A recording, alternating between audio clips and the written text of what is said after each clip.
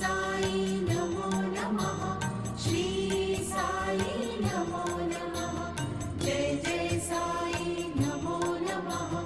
सद्गुरु साई नमो नमः। ओम साई नमो नमः।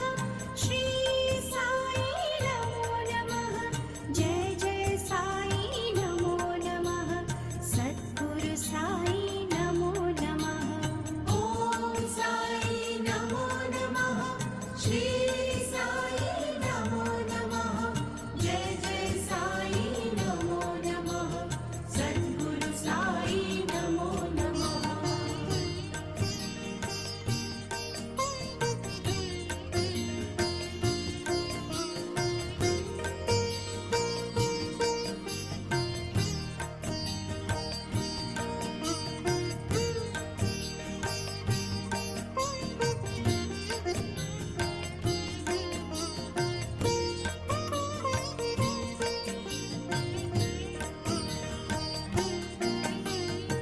ओम साई नमो नमः। श्री साई नमो नमः। जय जय साई नमो नमः। सद्गुरु साई नमो नमः। ओम साई नमो नमः। श्री साई नमो नमः। जय जय साई नमो नमः। सद्गुरु साई नमो नमः। ओम साई नमो नमः। श्री साई नमो नमः। जय जय साई नमो नमः। सद्गुरु साई नमो नमः। ओम साई नमो नमः। श्री साई नमो नमः। जय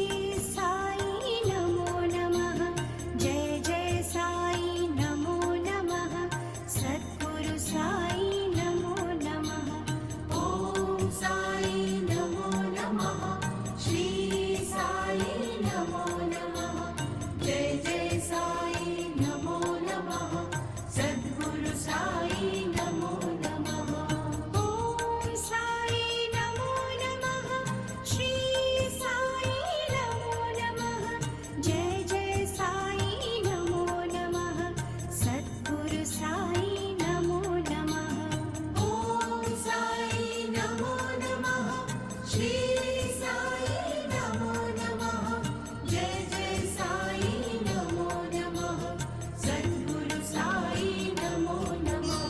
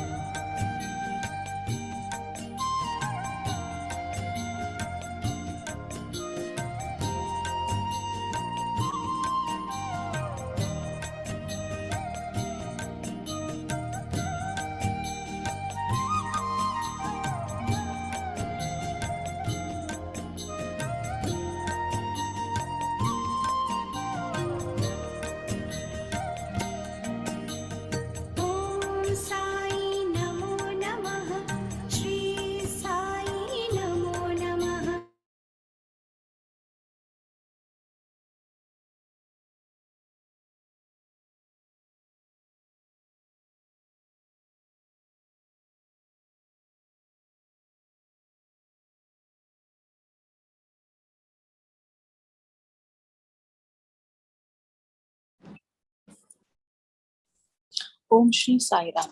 சாய் சச்சரித்திரம். ஸ்ரீ குருப்யோ நமः. அத்தியாயம் 1. நமஸ்காரங்கள். கோதுமை மாவு அரைத்த நிகழ்ச்சியும் அதன் தத்துவ உட்கருத்தும். புராதானமானதும் மிக்க மரியாதை உள்ளதுமான வழக்கத்தின்படி ஏமத்வந்த் இந்த சாய் சச்சரித்திரத்தை பல்வேறு நமஸ்காரங்களுடன் எழுத ஆரம்பிக்கிறார். முதலில் எவ்வித இடையூறுகளையும் நீக்குதற் பொருட்டும் தன் பணி வெற்றியுறவும் 5 கரத்தனை யானை முகத்தினை மிக்க பணியுடன் தலை தாழ்த்தி வணங்குகிறார். ஷிர்டி சாயியே கணபதி என்றும் கூறுகிறார். பின்னர் தன் மனதிலே உதித்த எண்ணங்களை உயர்த்தி உணர்வூட்ட என் தாய் சரஸ்வதியை நமஸ்கரிக்கின்றார். ஸ்ரீ சாயி அறிவின் தெய்வமே என்றும் அவரே தன் வாழ்க்கை கீதத்தை அழகுடன் பாடுகிறார் என்றும் கூறுகிறார். ஆக்கல், காத்தல், அழித்தல் என்னும் முத்தொழிலையும் முறையே நிகழ்த்தும் பிரம்மா, விஷ்ணு, சங்கரர் ஆகியோரையும் வணங்கி சாய்நாதர் அவருடன் ஒன்றானவர் என்றும் சம்சாரம் என்னும் ஆற்றினை தாண்டி நம்மை சுமந்து செல்லவல்ல மாபெரும் சத்குரு என்றும் விளம்பி பின்னர் பரசுராமரால் கடலினின்று உயர்த்தப்பட்ட கொங்கண தேசத்தில் அவதரித்து தன்னை காக்கும் தன் குலதெய்வமான நாராயண் ஆதிநாத்தையும் குடும்பத்தின் ஆதி புருஷரையும் நமஸ்கரித்து பின்னர் தனது கோத்திரத்தில் அவதரித்த பாரத்வாஜ முனிவரையும் பல்வேறு ரிஷிகளான யாக்ஞவல்யர், பிருகு, பராசரர், நாரதர், வேதவியாசர், சனக்கர், சனந்தனர், சனத்குமாரர், சுகர், சவுனகர், விஸ்வாமித்ரர், வசிஷ்டர், வால்மீகி, வாமதேவர், ஜெய்மினி, வைஷம்பாயனர், நவயோகினர் முதலியவரையும் நவீன மகான்களையாக நிவிருத்தி, ஞானதேவ், சோபான், முக்தாபாய், ஜனந்தரர்,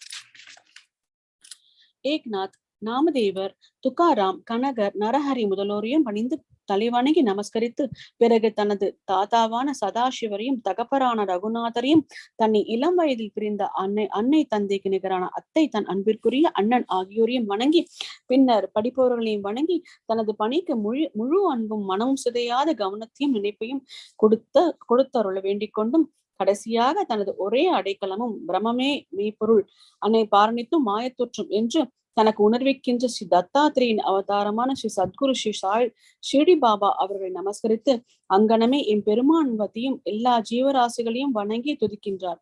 பராசரர், வியாசர், சாண்டில்யர் முதலியோரது கருத்தின்படி பக்தியால் பல காலம் துதித்தவற்றை சுருக்கமாக கூறிய பின்பு ஆசிரியர் பின்வரும் நிகழ்ச்சியை விவரிக்கிறார். 1910ஆம் ஆண்டிற்கு பின் எப்போதோ ஒரு நாள் நல்ல காலை நேரத்தில் மசூதிக்கு சாய்பாபாவை தரிசிப்பதற்காக சென்றிருந்தேன். பின்வரும் நிகழ்ச்சியை கண்ட நான் ஆசிரியத்தால் தாக்கப்பட்டேன். தமது முகம், வாய் இவற்றை கழுவிய பின்பு சாய்பாபா கோதுமை மாவு அரைக்க தயார்படுவதில் முனைந்தார். ஒரு சாக்கை தரையில் விரித்து அதன் மேல் திருகையை வைத்தார். பின்பு முரத்தில் கொஞ்சம் கோதுமையை எடுத்து பின் தன் கஃப்னியின் கைகளை மடக்கி விட்டு கொண்டு கையளவு கோதுமையை திரிகை குழியில் இட்டார். திரிகையை சுற்றி கோதுமையை அரைக்க தொடங்கினார். பிச்சை எடுத்து வாழ்ந்து எவ்வித உடைமையும் சேமிப்பும் அற்ற இவர் கோதுமை அரைக்க வேண்டிய வேலை என்ன என்றவாறு நினைத்தேன். அங்கு வந்த சிலரும் அவ்வாறே எண்ணினார்கள். ஆயின் ஒருவருக்கும் பாபா என்ன செய்கிறார் என்று கேட்டு துணிவு வரவில்லை. பாபா மாவரைக்கும் இச்செய்தி உடனே கிராமத்தில் பரவி ஆண்களும் பெண்களும் பாபாவின் செய்கையை காண பெருந்திரளாக மசூதிக்கு வந்தனர். கூட்டத்தில் இருந்த தைரியமுள்ள 4 பெண்மணிகள் வலிய வந்து நுழைந்து பாபாவை ஒரு புறம் ஒதுக்கிவிட்டு வலிய குச்சியை கைப்பற்றி பாபாவின் வில்லைகளை பாடியவாறு மாவரைக்க தொடங்கினர். முதலில் பாபா கடும் கோபம் அடைந்தார். ஆயின் அந்த பெண்மணிகளின் அன்பையும் பக்தியையும் கண்டு மிக்க சந்தோஷம் அடைந்து புன்னகை புரியலானார். அவர்கள் அவ்வாறு அழைத்துக் கொண்டிருக்கையில் பாபாவுக்கு வீடோ பிள்ளைகளோ அன்றி அவரை கவனிக்க யாருமே இல்லை. அதனாலும் அவர் பிச்சை எடுத்து வாழ்ந்து கொண்டிருக்கிறார். அவருக்கு ரொட்டி, பிரெட் செய்ய கோதுமை மாவு தேவையில்லை. எனவே இவ்வளவு அதிகமாக மாவு என்ன செய்வார்? ஒருவேளை பாபா அன்பாய் இருக்கும் காரணத்தால் இம்மாவை நமக்கு பகிர்ந்து கொடுத்து விடுவார் என்றவாறு எண்ணமிட்டபடி பாடியவாறே அரைத்து முடித்து திருகையை ஓரத்தில் நகர்த்திவிட்டு கோதுமை மாவை 4 பிரிவாக பிரித்து ஆளுக்கு ஒவ்வொரு பகுதியாக எடுத்துக்கொள்ள தொடங்கினார்கள். இதுவரை அமைதியாகவும் அடக்கமாகவும் இருந்த பாபா கோபமடைந்து, பெண்களை, உங்களுக்கு பைத்தியம் பிடித்து விட்டதா? யாருடைய அப்பன் வீட்டு பொருளை இவ்வாறு அபகரிக்கிறீர்கள்? நீங்கள் தடங்களின்றி மாவை எடுத்து செல்வதற்கு நான் முன்னம் உங்களிடம் கடன்பட்டிருக்கிறேனா என்ன? தயவு செய்து இப்போது இதை செய்யுங்கள். இம்மாவை எடுத்து சென்று கிராம எல்லைகளில் கொட்டிவிட்டு வாருங்கள் என்றார். இதை கேட்ட பின் அவர்கள் வெட்கமடைந்து தமக்குள் ஏதோ முணுமுணுத்துக் கொண்டு கிராம எல்லைக்கு சென்று பாபா குறிப்பிட்டபடியே அங்கே மாவை பரப்பிவிட்டார்கள். பாபா செய்த இவை எல்லாம் என்னவென்று ஷிர்டி மக்களை வினவினேன். காலரா நோய் கிராமத்தில் பரவி கொண்டிருப்பதையும் அது அங்கேயே அதையே எதிர்க்க பாபாவின் பரிகாரமாகும் என்று கூறினார். கோதுமை அரைக்கப்படவில்லை. காலராவே அரைக்கப்பட்டு கிராமத்திற்கு வெளியில் கொட்டப்பட்டது. இந்நிகழ்ச்சியின் பின்னர் காலரா மறைந்து கிராம மக்கள் மகிழ்ச்சியுற்றனர். நானும் இவற்றையெல்லாம் அறிந்து கொண்டதில் மிக்க மகிழ்ச்சி அடைந்தேன். ஆனால் அதே சமயம் எனக்கு ஆச்சரியம் விளைவித்தது. காலராவுக்கும் கோதுமாவுக்கும் பூவுலகில் உள்ள ஒற்றுமை யாது? சாதாரணமாக அவைகளுக்கு உள்ள உறவு என்ன? அவை இரண்டையும் எங்கனம் இணைக்க முடியும்? இந்நிகழ்ச்சி விவரிக்க இயலாததாய் இருக்கிறது. நான் இதை பற்றி சிறிது எழுதி என் மனம் நிறைவு அடையும் வரை பாபாவின் இனிக்கும் லீலைகளை பாடுவேன். இந்த லீலையை பற்றி இவ்வாறாக எண்ணமிட்ட பின் என் உள்ளம் மகிழ்ச்சியால் நிறைந்தது. இங்கனம் நான் பாபாவின் வாழ்க்கை வரலாற்றை சச்சரித்ததை எழுத உணர்ச்சி ஊட்டப்பட்டேன். பாபாவின் அவளுடனும் ஆசியுடனும் இப்பணி செவ்வனே வெற்றிகரமாக செய்யப்பட்டது என்பதையும் நாம் அறிவோம். மாவரைத்தின் தட்டு உட்கருத்து ஷிரடி மக்கள் இந்நிகழ்ச்சியை ஒட்டி அமைத்த காரணத்தை தவிர வேறு ஒரு தத்துவ உட்கருத்தும் இருப்பதாக நான் நினைக்கிறேன். சாய்பாபா ஏறக்குறைய 60 ஆண்டுகள் ஷிரடியில் வாழ்ந்தார். இந்நீண்ட காலத்தில் அவர் பெரும்பாலும் தினசரி அழைத்தார். கோதுமை மாத்திரமன்று, பாவங்கள், உள்ளம், உடல் ஆகியவற்றின் துன்பங்களையும் கணக்கில்லா தன் அடியவர்களின் தொல்லைகளையும் அறுத்து தீர்த்தார். கர்மம், பக்தி என்ற 2 கற்கள் அவர் துறைகையில் இருந்து முன்னது கீழ்கல்லாகும், பின்னது மேற்கல்லாகும். பாபா பிடித்து அரைத்த கைப்பிடி ஞானமாகும். சத்துவ, ராஜச, தமசா என்ற முக்குணங்களையும் சேர்த்து நமது எல்லா உணர்ச்சிகள், ஆசைகள், பாவங்கள், அகங்காரம் இவைகளை நிகழ்களும் துகளாக்கி முன்னோடி வேலையாக அரைக்கப்பட்டாலன்றி ஞானம் அல்லது தன்னை உணர்தல் என்பது முடியாது என்பது பாபாவின் உறுதியான தீர்ப்பாகும். இக்குணங்களை தள்ளிவிடுவது அத்தகைய கடினமானது. ஏனெனில் அவைகள் அவ்வளவு நுட்பமானவை. கபீரின் ஒரு நிகழ்ச்சியை ஞாபகம் ஊட்டுகிறது. ஒரு பெண்மணி சோளத்தை அரைத்துக் கொண்டிருந்ததை பார்த்துவிட்டு அவர் தன் குரு நிதி பிரபஞ்சனிடம் திருகி இடப்பட்ட சோளத்தை போன்றி இவ்வுலக வாழ்க்கை என்னும் திருகையாலே நசுக்கப்படும் போது நான் அஞ்சுவதனால் அழுகிறேன் என்று கூறினார். நிபதிரஞ்சனர் பயப்படாதே, நான் செய்வது போல இத்திருகையில் உள்ள ஞானம் என்னும் பிடியை பிடித்துக்கொள். அதிலிருந்து நெடுதூரம் சென்று தெரியாதே, ஆயின் உட்புறமாக திரும்பு, அப்போது நீ காப்பாற்றப்படுவது நிச்சயம் என்று பதிலளித்தாராம். ஸ்ரீ சாயை பணிக அனைவருக்கும் சாந்தி நிலவட்டும். அத்தியாயம் 2. இப்பணியை செய்வதன் நோக்கம். இதை மேற்கொள்வதில் உள்ள திறமையின்மையும் துணிவின்மையும் காரசார விவாதம் குறிப்பிடக்கூடியதும் முனிவருடைய பட்டவமான ஹேமத் பந்தை வழங்குதலும் குருவின் அவசியம். கடைசி அத்தியாயத்தில் தன்னுடைய மராத்தி முதல் நூலில் இப்பணியை செய்வதற்கு அடிக்கோலிய காரணங்கள், இதை படிப்பதற்கு தகுதியுடையது முதலிய வேறு பல அம்சங்களையும் எடுத்து சொன்னார். இந்த அத்தியாயத்திலும் அதையே குறிப்பிட தொடங்குகிறார். இதை எழுதுவதன் காரணம், 1ஆம் அத்தியாயத்தில் கோதுமை மாவரைத்து அதை கிராம எல்லைகளில் தூவிட்டதன் மூலம் கால்ரா தொத்து வியாதியை தடுத்து அழித்ததன் சாய்பாபாவின் அற்புதத்தை கண்டோம். நான் சாய்பாபாவின் மற்றும் பல அற்புத பெரும் உள்ளங்கிளற கிளர்ச்சியுடன் கொண்டே கேட்டிருக்கேன். அக்கிளர்ச்சியை அழகான பணியாக பெருக்கி உருவெடுத்தது. சாய்பாபாவின் பெருமையுடைய அற்புதங்களை வரதலானது. அவருடைய அடியவர்களுக்கு உற்சாகமூட்டுவதாகவும் அறிவுறுத்துவதாகவும் இருப்பதுடன் அவர்களின் பாவங்களையும் நீக்கும் ஆதலினால்தான் நான் சாய்பாபாவின் புனித வரலாற்றையும் அவருடைய அறிவுரைகளையும் வரைய தொடங்கினேன். ஞானியின் வரலாறு என்பது தர்க்க சாஸ்திரத்துக்கோ பட்டிமன்றத்துக்கோ உரியது அன்று. அது உண்மையும் பெரியதுமான வழியை காண்பிக்கிறது. பணியை செய்ய திறமையின்மையும் துணிவின்மையும். நான் இப்பணியை செய்ய தகுதியுடைய அல்ல என்று ஹேமத் பந்த் நினைத்தார். எனக்கு நெருங்கிய நண்பனின் வாழ்க்கையே தெரியாது, அப்படியே எனது மனதையும் நான் அறியேன். இவ்வாறு இருக்கையில் வேதங்களால் கூறவே இல்லாத ஒரு ஞானியின் சரித்திரத்தை, வரலாற்றையோ அல்லது அவதாரத்தின் குணங்களையோ நான் எங்கனம் எழுதுவேன்? ஒரு ஞானியின் வாழ்க்கையை விவரிக்கும் ஒருவனுக்கு ஞானியாகவே இருக்க வேண்டும். எனவே நான் எங்கனம் அவர் தம் புகழை விவரிக்கையும் ஞானியின் வாழ்க்கையை வரைவதென்பது மிக கடினமானதாகும். ஒருவன் 7 கடல் ஆழத்தையும் அளவிட்டு விடலாம், துண்ணி ஜோடைகனால் ஆகாயத்தையும் அலங்கரித்து விடலாம். இது தீரமிக்க செயலாகும் என்று நான் அறிவேன். இது என்னை பார்த்து பிற நகைக்கு இடம் கொடுத்து விடும் என்ன நான் சாய்பாபாவின் அவருடைய நாடினேன். அடியவர்கள் விரும்பும் வெற்றிகரமாய் முடிவு பெறும் இப்பணியை மேற்கொள்வதற்கு ஞானியருக்கு அவர் தம் நூதன வழி இருக்கின்றது. ஞானியர் தம் வாழ்க்கை வரலாற்றை எழுதுவோர்களை கடவுள் விரும்புகிறார் என்று மகாராஷ்டிரத்தை சேர்ந்த முன்னோடி கவியும் ஞானியுமான ஸ்ரீ ஞானேஸ்வர் மகாராஜ் என்பவர் எடுத்து ஏம்பிக்கிறார். இப்பணியை ஞானிகள் சங்கல்பிக்கிறார்கள். அடியவன் அம்முடிவை அடைய மறைமுக காரணமாகின்றான் அல்லது கருவியாகின்றான். உதாரணமாக சாக்கிய வருடம் 1700 கவி மகிபதி ஞானிகளின் வாழ்க்கையை எழுத உயர் நோக்கம் கொண்டார். ஞானிகள் அவரை சங்கல்பித்து பணியை நிறைவேற்றி வைத்தார்கள். அம்மாதிரியே சாக்கிய வருடம் 1800 தாஸ்கோணங்களின் சேவையும் அங்கீகரிக்கப்பட்டது. முன்னர் பக்த விஜயம், சாந்த விஜயம், பக்த லீலாமிர்த், சாந்த லீலாமிர்த் என்னும் 4 நூல்களையும் பின்னர் நவீன ஞானியரை பற்றி விவரிக்கப்பட்ட பக்த லீலாமிர்த், சாந்தகாமிர்த் என்ற நூல்களையும் ஏற்றினார். பக்த லீலாமிருத்தின் 31, 32, 33 அத்தியாயங்களிலும் சாந்த கதாமிருத்தின் 57ஆம் அத்தியாயத்திலும் சாய்பாபாவின் சுவையான வாழ்க்கையும் அவரின் அறிவுரைகளும் நன்றாக சித்தரிக்கப்பட்டிருக்கின்றன. இவர்கள் சாயிலா பத்திரிகை 11, 12 தொகுப்பு 17 ஆகியவற்றில் தனியாக பதிப்பிக்கப்பட்டிருக்கின்றன. படிப்பவர்கள் இவ்வத்தியாயங்களை மட்டும் கேட்டுக்கொள்ள படிக்கிறார்கள். அங்கனமே பாந்திராவை சேர்ந்த திருமதி சாவித்ரியாய் ரகுநாத் தெண்டுல்கர் பதிப்பித்துள்ள ஸ்ரீ சாய்நாத் வசனமாலா என்ற சிறிய அடக்கமான புத்தகத்திலும் சாய்பாபாவின் அற்புத லீலைகள் சித்தரிக்கப்பட்டிருக்கின்றன. தாஸ்பனு மகாராஜும் பல்வேறு இனிய பாடல்களை சாய்பாபாவின் மீது எழுதியிருக்கிறார். குஜராத்தில் அமிதாஸ் பவானி மேதா என்னும் ஷீர்டியை சேர்ந்த ஒரு அடியவர் சாய்பாபாவின் சில நிகழ்ச்சிகளை பதிப்பித்துள்ளார். தக்ஷிண பிக்ஷா சாந்தாவும் சாய்நாத் பிரபாவின் சில பதிப்புகள் செய்தனர். இவ்வாறு சாய்பாபாவை பற்றி பல நூல்கள் இருக்கும்போது இந்த சச்சரித்திரம் ஏன் எழுதப்பட வேண்டும், அதற்கான தேவை என்ன என்றும் எதிர்ப்பு கேள்விகள் வருகின்றன. விடை தெளிவானதும் எளியதும் ஆகும். அகன்று ஆழ்ந்து எல்லையற்ற ஒரு பெருக்கடல் போன்று சாய்பாபாவின் வரலாறு உள்ளது. அனைவரும் அதனுள் ஆழ்ந்து மூழ்கி விலைப்பதிப்பற்ற ஞானம், பக்தி என்ற முத்துக்களை எடுக்கலாம். நல் உணர்வில் ஊற்றி கிடக்கும் மக்களுக்கு அவற்றை கொடுக்கலாம். சாய்பாபாவின் கதைகள், சிறுகதைகள், அறிவுரைகள் ஆகியவை மிகவும் அற்புதமானவை.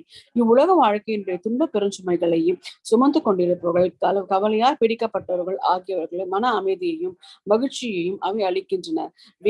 வேத அறிவை ஒத்த விறுவிறுப்புள்ளதும் அறிவூட்டுவதுமான சாய்பாபாவின் இவ்வுரைகளை எல்லாம் கேட்கப்பட்டு நற்சிந்தனைகள் செய்யப்பட்டால் அடியவர்கள் கோரும் பிரம்மத்துடன் ஐக்கியமாதல், அஷ்டாங்க யோகம், தியான பேரின்பம் முதலியவற்றை பெறுவர். எனவே இந்நிகழ்ச்சிகளை பொறுக்கி எடுக்க எண்ணம் கொண்டேன். அதுவே எனது சிறந்த வழிபாடு ஆகும் என்பதனால் சாய்பாபாவின் தரிசனத்துக்கு கொடுத்து வைக்காத இவ்வெளிய ஆத்மாக்களின் கண்களுக்கு இந்நிகழ்ச்சி தொகுப்புகள் பேருவகையாக இருக்கும். எனவே நான் சாய்பாபாவின் அறிவுரைகளையும் இயற்கையானதும் எல்லையற்றதுமான தன்னுணர்வு கருத்துக்களையும் சேகரிக்க முற்பட்டேன். இப்பணியில் பாபாவே என் உள்ளுணர்வை கிள்ளிவிட்டார். உண்மையில் உன்னுடைய அகங்காரத்தை அவர் தம் பாதத்தடியில் சமர்ப்பித்து இம்மை மறுமை இரண்டிலும் என்னை பூர்ண சந்தோஷமாக்குவார் என்று எண்ணினேன். இப்பணிக்கு நானே எனக்கு அனுமதி அளிக்கும்படி சாய்பாபாவை கேட்க முடியவில்லை. பாபாவின் நெருங்கிய அடியவரான திரு மாதவராஜ் தேஷ்பாண்டே என்ற ஷாமாவிடம் பாபாவிடம் எனக்காக கேட்கும்படி நான் வேண்டிக் கொண்டேன். அவர் எனது எண்ணத்திற்காக பாபாவிடம் வாதாடினார்.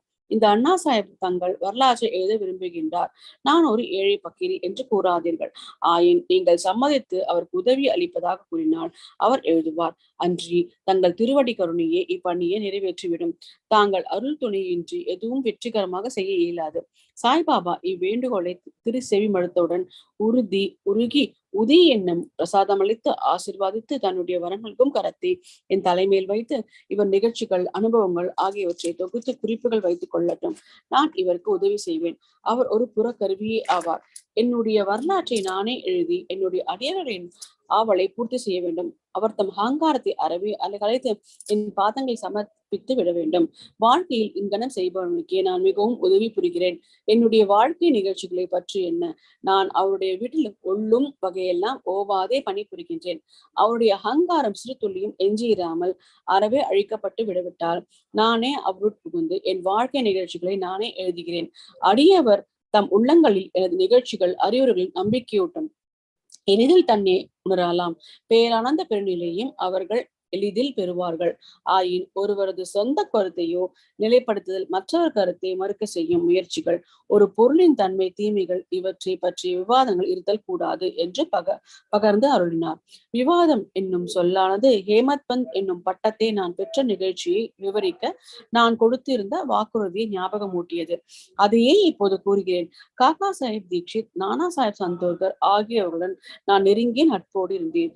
அவர்கள் என்னை ஷிரடிக்கு போய் பாபாவின் தரிசனத்தை பெறும்படி வலியுறுத்தினார்கள். ஆயின் இடையில் கிளம்பிய ஏதோ ஒன்று என்னை ஷிரடிக்கு போக விடாமல் தடுத்தது. லோனாவானாவில் உள்ள எனது நண்பனின் புதல்வன் காய்ச்சல் அடைந்தான். எனது நண்பன் வைத்திய முறை வேண்டுதல் முறைகளிலும் உள்ள எல்லா வழிகளிலும் முயன்றான்.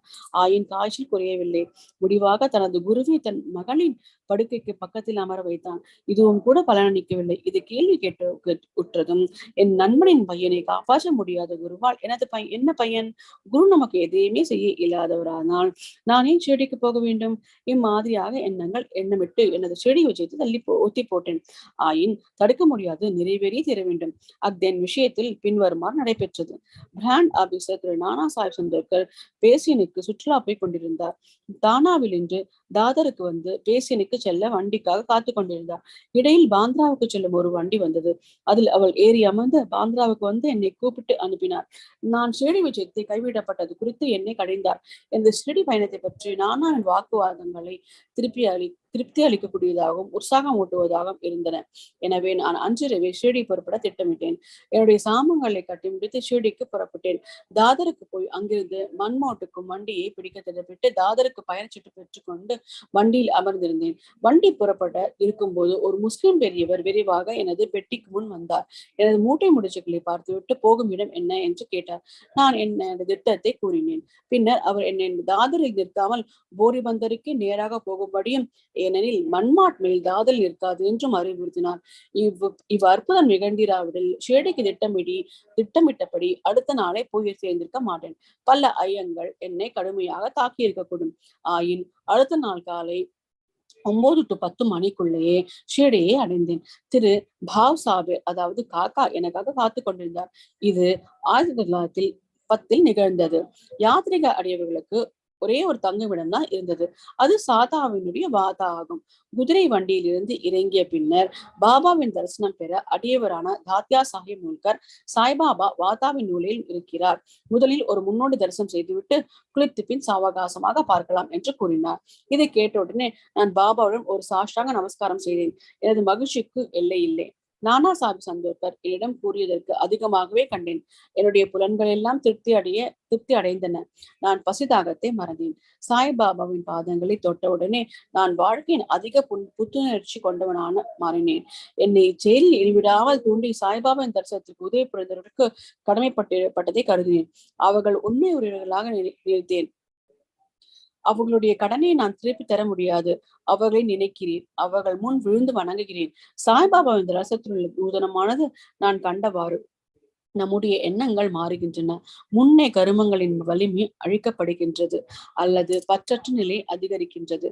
முன்னே பிறவிகளில் செய்த பல நற்கர்மங்களால் அத்தகைய சுப தரிசனம் அடையப்படுகிறது. நீங்கள் சாய்பாபாவை மட்டுமே காண்பீர்கள், ஆனால் புற உலகு எல்லாம் சாய்பாபாவை தோற்றமளிக்கின்றது. சூடான விவாதம். குருவின் தேவையை பற்றி எனக்கும் பாலா சாஹிப் பாண்டேவுக்கும் இடையில் ஒரு சூடான விவாதம் நடைபெற்றது. நான் ஷிரடிக்கு வந்த நேரத்தன்று இந்த விவாதம் நடைபெற்றது. நம் சுதந்திரத்தை நாமே இழக்க வேண்டும், மற்றவர்களும் ஏன் சரணாகதி அடைய வேண்டும் என்று நான் விவாதித்தேன். நாம் நம்முடைய கடமையை செய்ய வேண்டியிருக்கையில் ஏன் குரு தேவைப்படுகிறார்? ஒருவன் தன்னாலான முயற்சிகளை செய்து தன்னை தானே காப்பாற்றிக் கொள்ள வேண்டும். சோம்பேறியாய் தூங்குவதை தவிர வேறு எதையும் செய்யாத ஒருவனுக்கு குரு என்ன செய்து விட முடியும்? இங்கனம் நான் சுதந்திர எண்ணத்திற்கு வாதாடினேன். திரு பாட்டே கருமத்துக்கு அதாவது அன்றி தலைவிதிக்காக வாதாடி கூறியதாவது: நடப்பது நடந்தே தீரும். பெரியோர்கள் எல்லாம் தோல்வியுற்றிருக்கிறார்கள்.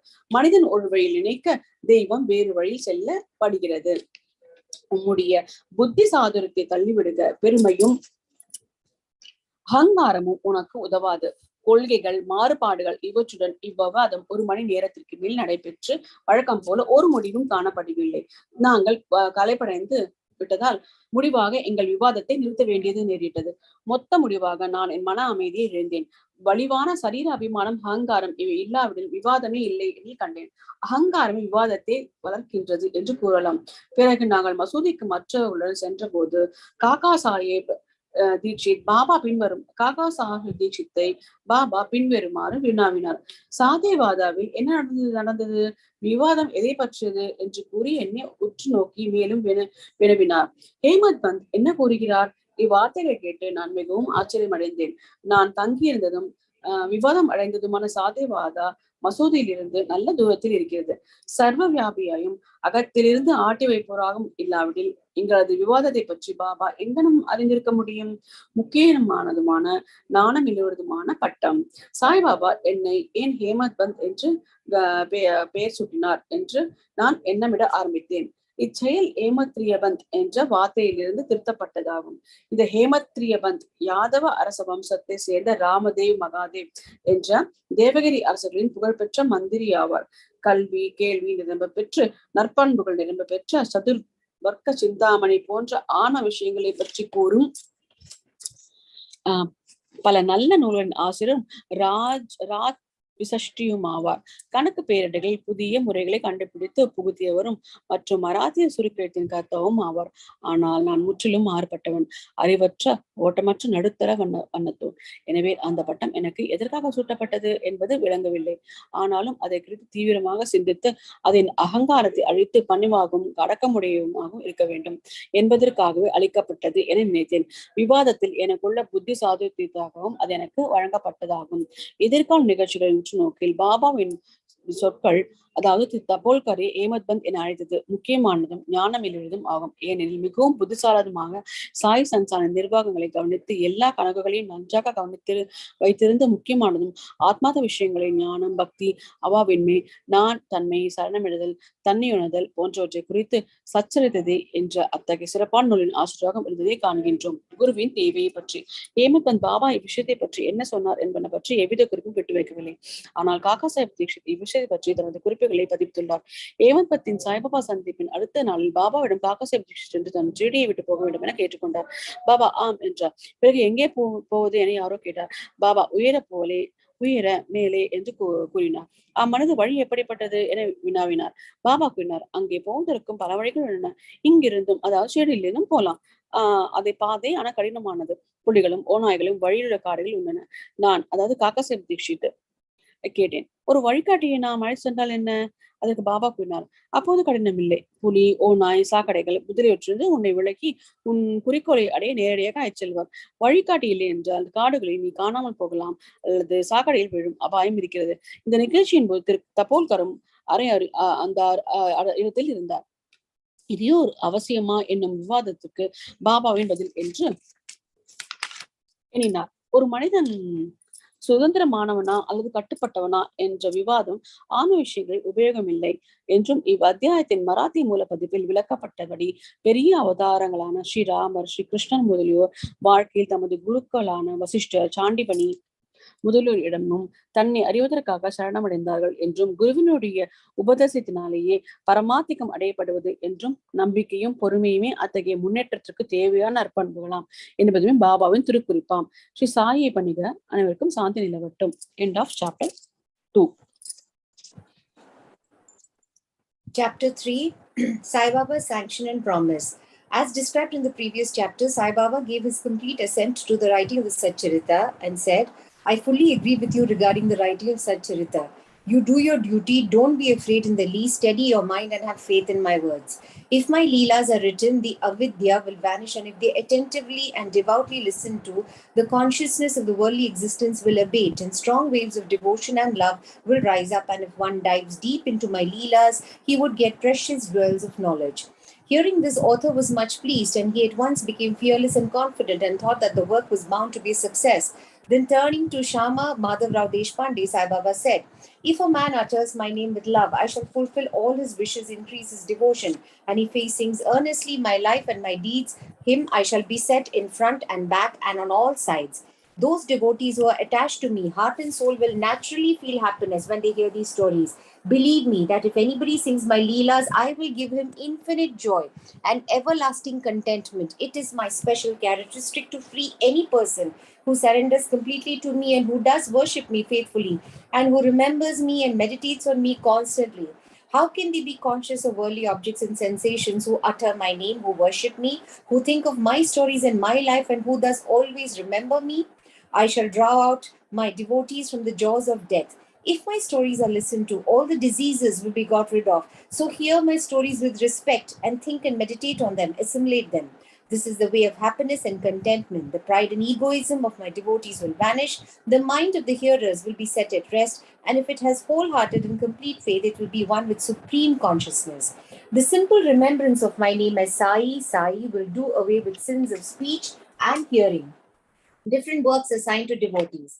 The Lord entrusts different works to different devotees. Some are given the work of building temples and mutts or ghats on rivers. Some are made to sing the glories of God. Some are sent on pilgrimages. But to me was allotted the work of writing the Satcharita. Being a jack of all trades but master of none, I was quite unqualified for this job. Then why should I undertake such a difficult job? Who can describe the true life of Sai Baba? Sai Baba's grace alone can enable one to accomplish this difficult work. So when I took up the pen in my hand, Sai Baba took away my egoism and wrote himself his stories. The credit of relating these stories therefore goes to him and not to me. Though Brahmin by birth, I lacked the two eyes, that is sight or vision, of Shruti and Smriti, and therefore was not at all capable of writing the Satcharita. But the grace of the Lord makes a dumb man talk, enables a lame man to cross a mountain. He alone knows the knack of getting things done as he likes. Neither the flute nor the harmonium knows how the sounds are produced. This is a concern of the player. The oozing of Chandrakant jewel and the surging of the sea are not due to the jewel and the sea, but to the rise of the moon.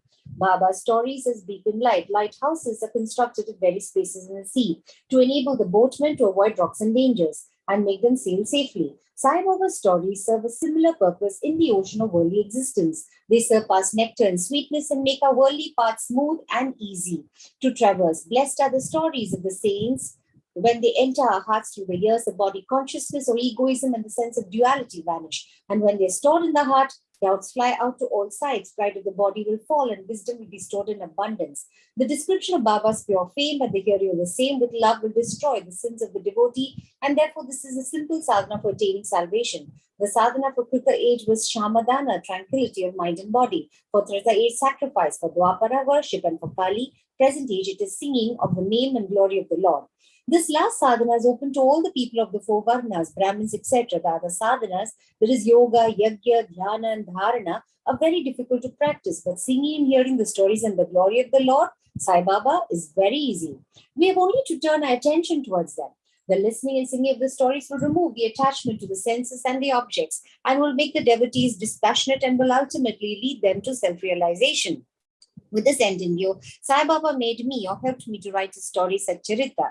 The devotees may now easily read and hear these stories of Sai Baba and while doing so meditate on him. This form and thus attain devotion to Guru and God, get detachment and self-realization. In the preparation writing of this work Satcharita, it is Sai Baba's grace which has accomplished everything, making use of me as a mere instrument.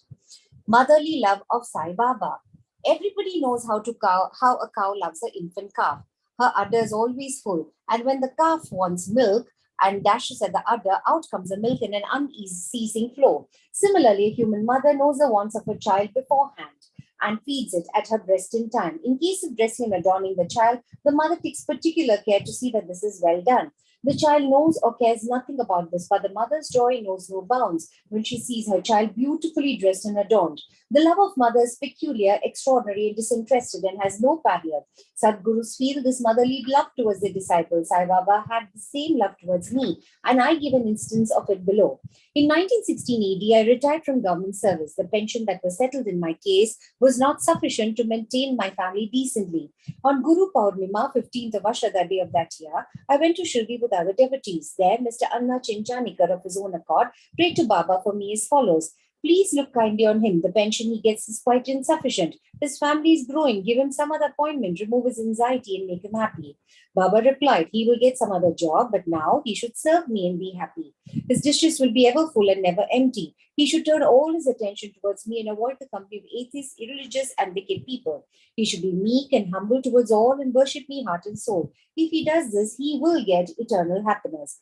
The question, who is this he, whose worshippers advocates, is already answered in a note on who is Sai Baba in the prologue at the beginning of this work. Rohila's story. The story of the Rohila illustrates Sai Baba's all-embracing love.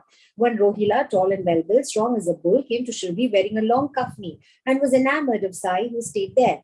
Day and night, he used to recite in a loud and harsh tone kalma, verses from the Holy Quran, and shout, Allahu Akbar, God is great. Most people of Shirdi were working in their fields by day, and when they returned to their homes at night, they were welcomed with the Rohila's harsh cries and shouts. They could get no sleep and felt much trouble and inconvenience. They suffered in silence this nuisance for some days, and when they could stand it no longer, they approached Baba and requested him to check the Rohila and stop the nuisance. Baba didn't attend to their complaint. On the contrary, Baba took the villagers to task and asked them to mind their own business and not the Rohila.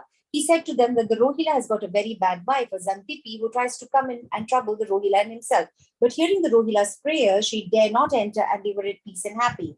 In fact, the Rohila had no wife, and by his wife, Baba meant Durbuddhi, that is bad thoughts. As Baba liked prayers and cries to God better than anything else, he took the side of the Rohila and asked the villagers to wait and suffer the nuisance, which would abate in due course. Baba's sweet and nectar-like words. One day at noon after the Aarti, devotees were returning to their lodgings when Baba gave them the following beautiful advice. Be wherever you like, do whatever you choose. Remember this well, that all what you do is known to me. I am the inner ruler of all and seated in their hearts. I envelop all the creatures, the movable and immovable world. I am the controller, the Vayapola of the showbiz universe. I am the mother, origin of all beings, the harmony of three gunas, the propeller of all senses, the creator, preserver, and destroyer. Nothing will harm him who turns his attention towards me. But Maya will lash or whip him who forgets me. All the insects and ants, the visible, movable, and immovable world is my body or form. Hearing these beautiful and precious words, I at once decided in my mind to serve no man henceforward, but my guru only. But the reply of Baba to Anna Chinchaka's query, which was really mine, that I would get some job, began to revolve in my mind, and I began to think whether it would come to happen. As future events showed, Baba's words came true, and I got a government job, but that was of short duration. Then I became free and solely devoted myself to the service of my Guru, Sai Baba. Before concluding this chapter, I request the readers to leave out the various hindrances, that is, indolence, sleep, wandering of mind, attachments to senses, etc., and turn their whole and undivided attention to these stories of Sai Baba.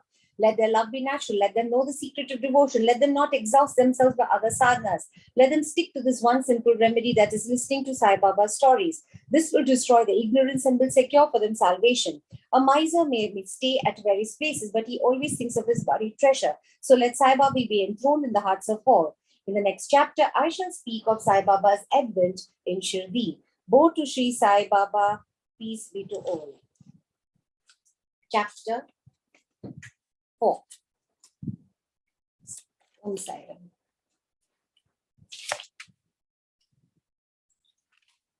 Sai Baba's first advent in Shirdi. In the last chapter, I described the circumstances which led me to write Sai Satcharita. Let me now describe the first advent of Sai Baba in Shirdi, mission of the saints. Lord Krishna says in Bhagavad Gita that whenever there is a decay of dharma and an ascendancy of unrighteousness, I manifest myself. And for the protection of the virtues, the destruction of the vicious, and for the establishment of righteousness, I manifest myself in age after age. This is the mission of the Lord and the sages and saints who are his representatives and who appear here at proper times, help in their own way to fulfill that mission. For instance, when the twice born, that is the Brahmins, the Kshatriyas, and the Vaishyas neglect their duties, and when the Shudras try to usurp the rights of the higher classes, when spiritual preceptors are not respected but humiliated, when nobody cares for religious instructions, when everybody thinks himself very learned, when people begin to partake of forbidden foods and intoxicating drinks, when under the cloak of religion, people indulge in malpractices, when people belonging to different sects fight among themselves, when Brahmins fail to do Sandhya adoration and the Orthodox their religious practices, when yogis neglect their meditation, when people begin to think that wealth, progeny, wife are their sole concern, and thus turn away from the true path of salvation, then do saints appear and try to set matters right by their words and actions. They serve us as beacon lights and shows the right path and the right way for us to follow. In this way, many saints, that is Nivriti, Gyandev, Muktabai, Namdev, Gora, Gonai, Eknath, Tukaram, Narahari, Narsi Bhai, Sajjan Kasai, Savata, Ramdas, and various others did appear at various times to show the right path to the people, and so presently came Shri Sai Baba of Shirdi. Shirdi, a holy Tirth. The banks of the Godavari river in the Ahmednagar district are very fortunate, for they gave birth and refuge to many a saint, prominent amongst them being Gyaneshwar. Shirdi also falls in the Kopargaon taluka of the Ahmednagar district. After crossing the Godavari river at Kopargaon, one gets away to Shirdi. When you go 3 kos, that is 9 miles, you come to Neemgaon, from whence Shirdi is visible. Shirdi, Narsinvadi, Audambar on the banks of Krishna River. As a devotee, Damji flourished in and blessed Mangal Veda near Pandharpur, as Samat Ramdas at Sajangat, as Sri Narsimha Saraswati and Saraswati Vadi, so Sainath flourished at Shirdi and blessed it. Personality of Sai Baba. It is on account of Sai Baba that Shirdi grew into importance. Let us see what sort of a personage Sai Baba was. He conquered the samsara, worldly existence, which is very difficult and hard to cross. Peace or mental calm was his ornament, and he was a repository of wisdom. He was the home of Vaishnava devotees, most liberal, like Karna among liberals, the quintessence of all essences. He had no love for perishable things and was always engrossed in self-realization, which was his sole concern. He felt no pleasure in the things of this world or of the world beyond. His antarang was as clear as a mirror, and his speech always raised nectar. The rich or poor people were the same to him. He neither knew nor cared for honor or dishonor. He was the Lord of all beings. He spoke freely and mixed with all people, saw the actings and dances of nautch girls, and heard gajal songs till he swerved not an inch from samadhi, that is, mental equilibrium. The name of Allah was always on his lips. While the world awoke, he slept, and while the world slept, he was vigilant. His abdomen inside was as calm as a deep sea. His ashram could not be determined, nor his actions could be definitely determined. And though he sat in one place, he knew all the transactions of the world. His darbar was imposing. He told daily hundreds of stories till he swerved not an inch from his vow of silence. He always leaned against the wall in the masjid or walked morning, noon, and evening to his lendi and chavadi. Still he at all times abided in the self.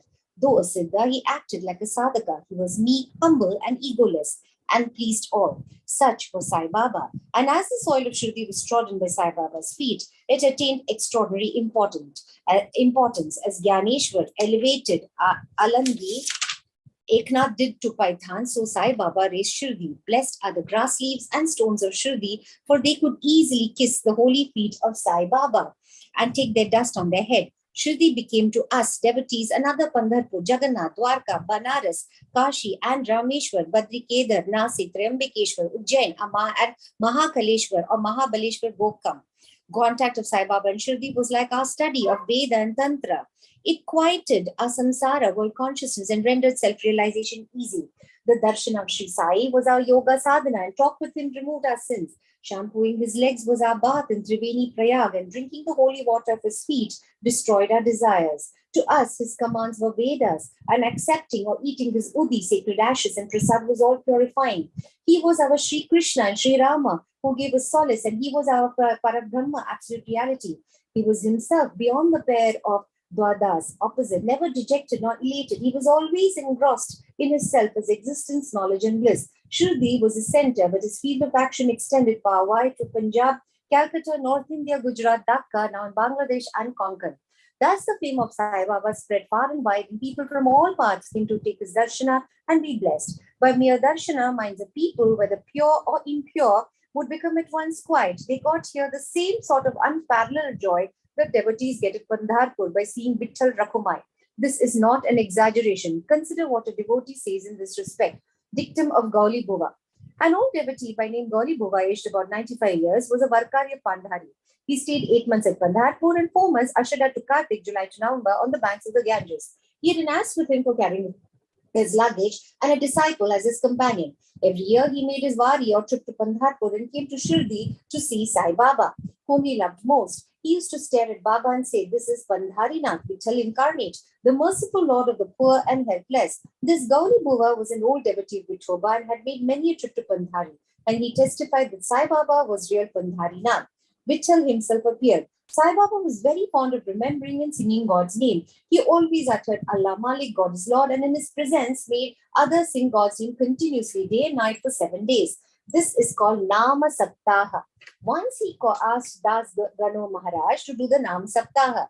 He replied that he would do it, provided he was assured that Vitthal would appear at the end of the 7th day. Then Baba, placing his hand on his breast, assured him that certainly Vitthal would appear, but that the devotee must be earnest and devout. The Dankapuri of Takhurna, the Pandarya Vitthal, the Dwarka of Ranchod is here.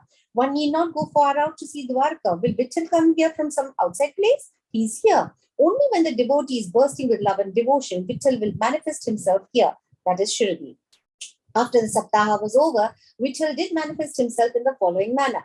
Kaka Sahib Dikshit was as usual sitting in meditation after the bath, and he saw Vitthal in a vision. When he went at noon for Baba's darshana, Baba asked him point blank, "Did Vitthal Patil come? Did you see him? He's a very truant fellow. Catch him firmly, otherwise he will escape if you be a little inattentive." This happened in the morning, and at noon there was another Vitthal darshana. One hawker from outside came there for selling 25 30 pictures of Vithoba. This picture exactly tallied with the figure that appeared in Kaka Sahib's vision. On seeing this and remembering Baba's words, Kaka Sahib Dikshit was much surprised and delighted. He bought one picture of Vithoba and placed it in his shrine for worship. Bhagwant Rao Sagar's story. How fond was Baba for Vittal worship was illustrated in Bhagwant Rao Sagar's story. The father of Bhagwant Rao was a devotee of Vithoba and used to make varis, annual trips to Pandharpur. He also had an image of Vithoba at home, which he worshipped. After his death, the son stopped everything, the vari, the worship and Shraddha ceremony, etc. When Bhagwant Rao came to Shirdi, Baba, on remembering his father, once said, his father was my friend, so I dragged him, the son, here. He never offered Naivedya, so he starved Vittal and me. So I brought him here. I shall remonstrate him now and set him to worship. Das Danu's bath in Prayag. The Hindus think that a bath in the holy Tirth of Prayag, where the Ganga and Yamuna meet, is very meritorious, and thousands of pilgrims go there periodical times to have the sacred bath there. Once Das Danu thought that he should go to Prayag for a bath and came to Baba to get his permission for doing so. Baba replied to him, it is not necessary to go so long. Our Prayag is here, believe me. Then, wonder of wonders, when Das Danu placed his head on Baba's feet, out came or flowed streams of Ganga Yamuna water from both the toes of Baba. Seeing this miracle, Das Danu was overwhelmed with feelings of love and adoration and was full of tears. Inwardly, he felt inspired, and his speech burst forth into a song in praise of Baba and his Leelas. Immaculate conception of Sai Baba and his first advent in Shirdi. Nobody knew the parents, birth or birthplace of Sai Baba. Many inquiries were made, many questions were put to Baba and others regarding these items, but no satisfactory answer or information has yet been obtained. Practically, we know nothing about these matters. Namdev and Kabir were not born like ordinary mortals. They were found as infants in mother of pearls. Namdev being found on the bank Bhimrati River by Gonai and Kabir on the bank Bhagirathi River by Tamil. Similar was the case with Sai Baba. He first manifested himself as a young lad of 16 under a neem tree Shirdi for the sage of Bhaktas. Even then, he seemed to be full with the knowledge of Brahman. He had no desire for worldly objects, even in dream. He kicked out Maya, and Mukti was serving at his feet. One old woman of Shruti, the mother of Nana Jomdar, described him thus: this young lad, fair, smart, and very handsome, was first seen under the neem trees, seated in an asan. The people of the village were wonderstruck to see how such a young lad, practicing hard penance, not minding heat and cold. By day he associated with none, by night he was afraid of nobody. People were wondering and asking whence this young chap had turned up. His form and features were so beautiful that a mere look endeared him to all. He went to nobody's door, always sat near the neem tree. Outwardly, he looked very young, but by his action, he was really a great soul. He was the embodiment of dispassion, was an enigma to all. One day it so happened that God Kandoba possessed the body of some devotee, and people began to ask him, Deva, God, you please inquire what blessed father's son is this lad, and whence did he come? God Kandoba asked them to bring a pickaxe and dig in a particular place. When it was dug, bricks were found underneath a flat stone. When the stone was removed, a corridor was seen in which 4 samayi's lights were burning. The corridor led to a cellar where cow-mouth shaped structures, wooden balls, necklaces were seen. Kandoba said this lad practiced penance here for 12 years. Then the people began to question the lad about this. He put them off the scent by telling them that this was his guru's place, his holy vatan, and requested them to guard this well. The people then closed the corridor as before. As Ashwatha and Audumbar trees are held sacred, Baba regarded the neem tree equally sacred and loved it the most. Masalpati and other Shruti devotees regard this site as a resting place, Samadhi Sthana of Baba's Guru, and prostrate before it.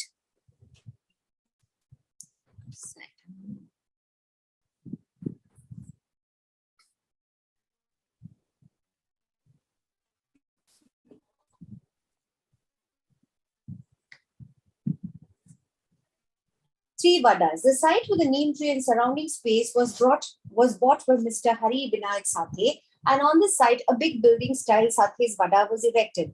This Vada was a sole resting place for pilgrims who flocked there. A par was built round the neem tree and lofts with steps were constructed. Under the steps, there is a niche facing south, and devotees sit on the par facing north. It is believed that he who burns incense there on Thursday and Friday evenings will, by God's grace, be happy. This Vada was old and dilapidated and wanted repairs. The necessary repairs, additions, and alterations had been made now by the Sansthan. Then, after some years, another Vada, Dikshit's Vada, was constructed. Kaka Sahib Dikshit, solicitor of Bombay, had gone to England. He had injured his leg by an accident there. The injury could not be got rid of by any means. Nana Sahib Chandorkar advised him to try Sai Baba. So he saw Sai Baba in 1909 AD and requested him to cure rather the lameness of his mind than that of his leg. He was so much pleased with the darshan of Sai Baba that he decided to reside in Shirdi. So he built a vada for himself and other devotees. The foundation of this building was laid on 10th of December 1910. On this day, two other important events took place. Mr. Dada Sahib Kaparde was given permission to return home, and the night aarti in Chavadi was commenced. The vada was complete and was inhabited on the Ram Navami day in 1911 AD with due rites and formalities. Then another vada, a palatial mansion, was put up by the famous millionaire Mr. Booty of Nagpur. Lots of money was spent on this building, but all the amount was well utilized as Sai Baba's body is resting in this vada, which is now called the Samadhi Mandir. The site of this mandir had formerly a garden which was watered and looked after by Baba. 3 vadas sprang up where there was none formerly. The Satya's vada was most useful to all in the early days. The story of the garden attended to by Sai Baba with the help of Vaman Tatya, the temporary absence of Sai Baba from Shirdi, and his coming again to Shirdi with the marriage party of Chand Patel, the company of Devi Das, Chanki Das, and Ganga Gir Baba's wrestling match with Modin Tamboli, residents in Masjid, love of Mr. Bengali and other devotees, and other incidents will be described in the next chapter. End of chapter 4. Bo to Shri Sai, peace be to all. Chapter 5. The Sai Satcharita, Chapter 5. Baba's return with Chand Patil's marriage party, welcomed and addressed as Sai. Contact with other saints, his dress and daily routine. The story of the Pathakas, wrestling, board with Mojin and change in life. Turning water into oil, the pseudo Guru Jawar Ali. Return with Chand Patil's marriage party. As hinted in the last chapter, I shall now describe the first how Sai Baba returned to Shirdi after his disappearance. There lived in the Aurangabad district in a village called Dhoop, a well-to-do Mohammedan gentleman by name Chand Patil. While he was making a trip to Aurangabad, he lost his mare. For 2 long months, he made a diligent search, but could get no trace of the lost mare. After being disappointed, he returned from Aurangabad with a saddle on his back. After traveling 4 course and a half, he came on the way to a mango tree under the foot of which sat a Ratna.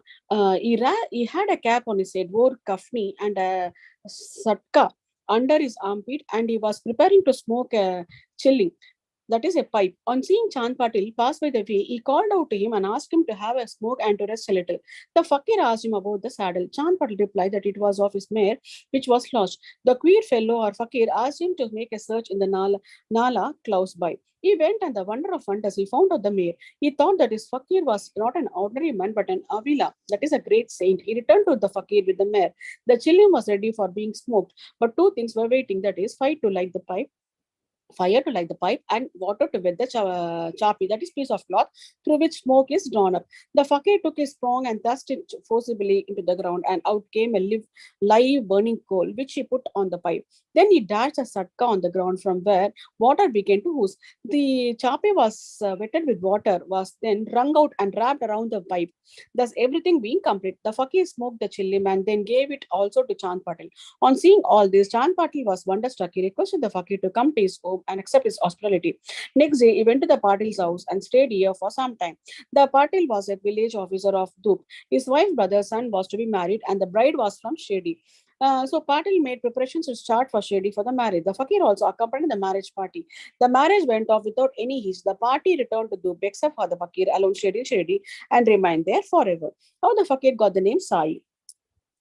When the marriage party came to Shirdi, it alighted at the foot of a banyan tree in Bhagat Malsapati field near Kandoba's temple. The carts were loosened in the open courtyard of Kandoba's temple. The carts were loosened in the open courtyard of Kandoba's temple, and the members of the party descended one by one, and the fakir also got down. Bhagat Malsapati saw the young fakir getting down and accosted him, Ya Sai.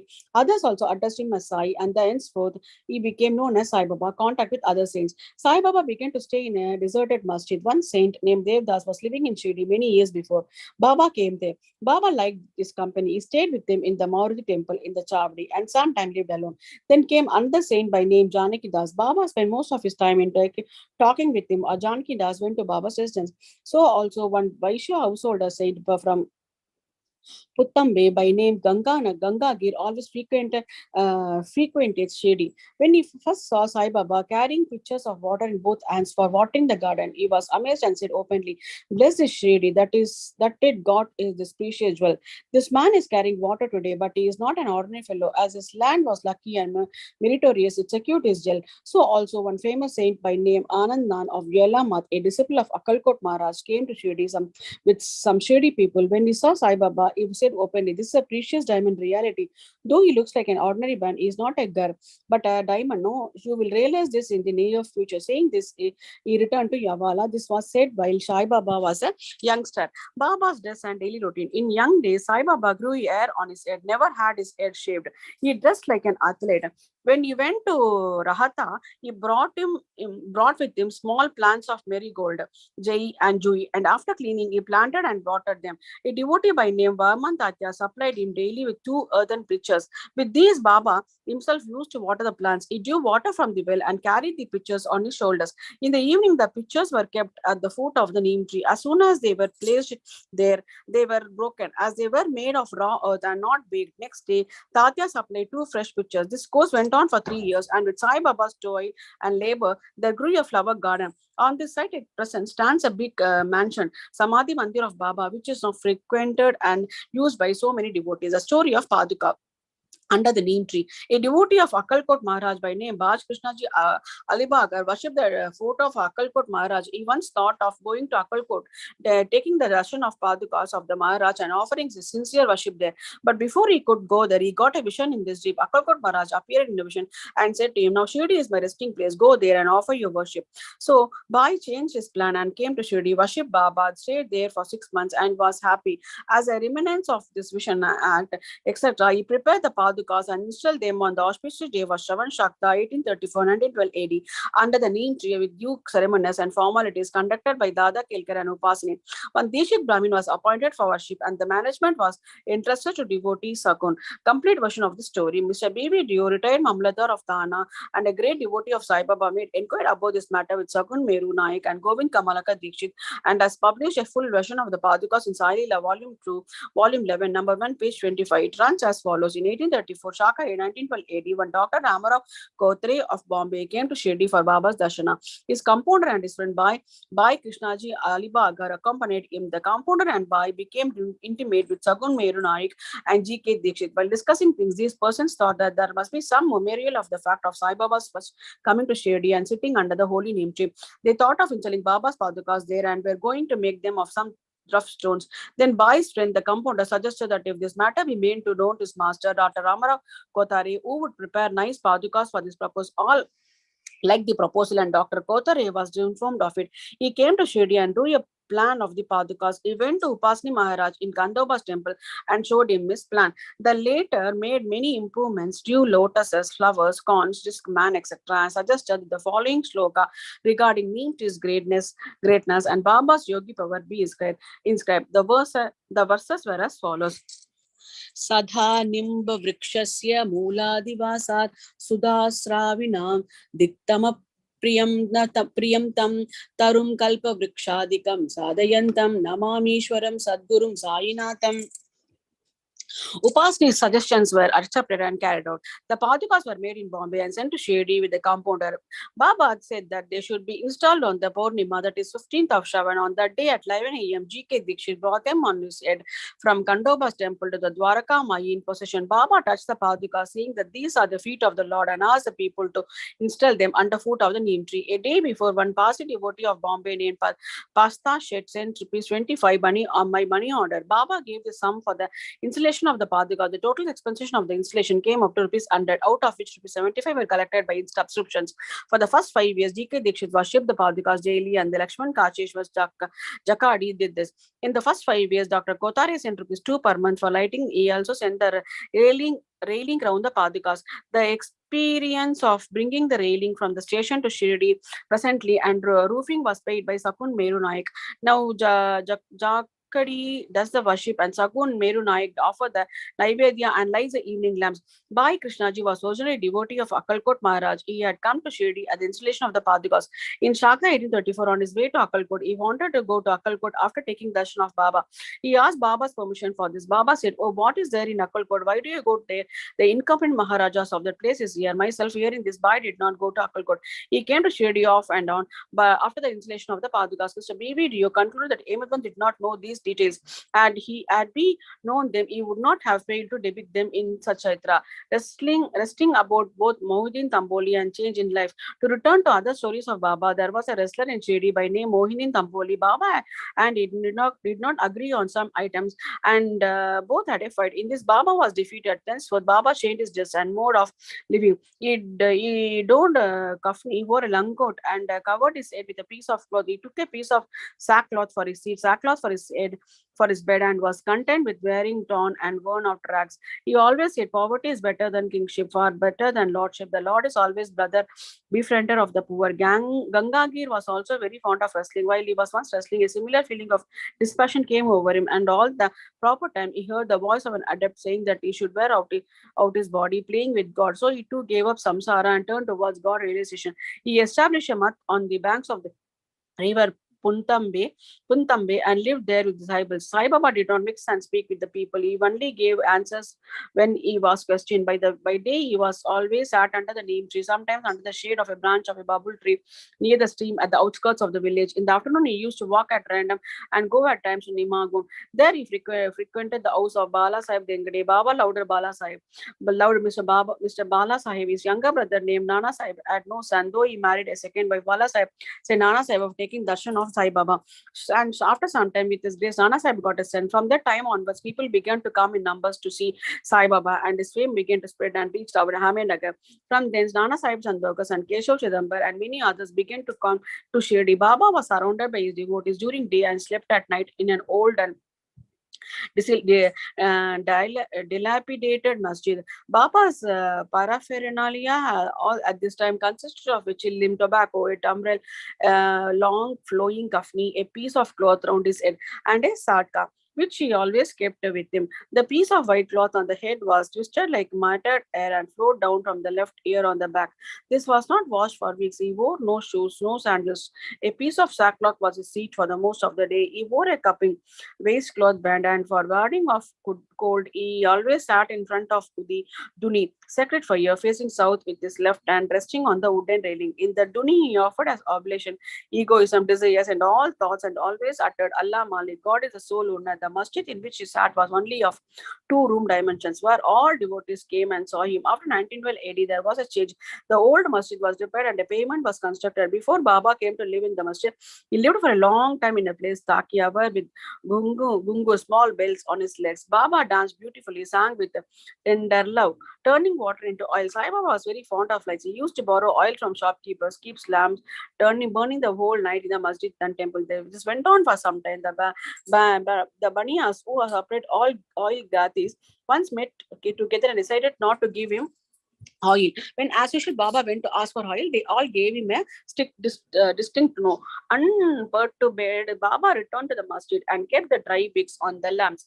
In the lamps, the Baniyas were watching him curiosity. Baba took the tumbrel, the tin pot, which contained very little, a few drops of oil, but put water into it and drank it and forced it fall in the container. After consecrating the tin pot in this way, he again took water in the tin pot and filled all the lamps with it and lighted them, to the surprise and dismay of the watching Baniyas. The lamps began to burn and kept burning the whole night. The Baniyas repented and apologized Baba, forgave them, and asked him to be more truthful in future. The pseudo guru Jawahar Ali. 5 years after the wrestling about mentioned above, one fakir from Ahmednagar by name Jawahar Ali came to Rahata with his disciple and stayed in Bakal, spacious room near Veerabhadra temple. The fakir was learned, could repeat the old Quran and had a sweet tongue. Many religious and devout people of the village came to him and began to respect him.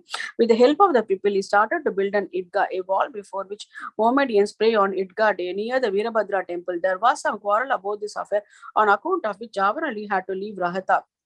Then he came to Shirdi and lived in the masjid with Baba. People were captured by his sweet talk, and he began to call Baba his disciple. Baba did not object and considered to be his chela. Then both Guru and Chela decided to return to Radha and live there. The Guru never knew his disciple's word, but the disciple knew the defects of the Guru. Still, he never disrespected him, observing carefully his duties. He even served as the master in various ways. They used to come to Shirdi off and on, but their mainstay was in Radha. The loving devotee of Baba in Shirdi did not like that Baba should stay away from them in Rahata. So they went in a deputation to bring Baba back to Shirdi. When they met Baba near the Idgah and told the purpose for which they came, Baba said to them that the fakir was an ill-tempered fellow. He would not leave him and that they should better return to Shirdi without him. Before the fakir returned, while they were thus talking, the fakir turned up and was very angry with them for trying to take away his disciple. There was some discussion and an altercation, and it was finally decided that both the Gurus and Challa should return to Shirdi. And so they returned and lived in Shirdi. But after a few days, the Guru was tested by Devdas and he was found wanting. 12 years before Baba arrived in Shirdi with the marriage party, this Devdas, aged about 10 or 11, came to Shirdi and lived in the Maruti temple. Devdas had fine features and brilliant eyes, and he was dispassionate, incarnate, and a jnani. Many persons, namely Tatya Kote, Kashinath, and others, regarded him as their Guru. They brought Janwar Ali in this presence, and in the discussion that followed, Jawar was worshipped. Jawar was worsted and then fled from Shirdi. He went and stayed in Bijapur and returned after many years to Shirdi and prostrated himself before Sai Baba. The delusion that he was Guru and Sai Baba is Chela was cleared away. And as he repented, Sai Baba treated him with respect. In this case, Sai Baba showed by actual conduct how one should get rid of egoism and do the duties of a disciple to attain the highest end, self-realization. The story is told here according to the version given by Malasapati, a great devotee of Baba. In the next chapter, will be describe Ramanami festival, the masjid, its former condition, and later improvement, etc. Bow to Shirdi Sai, peace be to all. Chapter 6, Ram Navami Festival and Masjid Repairs. Efficacy of the touch of Guru's hand. Ram Navami Festival is origin, transformation, etc. repairs to the masjid. Before describing Ram Navami Festival and masjid repairs, the author makes some preliminary remarks about Sadguru as follows. Efficacy of the touch of Guru's hand. Where real Sadguru is the helmsman, he is sure to carry us safely and easily beyond the worldly ocean. The word Sadguru brings to mind Sai Baba. He appears to me as if standing before me and applying Udi to my forehead and placing his hand of blessing on my head. Then joy fills my heart and love overflows through my eyes. Wonderful is the power of the touch of Guru's hand. The subtle body, consisting of thoughts and desires, which cannot be burnt by the world-dissolving fire, is destroyed by the mere touch of the Guru's hand, and the sins of many past births are cleaned and washed away. Even the speech of those whose heads feel annoyed when they hear religious and godly talks attains calmness. The seeing of Sai Baba's handsome form chokes our throat with joy, makes the eyes overflowing with tears, and overwhelms the heart with emotions. It awakens in us, I am He, Brahman, consciousness, manifests the joy of self-realization, and dissolving the distinction of I and thou there and then makes us one with the Supreme, one reality. When I begin to read scriptures at every step, I'm reminded of my Sadguru Sai Baba, who assumes the form of Rama or Krishna and makes me listen to his life. For instance, when I sit to listen to Bhagavad, Sai becomes Krishna from top to toe, and I think he sings the Bhagavad or Uddhava Gita, a song of teachings by Lord Sri Krishna to his disciple Uddhava for the welfare of the devotees. When I begin to chit-chat, I am at once put in mind of Sai's stories for enabling me to give suitable illustrations. When I myself start to write anything, I cannot compose a few words or sentences, but when he, of his own accords, makes me write, I go on writing, and there is no end to it. When the disciple's egoism props up, he presses it down with his hand and gives him his own power, makes him gain his object, and thus satisfies and blesses him. If anyone prostrates before Sai and surrenders heart and soul to him, then unsolicited, all the chief objects of life, that is, dharma, artha, kama, and moksha, righteousness, wealth, desire, and deliverance, are easily and unsolicitedly attained. 4 parts, that is, of karma, jnana, yoga, and bhakti, lead us separately to God. Of these, the path of bhakti is thorny and full of pits and ditches, and thus difficult to traverse. But if you, relying on your Sadguru, avoid the pits and thorns and walk straight, it will take you to the destination God. So says definitely Sai Baba. After philosophizing about the self-existent Brahman, his power, Maya, to create this world and the world created, and stating that all these three are ultimately one and the same, the author quotes Sai Baba's words guaranteeing the welfare of the bhaktas. There will never be any dearth or scarcity regarding food and clothes in any devotee's homes. It is my special characteristics that I always look to and provide for the welfare of those devotees who worship me wholeheartedly with their minds ever fixed on me. Lord Krishna has also said the same in the Gita. Therefore, strive not much for food and clothes. If you want anything, beg of the Lord, leave worldly honors, try to get God's Lord's grace and blessings and be honored in his court. Do not be deluded by worldly honor. The form of the deity should be firmly fixed in the mind. Let all the senses and mind be ever devoted to the worship of the Lord. Let there be no attraction for any other thing. Fix the mind in remembering me always, so that it will not wander elsewhere, towards body, wealth, and home. Then it will be calm, peaceful, and carefree. This is the sign of the mind being well engaged in good company. If the mind is vagrant, it cannot be called well merged. After quoting these words, the author goes on to relate the story of Ram Navami festival in Shirdi. As Ram Navami is the greatest festival celebrated at Shirdi, another fuller account as published in Sai Leela magazine in 1925, page 197 is also referred to, and a summary of the festival as related in both these accounts is attempted here. Origin. One Mr. Gopal Rao Gund was a circle inspector at Kopargaon. He was a great devotee of Baba. He had 3 wives but had no issue. With Sai Baba's blessings, a son was born to him. In the joy that he felt regarding the event, an idea of celebrating a fair or urus occurred to him in the year 1897 AD, and he placed it for consideration before other Shirdi devotees, that is Tatya Patil, Dada Kote Patil, and Madhav Rao Deshpande, that is Shama. They all approved of the idea and got Sai Baba's permission and blessings. Then an application for getting the collector's sanction for celebrating the Urus was made. But as the village Kulkarni reported against holding the fair, the sanction was refused. But as Sai Baba had blessed it, they tried again and ultimately succeeded in getting the collector's sanction. The day for the Urus was fixed on the Ram Navami day after having consultation with Sai Baba. It seems he had some end in view in this, that is the unification of the 2 fairs of festivals, the Urus and the Ram Navami, and the unification of the 2 communities, the Hindus and the Mohammedans, as future events showed. This end or object was achieved. Though the permission was obtained, but other difficulties cropped up. Shirdi was a village and there was scarcity of water. There were 2 wells in the village. The one in use dried up soon, and the water from the second was brackish. This brackish water was turned into sweet one by Sai Baba by throwing flowers into it. The water of this well was insufficient, so Tatya Patil had to arrange to get water from a well by fixing moats, that is leather sacks, thereon at a considerable distance. Then temporary shops had to be constructed and wrestling bouts arranged. Gopal Rao Gund had a friend by name Damo and Nakasar of Ahmednagar. He also was similarly unhappy in the matter of progeny, though he married 2 wives.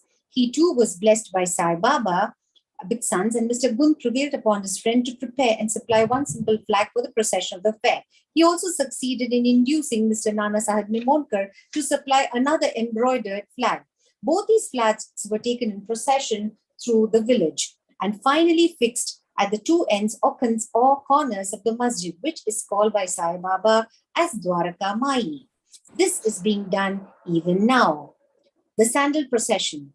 There was another procession which was started in this fair. This idea of sandal procession originated with one Mr. Amir Shakkar Dalal, a Mohammedan Bhakta from Korha. This procession is held in honor of great Muslim saints. Sandal, that is chandan, paste and scrapings are put in the thali, and these are carried with incense burning before them in procession to the accompaniment of band and music through the village, and then after returning to the masjid, the contents of the dishes are thrown on the nimbar and walls of the masjid with hands. This work was managed by Mr. Amir Shirkar for the first 3 years, and then afterwards by his wife. So on one day, the 2 processions, the flags by the Hindus and that of sandal by the Muslims, went on side by side and are still going on without any hitch. Arrangement. This day was very dear and sacred to the devotees of Sai Baba.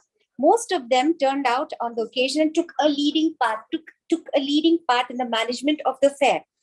Tatya Kote Patil looked to all outward affairs, while the internal management was entirely left to one Radha Krishna Mai, a female devotee of Baba. Vibhuti, Vibhuti. From the Dabba. Yes, please do. While the internal match was entirely left to one Radha Krishna Mai, a female devotee of Baba. Her residence was full of guests on the occasion, and she had to look to their needs and also to arrange for all the paraphernalia of the fair. Another work which she willingly did was to wash out and clean and whitewash the entire masjid, its walls and floor, which were blackened and were full of soot on account of the ever-burning dhuni of Sai Baba. This work she did during the night when Sai Baba went to sleep every alternate day in the Chavadi. She had to take out all the things, including even the dhuni, and after thorough cleaning and whitewashing, replace them as they were before. Feeding the poor, which was so dear to Sai Baba, was also a great item in this fair. For this purpose, cooking on a grand scale and preparing very sweet dishes was done in Radhakrishna Mai's lodging, and various rich and wealthy devotees took a leading part in this affair. Transformation of Urus into Ram Navami festivals.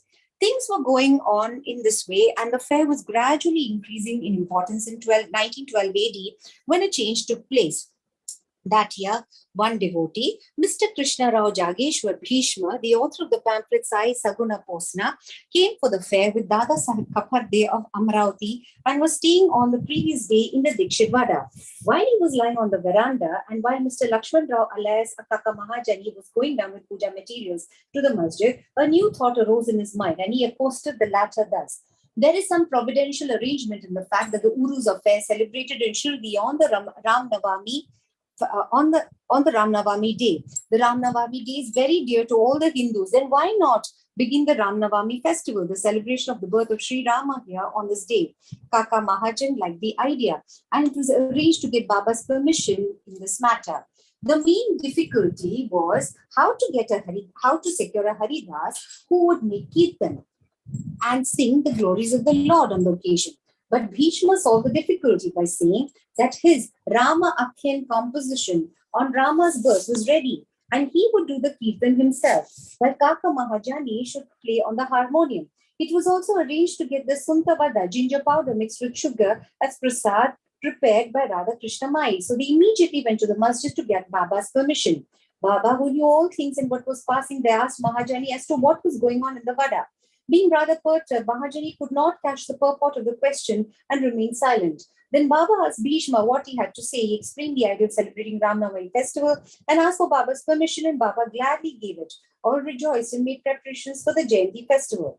Next day, the masjid was decorated with buntings, etc. Cradle was supplied by Radhakrishna Mai and placed in front of Baba's seat, and the proceedings started. Bhishma stood up for Kirtan. Mahajani played on the harmonium.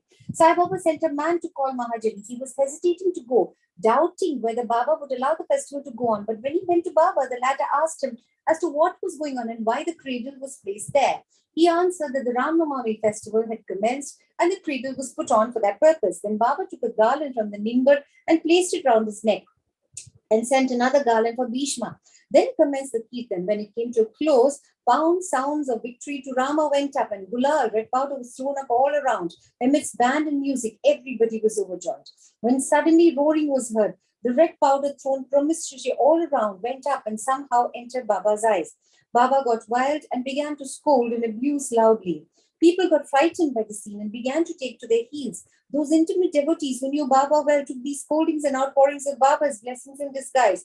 They thought that when Rama was born, it was proper for Baba to get wild and enraged to kill Ravana and his demons in the form of egoism and wicked thoughts, etc.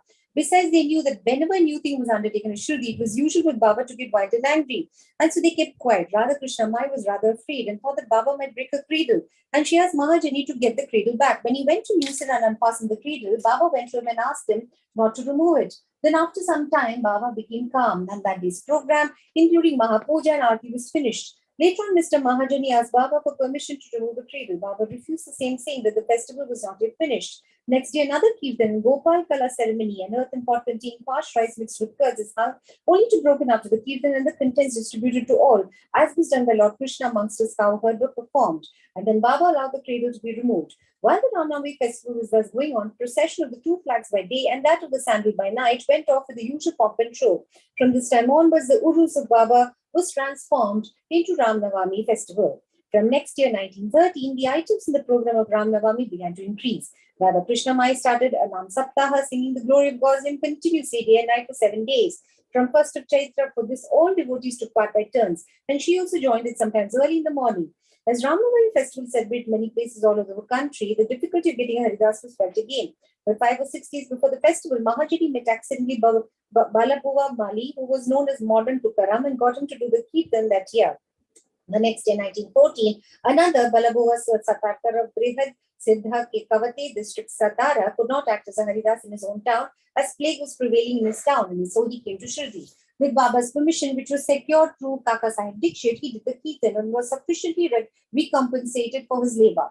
The difficulty of getting a new Haridas every year was finally solved from 1914 by Sai Baba as he entrusted this function to Das Benu Maharaj permanently, and since that time, he has been successfully and creditably conducting that function until now.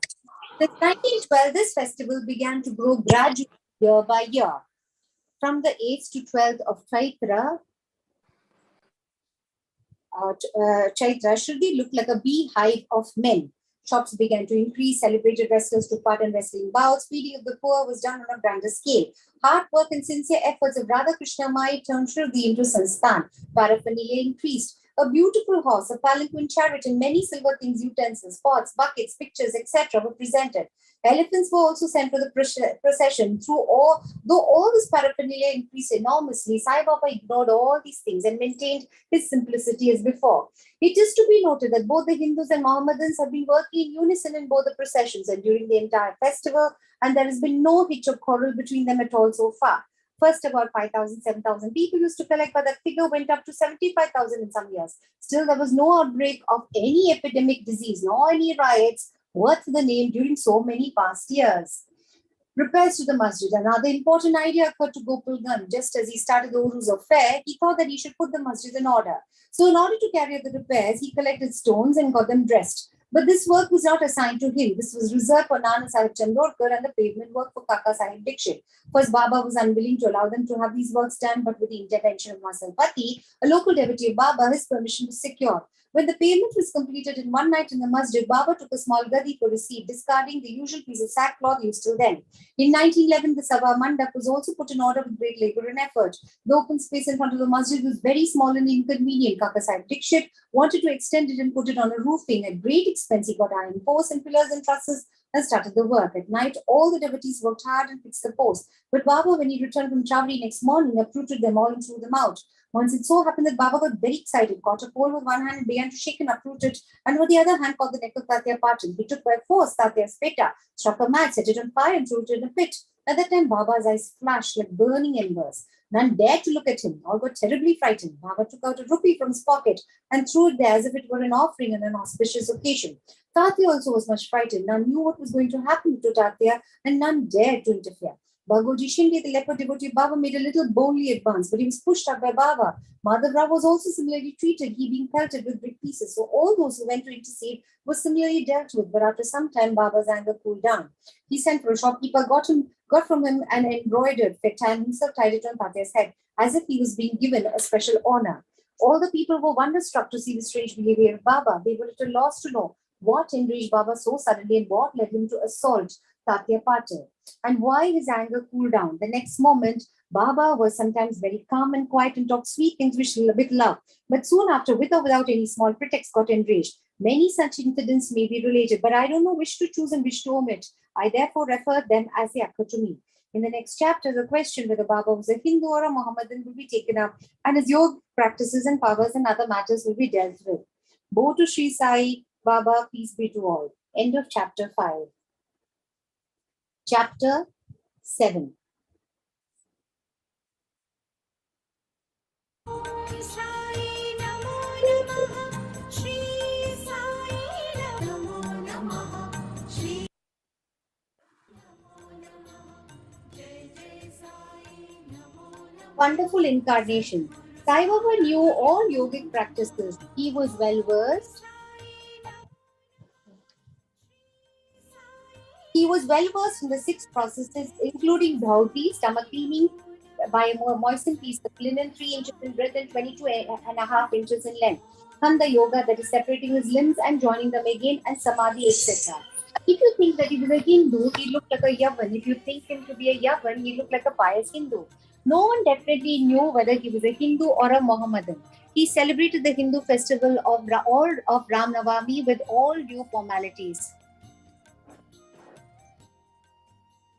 and at the same time permitted the silent procession of the Mohammedans. He encouraged wrestling bouts in this festival and gave good prizes to winners. When the Gokulashtami came, he got the Gopal Kala ceremony duly performed. And on Eid festivals, he allowed the Mohammedans to say their prayers in his masjid. Once in the Muharram festival, some Mohammedans proposed to construct a tajia or tabut in the masjid, keep it there for some days, and afterwards take it in procession through village. Sai Baba allowed the keeping of the tabut for 4 days. On the 5th day, removed it out of the masjid without the least compunction. If we say that he was a Mohammedan, his ears were pierced. If you think that he was a Hindu, he advocated the practice of circumcision. If you call him Hindu, he always lived in the masjid. If Mohammedan, he had always the Dhuni sacred fire there, and the following things which are contrary to Mohammedan religion, that is grinding of the handmill, blowing of the conch and bells, oblation of the fire, bhajan, giving of food, and worship of Baba's feet by the Bhagya were always allowed there. If you think that he was a Mohammedan, the best of Brahmins and other devotees, leaving aside the orthodox ways, fell prostrate at his feet. Those who went to make inquiries about his nationality were dumbfounded and were captured by his darshana. So none could definitely decide whether Sai Baba was a Hindu or a Mohammedan. This is no wonder, for he who completely surrenders himself to the Lord by getting rid of his egoism and body consciousness thus becomes one with him and has nothing to do with any questions of caste or nationality. Such a one as Sai Baba saw no difference between caste and even beings and beings. He took meat and fish with fakirs but didn't grumble when dogs touched the dishes with their mouths. Such a unique and wonderful incarnation was Sai Baba. On account of the merits in my past birth, I had the good fortune to sit at his feet and enjoy his blessed company. The joy and delight I derived therefrom was incomparable. In fact, Sai Baba was pure Anand and consciousness. I cannot sufficiently describe him. His greatness and uniqueness, he who took delight at his feet, was established in his own self. Many sannyasis, sadhakas, and all sorts of men aspiring for salvation came to Sai Baba. He always walked, talked, and laughed with them, and always uttered with his tongue, Allah Malik. God is a sole owner. He never liked discussion or disputation. He was always calm and controlled, though irritable at times. Always preached full Vedanta, and nobody knew till the last who was Baba. Princes and poor people were treated alike by him. He knew the inmost secrets of all, and when he gave expression to them, all were surprised. He was a repository of all knowledge, and still he feigned ignorance. He also disliked honor. Such were the characteristics of Sai Baba. Though he had a human body, his deeds testified to his godhood. All people considered him as the Lord God in Shirdi. Behavior of Sai Baba. Fool that I am, I cannot describe Baba's miracles. He got almost all the temples in Shirdi repaired.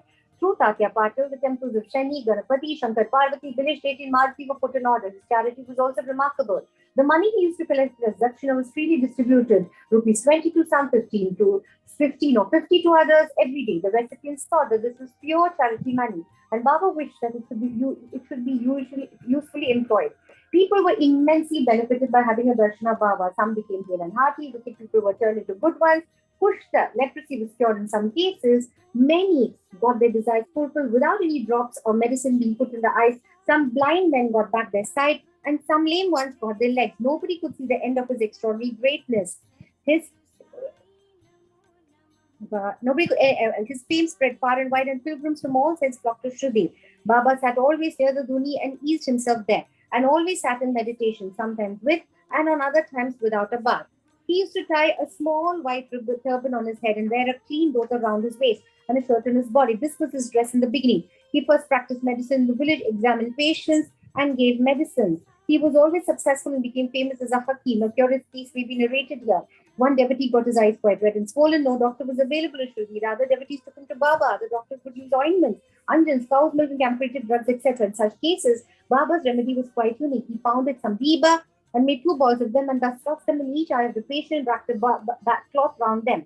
Next day, the bandage was removed and water was poured over them in a stream. The inflammation subsided and the pupils became white and clear. Though the eyes are very delicate, the biba caused no smarting, but removed the disease of the eyes. Many such cases were cured, and this is only an instance in point. Baba's yogic practices. Baba knew all the processes and practices of yoga. 2 of them will be described here. Dauti healing process. Baba went to the well near banyan tree which is at a considerable distance from the masjid, every third day, washed his mouth and had a bath. On one occasion, he was seen to vomit out his intestines, clean them inside and outside, and place them on a jamboree for drying. There are persons in Shirdi who have actually seen this and who have testified to this fact. Ordinary dhoti is done by a moistened piece of linen, 3 inches broad, 22.5 feet long. This piece is gulped down the throat and allowed to remain in the stomach for about half an hour for being reacted there and then taken out. But Baba's dhoti was pure, quite unique and extraordinary. Khanda Yoga, in this practice, Baba extracted the various limbs from his body and left them separately at different places in the masjid. Once a gentleman went to the masjid and saw the limbs of Baba lying separately, separate places. He was much terrified and he first thought of running to the village officers and informing them of Baba being hacked to pieces and murdered. He thought he would be held responsible as he was the first informant and knew something of the affair, so he kept silent. But next day when he went to the masjid, he was very much surprised to see Baba hale and hearty and sound as before. He thought that what he had seen the previous day was only a dream. Baba practiced yoga since his infancy and nobody knew or guessed the proficiency attained. He charged no fees for his cures, became renowned and famous by virtue of his merits, and gave help to many a poor and suffering person. This famous doctor of doctors cared not for his interest but always worked for the good and welfare of others, himself suffering unbearable and terrible pain many a time in the process. One such instance I give below, which will show the all-pervasive and most merciful character of Sai Baba.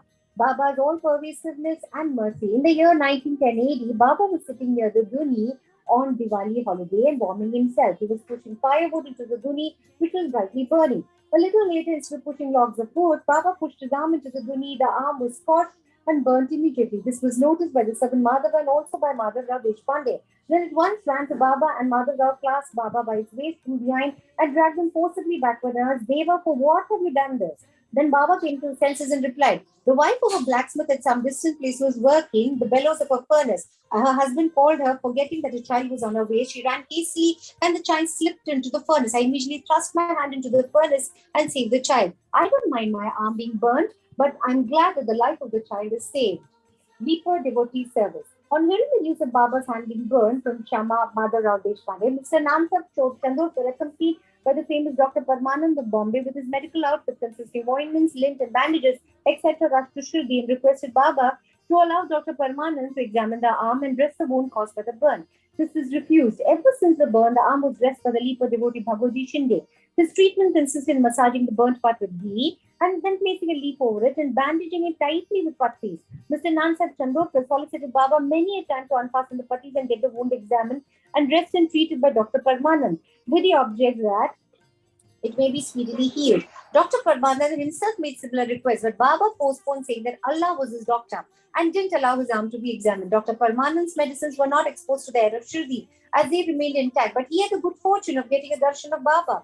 Bhagoji was allowed to free the hand daily. After some days, the arm healed and all were happy. Still, we don't know whether any trace of pain was left or not. Every morning, Bhagoji went through his program, loosening the pattis, massaging the arm with ghee and tightly bandaging it again. This went on till Sai Baba's Samadhi. Sai Baba, perfect Siddha as he was, didn't really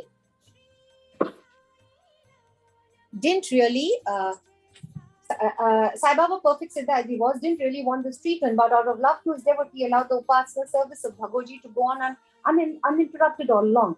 When Baba started for Lendi, Bhagoji held an umbrella over him and accompanied him every morning. When Baba sat near the post close to the Duni, Bhagoji was present and started his service.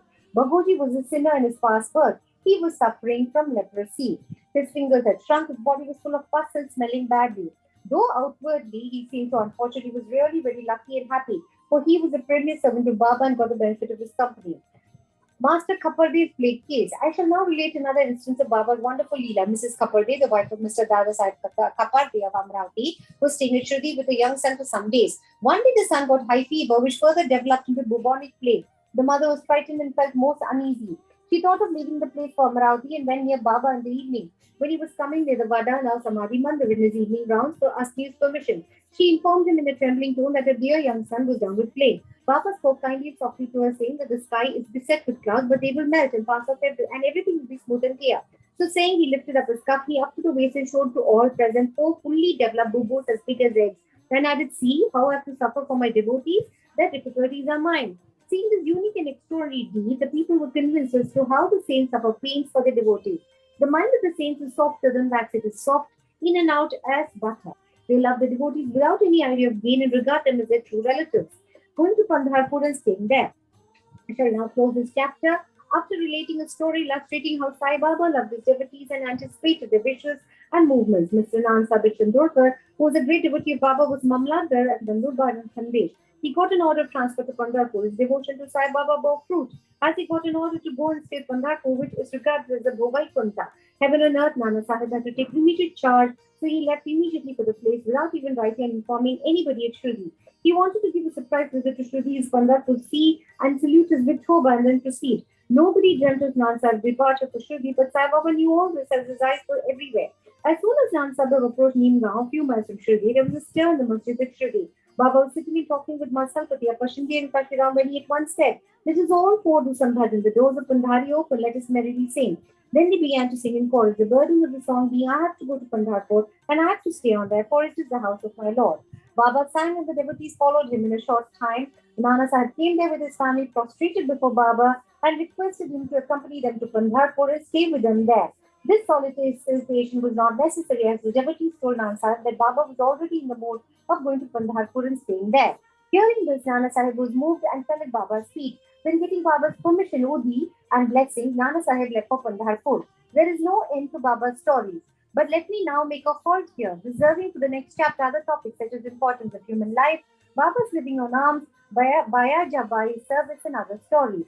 Go to Sri Sai, peace be to all. End of chapter 7. Sai Ram. Chapter 8. Importance of human birth. Sai Baba begging food. Bayaja Bai's service. Sai Baba's dormitory. His affection for Kushal Chand. As hinted in the last chapter, Hemant Pant now explained at length in his preliminary remarks on the importance of human birth and then proceeds to relate how Sai Baba begged his food, how Bayaja Bai served him, how we slept in masjid with Tatya Kote Patil and Malsapati, and how we loved Kushal Chand and of Rahata. Importance of human birth. In this wonderful universe, God has created billions, 84 lakhs, according to Hindu Shastra calculation of creatures or beings, including gods, demigods, insects, beasts, and men, inhabiting heaven, hell, earth, ocean, sky, and other intermediate regions. Of these, those creatures or souls whose merits preponderate go to heaven and live there till they enjoy the fruits of their actions, and when this is done, they are cast down, while those souls whose sins or demerits preponderate go down to hell and suffer the consequences of the misdeeds for so long a time as they deserve.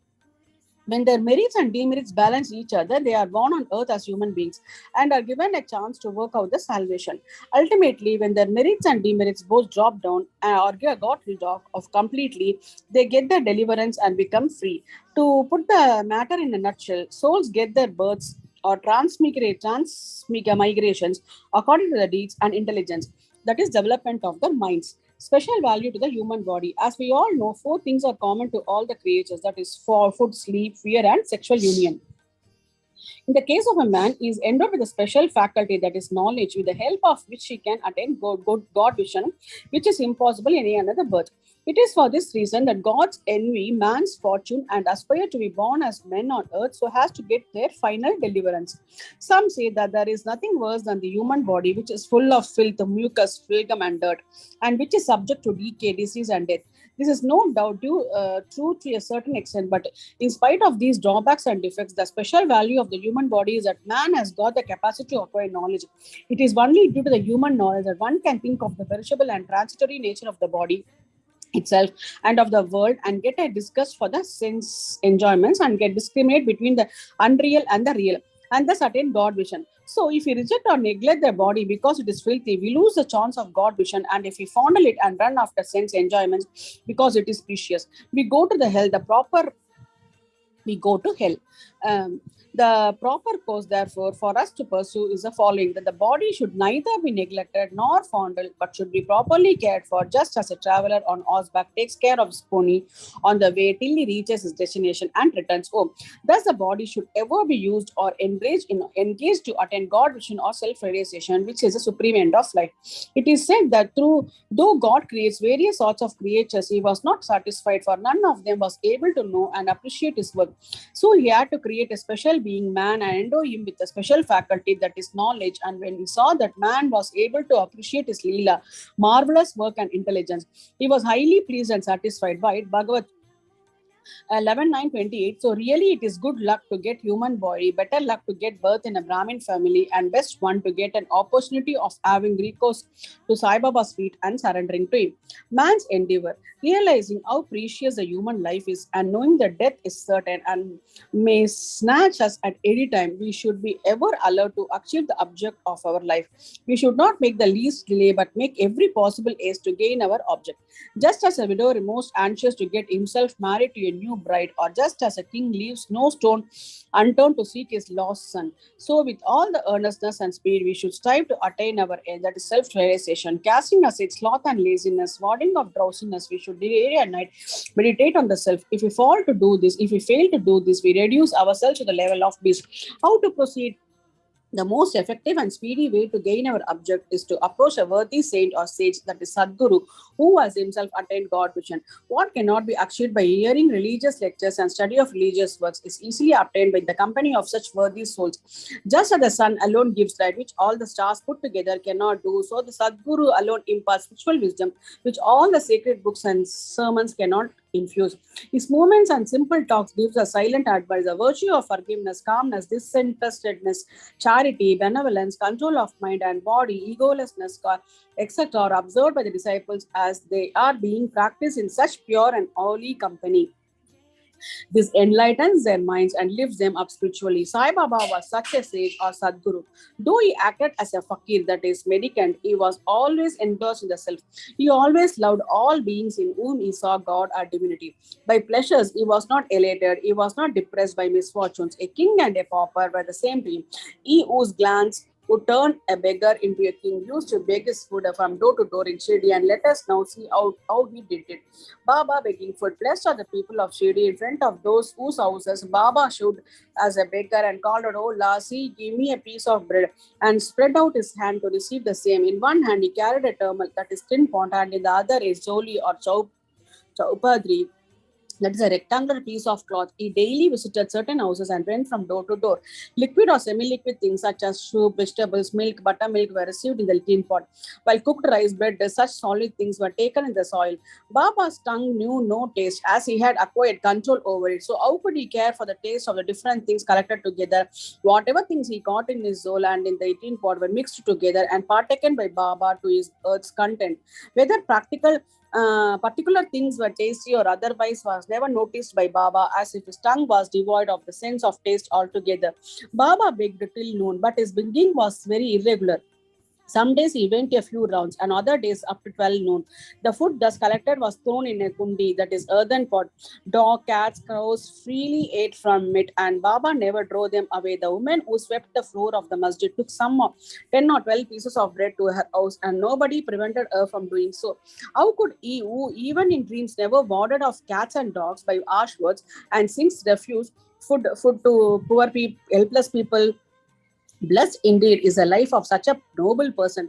People in Shirdi took him in the beginning for a mad fakir. He was known in the village by the name. How could one who lived on alms by begging a few crumbs of bread be revered and respected? But this fakir was very liberal of heart and hand, disinterested and charitable. Though he looked fickle and restlessness from outside, he was firm and steady inside.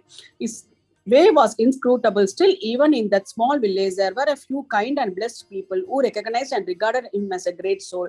One such instance is given below. Bayaja Bai's brilliant service. Tatya Kote's mother, Bayaja Babi, used to go to the woods every noon with a basket on her head containing bread and vegetables. She roamed in the jungle's course about 3 miles after course, trampling over bushes and shrubs in search of the mad fakir, and after hunting him out, fell at his feet. The fakir sat calm and motionless in meditation while she placed a leaf before him, spread the eatables, bread, vegetables, etc. thereon, and fed him forcibly. Wonderful was her faith and service. Every day she roamed at noon in the jungles and forced Baba to the partake of lunch. Her service, upasana or penance, by whatever name we call it, was never forgotten by Baba till his Maha Samadhi. Remembering fully what service she rendered, Baba verified her son magnificently. Both the son and the mother had great faith in the fakir, who was their God. Baba often said to them that fakir, Mendicancy was a real leadership, lordship, as it was everlasting, and then so-called lordship riches was transient. After some years, Baba left off going into the woods, began to live in the village and take his food in the masjid. From that time, Bayagi's Bai's troubles of roaming in the jungles ended. Dormitory of trio, even blessed are the saints in whose art Lord Vasudeva dwells, and fortunate indeed are the two devotees who get the benefit of the company of such saints. Two such fortunate fellows, Tatya Kote Patil and Bhagat Malsapati, equally shared the company of Sai Baba. Baba also loved them both equally. These three persons slept in the masjid with their heads toward the east, west, and north, and with their feet touching one another at the center. Stretching their beds, they lay on them, chit-chatting and gossiping about many things till late at midnight. If any one of them showed any signs of sleep, others would wake him up. For instance, if Tatya began to snore, Baba at once got up and shook him from side to side and pressed his head. If it was Malsapati, he hugged him close, stroked his legs, and kneaded his back. In this way, for full 14 years, Tatya, leaving his parents at home, slept in the masjid on account of his love for Baba. How happy and never to be forgotten were those days. How to measure that love and how to value the grace of Baba. After the passing away of his father, Tatya took charge of the household affairs and began to sleep at home. Kushalhant of Rahata. Baba loved Ganpat Kote Patil of Shirdi. He equally loved Chandraban Sheth Marwadi of Rahata. After the demise of the Sheth, Baba loved his nephew Kushal Chand equally, or even perhaps more, and watched his welfare day and night, sometimes in a bullock cart, at other times in a tanga with intimate friends. Baba went to Rahata. People of the village came out with band and music and received Baba at the west of the gate of the village and prostrated before him. Then he was taken into the village with great pomp and ceremony.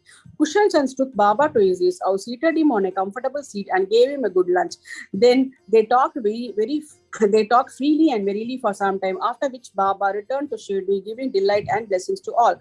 Shirdi is midway between an equidistance from Rahata in one side and Nimagwan on the other, that is north. Baba never went beyond these places during his lifetime. He never saw any railway train nor travelled by it.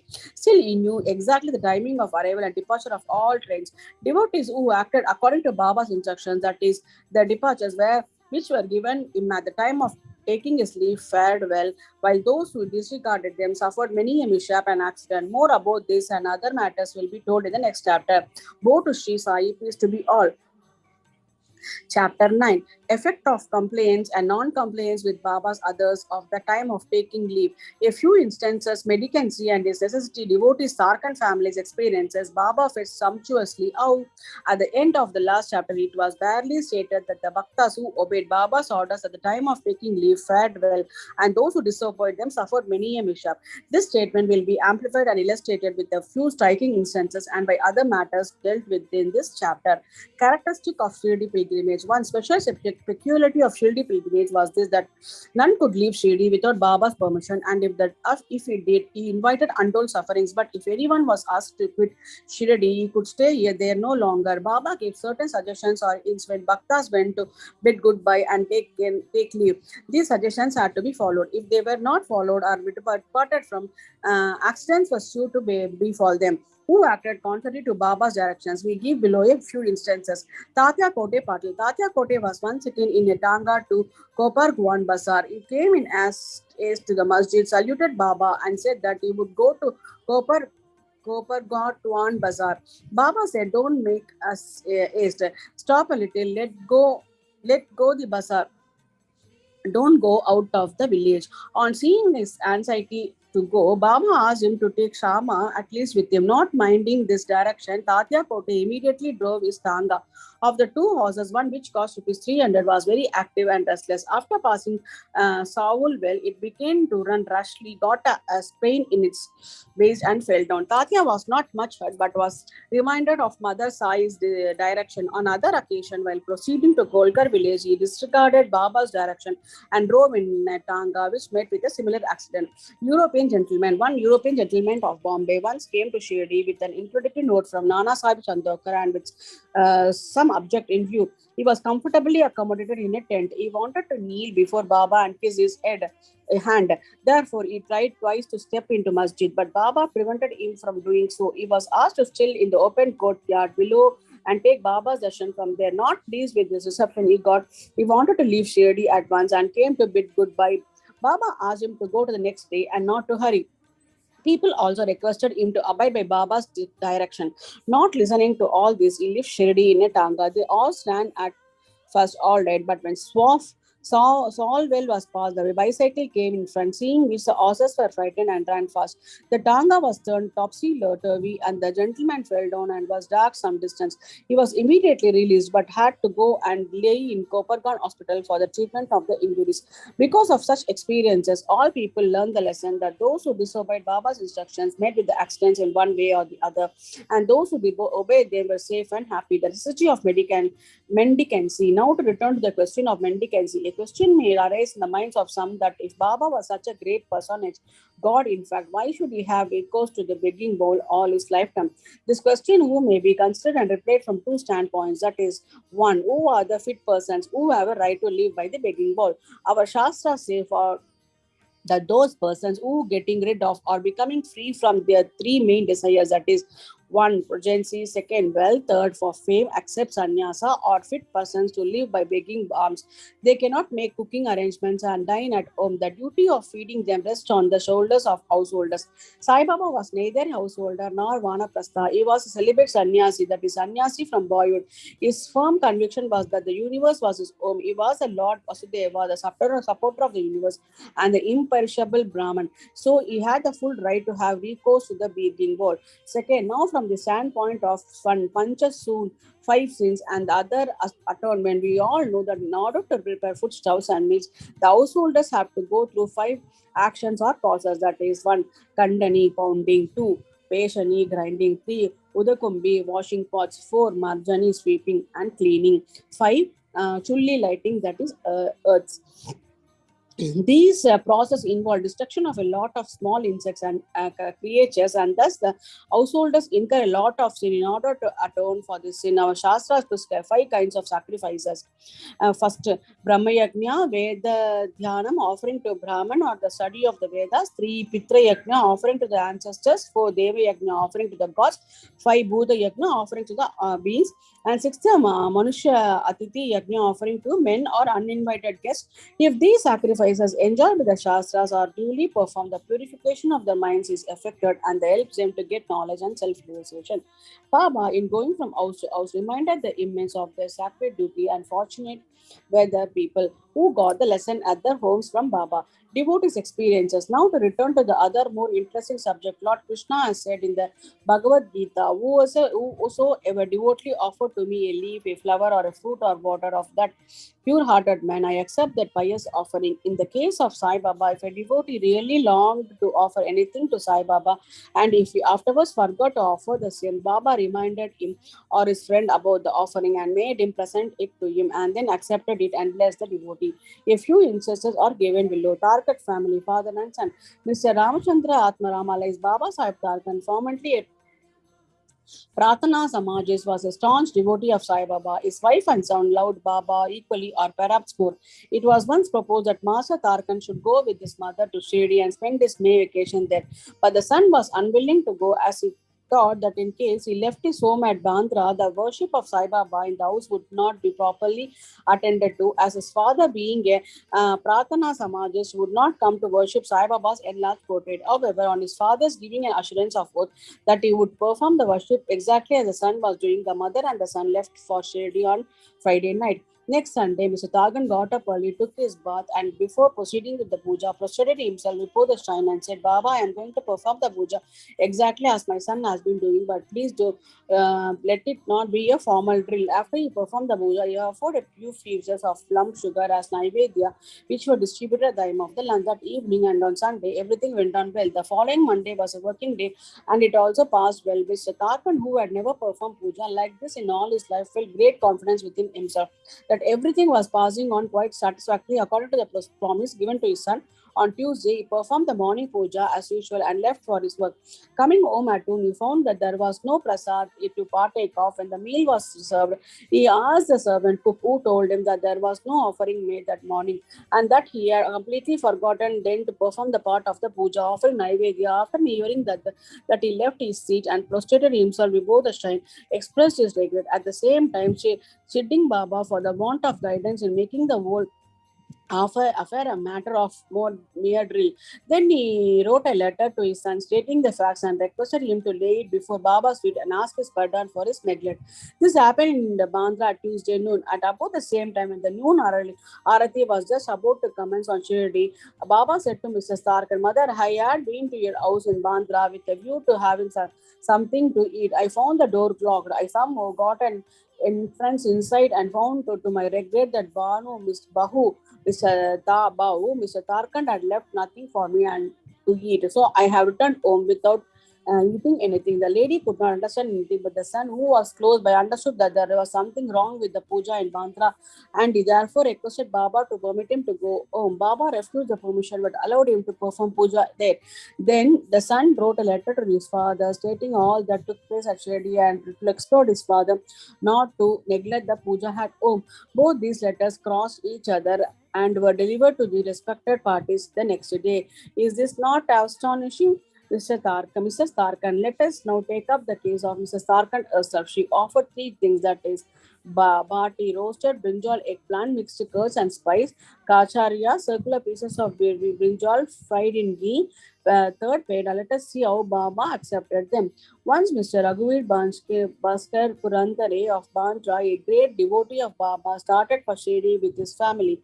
Mrs. Tarkan went to Mrs. Purandare and gave her two brinjals and requested her to prepare barat of one brinjal and kacharya of the other. When she went to Shirdi and saved Baba with them, after reaching Shirdi, Mrs. Purandare went with the dish of barit to the masjid. When Baba was just about to start the meals, Baba found the barit very tasty, so she distributed it to all and said it that he wanted to kacharyas now.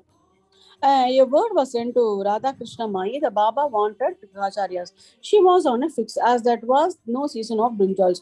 How to get brinjals was a question. When an inquiry was made as to who brought the brinjal, it was found that Mrs. Purandare was also interested in the duty of serving Kacharyas. Everybody then came to know the significance of Baba's inquiry regarding Kacharyas and was wonderstruck at Baba's all pervasive knowledge.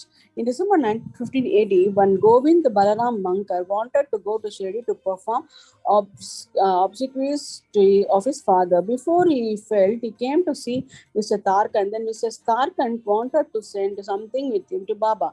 She searched the old house but found nothing except a peda, which had already been offered as Naivedya. Mr. Mangar was in the morning. Still out of great devotion to Baba, she sent the peda with him, hoping that Baba would accept that and eat it. Govind went to Shirdi and saw Baba but forgot to take the peda with him.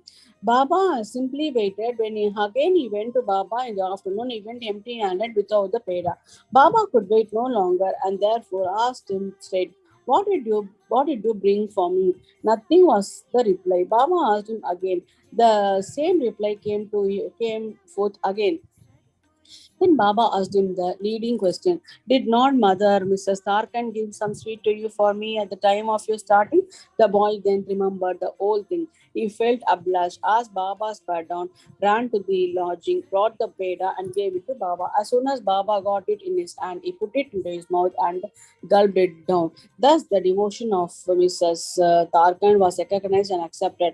"As men believe in me, so I do accept." Then Gita 4:11 was crowed in this case. Baba felt sumptuously how once Mr. Sarkar was staying in a certain house in Shirdi. At noon, meals were ready and dishes were being served. When hungry dog turned up there and began to cry, Mrs. Tarkan got up at once and threw a piece of bread, which the dog gulped with great relish. In the afternoon, when she went to the masjid and sat at some distance, Sai Baba said to her, "Mother, you have fed me sumptuously up to my throat. My afflicted pranas have been satisfied. Always act like this, and this will stand you in good stead. Sitting in this masjid, I shall never speak untruth. Take pity on me like this. First give bread to the hungry, and then eat yourself." Note this well. She could not at first understand the meaning of what Baba said. So she replied, Baba, how could I feed you? I am myself dependent on others and take my food from them on payment. Then Baba replied, eating that lovely bread, I am healthy, contented, and I am still belching. The dog which you saw before meals and to which you gave the piece of bread is one with the me. So also other creatures, cats, pigs, flies, crows, echoes, cows, etc. are one with me. I am roaming in their forms. He who sees me in all these creatures is my beloved. So abandon the sense of duality and distinction and serve me as you did today. Drinking these nectar like words, she was moved. Her eyes were filled with tears. Her throat was choked and her joy knew no bounds. Moral. Say God in all beings is the moral of this chapter. The Upanishads, the Gita, and the Bhagavat at all exhaust us to perceive God or divinity in all the creatures. By the instance given at the end of this chapter and others too numerous to mention, Sai Baba practically demonstrated to us how to put the Upanishadic teachings into practice. In this way, Sai Baba stands as the best exponent or teacher of the Upanishadic doctrines. Both Shirdi Sai, peace to be all. End of chapter 9. Next chapter. Chapter 10. Sai Baba's mode of life. His sleeping board, his stay in shady, his teachings, his humility, the easiest path. Remember him always with love, for he was engrossed in doing good to all and always abided in himself. To remember him only is to solve the riddle of life and death. This is the best and easiest of sadness as it involves no expenditure. A little exertion here brings great rewards. So as long as our senses are sound, if we should minute by minute practice the sadhana, all other gods are illusory. Guru is the only God. If we believe in Sadguru's holy feet, he can change our fortune for the better.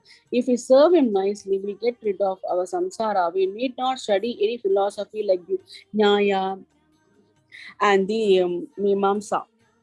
If we make him our helmsman, we can easily cross over the sea of all our pains and sorrows. As we trust the helmsman in crossing rivers and seas, so we have to trust our Sadguru in getting over the ocean of worldly existence. The Sadguru looks to the intense feeling and devotion of his devotees, endows them with knowledge and eternal bliss. In the last chapter, Baba's mendicancy and devotees' experiences and other subjects are dealt with. Let the readers know where and how Baba lived, how he slept, and how he taught, etc. Baba's wonderful bedstead. Let us first see where Baba and how Baba slept. Mrs. Nana Sahib Dingle brought for Sai Baba a wooden plank among 4 cubits in length and only a pan in breadth for sleeping upon. Instead of keeping the plank on the floor and then sleeping on it, Baba tied it like a swing to the rafters of the masjid with old shreds or racks and commenced to sleep upon it.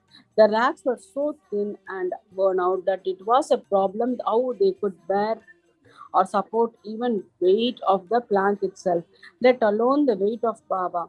But somehow or other, it was Baba's sheer lila that the worn out racks did sustain the plank with the weight of Baba on it. On the 4 corners of this plank, Baba lighted panatis, that is earthen lamps, one at each corner, and kept them burning the whole night. It was sight for the gods to see Baba sitting or sleeping on this plank.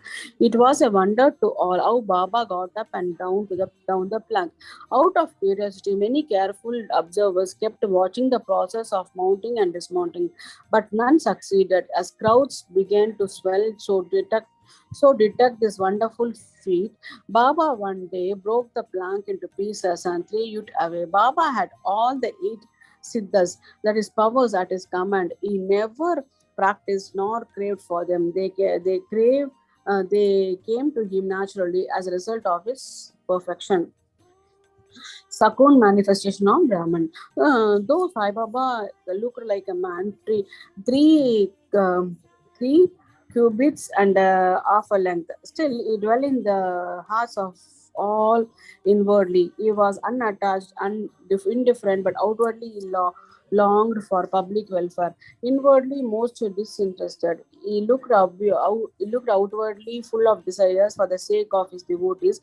Inwardly an abode of peace. He looked outwardly restless. Inwardly he had the state of Brahman. Outwardly he acted like a devil.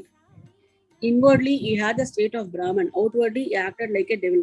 Inwardly, he allowed Advaita, union or monism. Outwardly, he got entangled with the world. Sometimes he looked on all with affection. At times, he threw stones at them. Sometimes he scolded them, while at times he embraced them and was calm, composed, tolerant, well balanced. He always abided and was engrossed in the self and was well disposed towards his bhaktas. He always sat on one asana and never traveled. His band was a small stick which he always carried in his hand. He was calm, being thought free. He never cared for wealth and fame and lived on begging. Such a life he led. He always uttered Allah Malik or God, the real owner. Entire unbroken was his love for the Bhaktas. He was the mine or storehouse for self knowledge and full of divine bliss. Such was a divine form of Sai Baba, boundless, endless, and undifferentiated. One principle which envelops the whole universe from a stone pillar to Brahma, incarnated in Sai Baba. The really meritorious and fortunate people got this treasure trove in their hands, while those people who, not knowing the real worth of Sai Baba, took or take him to be a man or a mere human being were and are indeed miserable. His stay in Shirdi and probable birthday. Now, none knew or knows the parents and exact birth date of Sai Baba, but it can be approximately determined by his stay in Shirdi. Baba first came to Shirdi when he was a young lad of 16 years and stayed there for 3 years. Then all of a sudden he disappeared for some time. After some time he reappeared in the Nizam state near Aurangabad and again came to Shirdi with the marriage party of Chand party. When he was 20 years old, since then he stayed at Shirdi continuously for a period of 60 years, after which Baba took his Mahasamadhi in the year 1918. From this we can say that the year of Baba birth is approximately 1838 AD. Baba's mission and advice. Saint Ramdas 1608 to 1681 flourished in the 17th century and fulfilled to a great extent his mission of protecting cows and Brahmins against Yavanas. But within 2 centuries after him, the split between the two communities, Hindus and Mohammedans, widened again, and Sai Baba came to bridge the gulf. His constant advice to all was to this effect: Rama, the god of the Hindus, and Rahim, the god of the Mohammedans, were one and the same. There was not the slightest difference between them. Then why should their devotees and quarrel among themselves? You ignorant folk. Children, join hands and bring both the communities together. Act sanely, and thus you will gain your object of national unity. It is not good to dispute and argue, so don't argue, don't emulate others. Always consider your interest and welfare. The Lord will protect you. Yoga, sacrifice, penance, and knowledge are the means to attain God. If you do not succeed in this by any means, vain is your birth. If anyone does any evil unto you, do not retaliate. If you can do anything, do some good unto other. This, in short, was Sai Baba's advice to all, and this will stand in good and straight both in material and spiritual matters. Sai Baba and Sadguru. There are gurus and gurus. There are many so-called gurus who go about from house to house with symbols and veena in their hands and make a show of the spirituality. They blow mantras into the ears of the disciples and extract some money from them. They profess to teach piety and religion to the disciples, but are themselves impious and irreligious. Sai Baba never thought of making the least show of his birth. Body consciousness. He had none, but he had great love for the disciples. There are two kinds of gurus, that is, niyat, appointed or fixed, and aniyat, unappointed or gentle. The latter, by their advice, develop the good qualities in us, purify our hearts, and set us one on the way on the path of salvation. But contact with the former dispels our equality, that is, sense of difference, and establishes us in unity by making us realize, though odd, that there are various gurus imparting to us various kinds of worldly knowledge, but he who fixes us in our nature, that is self, and carries us beyond the ocean of worldly existence, is a Sadguru. Sai Baba was such a Sadguru. His greatness is undescribable. If anybody went to take his darshana, he would be asked, would give every detail of his past. He darshana, he without being asked, would give every detail of his past, present, and future life. He saw divinity in all beings. Friends and foes were alike to him. disinterested and equal balanced. He applied the evil doers. He was the same in prosperity and adversity. No doubt ever touched him. Though he possessed a human body, he was not in the least attached to his body or house. Though he looked embodied, he was really disembodied, that is free in this every light. Blessed we are the people of Shirdi who worship Sai as their God while eating, drinking, working in their backyards and fields and doing various household work. They always remembered Sai and sang his glory. They knew no other God except Sai. What to speak of the love, the sweetness of the love of the women of Shirdi. They were quite ignorant, but their pure love inspired them to compose poems or songs in the simple rural language. Letters or learning they had more none. Still, one can discern real poetry in the simple songs. It is not intelligence but love that inspires real poetry as such. Real poetry is a manifestation of true love, and this can be seen in and appreciated by intelligent listeners. Collection of these folk songs is desirable and Baba willing. Fortunate some fortunate devotees may undertake the task of collecting and publishing these folk songs either in the Sai Leela magazine or separately in a book form. Baba's humility. Lord or Bhagavan is said to have six qualities, that is fame, wealth, non-attachment, knowledge, grandeur, and generosity. Baba had all these in him. He incarnated in flesh for the sake of the bhaktas. Wonderful was his grace and kindness. He drew the devotees to him, or how else could have known him for the sake of his bhaktas. Baba spoke such words as a goodness of speech dare not utter. Here is a specimen. Baba spoke very humbly as follows: slave of slaves, I am your debtor. I am satisfied at your darshan. If it is a great favor that I saw your feet, I am by insect in your excreta. I consider myself blessed thereby. What humility is this? If anybody would think that by publishing this, any disrespect is shown to Sai, we beg this pardon. And to atone for this, he sang and chanted Baba's name. Though Baba seemed outwardly to enjoy sense objects, he had not the least flavor in them, nor even the consciousness of enjoying them. Though he ate, he had no taste, and though he ate, he had no taste, and though he saw, he never felt any interest in what he saw. Regarding passion, he was as perfect as he was as perfect as celibate as Hanuman. He was not attached to anything. He was pure consciousness. The resting place of desire, anger, and other feelings. In short, he was disinterested, free, and perfect. A striking instance may be cited in illustration of the statement. Nanavali. There was in Shirdi a very quaint and queer fellow by name Nanavali. He looked at to Baba's work and affairs. His grace. He once approached Baba, who was seated on his gaddi, that is seat, and asked him to get up, as he wanted to occupy the same. Baba at once got up and left the seat which he occupied. After sitting there a while, Nanavali got up and asked Baba to take his seat.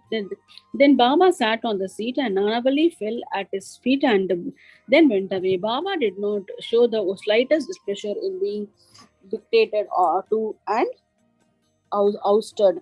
This Nanavali loved Baba so much that he breathed his last of the 13th day of Baba's taking Samadhi. The easiest path. Hearing the stories of the saints and being in their company, though Sai Baba acted outwardly like an ordinary man, his actions showed extraordinary intelligence and skill. Whatever he did was done for the good of his devotees. He never prescribed any asana, regulation of breathing, or any rites to his bhaktas, nor did he bow any mantra into their ears. He told them to leave off all devotees and always remember Sai Sai. If you did that, he said, all your shackles would be removed and you would be free. Sitting between five fires, sacrifices, chantings, eightfold yogas are possible for the Brahmins only. They are of no use to the other classes. The function of the mind is to think. It cannot remain for a minute without thinking. If you give it a sense object, it will think about it. If you give it to a guru, it will think about guru.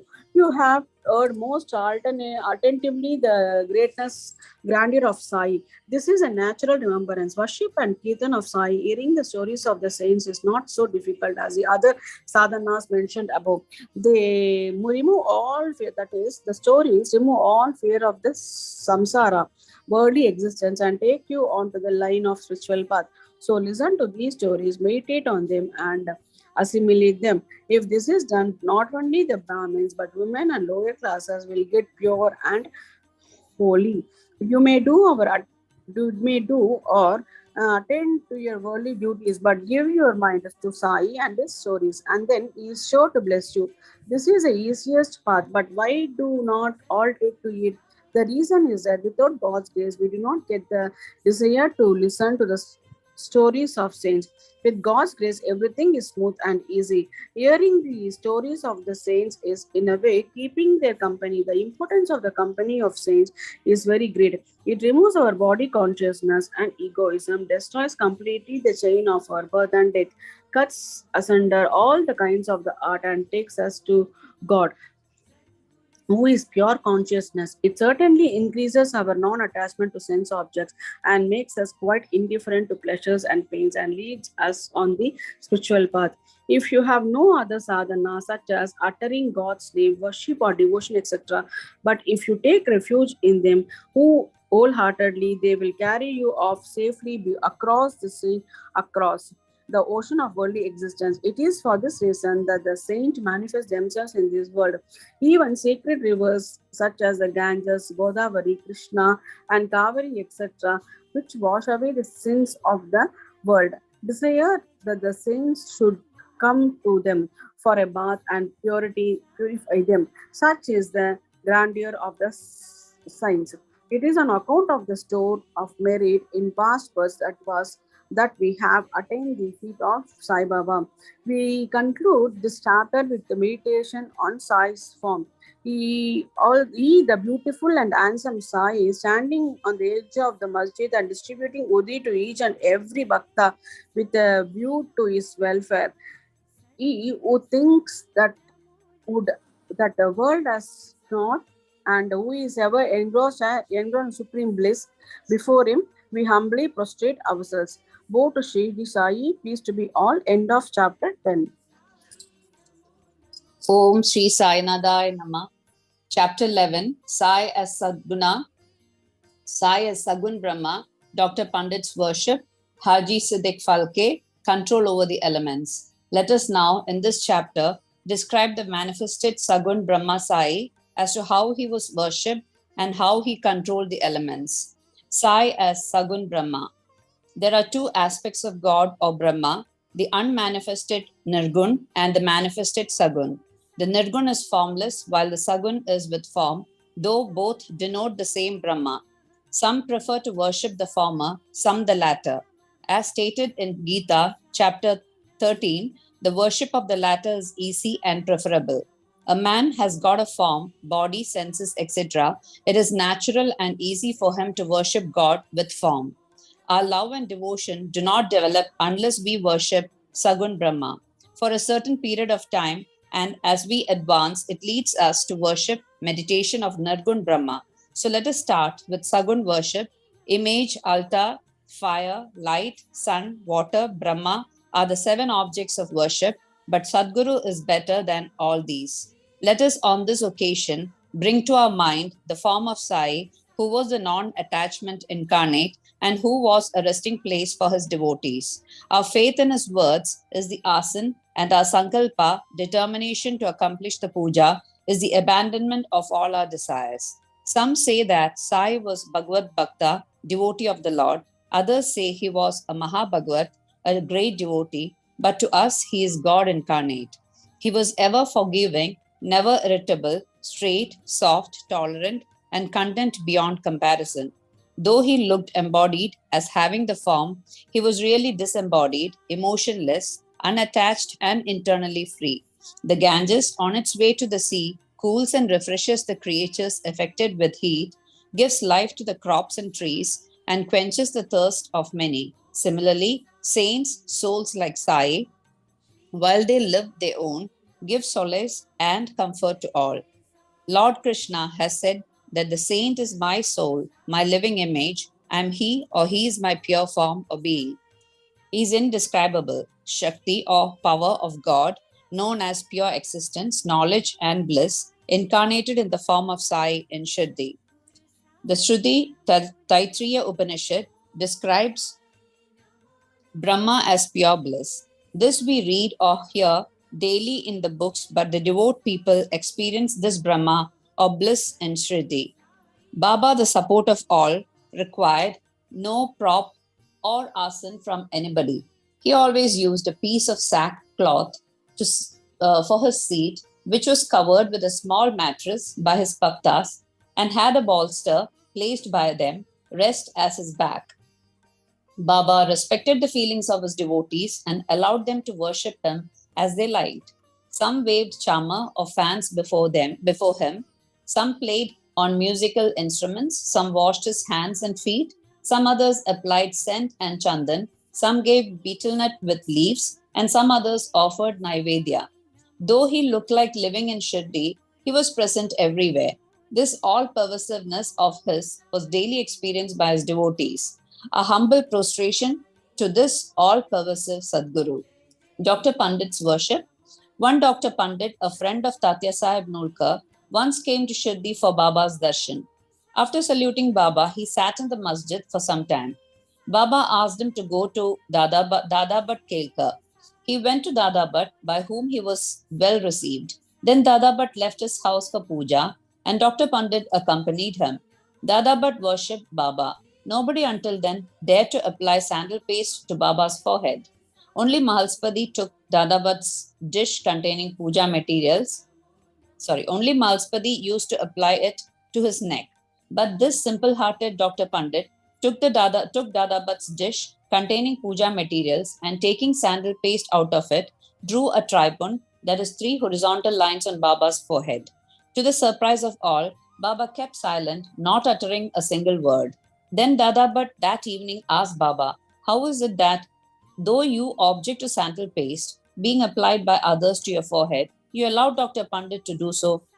Baba replied that Dr. Pandit believed him to be the same as his guru Raghunath Maharaj of Dopeshwar, known as Kaka Puranik, and he applied the paste to his forehead as he was doing to his guru. Hence, he could not object. On inquiry, Dr. Pandit told Dada Bhat that he took Baba as his guru Kaka Puranik and realized him as the same. Hence, he marked the tribund on Baba's forehead as he did on his guru's. Though Baba allowed devotees to worship him as they pleased, still sometimes he acted in a strange way. Sometimes he threw away the puja dish and was wrath incarnate. Then he would approach him. Then who could approach him? Sometimes he scolded the devotees. At times he looked softer than wax, a statue of peace and forgiveness. Though he seemed to shake with anger and his red eyes rolled round, still he was internally an ocean of affection and motherly love. He would call out his devotees and say that he never knew when he was ever angry with them. If it was possible that mothers could kick their children and the sea turned back the river, he too could neglect the devotees' welfare, that he, the slave of his devotees, always stood by them and responded to them whenever they called upon him, and that he always longed for their love. Haji Siddiq Falke. There was no knowing as to when Baba would accept a devotee. That depended on his will. Siddiq Falke's story is to the point. One Mohammedan gentleman by name Siddiq Falke of Kalyan, after making pilgrimage to Mecca and Medina, came to Shirdi. He lived in the Chawdi, facing north, and sat in the open courtyard of Masjid. For 9 months, Baba ignored him and did not allow him to step into the masjid. Falke felt disconsolate and did not know what to do. Someday, somebody advised him not to be disappointed, but to try to approach Baba through Shama, Madhavrao Deshpande, a close and intimate devotee of Baba. He told him that as they approached the Lord Shiva through his servant and devotee, Nandi, so should Baba be approached through Shama. Falke liked the idea and implored Shama to intercede for him. Shama agreed and on a convenient occasion spoke to Baba about him thus: Baba, why don't you allow the old Haji to step into the masjid while so many persons freely come and go after taking your darshan. Why not bless him once? Baba replied, Shama, you are immature to understand things. If the fakir Allah does not allow, what can I do? Without his grace, who will climb into the masjid? Well, go to him and ask him whether he will come to the narrow footpath near the Bavi well. Shama went and returned with an affirmative answer. Again, Baba said to Shama, ask him whether he is willing to pay me the sum of rupees 40,000 in 4 installments. Shama went and returned with the answer that he was willing to pay even 40 lakhs. Again, Baba said to Shama, we are going to cut a goat in the masjid, so ask him whether he would like to have its meat, haunch, and testicles of the goat. Shama returned with the answer that Haji would be happy to receive a small crumb from Baba's Kolamba mud pot. Hearing this, Baba got excited and with his hands threw away the earthen jars and Kolamba and straightway advanced to the Haji and lifting his kafni up in arms said, why do you brag and pose yourself as an old Haji? Do you read Quran like this? You are proud of your pilgrimage to Mecca, but you do not know me.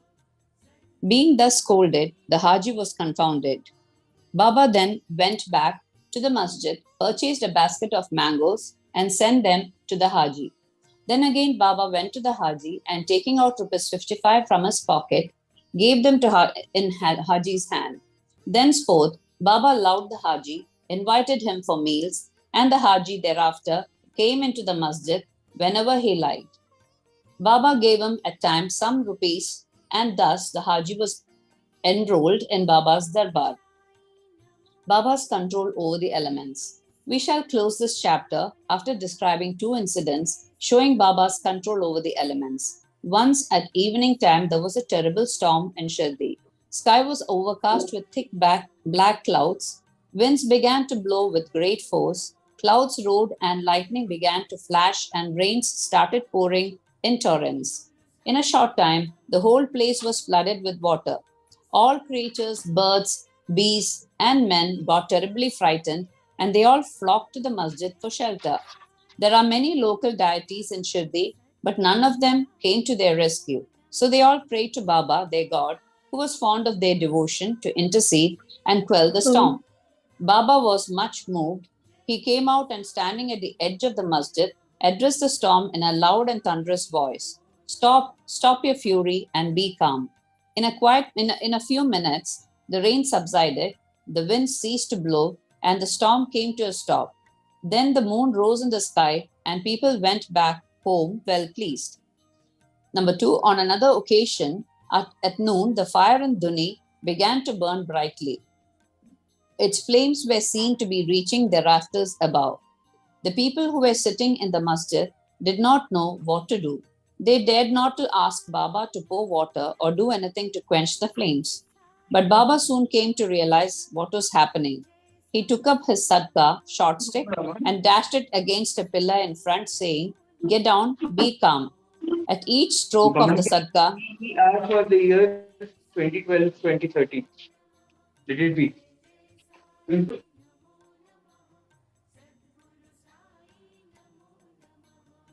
they dared not to ask Baba to pour water or do anything to quench the flames. But Baba soon came to realize what was happening. He took up his sadka, short stick, and dashed it against a pillar in front, saying, get down, be calm. At each stroke of the sadka, the flames began to slow down, and in a few minutes, the Duni became calm and normal. This is our Sai, an incarnation of God. He will bless any man who will prostrate and surrender himself to him. He who will read the stories of this chapter daily with faith and devotion will soon be free from all calamities. Not only this, but always attached and devoted to Sai. He will get very soon God vision, all his desires will be fulfilled, and being ultimately desireless, he will attain the Supreme. Amen. Bow to Shri Sai, peace be to all. Chapter 12, Sai Leelas, Experiences of Kaka Mahajani, Dhumal Pleader, Mrs. Nimonka, Mule Shastri, a doctor. Now let us see in this chapter how devotees were received and treated by Baba. Saint's mission. We have seen before that the purpose or object of divine incarnation is to protect the good and destroy the wicked. But the mission of the saints is quite different. To them, the good and the wicked are the same. First, they draw the evildoers and set them on the right path. They are the Agasti to destroy the Bhavasagar, the ocean of worldly existence, or the sun to destroy the darkness of ignorance. The God dwells in the saints. In fact, they are not different from him. Our Sai is one of these who incarnated the welfare of devotees. Supreme in knowledge and surrounded with divine aura, he loved all beings equally. He was unattached. Foes and friends, kings and paupers, all were same to him. Hear his prowess. For the sake of devotees, he gave a stock of merits and was ever alert to help them. But the devotees could never approach him unless he meant to receive them. If their appointed time did not come, they did not remember Baba, and his leelas could not reach their ears. Then how could they think of seeing him? Some men desired to see Sai Baba, but they did not get any opportunity of taking his darshan until his Mahasamadhi. There are many such persons who desire for Baba's darshan was not thus satisfied. If these persons, believing in him, listen to his leelas, their quest for darshan will be to a great extent satisfied by the leelas. Even if some persons went there by sheer luck and took Baba's darshan, were they able to stay there longer? No. Nobody could go there of his own accord, and nobody could stay there longer if Baba did not wish to. They could stay there for so long as Baba permitted them to stay and had to leave the place when asked to do so by him, or everything depended on Baba's divine will. Kaka Mahajani. Once Kaka Mahajani went to Shirdi from Mumbai. He wanted to stay there for 1 week and enjoy the Gokul Ashtami festival. As soon as he took Baba's darshan, Baba asked him, "When are you returning home?" He was rather surprised at this question, but he had to give an answer. He said that he would go home when he ordered him to do so. Then Baba said, "Go tomorrow." Baba's word was law and had to be obeyed. Kaka Mahajani therefore left Shirdi immediately. When he went to his office in Mumbai, he found his employer anxiously waiting for him. His Munim, that is the manager, suddenly fell ill, hence Kaka's presence was absolutely necessary. He had sent a letter to Kaka at Shirdi, which was redirected to him at Mumbai. Bau Sahib Dumal. Now listen to another story. Once Bau Sahib Dumal was going to Nibad for a case. On the way, he came to Shirdi, took Baba's darshan and wanted to proceed to Nibad immediately. But Baba did not permit him to do so. He made him stay at Shirdi for a week or more. In the meanwhile, the magistrate at Nibad suffered intensely from pain in his abdomen and the case was adjourned. Mr. Dumal was then allowed to go and attend to his case. It went on for some months and was tried by 4 magistrates. Ultimately, Mr. Dumal won the case and his client was acquitted. Mrs. Nimonka, Mr. Nanasaheb Nimonka, Watandar of Niman, an honorary magistrate, was staying at Shirdi with his wife. Mr. and Mrs. Nimonka were spending most of their time in the masjid with Baba and serving him. It so happened that their son fell ill at Belapur, and the mother decided with Baba's consent to go to Belapur and see her son and other relatives and stay there for a few days. But Mr. Nana Sahib asked her to return the next day. Lady was in a fix and did not know what to do, but her god Sai came to her help. While leaving Shirdi, she went to Baba, who was standing in front of Sati's Vada with Mr. Nana Sahib and others, and prostrated at his feet and asked his permission to go. Baba said to her, Go quickly, be calm and unperturbed. Stay comfortably at Belapur for 4 days. See all your relatives and then return to Shirdi." How opportune were Baba's words. Mr. Nana Sahib's proposal was overruled by Baba's decree. Muley Shastri of Nasik, an orthodox Agnihotri Brahmin of Nasik, Muley Shastri, who had studied the 6 Shastras and was well versed in astrology and palmistry, once came to Shirdi to see Mr. Babu Sahib Bhutti, the famous millionaire of Nagpur. After seeing him, he and others went to see Baba in the masjid. Baba bought various fruits and other things from vendors with his own money and distributed them to the people present in masjid. Baba used to press the mango on all sides so skillfully that when Baba sucked it, He got all the pulp at once in his mouth and could throw away the seed. Plantains were peeled off by Baba and the pulp was distributed to the devotees, while the skins were retained by Baba for himself. Mulli Shastri, as a palmist, wanted to examine Baba's palm and asked him to extend his hand. Baba ignored his request and gave 4 plantains to him. Then they all returned to Wada and Mulli Shastri bathed, wore fresh clothes and started his routine duties, namely Agnihotra, etc. Then Baba, Baba as usual started for Lendi and said, "Take some geru, that is red miry substance, used to dye clothes in saffron color. We shall today don saffron colored cloth." None understood what Baba meant. Then after some time, when Baba returned and preparations for the noon arti were being made, Bapu Sahib Jog asked Mulli Shastri whether he would accompany him for the arati. He replied that he would see Baba in the afternoon. Baba sat on his seat, was worshipped by the devotees, and arati commenced. Then Baba said, "Get some dakshina from the new Nasik Brahmin." Bhuti himself went to Wada to get dakshina, and when he gave Baba's message to Mulli Shastri, he was sorely perplexed. He thought in his mind thus, "I am a pure Agnihotri Brahmin. Why should I pay dakshina? Baba may be great saint. I am not his dependent." But since a great saint like Sai Baba was asking for dakshina through a millionaire like Bhuti, he could not refuse. So leaving his routine unfinished, he started with Bhuti for masjid. Thinking himself holy and masjid otherwise, he remained at a distance and after joining his palms, threw flowers at Baba from there. Then, lo, all of a sudden, he saw not Baba but his late Guru Golab Swami there. He was wonderstruck. Could this be a dream? No, it was not, as he was wide awake, but how could his late Guru Golab be there? He was speechless for some time. He pinched himself and thought again, but could not reconcile to the fact of his late Guru Golab being in the masjid. Ultimately, leaving aside all doubt, he went up, fell at his Guru's feet, and then stood there with folded hands. Other people sang Baba's Arati, while Mulli Shastri chanted loudly his Guru's name. Then, casting off all pride of caste and sacredness, he fell at his Guru's feet and closed his eyes. When he got up and opened his eyes, he saw Baba asking for dakshina. Seeing Baba's blissful form and his inconceivable power, Mulli Shastri forgot himself. He was extremely pleased. His eyes were full of tears of joy. He again saluted Baba and gave the dakshina. He said that his doubt was removed, and he saw his own Guru. On seeing this wonderful Leela of Baba, all the people, including Mulli Shastri, were much moved, and they realized the meaning of Baba's words. "Bring geru, we shall don saffron-colored clothes." Such is the wonderful Leela of Baba. A doctor, once a Mamlatdar, came to Shirdi with a doctor friend of his. The doctor said that his deity was Ram and that he would not bow before a Mohammedan, and so he was unwilling to go to Shirdi.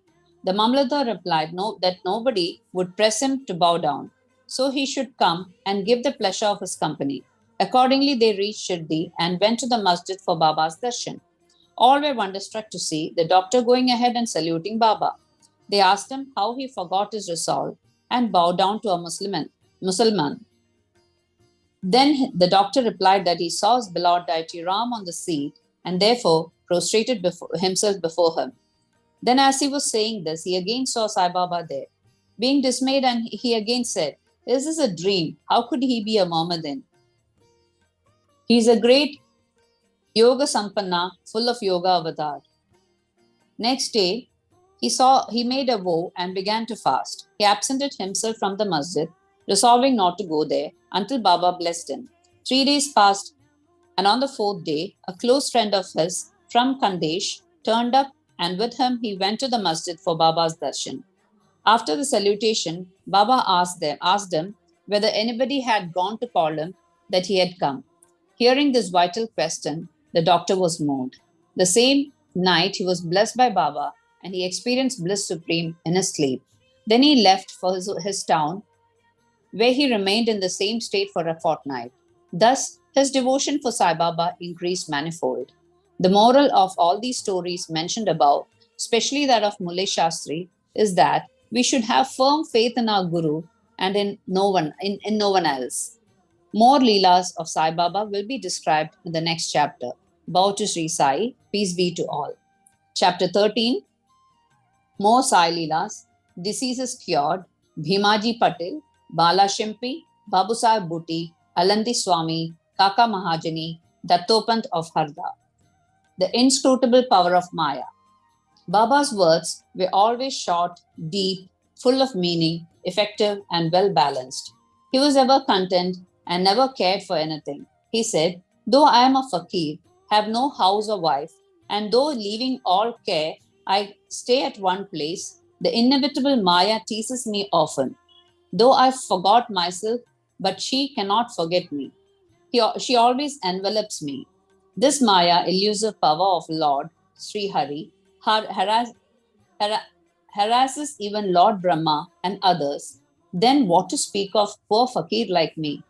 Those who take refuge in God will be freed from her clutches with His grace. In such terms, Baba spoke about the power of Maya.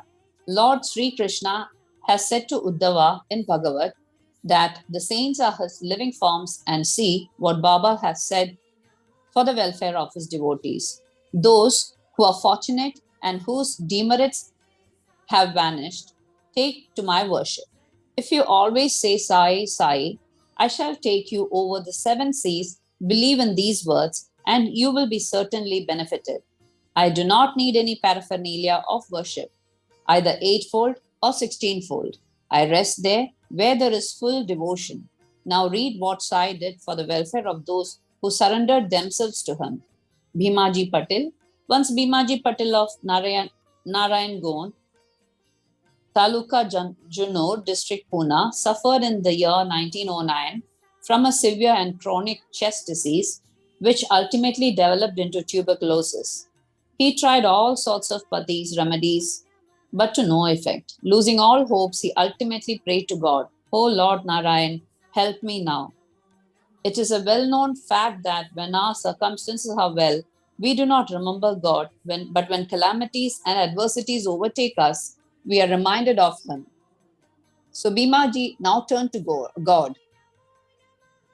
It occurred to him that he should consult Mr. Nana Sahib Chandrokar, a great devotee of Baba, in this respect. So he wrote to him a letter giving all details of his malady and asked him for his opinion.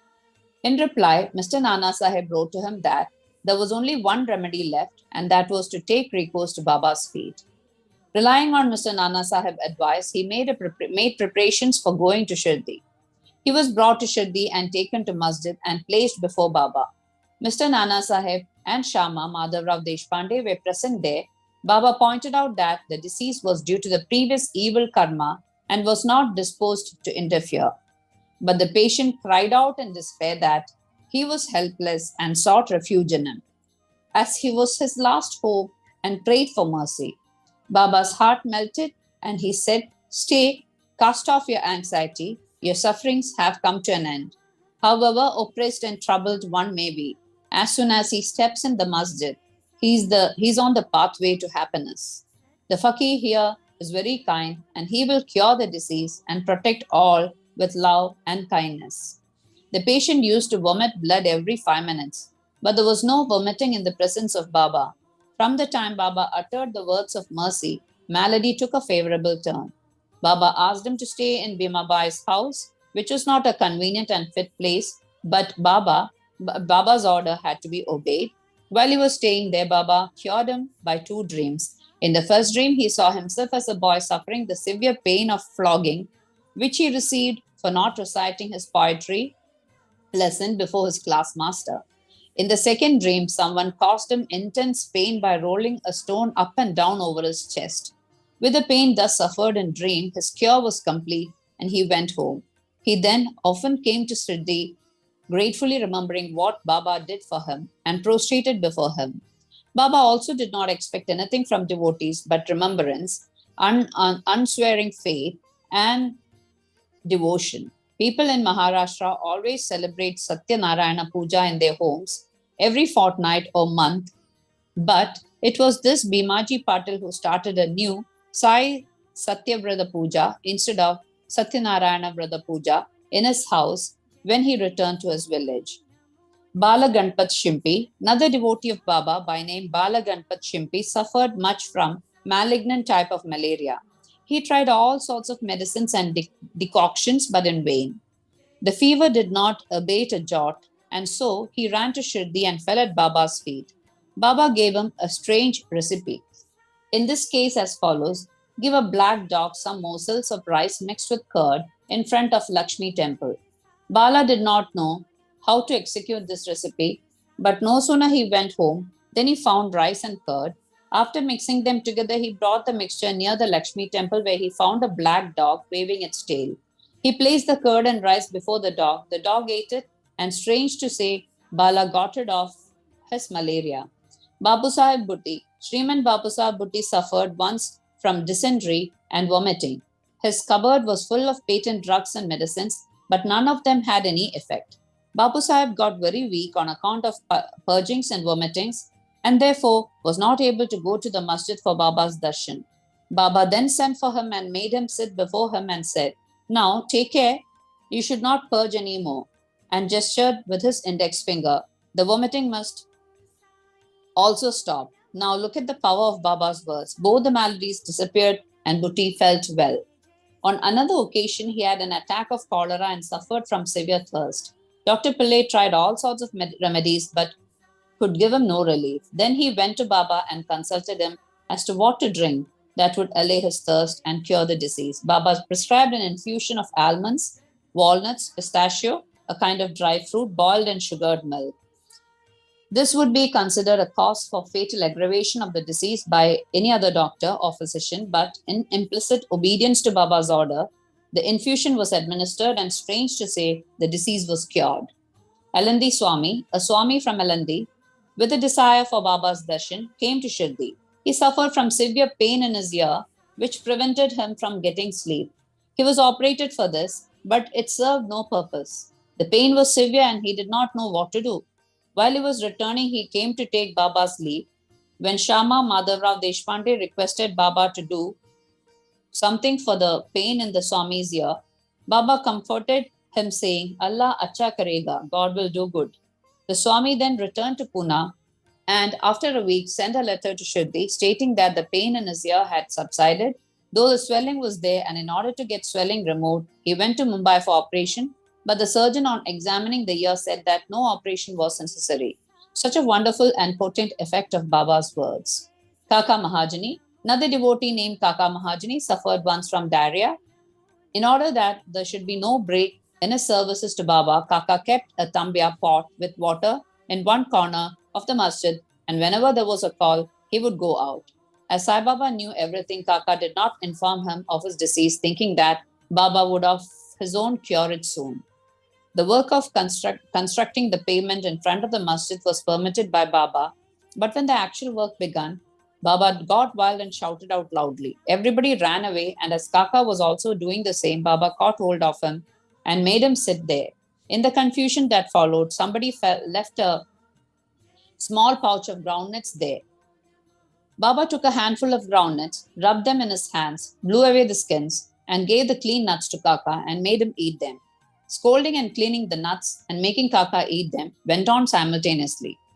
Baba himself ate some of them. Then, when the nuts were finished, Baba asked him to fetch water as he felt thirsty. Kaka brought a pitcher full of water. Then Baba drank some water and made Kaka also drink it.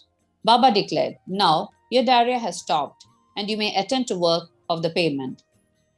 In the meanwhile, other people who had run away returned and started the work, and Kaka, whose motions had stopped, also joined them. Are groundnuts medicine for diarrhea? According to current medical opinion, groundnuts would aggravate the disease and not cure it. The true medicine in this, as in other cases, was Baba's word. Dattopant of Harda, a gentleman from Harda by name Dattopant, suffered from stomachache for about 14 years. None of the remedies gave him any relief. Then, on hearing Baba's fame, that he cures diseases by sight, he ran to Shirdi and fell at Baba's feet. Baba looked at him kindly and gave him blessings. When Baba placed his hand on his head and gave him udi with blessings, he felt relieved and there was no further trouble from the malady. Towards the end of the chapter, 3 cases are cited in footnotes. Madhavrao Deshpande suffered from piles. Baba gave him decoction of Sonamukhi Sena pods. This relieved him. Then after 2 years, the trouble recurred and Madhavrao took the same decoction without consulting Baba. The result was that disease aggravated, but later on it was cured by Baba's grace. Kaka Mahajin's elder brother, Gangadhar Pant, suffered for many years from stomach pain. Hearing Baba's fame, he came to Shirdi and requested Baba to cure him. Baba touched his belly and said, God will cure. From that time, there was no stomach pain and he was completely cured. Nana Sahib Chandrokar also once suffered from acute stomach pain. He was restless the whole day and night.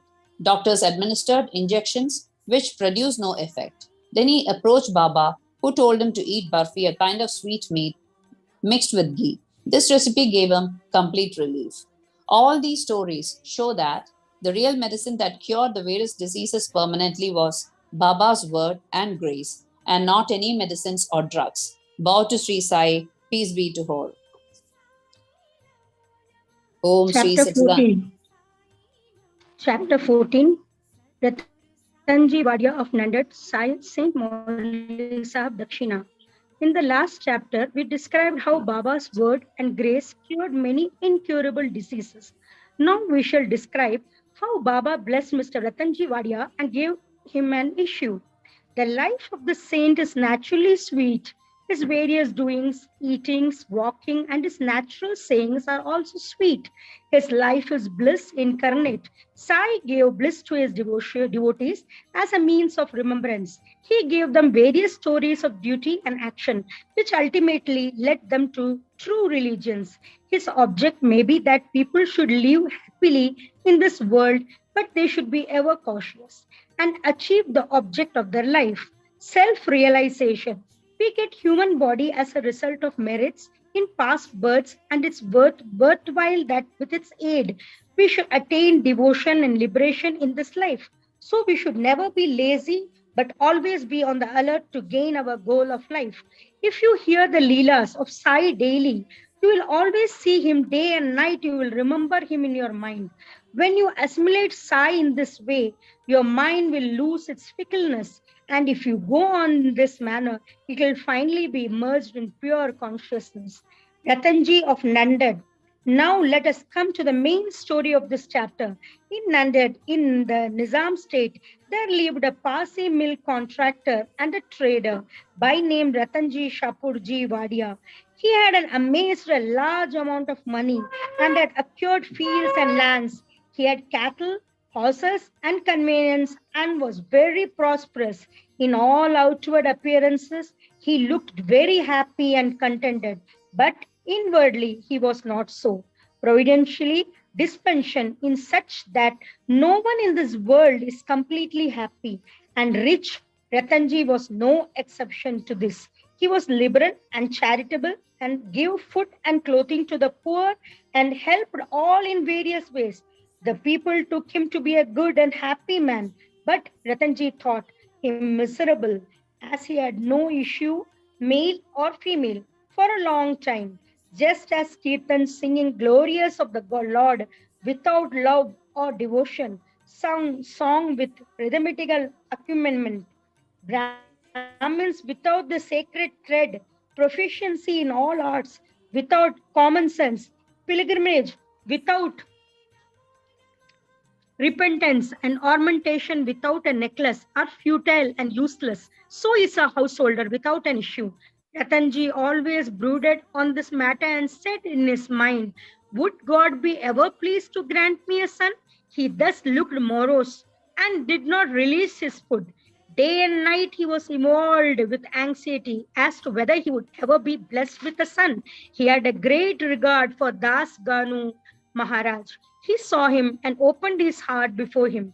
Das Ganu advised him to go to Shirdi, take Baba's darshan, fall at his feet and seek his blessings and pray for an issue. Ratanji liked the idea and decided to go to Shirdi. After some days, he went to Shirdi, took Baba's darshan and fell at his feet. Then opening a basket, he took out a beautiful garland of flowers and placed it around Baba's neck and offered him a basket of fruits.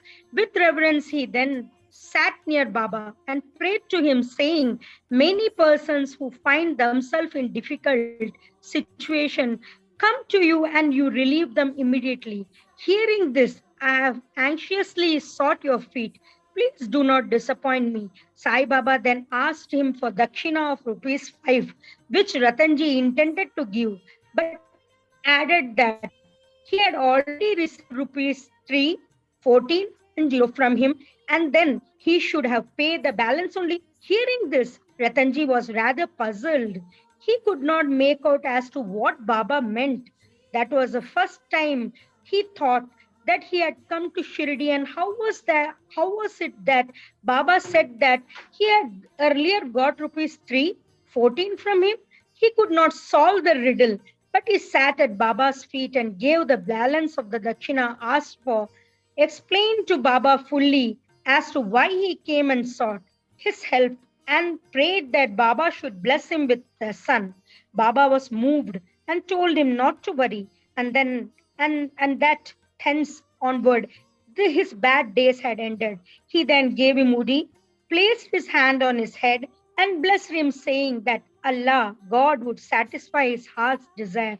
Then, after taking Baba's leave, Ratanji returned to Nanded and told Das Ganu everything that took place at Shirdi. He said that everything went on well there, that he got Baba's darshan and blessing with prasad. But there was one thing which he could not understand. Baba said to him that he had got rupees 3, 14 before. Please explain as to what Baba meant by this remark. He said to Das Ganu, I never went to Shirdi before, and how could I give him the sum to which Baba referred to Das Ganu too? It was puzzle, and he thought much over it for a long time. Some time afterwards, it struck him that Ratanji had received some days ago a Mohammedan saint by name Mauli Sahab in his house and had spent some money for his reception. This Mauli Sahab was a well-known saint of Nanded and worked as a porter. When Ratanji decided to go to Shirdi, this Mauli Sahab turned up at Ratanji's house. Ratanji knew him and loved him, so he gave a small party in his honor. Das Ganu got from Ratanji the memo of expenses of this reception, and everybody was wonderstruck to see that the memo of the expenses of this reception expenses amounted to exactly rupees 314, nothing more, nothing less. They all came to know that Baba was omniscient, that though he lived in Shirdi, he knew what happened outside, far away from Shirdi. In fact, he knew the past, present, and future. He could identify himself with anybody. In this particular instance, how could he know the reception given to Mauli Sahib and the amount spent therefore, unless he could identify himself with him and be one with him? Ratanji was satisfied with this explanation, and his faith in Baba was confirmed and increased. In he was blessed with son, and his joy knew no bounds. It's said that he had all a dozen issues, of which only 4 survived. In a footnote towards the end of this chapter, it is stated that Baba told Rao Bahadur Hari Vinayak Sate after the death of his first wife to remarry, and that he would get a son. R.B. Sate married second time. The first 2 issues by this wife were daughters and he therefore felt very despondent. But the third issue was son. Baba's word did come true and he was satisfied. Dakshina. Now we shall close this chapter with a few points about Dakshina. It's well-known fact that Baba always asked for Dakshina from people who went to see him. Somebody may ask a question, if Baba was a fakir and perfectly non-attached, why should he ask for Dakshina and care for money? We shall consider this question broadly now. First, for a long time, Baba did not take anything. He stored, burned matches and filled his pocket with them. He never asked anybody for anything, whether he be a devotee or otherwise. If anybody placed before him a paisa or 2, he purchased oil or tobacco. He was fond of tobacco, for he always smoked a beedi or chillam, an earthen pipe. Then some persons thought that they should not go to saint empty-handed and therefore placed some copper coins before Baba. If paisa was placed before him, he used to pocket it. If it was 2 paisa coin, it was returned immediately. Then after Baba's fame had spread far and wide, people began to flock in numbers and Baba began to ask dakshina from them. It's said in the Shruti Veda that puja of the gods is not complete unless a golden coin was offered. If a coin was necessary in the puja of the gods, why should it be not so in the puja of the saints also? Ultimately, the Shastras laid it down that when one goes to see God, king, saint, or guru, he should not go empty handed. He should offer something, preferably money. In this connection, we may notice the precepts recommended by the Upanishad. The Briharnayak Upanishad says that the Lord Prajapati advised the gods, men, and the demons by one letter, Da. The gods understood by this letter that they should practice Dhamma, self-control. The men thought or understood that they should practice Dhana, charity. The demons understood that they should practice Daya, compassion to men. Charity or giving was recommended. The teacher in the Taitra Upanishad exhorts his pupil to practice charity and other virtues.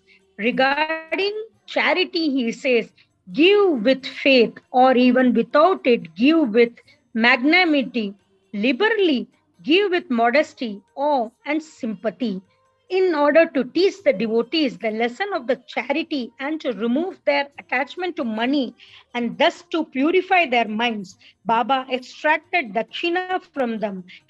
But there was this peculiarity, as Baba said that he had to give back 100 times more of what he received.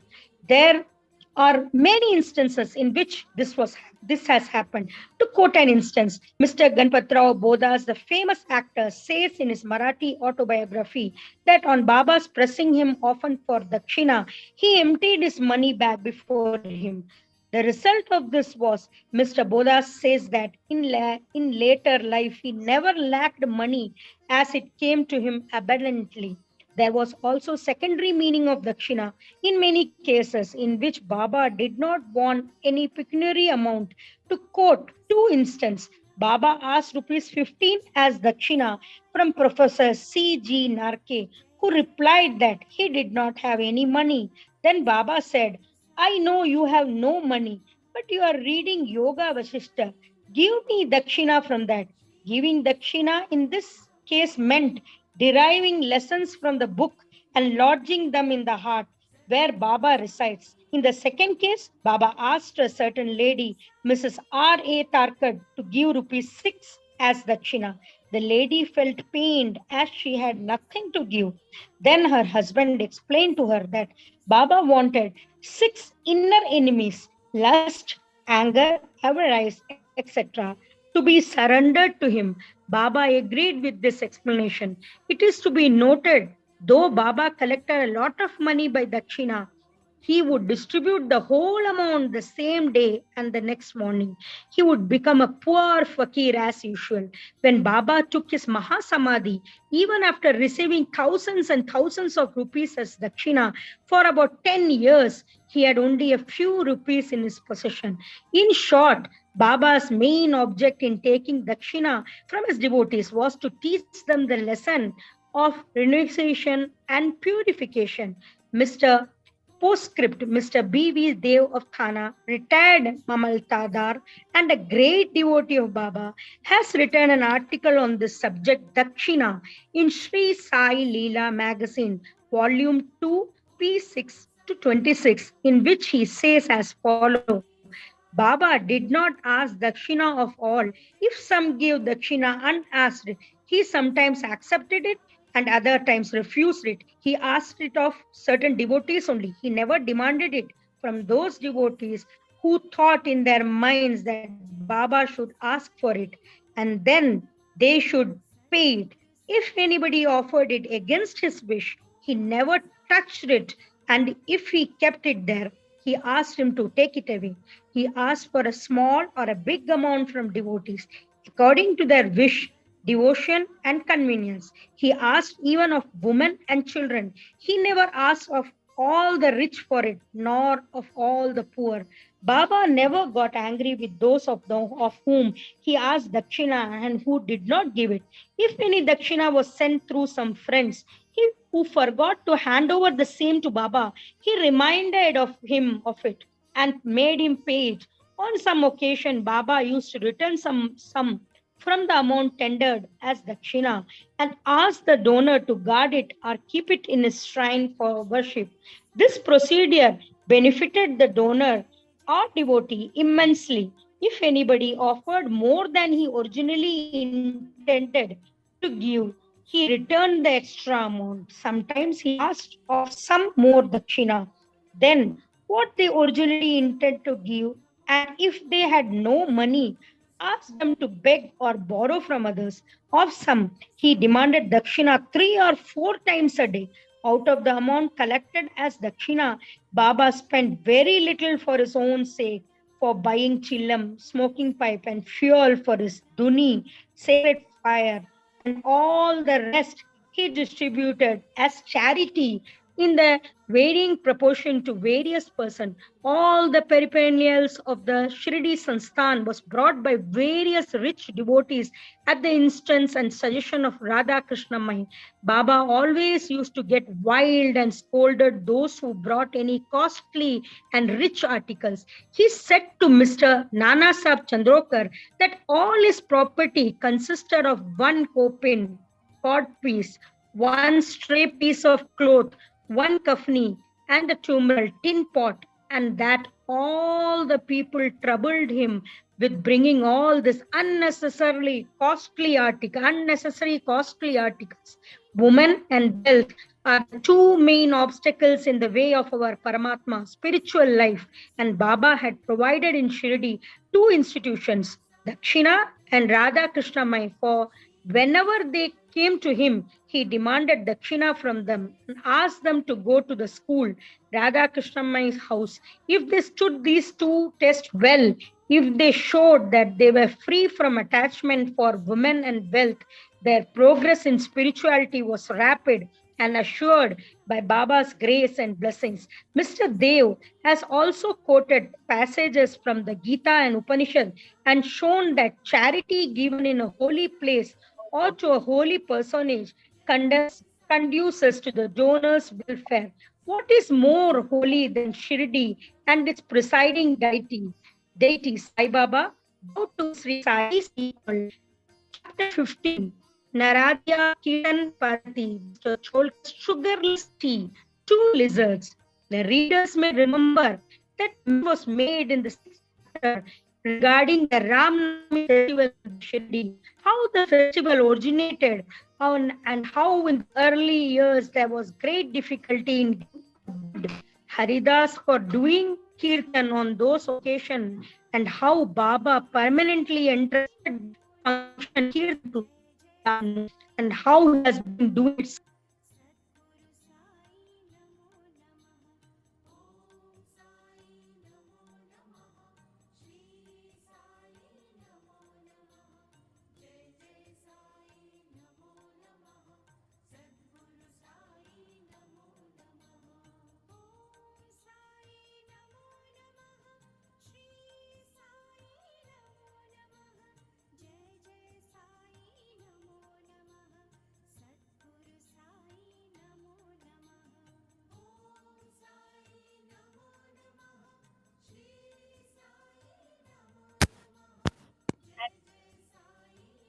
And how he has been doing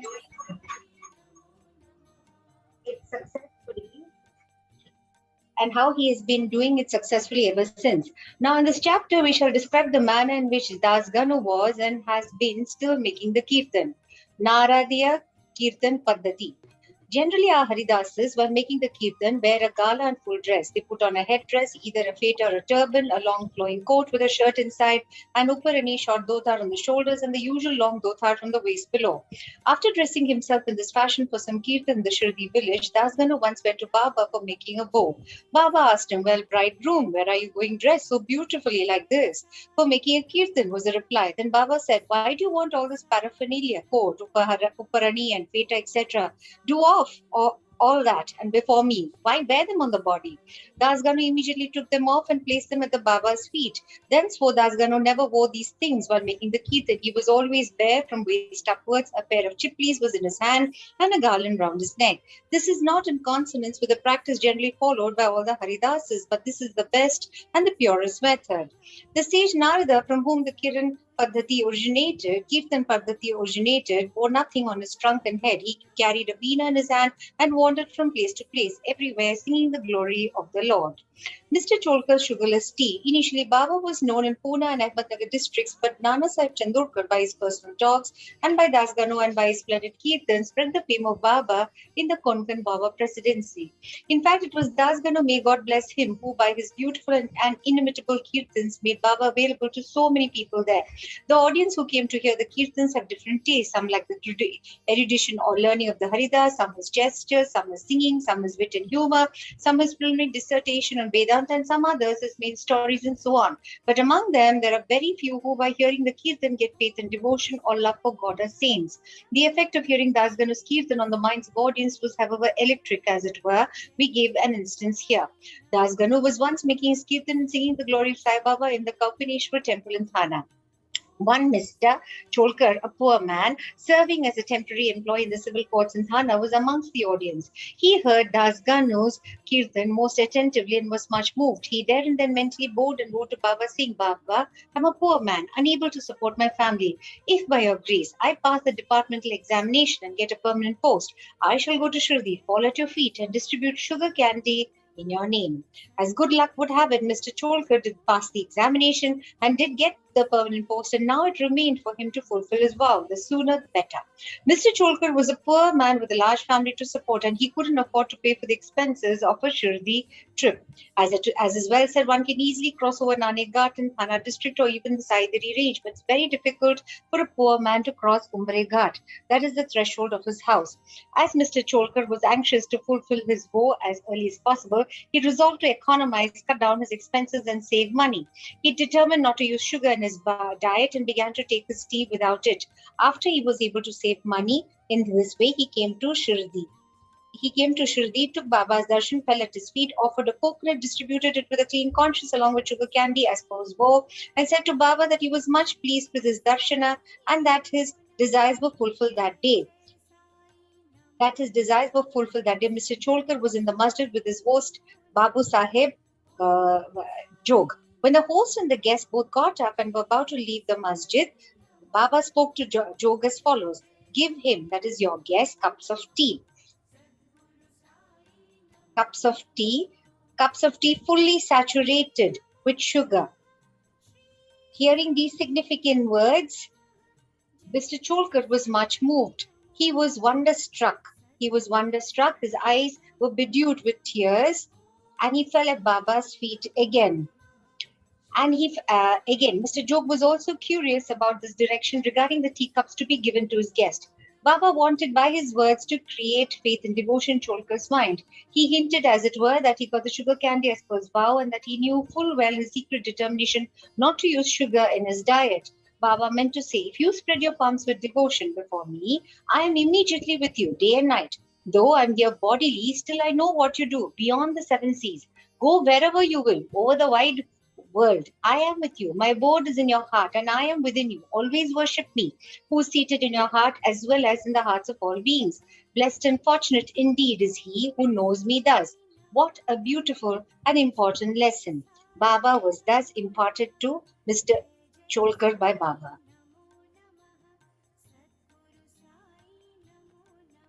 Two lizards. Now we close this chapter with the story of two little lizards. Once was sitting in it and was sat in front of him when a detective curiosity, the devotee asked Baba whether this ticking of lizards signified anything good or it was bad omen. Baba said that the lizard was overjoyed as a sister from Aurangabad was coming to see her. The devotee sat silent, not making out meaning of Baba's words. Immediately, a gentleman from Aurangabad came on horseback to see Baba. He wanted to proceed further, but his horse would not go as it was hungry and wanted grams. He took out a bag of grams from his shoulder to bring grams and dashed it on the ground to remove dirt. A lizard.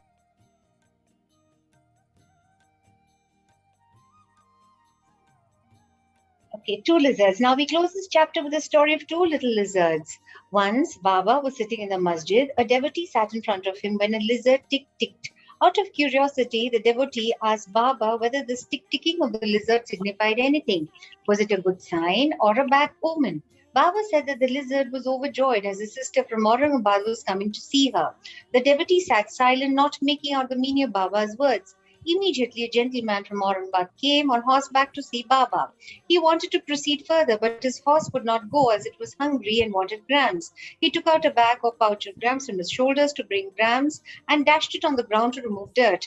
A lizard came out therefrom and in the presence of all climbed up the wall. Baba asked the questioner devotee to mark her well. She at once went strutting to her sister. Both sisters met each other after a long time, kissed and embraced each other, whirled round and danced with love. Where is Shirdi and where is Aurangabad? How should the man on horseback come there from Aurangabad with the lizard? And how should Baba make the prophecy of the meeting of the two sisters? All this is really very wonderful and proves the omniscience, the all-knowing nature of Baba. Postscript: he who respectfully reads this chapter or studies it daily will get all his miseries removed by the grace of the Sadguru Sai Baba. Bo to Shri Sai, peace be to all.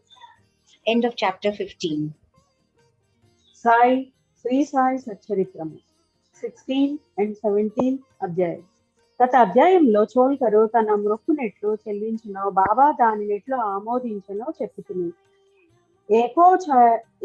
ఏకొంచెమైనను భక్తి ప్రేమలతో నచ్చిన దానిని ఆమోదించదననియు గర్వముతోనూ అహంకారముతోనూ ఇచ్చిన దానిని తిరస్కరించదననియు బాబా ఆ కథలో నిరూపించను. బాబా పూర్ణ సచ్చిదానంద స్వరూపుడగుటచే కేవలము బాహ్యతంతును లక్ష్య పెట్టివారు వారు ఎవరైనా భక్తి ప్రేమలతో ఏదైనా సమర్పించినచో మిక్కిలి సంతోషముతో ఆత్రముతో దానిని పుచ్చుకొనివారు.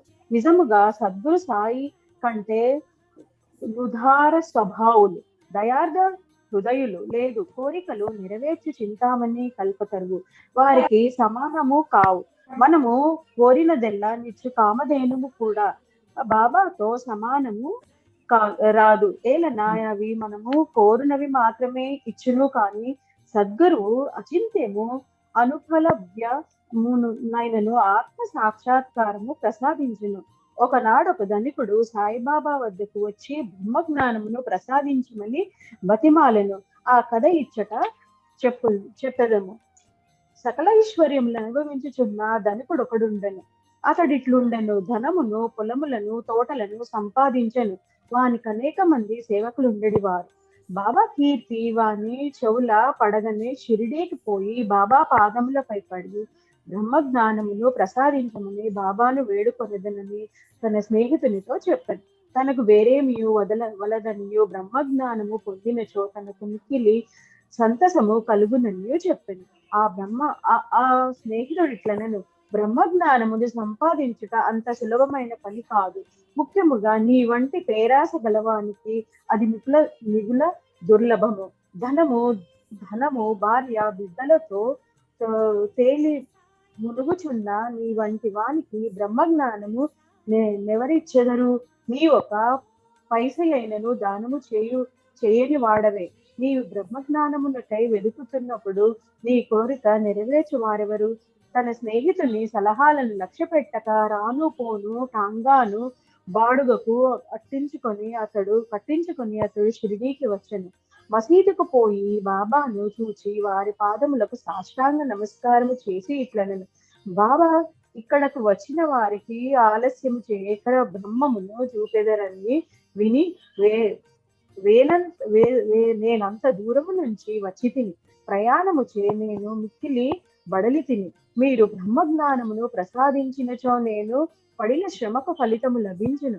బాబా ఇట్లు బదులు చెప్పాను, నా ప్రియమైన స్నేహితుడా, ఆతుర పడవద్దు, త్వరలో ఇప్పుడే నీకు బ్రహ్మమును చూపెదను. నాది నగదు బేరము కానీ అరువు బేరము కాదు. అనేక మంది నా వద్దకు వచ్చి ధనము, ఆరోగ్యము, పలుకుబడి, గౌరవము, ఉద్యోగము, రోగ నివారణము మొదలగు ప్రాపంచిక విషయములచే అడుగుదురు. నా వద్దకు వచ్చి బ్రహ్మ జ్ఞానమును నివ్వమని అడుగు వారు చాలా తక్కువ. ప్రపంచ విషయంలో కావాలనని అడుగు వారికి లోటు లేనే లేదు. పారమార్థిక విషయమైన యోచించువారు మిక్కిలి అరుడు. కావున ఇటువంటి వారు వచ్చి బ్రహ్మజ్ఞానము కావాలనని అడుగు సమయమున శుభమైనది, శ్రేయోదాయకమైనది కనుక సంతసముతో నీకు బ్రహ్మమును దానికి సంపాదించిన వానినన్నింటినీ చూసెదను. ఇట్లని బాబా వానికి బ్రహ్మము చూపుచుటకు మొదలెడును. వాణి ఇక్కడ కూర్చుండమని ఏదో సంభాషణలోనికి దించెను. అప్పటికతడు తన ప్రశ్న తానే మరచినట్లు చేసెను. ఒక బాలుని పిలిచి నందు మార్వాడి వద్దకు పోయి 5 రూపాయలు చేబదులు తెమ్మనను. కుర్రవాడు పోయి వెంటనే తిరిగి వచ్చి నందు ఇంటి వద్ద లేడనియు వాని ఇంటి వాకిలి తాళము వేసి ఉన్నదనియు చెప్పెను. కిరాణా దుకాణందారు బాల వద్దకు పోయి ఉప్పు తెమ్మని బాబా అనెను. ఈసారి కూడా కుర్రవాడు వట్టి చేతులతో తిరిగి వచ్చెను. ఇంతకిద్దరు ముగ్గురి వద్దకు పోగా ఫలితము లేకపోయాను. సాయిబాబా సాక్షాత్ పరబ్రహ్మావతారమే అనియు మనకు తెలియను. అయినచో 5 రూపాయలు అప్పు చేయవలసిన అవసరమేమి? వారికి అంత చిన్న మొత్తముతో నేను పని అని ఎవరైనా అడగవచ్చును. వారికి ఆ డబ్బు అవసరము లేదు. నందు మరియు చాలా ఇంటి వద్ద లేరని వారికి తెలిసియే యుండును. ఇది అంతయు బ్రహ్మజ్ఞానము కోరి వచ్చిన వాని కొరకై జరిపించి ఎందురు. ఆ పెద్ద మనిషి వద్ద నోట్ల కట్టలి ఉండను. అతనికి నిజముగా బాబా వద్ద నుంచి బ్రహ్మజ్ఞానము కావలసి ఉన్నచో బాబా అంతా ప్రయాస పడుతున్నప్పుడు అతడు ఊరకనే కూర్చుండడు. బాబా ఆ పైకప్పును తిరిగి ఇచ్చి వేయుమని కూడా వానికి తెలియను. అంత చిన్న మొత్తం అయినప్పటికీ వాడు తెగించి ఇవ్వలేకపోయాను. అట్టి వానికి బాబా వద్ద నుంచి బ్రహ్మజ్ఞానము కావలనట. నిజముగా బాబా యందు భక్తి ప్రేమను కలవాడైనను వెంటనే 5 రూపాయలు తీసి ఇచ్చి ఉండను. కానీ ప్రేక్షకుని వలె ఊరకే చూచుతూ కూర్చుని ఉండడు.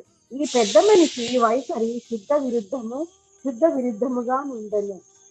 వాడు డబ్బు ఇవ్వలేదు సరికదా బాబాను త్వరగా బ్రహ్మజ్ఞానం ఇవ్వమని తొందర పెట్టుచుండను. అప్పుడు బాబా ఇట్లనెను, ఓ మిత్రుడా, నేను నడుపుచున్న దాని అంతటిని గ్రహించలేకుంటివా ఏమి? ఇచ్చట కూర్చుండి నీవు బ్రహ్మమును చూచుటకై ఇదంతయు జరుపుతున్నాను. సూక్ష్మముగా విషయమిది. బ్రహ్మమును చూచుటకు 5 వస్తువులు సమర్పించవలను. అవి ఏవనా? పంచ ప్రాణములు, పంచేంద్రియములు, మనస్సు, బుద్ధి, అహంకారము, బ్రహ్మజ్ఞానము లేదా ఆత్మ సాక్షాత్కారము పోవు దారి చాలా చాలా కఠినమైనది. అది పక్షివాదర వలె మిక్కిలి పదునైనది. అట్లనుచు బాబా ఈ విషయమునకు సంబంధించిన సంగతులన్నీ చెప్పెను. వాటిని క్లుప్తముగా ఈ దిగువ పొందుపరిచితిని. బ్రహ్మజ్ఞానము లేదా ఆత్మ సాక్షాత్కారము యోగ్యత. అందరూ తమ జీవితంలో బ్రహ్మమును చూడలేరు. దానికి కొంత యోగ్యత అవసరము. ముముక్షుత లేదా స్వేచ్ఛ నందుటకు తీవ్రమైన కోరిక. ఎవడైతే తాను బద్ధుడనని గ్రహించి బంధనముల నుండి విడవడుటకు కృతనిశ్చయుడై శ్రమపడి ఇతర సుఖములకు లక్ష్య పెట్టక దానిని పొందుటకై ప్రయత్నించినచో వాడి ఆధ్యాత్మిక జీవితమును కరపుడు. విరక్తి లేదా ఇహపర సౌఖ్యమునందు విసుగు చెందుట.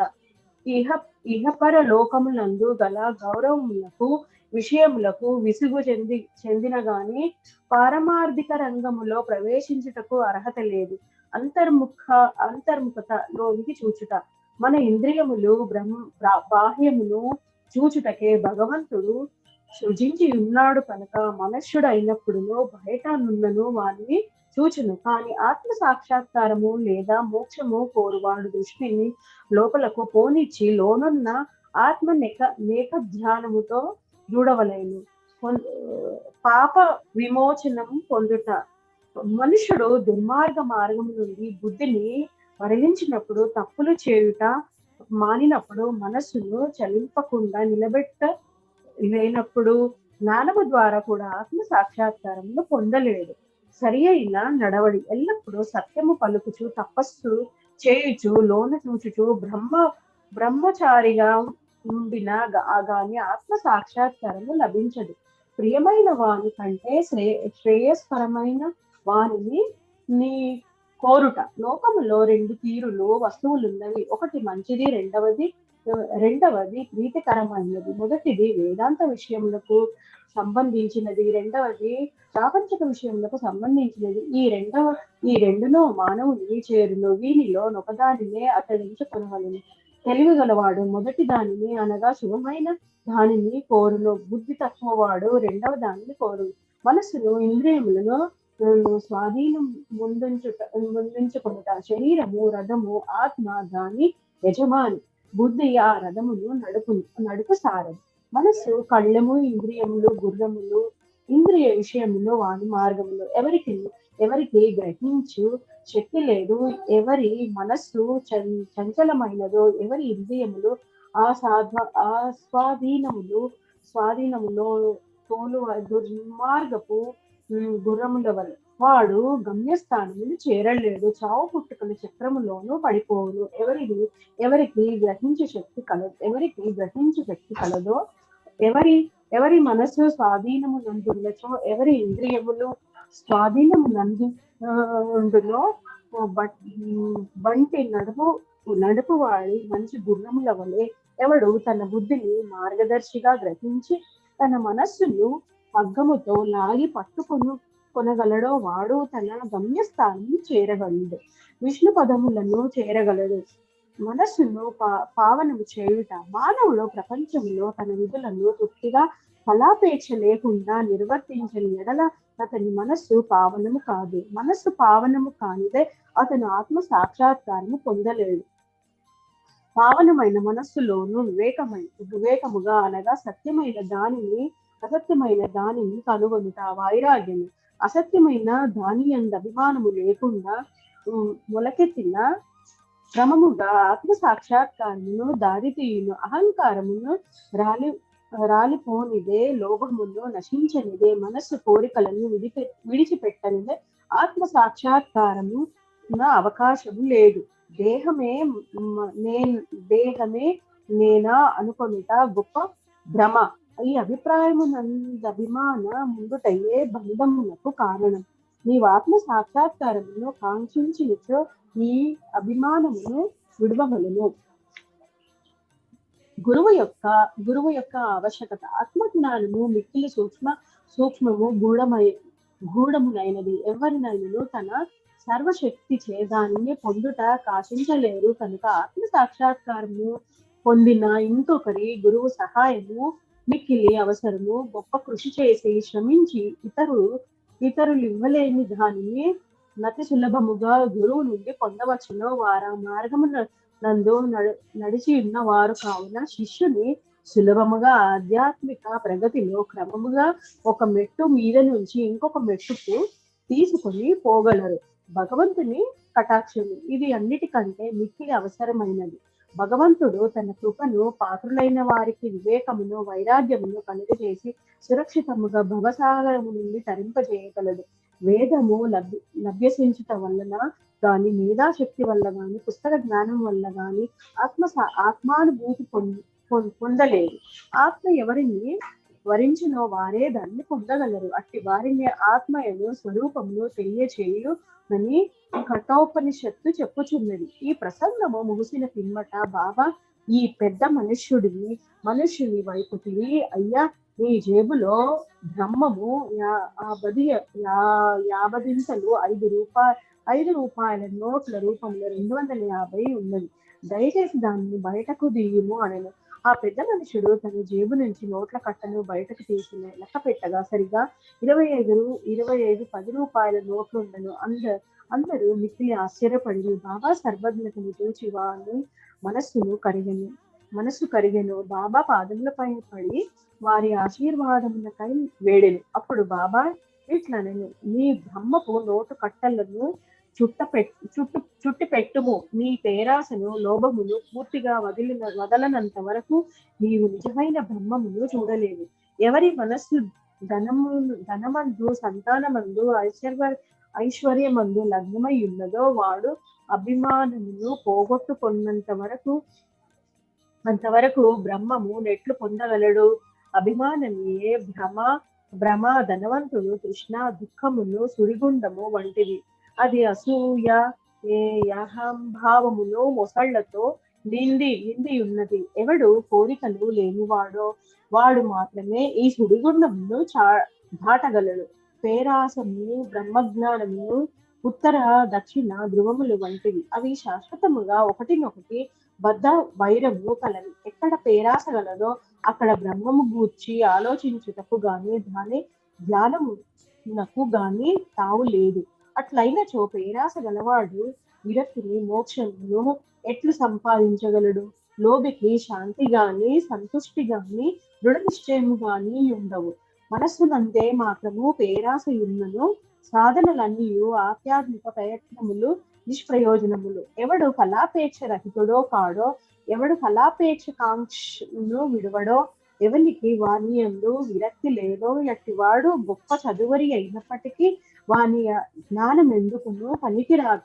ఆత్మ సాక్షాత్కారం పొందుట ఇది వానికి సహాయపడదు. ఎవరి అహంకార పూరితిలో ఎవరి విషయముల గూర్చి ఎల్లప్పుడూ చింతించదరో వారికి గురు బోధలు నిష్ప్రయోజనములు. మనస్సును పవిత్రమునర్చుట తప్పనిసరి అవసరము. అది లేనిచో మన ఆధ్యాత్మిక ప్రయత్నములన్నీ ఆడంబరము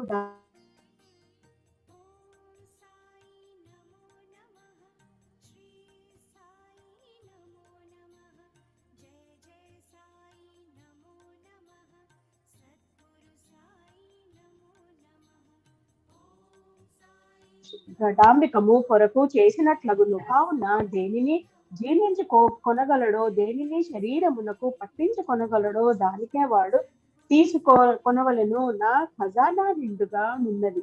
ఎవరికేది కావలసిన దానిని వారికి ఇవ్వగలరు. కానీ వానికి పుచ్చుకొను యోగ్యత గలదా లేదా అని నేను మొదట పరీక్షించవలను. నేను చెప్పిన దానిని జాగ్రత్తగా విన్నచో నీవు తప్పక మేలు పొందెదవు. ఈ మసీదులో కూర్చొని నేనెప్పుడు అసత్యములు పలుకను. ఒక అతిథిని ఇంటికి పిలిచినప్పుడు ఇంటిలోని వారు, అక్కడున్న వారు, స్నేహితులు, బంధువులు కూడా అతిథితో పాటు విందులో పాల్గొందురు. కావున నప్పుడు మసీదులో ఉన్న వారందరూ బాబా ఆ పెద్ద మనుషులకు చేసిన ఈ ఆత్మిక విందులో పాల్గొని బాబా ఆశీర్వాదములను పొందిన పిమ్మట అచ్చట ఉన్న వారందరూ ఆ పెద్ద మనిషితో సహా మిక్కిలి సంతోషముతో సంతుష్టి చెందిన వారై వెళ్ళిపోయేది. బాబా వారి వైశిష్టము. అనేక మంది సన్యాసులు ఇల్లు విడిచి అడవులలోని గుహలలోను ఆశ్రమములలోను ఒంటరిగా నుండి జన్మరాహిత్యమును గాని మోక్షమును గాని సంపాదించుటకు ప్రయత్నించదురు. వారితరుల గూర్చి ఆలోచించక ఆత్మానుసంధానముందే మునిగి ఉందురు. సాయిబాబా అట్టి వారు కారు. బాబాకు ఇట్లు గాని భార్య గాని సంతానము గాని బంధువులు గాని లేరు. అయినప్పటికీ వారు సమాజములోని ఉండేవారు. బాబా 4-5 ఇండ్ల నుండి భిక్ష చేసి ఎల్లప్పుడూ వేప చెట్టు కిందనే కూర్చుండేవారు. లౌకిక విషయములందు మగ్నులైన జనులకు ఈ ప్రపంచములో నెట్లు ప్రవర్తించవలేనో బోధించడివాడు. ఆత్మ సాక్షాత్కారము పొందిన పిమ్మట కూడా ప్రజలు క్షేమమునకై పాటుపడు సాధువులు యోగులు మిక్కిలి అరుదు. అట్టి వారిలో శ్రీ సాయిబాబా ప్రథమ ధన్యులు.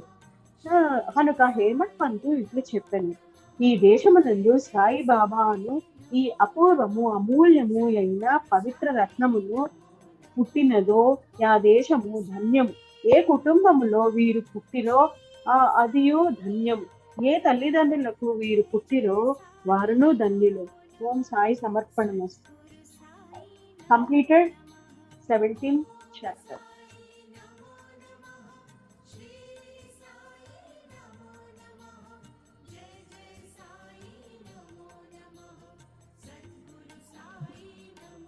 Sai Ram, can you hear me?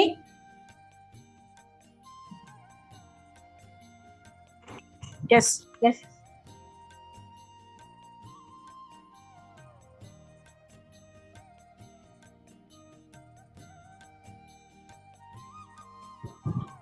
Can you hear me now? Yes, mommy, continue. Okay, chapter 18 and 19. How Hemad Band was accepted and blessed, stories of Mr. Sathe and Mrs. Deshmukh, encouraging good thoughts to fruition, variety in Upadesh, teaching regarding slander and remuneration for labor.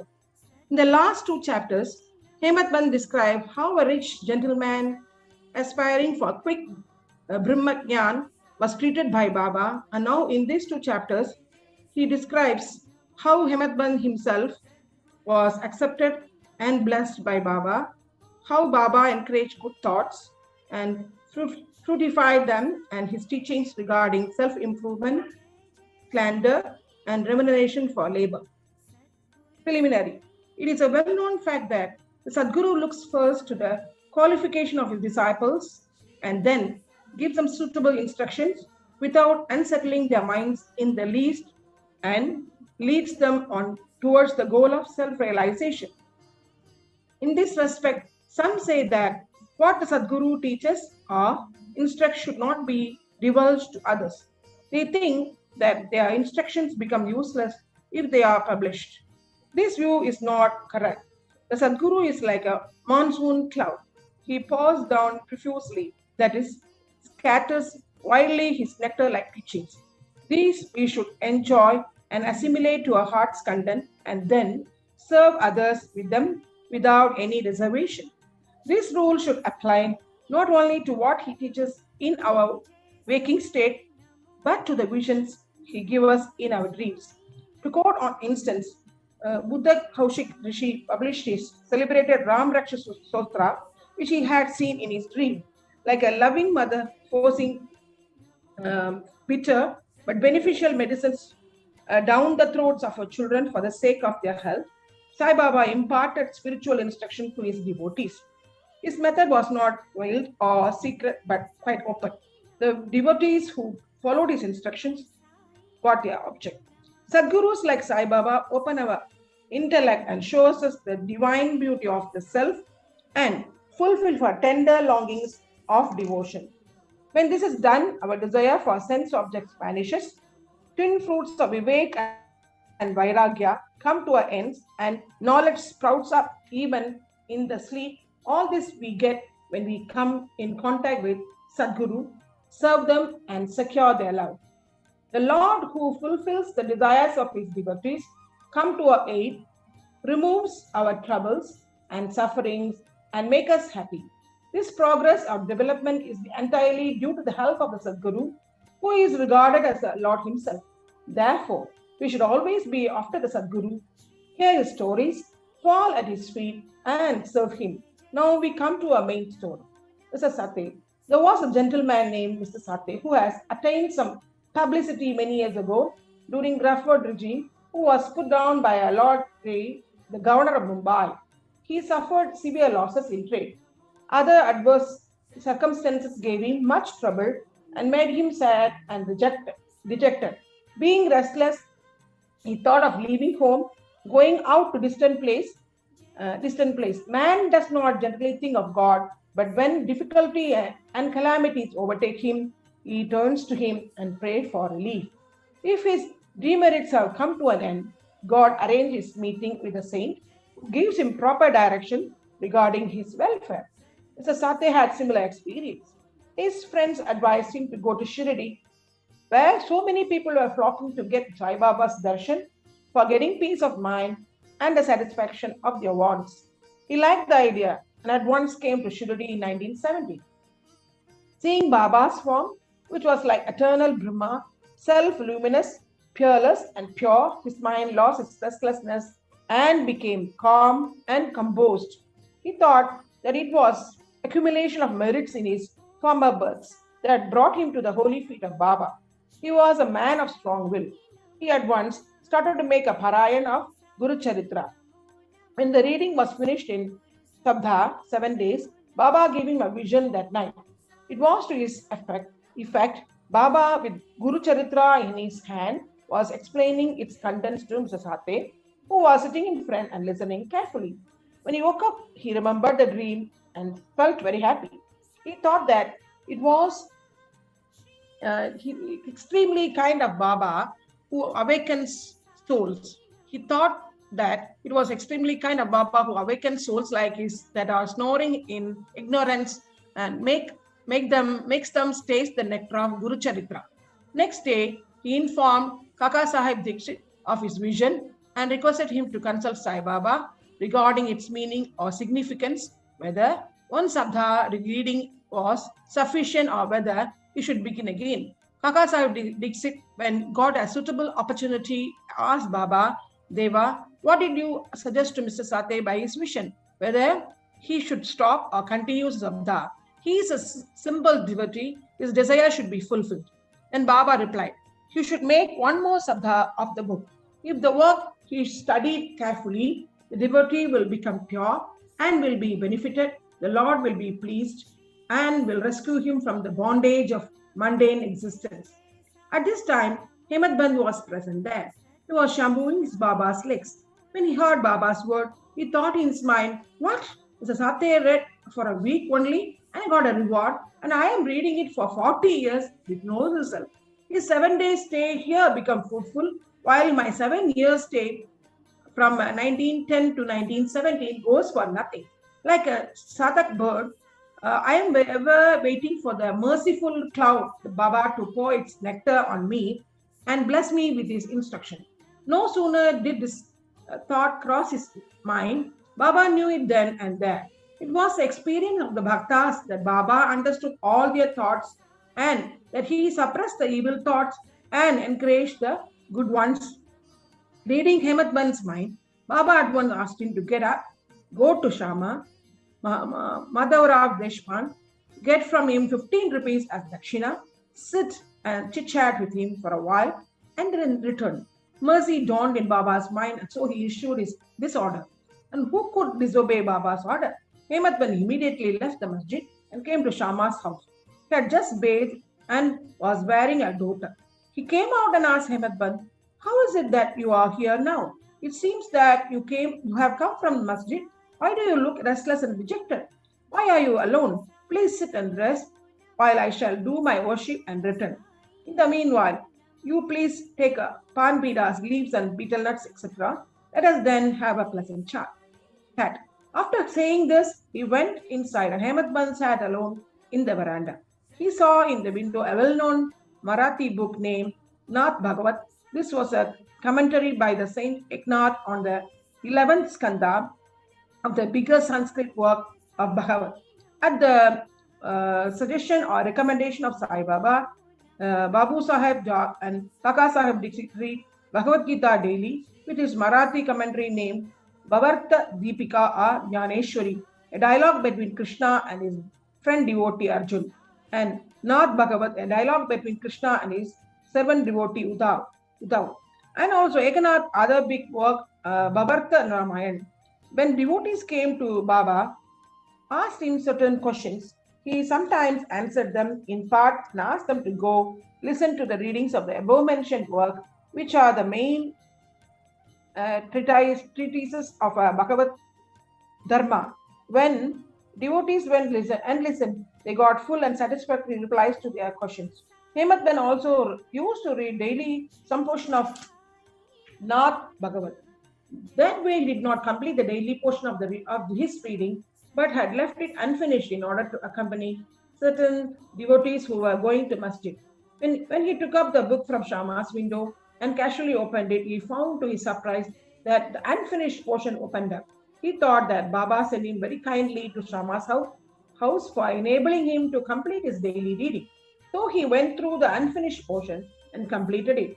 As soon as this was over, Shama, after doing his worship, came out and the following conversation took place between them. Hemadband, I have come with a message from Baba. He has asked me to return with 15 rupees as dakshina from you, also to sit with you for a while and have a pleasant chit chat and then return to the masjid with you. Shama replied with surprise, I have no money to give. Take my 15 namaskars, prostrations in lieu of rupees as dakshina to Baba.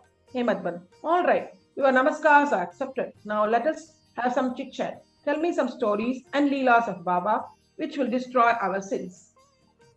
Shama replied, then sit here for a while. Wonderful is the spot, leela of this god. You know it already. I am a village rustic, while you are enlightened citizen. You have seen some more leelas since you are coming over here.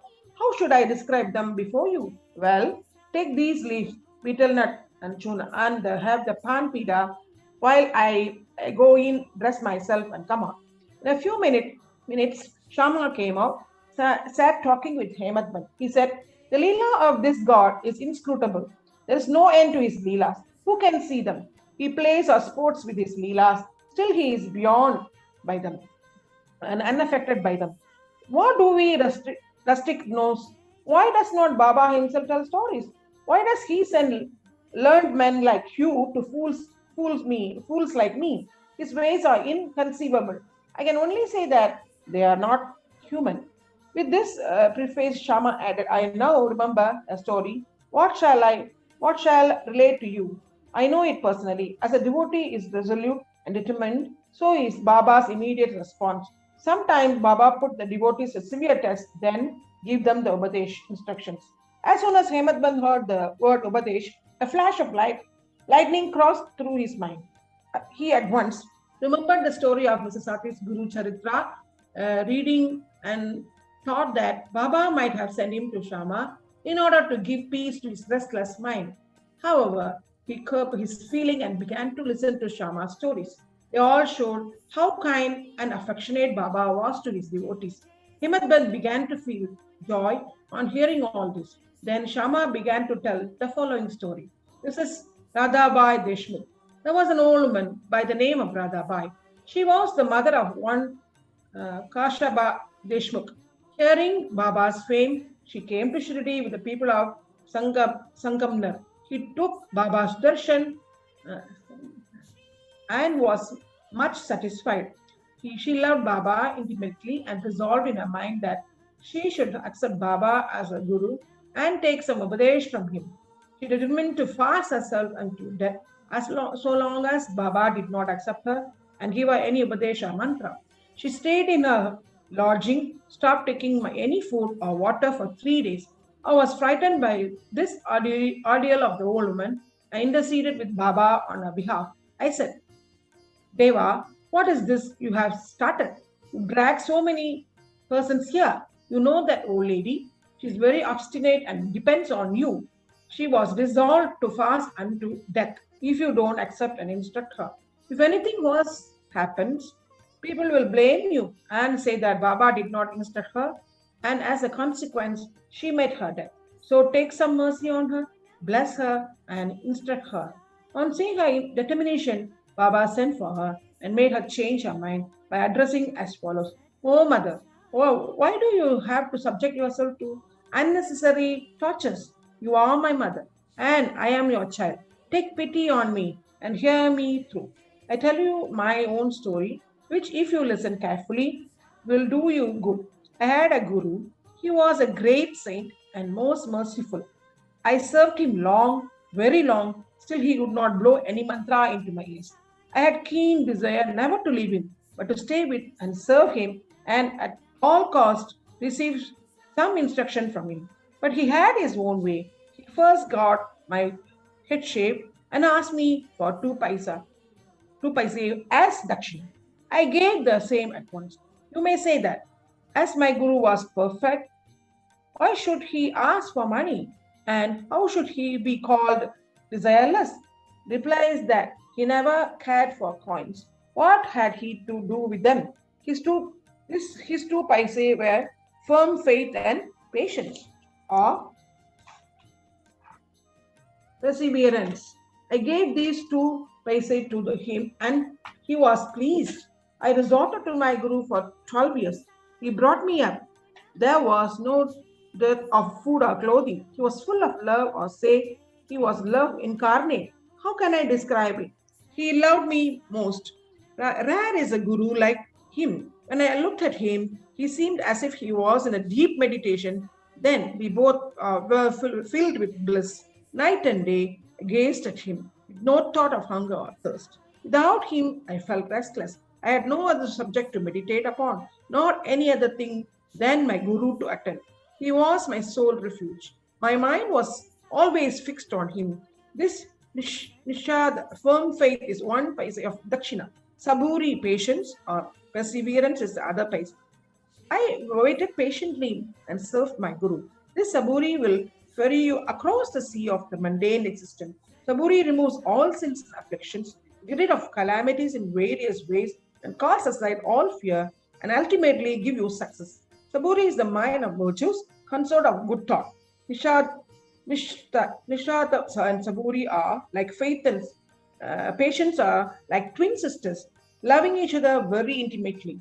My guru never expected any other thing from me. He never neglected me, but protected me at all times. I lived with him and was sometimes away from him still. I never felt the absence of his love. He always protected me by his glance, just as the tortoise feeds her young ones, whether they are near her or away from her on the other side of the bank, by her loving glances. Oh, mother, my guru never taught me any mantra then. How shall I blow any mantra in your ears? Just remember that Guru's tortoise-like loving glance give us happiness. Do not try to get mantra or Vadesh from anybody. Make me the sole object of your thoughts and action, and you will no doubt attain Paramartha, the spiritual goal of life. Look at me wholeheartedly, and I in turn look at you. Sitting in this masjid, I speak the truth, nothing but the truth. No sadhana or proficiency in the 6 shastras is necessary. Have faith and confidence in your guru. Believe that guru is the sole actor or doer. Blessed is he who knows the greatness of his guru and thinks him to be Hari, Hara, and Brahma, Trimurti incarnate. Instructed in this way, the old lady was convinced. She bowed to Baba and gave up her fast. Hearing the story carefully and attentively and marking its significance and appropriateness, Ahmed Band was most agreeably surprised. On seeing this wonderful Leela of Baba, he was moved from top to toe. He was overflowing with joy. His throat was choked and he was not able to utter a single word. Shama, on seeing him in this condition, asked him, "What is the matter with you? Why are you silent? How shall I describe the innumerable Leelas of Baba?" Just at this time, the bell in the masjid began to ring, proclaiming that the noon worship and Arati ceremony had begun. Therefore, Shama and Ahmed Band hurried to the masjid. Babu Sahib job and had just started the worship. Women were up in the masjid. Men were standing below in the open courtyard, and they were all singing in Arati in chorus to the accompaniment of drums. Shama went up, pulling Ahmed Band with him. He sat to the right and Ahmed Band in front of Baba. On seeing them, Baba asked Ahmed Band to give a dakshina brought from Shama. He replied that Shama gave namaskars in lieu of rupees and he was there in person. Baba said, "All right, now let me know whether you both had a chit chat, and if so, tell me all that you talk about." Not minding the sounds of the bell, the drum, and the chorus songs, Ahmed Band was eager to tell Baba what they had talked about and started to narrate it. Baba was also anxious to hear, and so he left the bolster and leaned it forward. Ahmed Band said all that they talked about was very pleasant, especially the story of the old lady was most wonderful, and that on hearing it, he thought that his leelas were inexplicable and under the guise of that story. He really blessed him. Baba then said, "Wonderful is the story. How were you blessed? I would like to know everything in detail from you, so tell me all about it."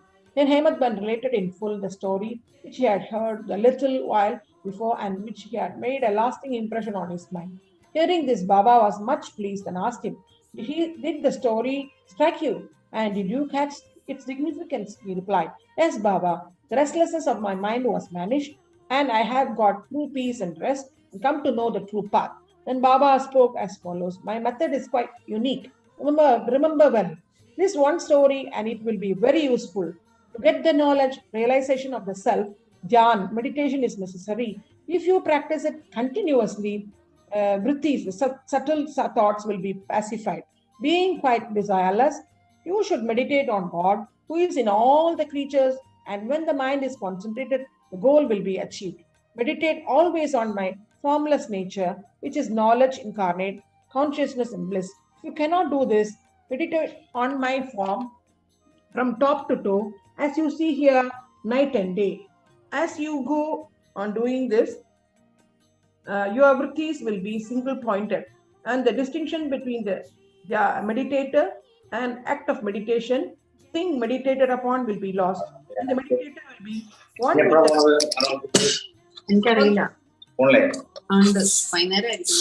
meditator will be one with the consciousness and merge in the Brahma. The tortoise is on one bank of river, her young ones are on the other. She gives neither milk nor warmth to them. Her mere loving glance gives them nutrition. The young ones do nothing but remember their mother. The tortoise glances to the young ones, the only source of sustenance and happiness. Similar is the relation between the Guru and disciples. When Baba uttered these words, the chorus of Arati songs was over, and all cried out loudly in unison, Victory be to our Sadguru Sai Maharaj, who is pure consciousness, knowledge and bliss. Dear readers, let us imagine that we are at this time standing among the crowd in the masjid, and let us join them in this Jai Jaikar. After the Arati ceremony was over, Prasad was distributed. Babu Sahib Jao came forward as usual. After saluting Baba, gave into his palm a handful of sugar candy. Baba pushed all this into the hands of Hematban and said to him, If you take this story to heart and remember it well, your state will be sweet as the sugar candy, all your desires will be fulfilled, and you will be happy. Hematban bowed down to Baba and implored, Do favor me like this, bless and protect me always. Baba replied, Hear this story, meditate on it and assimilate its spirit. Then you will always remember and meditate on the Lord, who will manifest himself to you. Dear readers, Hematban got prasad of sugar candy, and we now get the prasad of sugar candy or nectar of the story. Let us bring it to our heart's content, meditate on it, assimilate it, and be strong and happy by grace, by Baba's grace. Amen. Towards the end of the 19th chapter, Hematban was dealt with some other matters which are given below. Baba's advice regarding our behavior. The following words of Baba are of general welfare invaluable. If they are kept in mind and acted upon, they will always do you good. Unless there is some relationship or connection, nobody goes anywhere. If any men or creatures come to you, do not discourteously drive them away and receive them well, but receive them well and treat them with a due respect. Sri Hari, God will be certainly pleased if you give water to the thirsty, bread to the hungry, clothes to the naked, and your veranda to strangers for resting. If anybody wants any money from you and you are not inclined to give, do not give, but do not bark at him like a dog. Let anybody speak hundreds of things against you. Do not listen by giving any bitter reply. If you tolerate such things, you will certainly be happy. Let the world go topsy-turvy. You remain where you are, standing in your own place, look on calmly at the show of all things passing before you. Demolish the wall of difference that separates you from me, and then the road for our meeting will be clear and open. The sense of differentiation as I and go is the barrier that keeps away the disciple from his master, and unless that is destroyed, the state of union is not possible. Allah Malik, that is, God is the sole proprietor. Nobody else is our protector. His method of work is extraordinary, invaluable, inscrutable. His will be done, and he will show us the way and satisfy our heart's desire. It is on account of Dinabandha form a relationship. Let we have come together. Let us love and serve each other and be happy. He who attains the supreme goal of life is immortal and happy.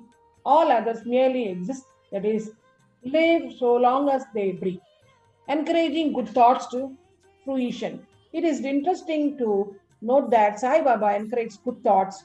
You have to surrender yourself completely to him with love and devotion, and then you will see how he helps you throughout.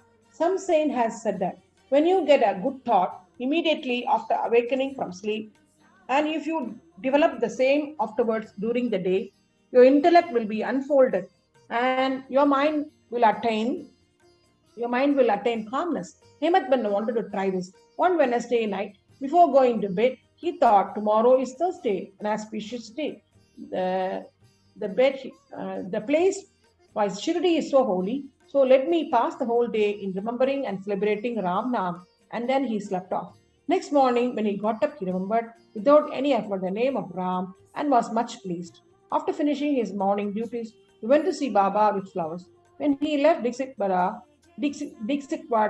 and was passing by Butiwada, present Samadhi Mandir, he heard a beautiful song that was being sung nicely by an Aurangabadka in the masjid before Baba. The song was Guru Kripanchan Bayo Mere Bhai, etc. by Eknath, in which he said that he got delirium in the form of his Guru's grace, which opened his vision and made him see Ram in and out, in sleep, dream, and waking state, and everywhere. There were so many songs, but why was this song was particularly chosen by Aurangabadkar, a devotee of Baba? Is this a not curious coincidence arranged by Baba to amplify the determination of Hemant to sing unceasingly Ram Nam during the day?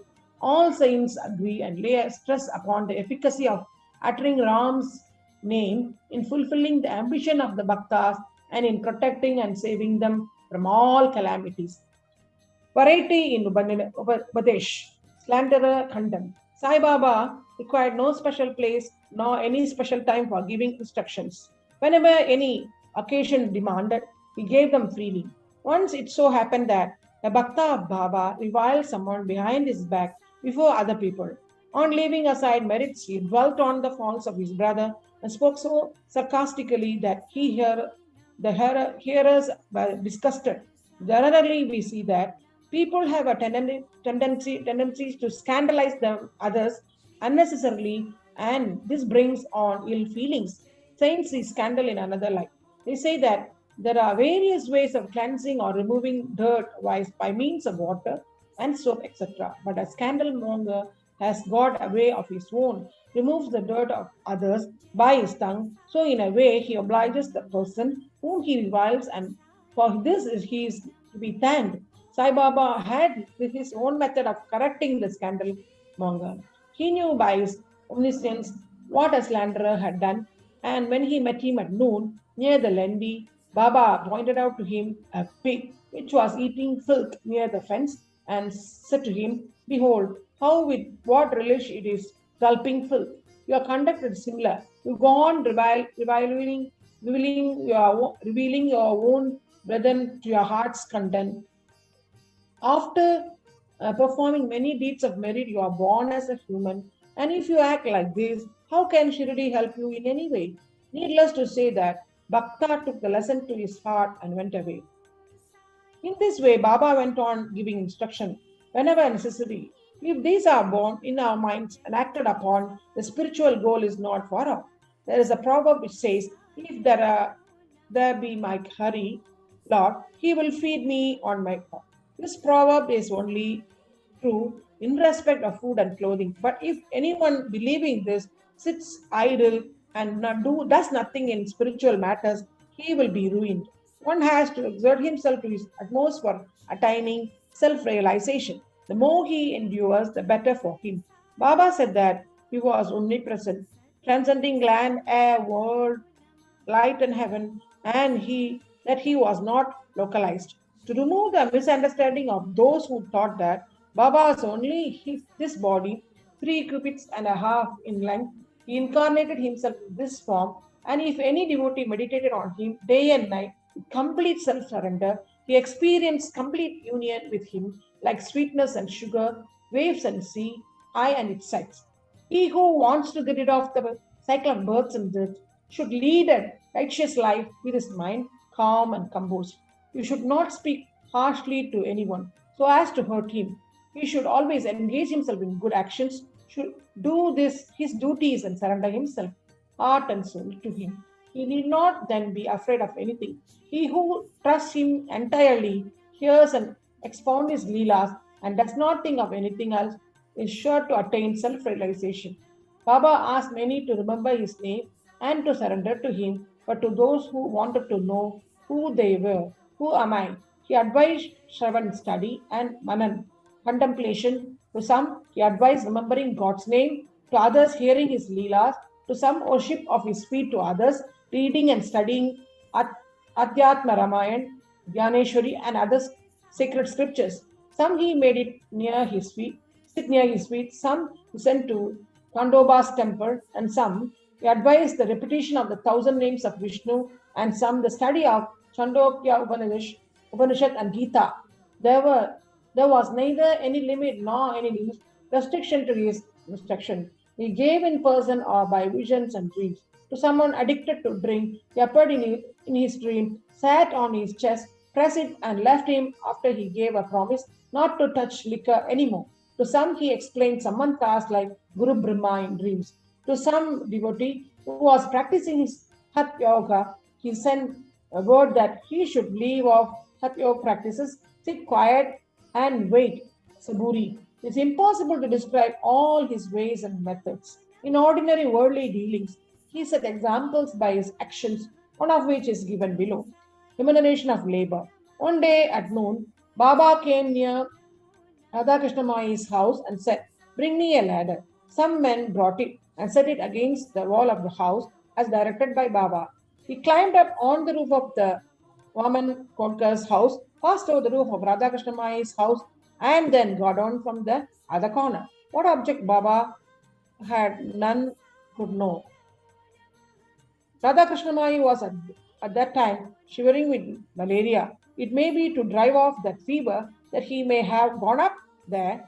Immediately after getting down, Baba paid 2 rupees to the person who brought the lad. Somebody asked Baba why he paid so much for this.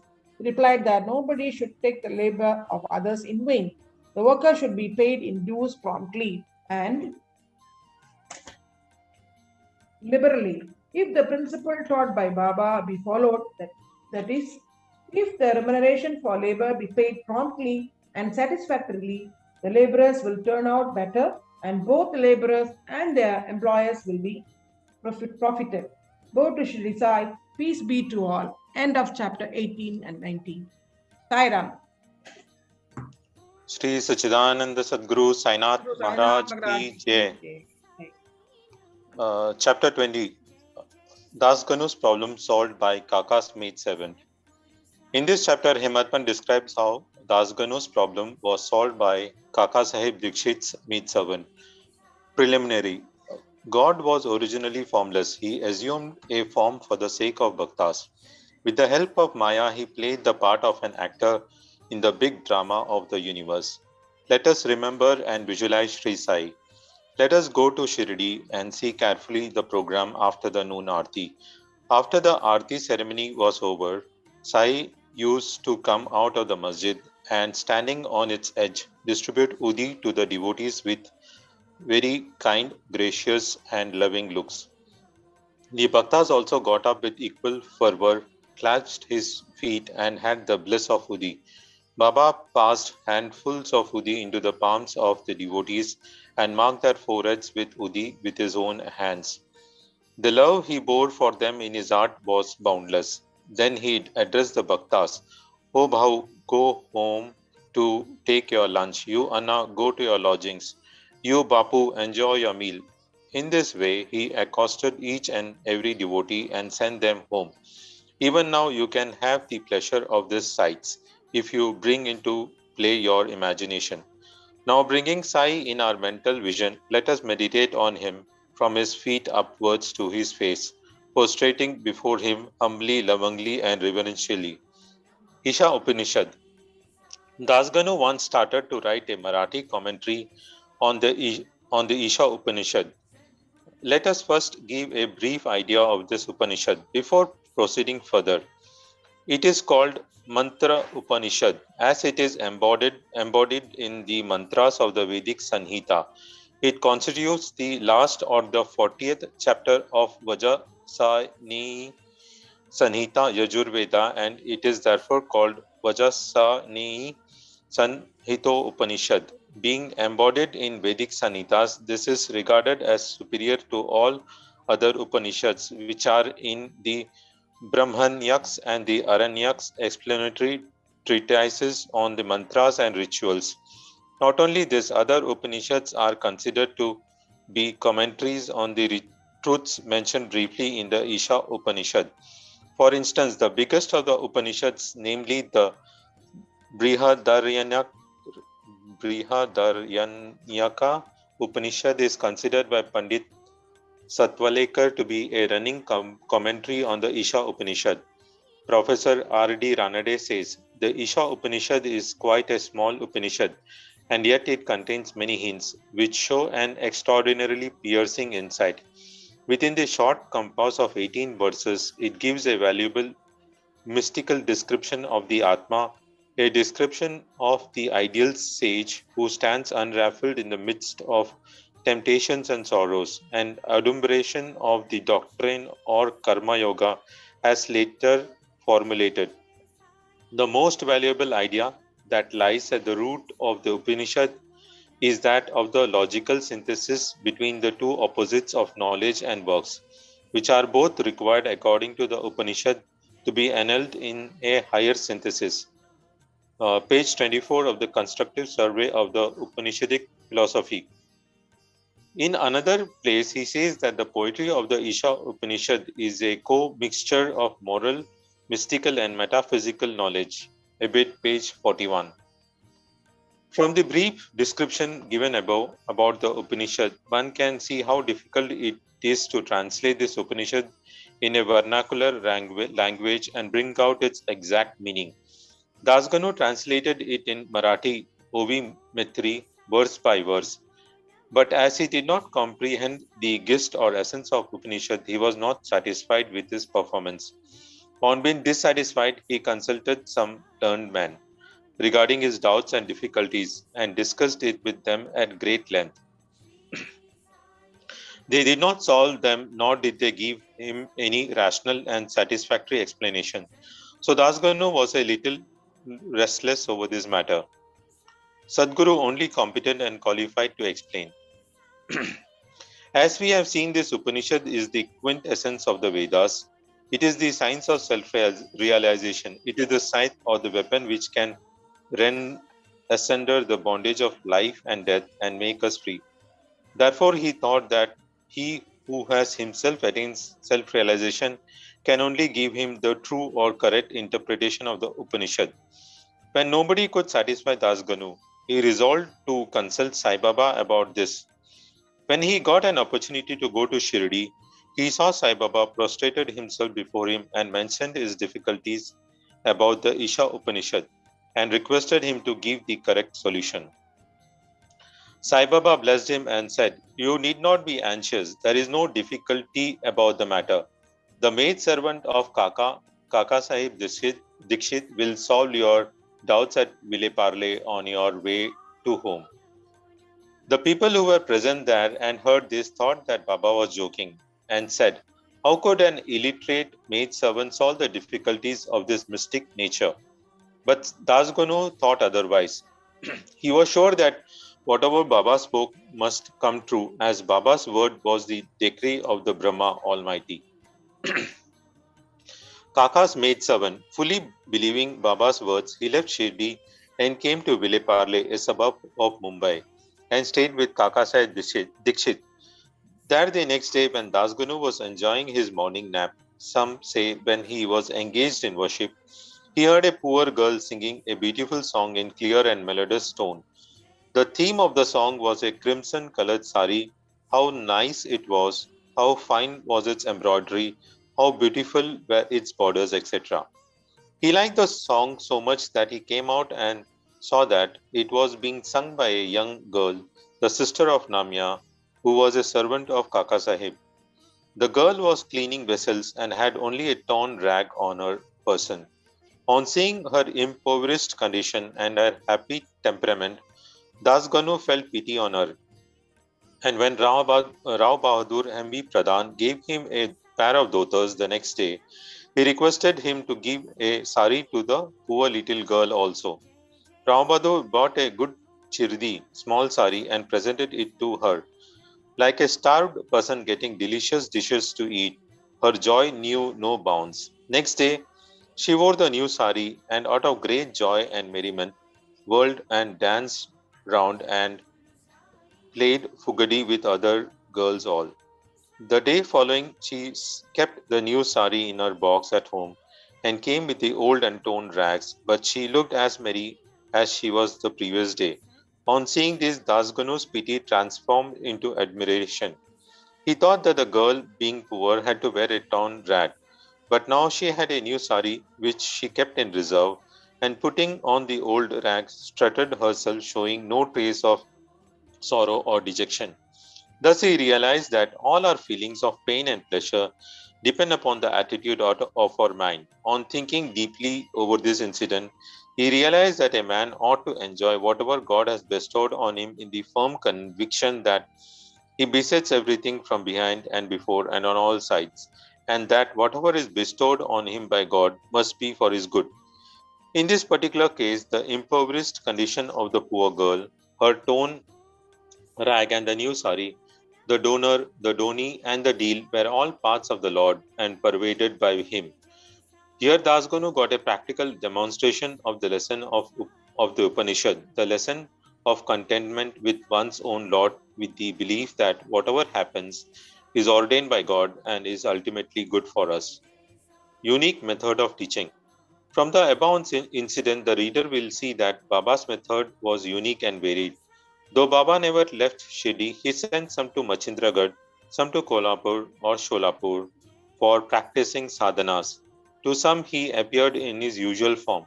To some he appeared in waking or dream states, day or night, and satisfied their desires.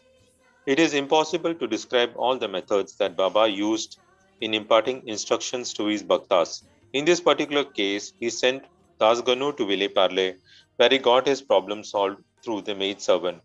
To those who say that it was not necessary to send away Dasganu and that Baba could have personally taught him, we say that Baba followed the right or best course, or how else could Dasganu learn a great lesson? Now we close the chapter with another beautiful extract about this Upanishad, the ethics of the Isha. One of the main features of the Isha Upanishad is the ethical advice it offers, and it is interesting to note that the ethics of the Upanishad are definitely based on the metaphysical position given in it.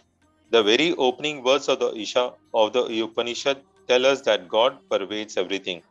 As a corollary from this metaphysical position, the ethical advice it offers is that a man ought to enjoy whatever God bestows on him in the firm belief that as he pervades everything, whatever is bestowed on him by God must be good.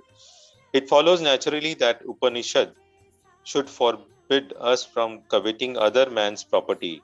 In fact, we are fittingly taught here a lesson of contentment with one's own lot in the belief that whatever happens is divinely ordained and hence it is good for us. Other moral advice is that man must spend his lifetime always in doing action, specifically the karmas enjoined in the Shastras, with resignation to his will. Inactivity, according to this Upanishad, could be the canker of the soil. It is only when a man spends his lifetime in doing actions in this manner that he can hope to attain the ideal of Neshkarmya. Finally, the text goes on to say that a man who sees all the beings in self and sees the self as existing in all beings, in fact, for whom all the beings and everything that exists have become the self, how can such a man suffer from infatuation? What ground would such a man have for grief?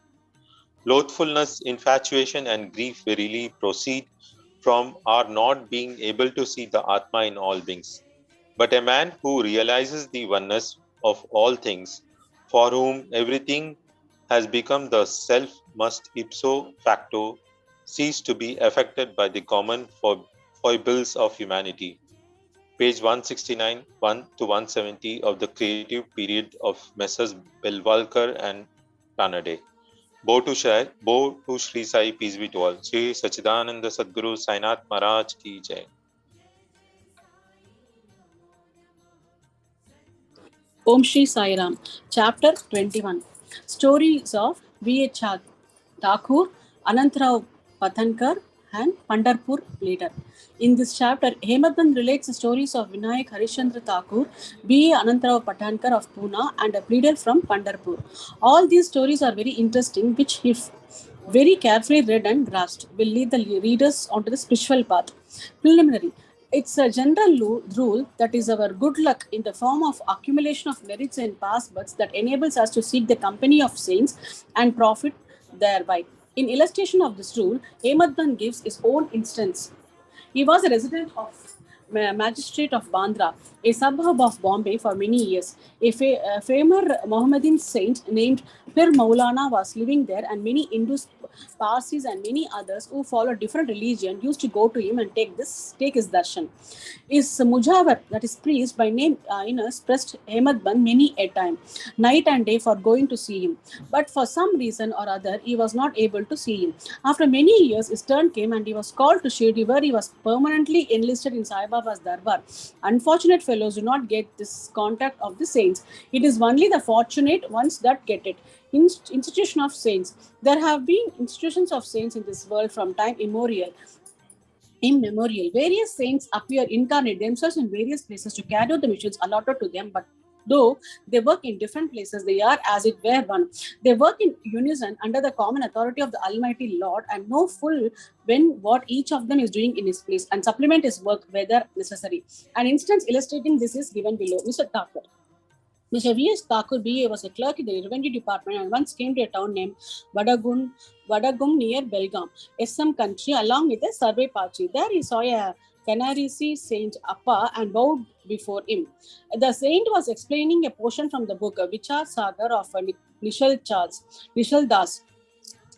Das, a standard work on Vedanta, to the audience. When Thakur was taking his leave to go, he said to him, you should study this book, and if you do so, your desires will be fulfilled. And when you go to the north in the discharge of your duties in future, you will come across a great saint by your good luck, and then he will show you the future path and give rest to your mind and make you happy. Then he was transferred to Junnar, where he had to go by crossing Nana Ghat. This ghat was very steep and impassable, and no other conveyance and a buffalo was of using in crossing it. So he had to take a buffalo ride through the ghat, which inconvenienced and pained him much. Thereafter, he was transferred to Kalyan on higher post, and there he became acquainted with Nana Sahib Chandokar. He heard much about Sai Baba from him and wished to see him. Next day, Nana Sahib had to go to Shirdi and he asked Thakur to accompany him. He could not do so as he had to attend the Thana civil court for a civil case. So Nana Sahib went alone. Thakur went to Thana, but there the case was postponed. Then he repented for not accompanying Nana Sahib. Still, he left for Shirdi, and when he went there, he found that Nana Sahib had left the place the previous day. Some of his other friends whom he met there took him to Baba. He saw Baba, fell at his feet and was overjoyed. His eyes were full of tears of joy and his hair stood on end. Then after a while, the omniscient Baba said to him, the path of this place is not so easy as a teaching of the Ganarisi Saint Appa or even as the buffalo ride in the Nane Ghat. In the spiritual path, you have to put in your best exertion, as it is very difficult. When Thakur heard these significant signs and words which none else than he knew, he was overwhelmed with joy. He came to know that the word of Canarisi Saint had turned true. Then, joining both hands, placing his head on Baba's feet, he prayed that he should be accepted and blessed. Then Baba said, what Appa told you was all right, but these things have to be practiced and lived. More reading won't do. You have to think and carry out what you read, otherwise it is of no use. Mere book learning without the grace of the Guru and self-realization is of no avail. The theoretical portion was read from the work Vichar Sagas by Thakur, but the practical way was shown to him at Shirdi. Another story given below will bring out this truth more forcibly. Anantrao Patankar, one gentleman from Pune by name Anantrao Patankar, wished to see Baba. He came to Shirdi and took Baba's darshan. His eyes were appeased. He was much pleased. He fell at Baba's feet and after performing proper worship said to Baba, I have read a lot, studied Vedas, Vedantas and Upanishads and heard all the Puranas, but still I have not got any peace of mind. So I think that all my reading was useless. Simple, ignorant, devout persons are better than myself. Unless a mind becomes calm, all book learning is of no avail. I have heard from many people that you easily give peace of mind to so many people by your mere glance and playful word. So I have come here. Please take pity on me and bless me. Then Baba told him a parable, which was as follows. Parable of 9 balls of stool, that is Navavida Bhakti. Once a Saudagar merchant came here. Before him, a mare passed a stool, 9 balls of stool. The merchant, intent on his quest, spread the end of his dhota and gathered all the 9 balls in it, and thus he got concentration, that is peace of mind. Mr. Patankar could not make out the meaning of the story, so he asked Ganesh Damodar alias Dada Kelkar, what does Baba mean by this? He replied, I too do not know all that Baba says and means, but at his inspiration I say what I come to know. The mare is God's grace and the 9 balls excreted are the 9 forms of types. 9 forms or types of bhakti. They are Shravana, hearing, Kirtana, praying, Smarana, remembering, Padasevana, restoring to the feet, Archana, worship, Namaskara, bowing, Dhasya, service, Shakyatva, friendship, Atma Naivedana, surrender of the self. These are the 9 types of bhakti. If any of these is faithfully followed, Lord Hari will be pleased and manifest himself in the Om of the devotee. All the sadhanas, that is japa, vocal worship, tapa, penance, yoga practice and studying the scriptures and expounding them are quite useless unless they are accompanied by bhakti, that is devotion. Knowledge of the Vedas or fame as a great jnani and mere formal bhajan, that is worship, are of no avail. What is wanted is loving devotion. Consider yourself as a merchant or seeker after the truth and be anxious and eager like him to collect or cultivate the 9 types of devotion. Then you will attain stability and peace of mind. Next day when Patankar went to Baba for salutation, he was asked whether he collected the 9 balls of stool. Then he said that he, being a poor fellow, should first be graced by Baba and then they will be easily collected. Then Baba blessed and comforted him, saying that he would attain peace and welfare. After hearing this, Patankar became overjoyed and happy. The Pandharpur pleader. We shall close this chapter with short story showing Baba's omniscience and is using it for correcting people and setting them on the right path. Once a pleader from Pandharpur came to Shirdi, went to the masjid, saw Sai Baba, fell at his feet and without being asked offered some dakshina and sat in a corner eager to hear the talk that was going on. Then Baba turned his face towards him and said, how cunning the people are. They fall at the feet, offer dakshina, but inwardly gives abuses behind the back. Is it not this wonderful? This remark fitted the pleader and he had to wear. That is, he has to take it. None understood the remark. The pleader grasped it but kept silent. When they returned to the Vada, the pleader said to Kakasaheb Dikshit, what Baba remark was perfectly right. The dart, that is, a remark was aimed at me. It was to be that I should not indulge in reviving or scandalizing others, that is calling by names when the subject or munsif of Pandharpur, that is Mr. Nulkar, came and stayed here for the improvement of his health. A discussion about his matter was going on in the bar room at Pandharpur, as it ever happens in many a bar room. It was said or discussed there whether the ailments from which the subject suffered were ever likely to be got rid of without medicines by merely going after Sai Baba, and whether it was proper for an educated man like the subject to have recourse to such methods. The subject was taken to task, that is, he was criticized as also Sai Baba. I also took some part in this affair and now Sai Baba showed the impropriety of my conduct. This is not a rebuke to me, but a favor and advice that I should not indulge any scandal or slander of others and not interfere unnecessarily in other affairs. Shirdi is about 100 kos, that is 1 kos is equal to 3 miles distant from Pandharpur. Still, Baba by his omniscience knew what conspired there in the bar room.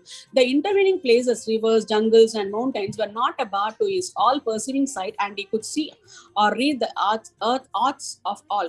There was nothing secret or veiled from him. Everything far or near was plain and clear to him, as broad as daylight. Let a man be far or near, he cannot avoid the all-pervading gaze of Sai Baba. From this incident, the pleader took the lesson from that he should never speak ill of others or nor unnecessarily criticize them. This is evil, and this is evil tendency was completely got rid of, and he was set on the right path. Though the story refers to a pleader, still it is applicable to all. All should therefore take this lesson to heart and profit thereby. Sai Baba's greatness is unfathomable, so are his wonderful leelas. His life is also such, for he is Parabrahman, Lord God incarnate. Bow to Shri Sai, peace to be all. End of chapter 21. Om Shri Sai Ram, chapter 22. Rescues from serpent bites. Bala Sahib Mirakar, Babu Sahib Bhuti, Amir Shakar, Ahmad Band Baba's opinion regarding killing of serpents. Preliminary. How to meditate on Baba? No one has been able to fathom the nature or the form of the Almighty. Even the Vedas and the thousand-tongued Shesha are not able to describe it fully. But the devotees cannot but know and look at the form of the Lord, for they know that his feet are the only means of their happiness. They know no other method of attaining the supreme goal of life except meditating on the holy feet. Hemad Band suggests an easy way of devotion and meditation as follows. As a dark fortnight of every month wears out gradually, the moonlight also wanes in the same degree, and on the new moon day, we do not see the moon at all, nor do we get the light. Therefore, when the bright fortnight begins, people are very anxious to see the moon. On the first day, the moon is not seen, and on the second day also she is not clearly visible. Then the people are asked to see the moon through an opening between the two branches of a tree, and when they begin to see through his aperture eagerly and after concentratedly, the distant small crescent of the moon comes to their great delight within their ken. Following this clue, let us try to see Baba's light. Look at Baba's posture, how fine it is. He's sitting with his legs folded, the right leg held across the left knee. The fingers of his left hand are spread on the right foot. On the right toe are spread his two fingers, the index and the middle ones. By this posture, Baba means to say, as sit where, if you want to see my light, be egoless and most humble and meditate on my toe through the opening between the two branches, index and middle fingers, and then you will be able to see my light. This is the easiest means of attaining devotion. Now let us turn for a moment of Baba's life. Shirdi had become a place of pilgrimage on account of Baba's stay. People from all quarters began to flock there, and both the rich and the poor began to be benefited in more ways than one and in some form or other. Who can describe Baba's boundless love and his wonderful natural knowledge and all his pervasiveness? Blessed is he who could experience one or all of these. Sometimes Baba observed long silence, which was in a way his dissertation on Brahman. At other times he was consciousness, bliss incarnate, surrounded by his devotees. Sometimes he spoke in parables, and at other times indulged in wit and humor. At times he was quite unambiguous, and at times he seemed enraged. Sometimes he gave his teachings in a nutshell, and at other times he argued at length. Many a time he was very plain. In this way, he gave varied instructions to many according to the requirements. His life was therefore inscrutable, beyond the ken of our mind, beyond our intellect and speech. Our longing to see his face, to talk with him, and hear his leelas was never satisfied. Still we were overflowing with joy. We can count the showers of rain, encircle the wind in a leather bag, but who can gauge and measure his leelas? Now we deal here with one aspect of them, that is how he anticipated or forestalled the calamities of his devotees and warded them off in time.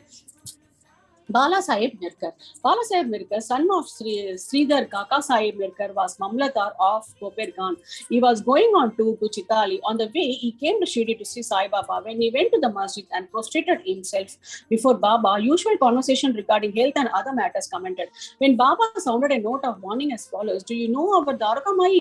As Bala Sahib did not understand, he kept quiet. Baba continued, "This is our Dwarka Mai, where you are sitting. She wards off all dangers and anxieties of the children who sit sit on her lap. This Masjid Mai, that is presiding deity, is very merciful. She is the other of the simple devotees. She is the mother of the simple devotees whom she will save in calamities. Once a person sits on her lap, all his troubles are over. He who rests in her shade gets bliss. Then Baba gave him Udi and placed his protecting hand on his head. When Bala Sahib was about to depart, he again said, "Do you know the Lamba Baba, long gentleman, that is perm serpent?" And then closing the left arm like fist, he brought it near the right elbow and moving his left arm like the hood of a serpent. He said, "He's so terrible, but what can he do to the children of Dwaraka Mai? When the Dwaraka Mai is that protects, what can the serpent do?" All who were present there were curious to know the meaning of all this and its reference to Mirkar, but none had the courage to ask Baba about this. Then Bala Sahib saluted Baba and left the masjid with Shama. Baba called Shama back and asked him to accompany Bala Sahib and enjoy the Chitali trip. Shama came to Bala Sahib and told him that he would go with him according to Baba's wish. Bala Sahib replied that he did not come as it would be inconvenient. Sharma returned to Baba and told him what Bala Sahib said to him. Baba said, "All right, do not go. We should mean well and do well. Whatever is designed to happen, it will happen." In the meanwhile, Bala Sahib thought over again and calling Shama, asked him to accompany him. Then Shama going again to Baba and taking his leave, started with Bala Sahib in the Tanga. They reached Chitali at 9 p.m. and encamped in the Maruti temple. The office people had not come, so they sat quiet in the temple, talking and chit-chatting. Bala Sahib was sitting on a mat reading a newspaper. His upparani, that is upper dhotar, was spread across his face, and on a part of it, a snake was sitting unobserved. It began to move with a rustling sound which was heard by the peon. He brought a lantern, saw the snake and raised an alarm. "Serpent, serpent!" Bala Sahib was frightened and began to quiver. Shama was also amazed. Then he and others moved noiselessly and took sticks and clubs in their hands. The snake got down slowly from the waist and it moved away from the Bala Sahib. It was immediately done to death. Thus, this calamity, which was prophesied by Baba, was averted, and Bala Sahib's love for Baba was deeply confirmed. Babu Sahib Bhuti, a great astrologer named Nana Sahib Dangli, told one day Babu Sahib Bhuti, who was then in Shirdi, "Today is an inauspicious day for you. There's a danger to your life." This made Babu Sahib restless. When they as usual came to masjid, Baba said to Babu Sahib, "What does this Nana say? He foretells death for you. Well, you need not be afraid. Tell him boldly. Let us see how death came." Then later in the evening, Babu Sahib went to his privy for easing himself where he saw a snake. His servant saw it and lifted a stone to strike at it. Babu Sahib asked him to get a big stick, but before the servant returned with the big stick, the snake was seen moving away and soon disappeared. Babu Sahib remembered with joy Baba's words of fearlessness. Amir Shakar was a native of the village Korale in Kopergan Taluka. He belonged to the butcher caste. He worked as a commission agent in Banja and was well known there. He once suffered from rheumatism, which gave him much pain. He was then reminded of God, and so he left his business and went to Shirdi and prayed to Baba to relieve him from his malady. Baba then stationed him in the Chavadi, which was then a damp, unhealthy place, unfit for such a patient. Any other place in the village or Korale itself would have been better for Amir, but Baba's words was a deciding factor and the chief medicine.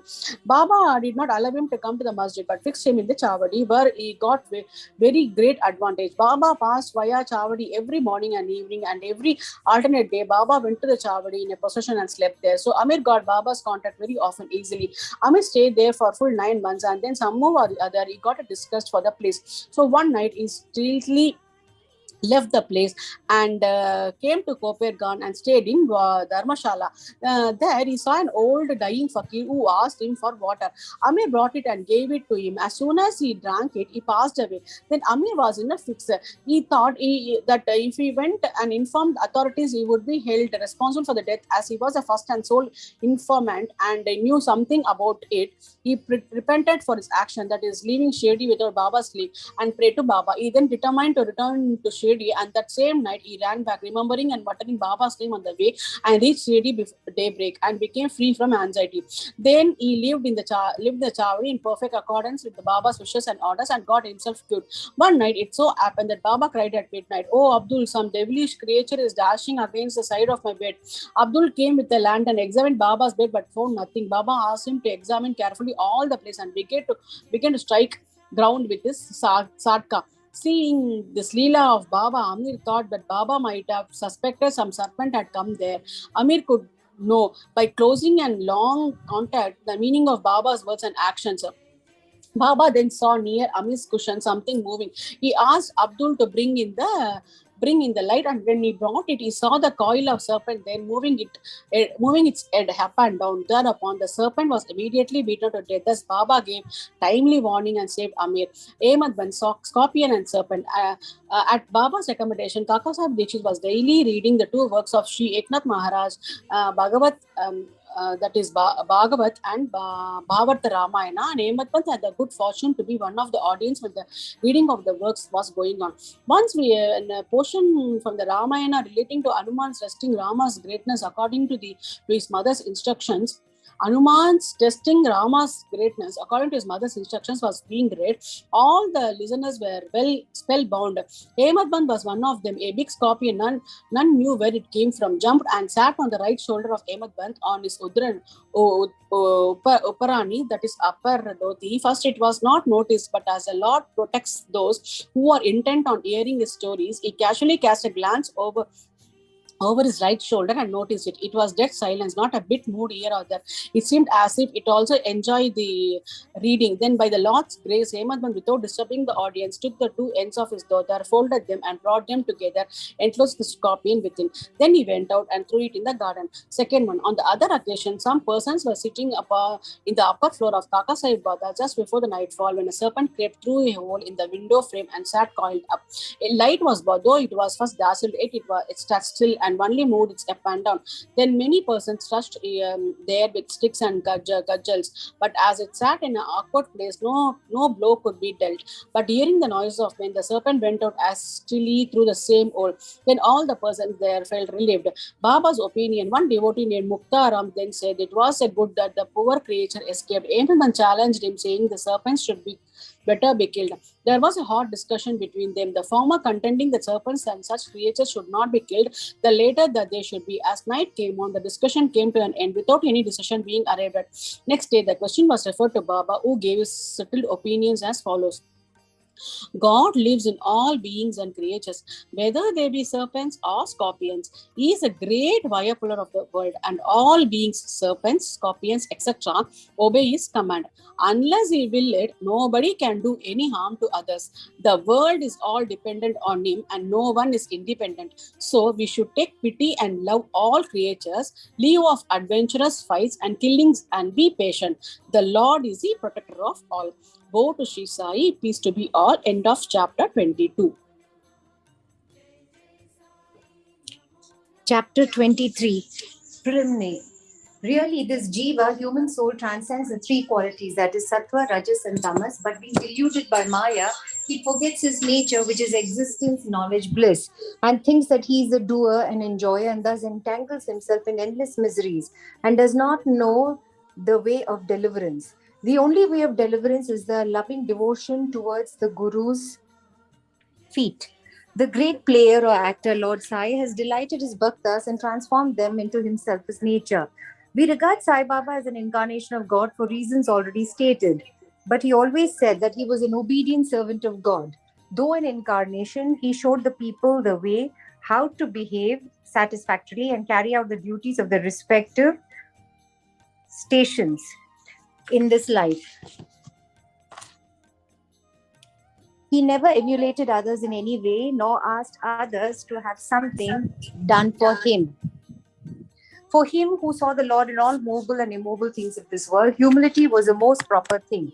None he disregarded or disrespected, for he saw the Narayan Lord in all beings.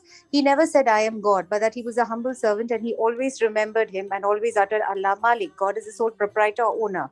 We do not know the various kinds of saints, how they behave, what they do and eat, etc. We only know that by God's grace, they manifest themselves in this world to liberate the ignorant and bound souls. If there be any store of merits on our account, we get a desire or interest in listening to the stories and leelas of the saints, otherwise not. Let us now turn to the main stories of this chapter, Yoga and Onion. Once it so happened that a sadhak of yoga came to Shirdi with Nana Sahib Chandorkar. He had studied all the works in yoga, including the Yoga Sutras of Patanjali, but had no practical experience. He couldn't concentrate his mind and attain samadhi even for a short time. He thought that if Sai Baba be pleased with him, he will show him the way to attain samadhi for a longer time. With this object in view, he came to Shirdi, and when he went to the masjid, he saw Sai Baba carrying bread with onion. On seeing this, a thought arose in his mind. How can this man eating stale bread with raw onion solve my difficulties and help me? Sai Baba read his mind and said to Nana Sahib, "Oh Nana, he who has the power to digest onion should eat it and none else." Hearing this remark, the yogi was wonderstruck, and then he fell at Baba's feet with complete surrender. With pure and open mind, he asked his difficulties and got the solution from Baba. Thus, being satisfied and happy, he left Shirdi with Baba Udi and blessings. Shama, cure of snake bite. Before Hemantpan begins the story, he says about the jiva that it can be very well compared with a parrot, and that they both are bound, the one in the body and the other in a cage. Both think that their present bound state is good for them.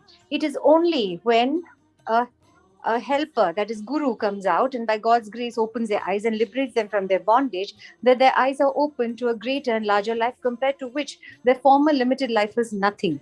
In the last chapter, it was shown how Baba anticipated the calamity that was to befall on Mr. Mirikar and rescued him from it. Now let the readers hear a story grander than this. Once Baba was bitten by a poisonous snake. His little finger of the hand was stung and the poison began to spread into the body. The pain was also severe, and Shama thought that he would pass soon. His friends wanted to take him to the god Viroba, where such cases were often sent, but Shama ran to the masjid to his Viroba, that is Sai Baba.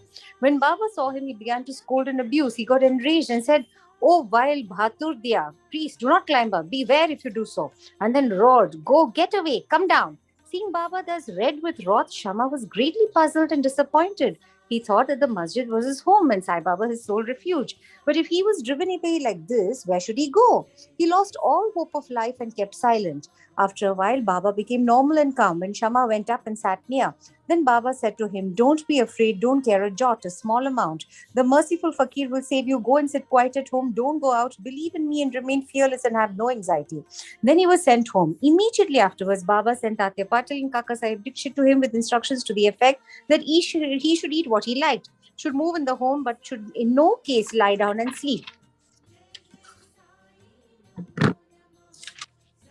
Needless to say that these instructions were acted upon and Shama got all right in a short time. The only thing to be remembered in this connection is this: the words of Baba or the 5-syllable mantra, that is, go, get away, come down, were not addressed to Shama as it apparently looked, but were a direct order to the snake and his poison not to go up and circulate through Shama's body.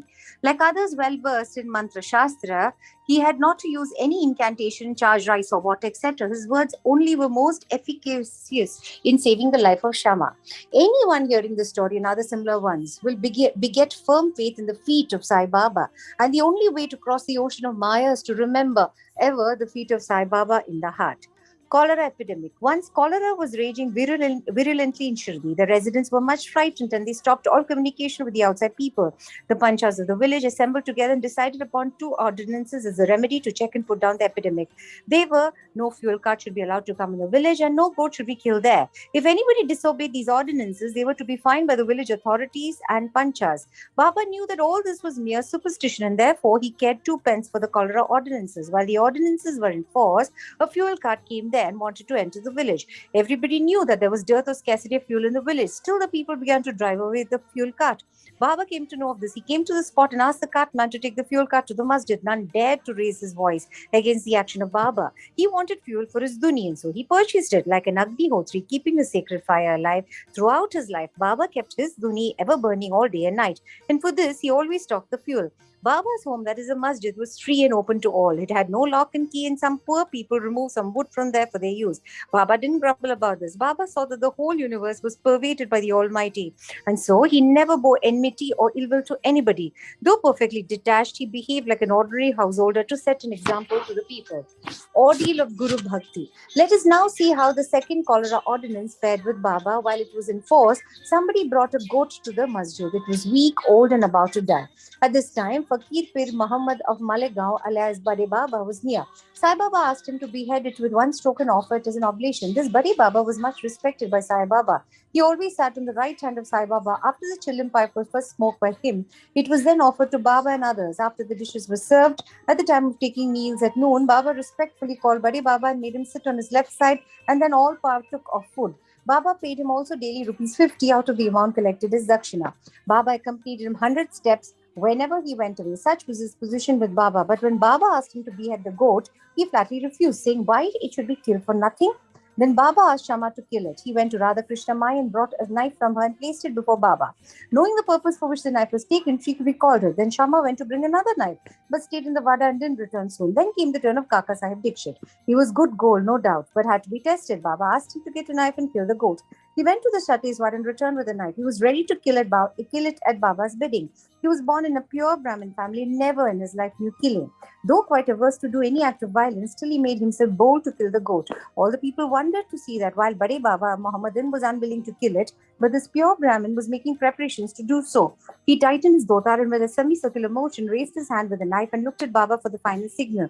Baba said, what are you thinking of? Go on, strike. Then when the hand was just about to come down, Baba said, stop. How cruel you are. Being a Brahmin, you're killing a goat? Kaka Sahib obeyed and kept the knife down and said to Baba, your nectar-like word is law unto us. We do not know any other ordinance. We remember you always meditate on your form and obey you day and night. We don't know or consider whether it's right or wrong to kill. We don't want to reason or discuss things. But implicit and prompt compliance with Guru's orders is our duty and dharma. Then Baba said to Kaka Sahib that he would himself do the offering and killing business. It was settled that the goat should be disposed of near a place called Takya, where fakirs used to sit.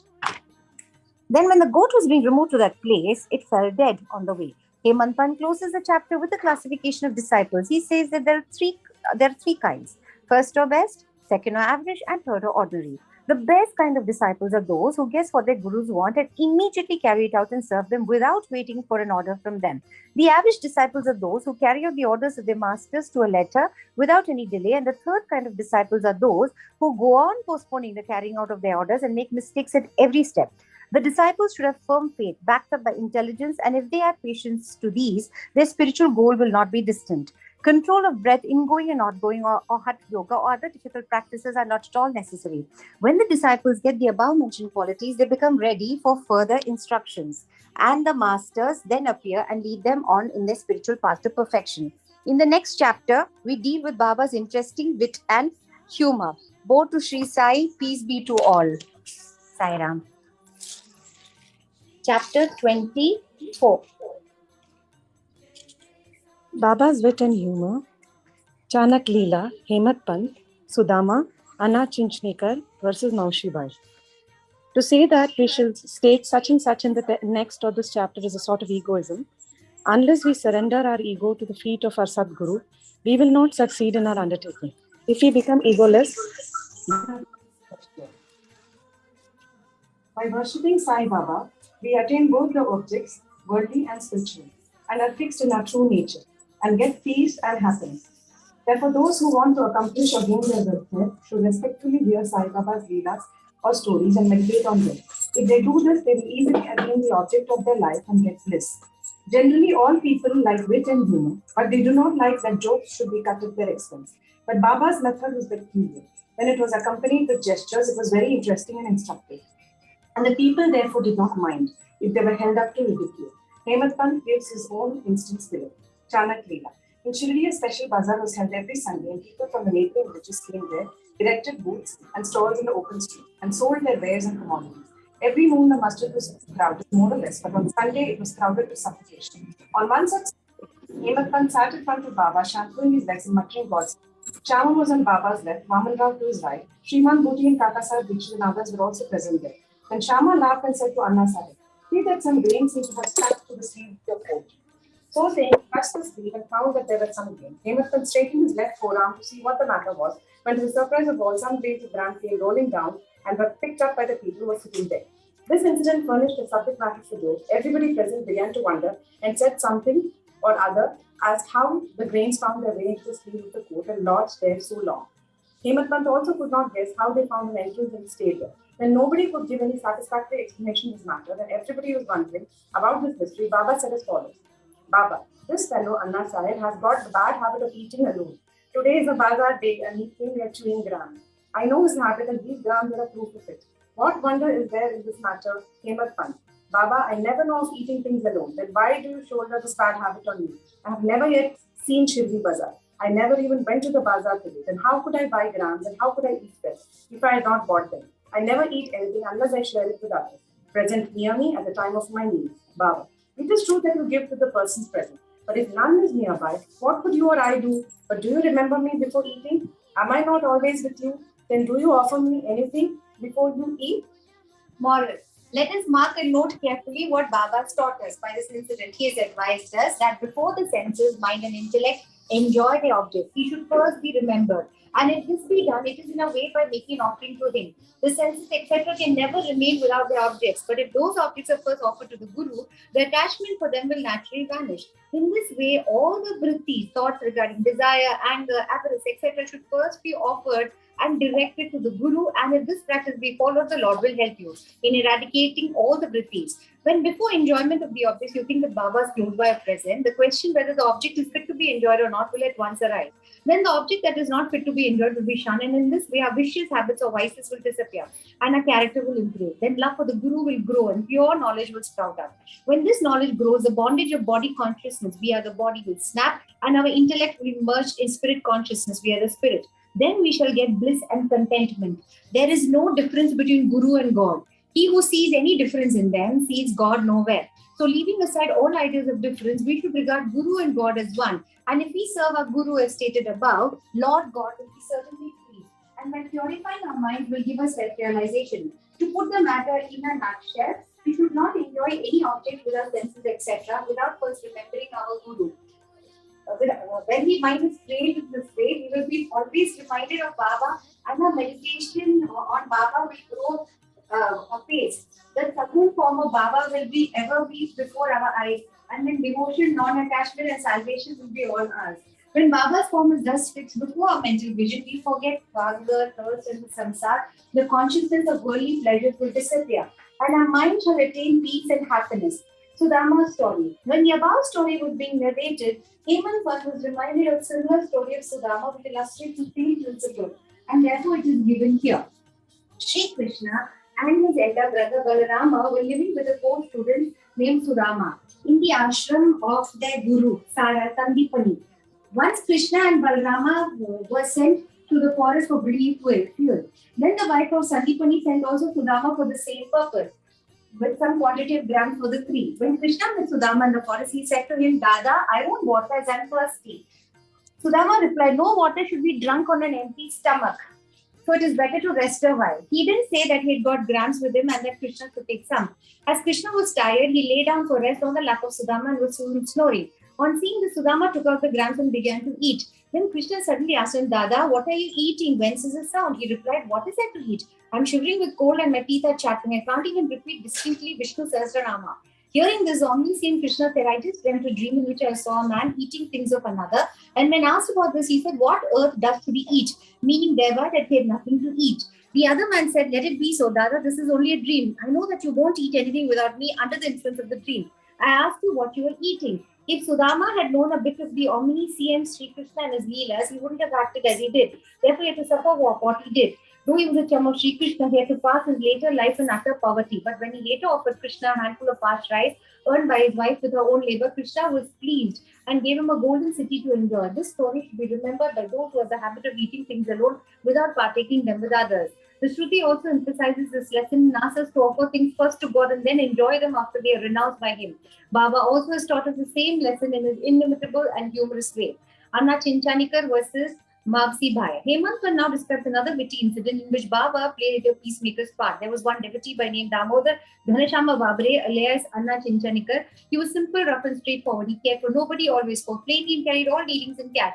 Though he looked outwardly harsh and uncompromising, he was good-natured and guileless. So Sai Baba loved him. One day, like others, serving Baba in their own way, this Anna was one known standing inclined and was shampooing the left arm of Baba, which rested on the Kathada railing. On the right side, one old widow named Renubai Kaujagi, whom Baba called Mother, and all others, Mavsi Bai, was serving Baba in her own way. This Mavsi Bai was an elderly woman of pure heart. She clasped the fingers of both her hands round the trunk of Baba and was at this time massaging or turning Baba's abdomen. She did this so forcibly that Baba's back and abdomen became flat and Baba moved from side to side.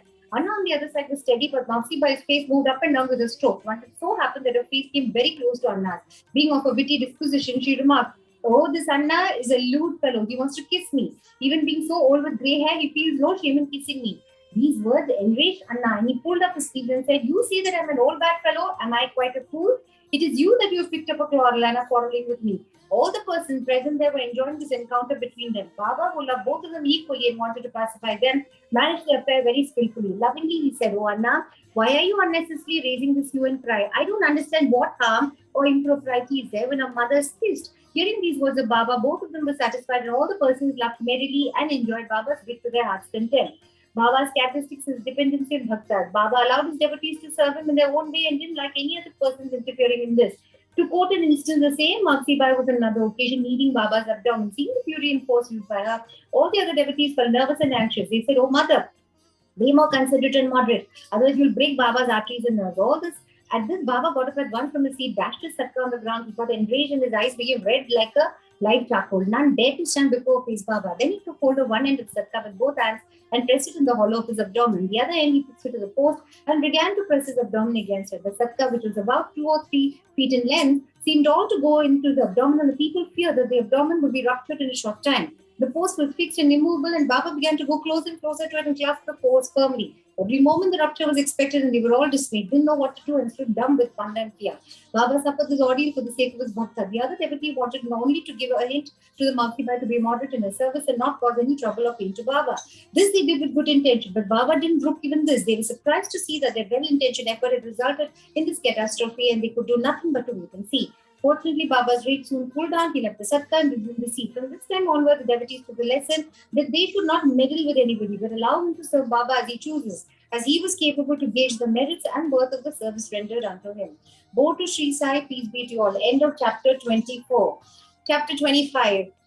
Preliminary. We begin this chapter with a bow with all our 8 hymns to Sai Baba, who is the ocean of mercy, the God incarnate, the Parabrahma and the great Yogeshwar, Lord of Yoga. Victory be unto Sai Baba, who is the crest jewel of the saints and abode of all auspicious things, our Atmaram and dear self and the able refugee of the devotees. We prostrate ourselves before him who has attained the aim and end of life. Sai Baba is always full of mercy. What is wanted on our part is wholehearted devotion to him. When a devotee has got firm faith and devotion, his wishes are soon fulfilled. When the desires arose in the mind of Hemanthan to write the life and leelas of Sai Baba, he immediately got it written by him. When the order to keep our memos was given, Hemanthan was inspired and his intellect got strength and boldness to undertake and finish the work. He was not, he says, qualified to write the work. But the gracious blessings of Baba enabled him to complete the undertaking. Thus, you have this Satcharita, which is a well or a cistern or a somakam jewel, from which nectar in the form of Sai Leela oozes out for the readers to drink to their heart's content.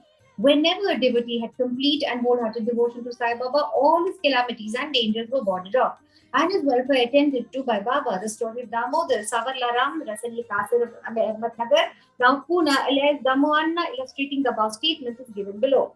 Damu Anna. The readers are aware that a mention of this gentleman was made in the 6th chapter regarding the celebration of Ram Navami festival Shirdi. He went to Shirdi about the year 1895 when the Ram Navami Utsav celebration began, and since that time he has been providing an ornamental flag or standard for that occasion every year. He also feeds the poor and the fakirs who come there for the festival.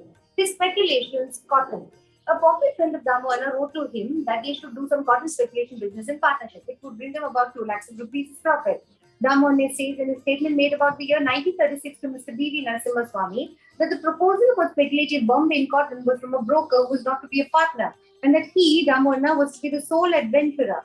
The broker wrote that the business was good and involved no risk and that the opportunity should not be lost. Damu Anna was vacillating. He could not at once determine to venture the speculation. He thought about this, and as he was a devotee of Baba, he wrote a detailed letter to Shama giving all the facts and requested him to consult Baba and take his advice in the matter. Shama got the letter next day, and when he went with it at noon to the masjid and placed it before Baba, he asked Shama what the matter was and what the paper was about. He replied that Damu Anna of Nagar wants to consult him about something. And Baba said, what does he write and what does he plan? It seems that he wants to reach the sky and that he is not content with what God has given him. Read his letter. Shama then said, the letter contains what you've just said now. Oh Deva, you should sit here calm and compose and agitate the devotees, and when they get restless, you draw them here, some in person and others through letters. If you know the contents of the letter, why do you then press me to read it? Baba said, oh Shama, read it please. I speak at random and who believes me? Then Shama read the letter and Baba heard it attentively and said feelingly, the Sheikh Damu Anna has gone mad.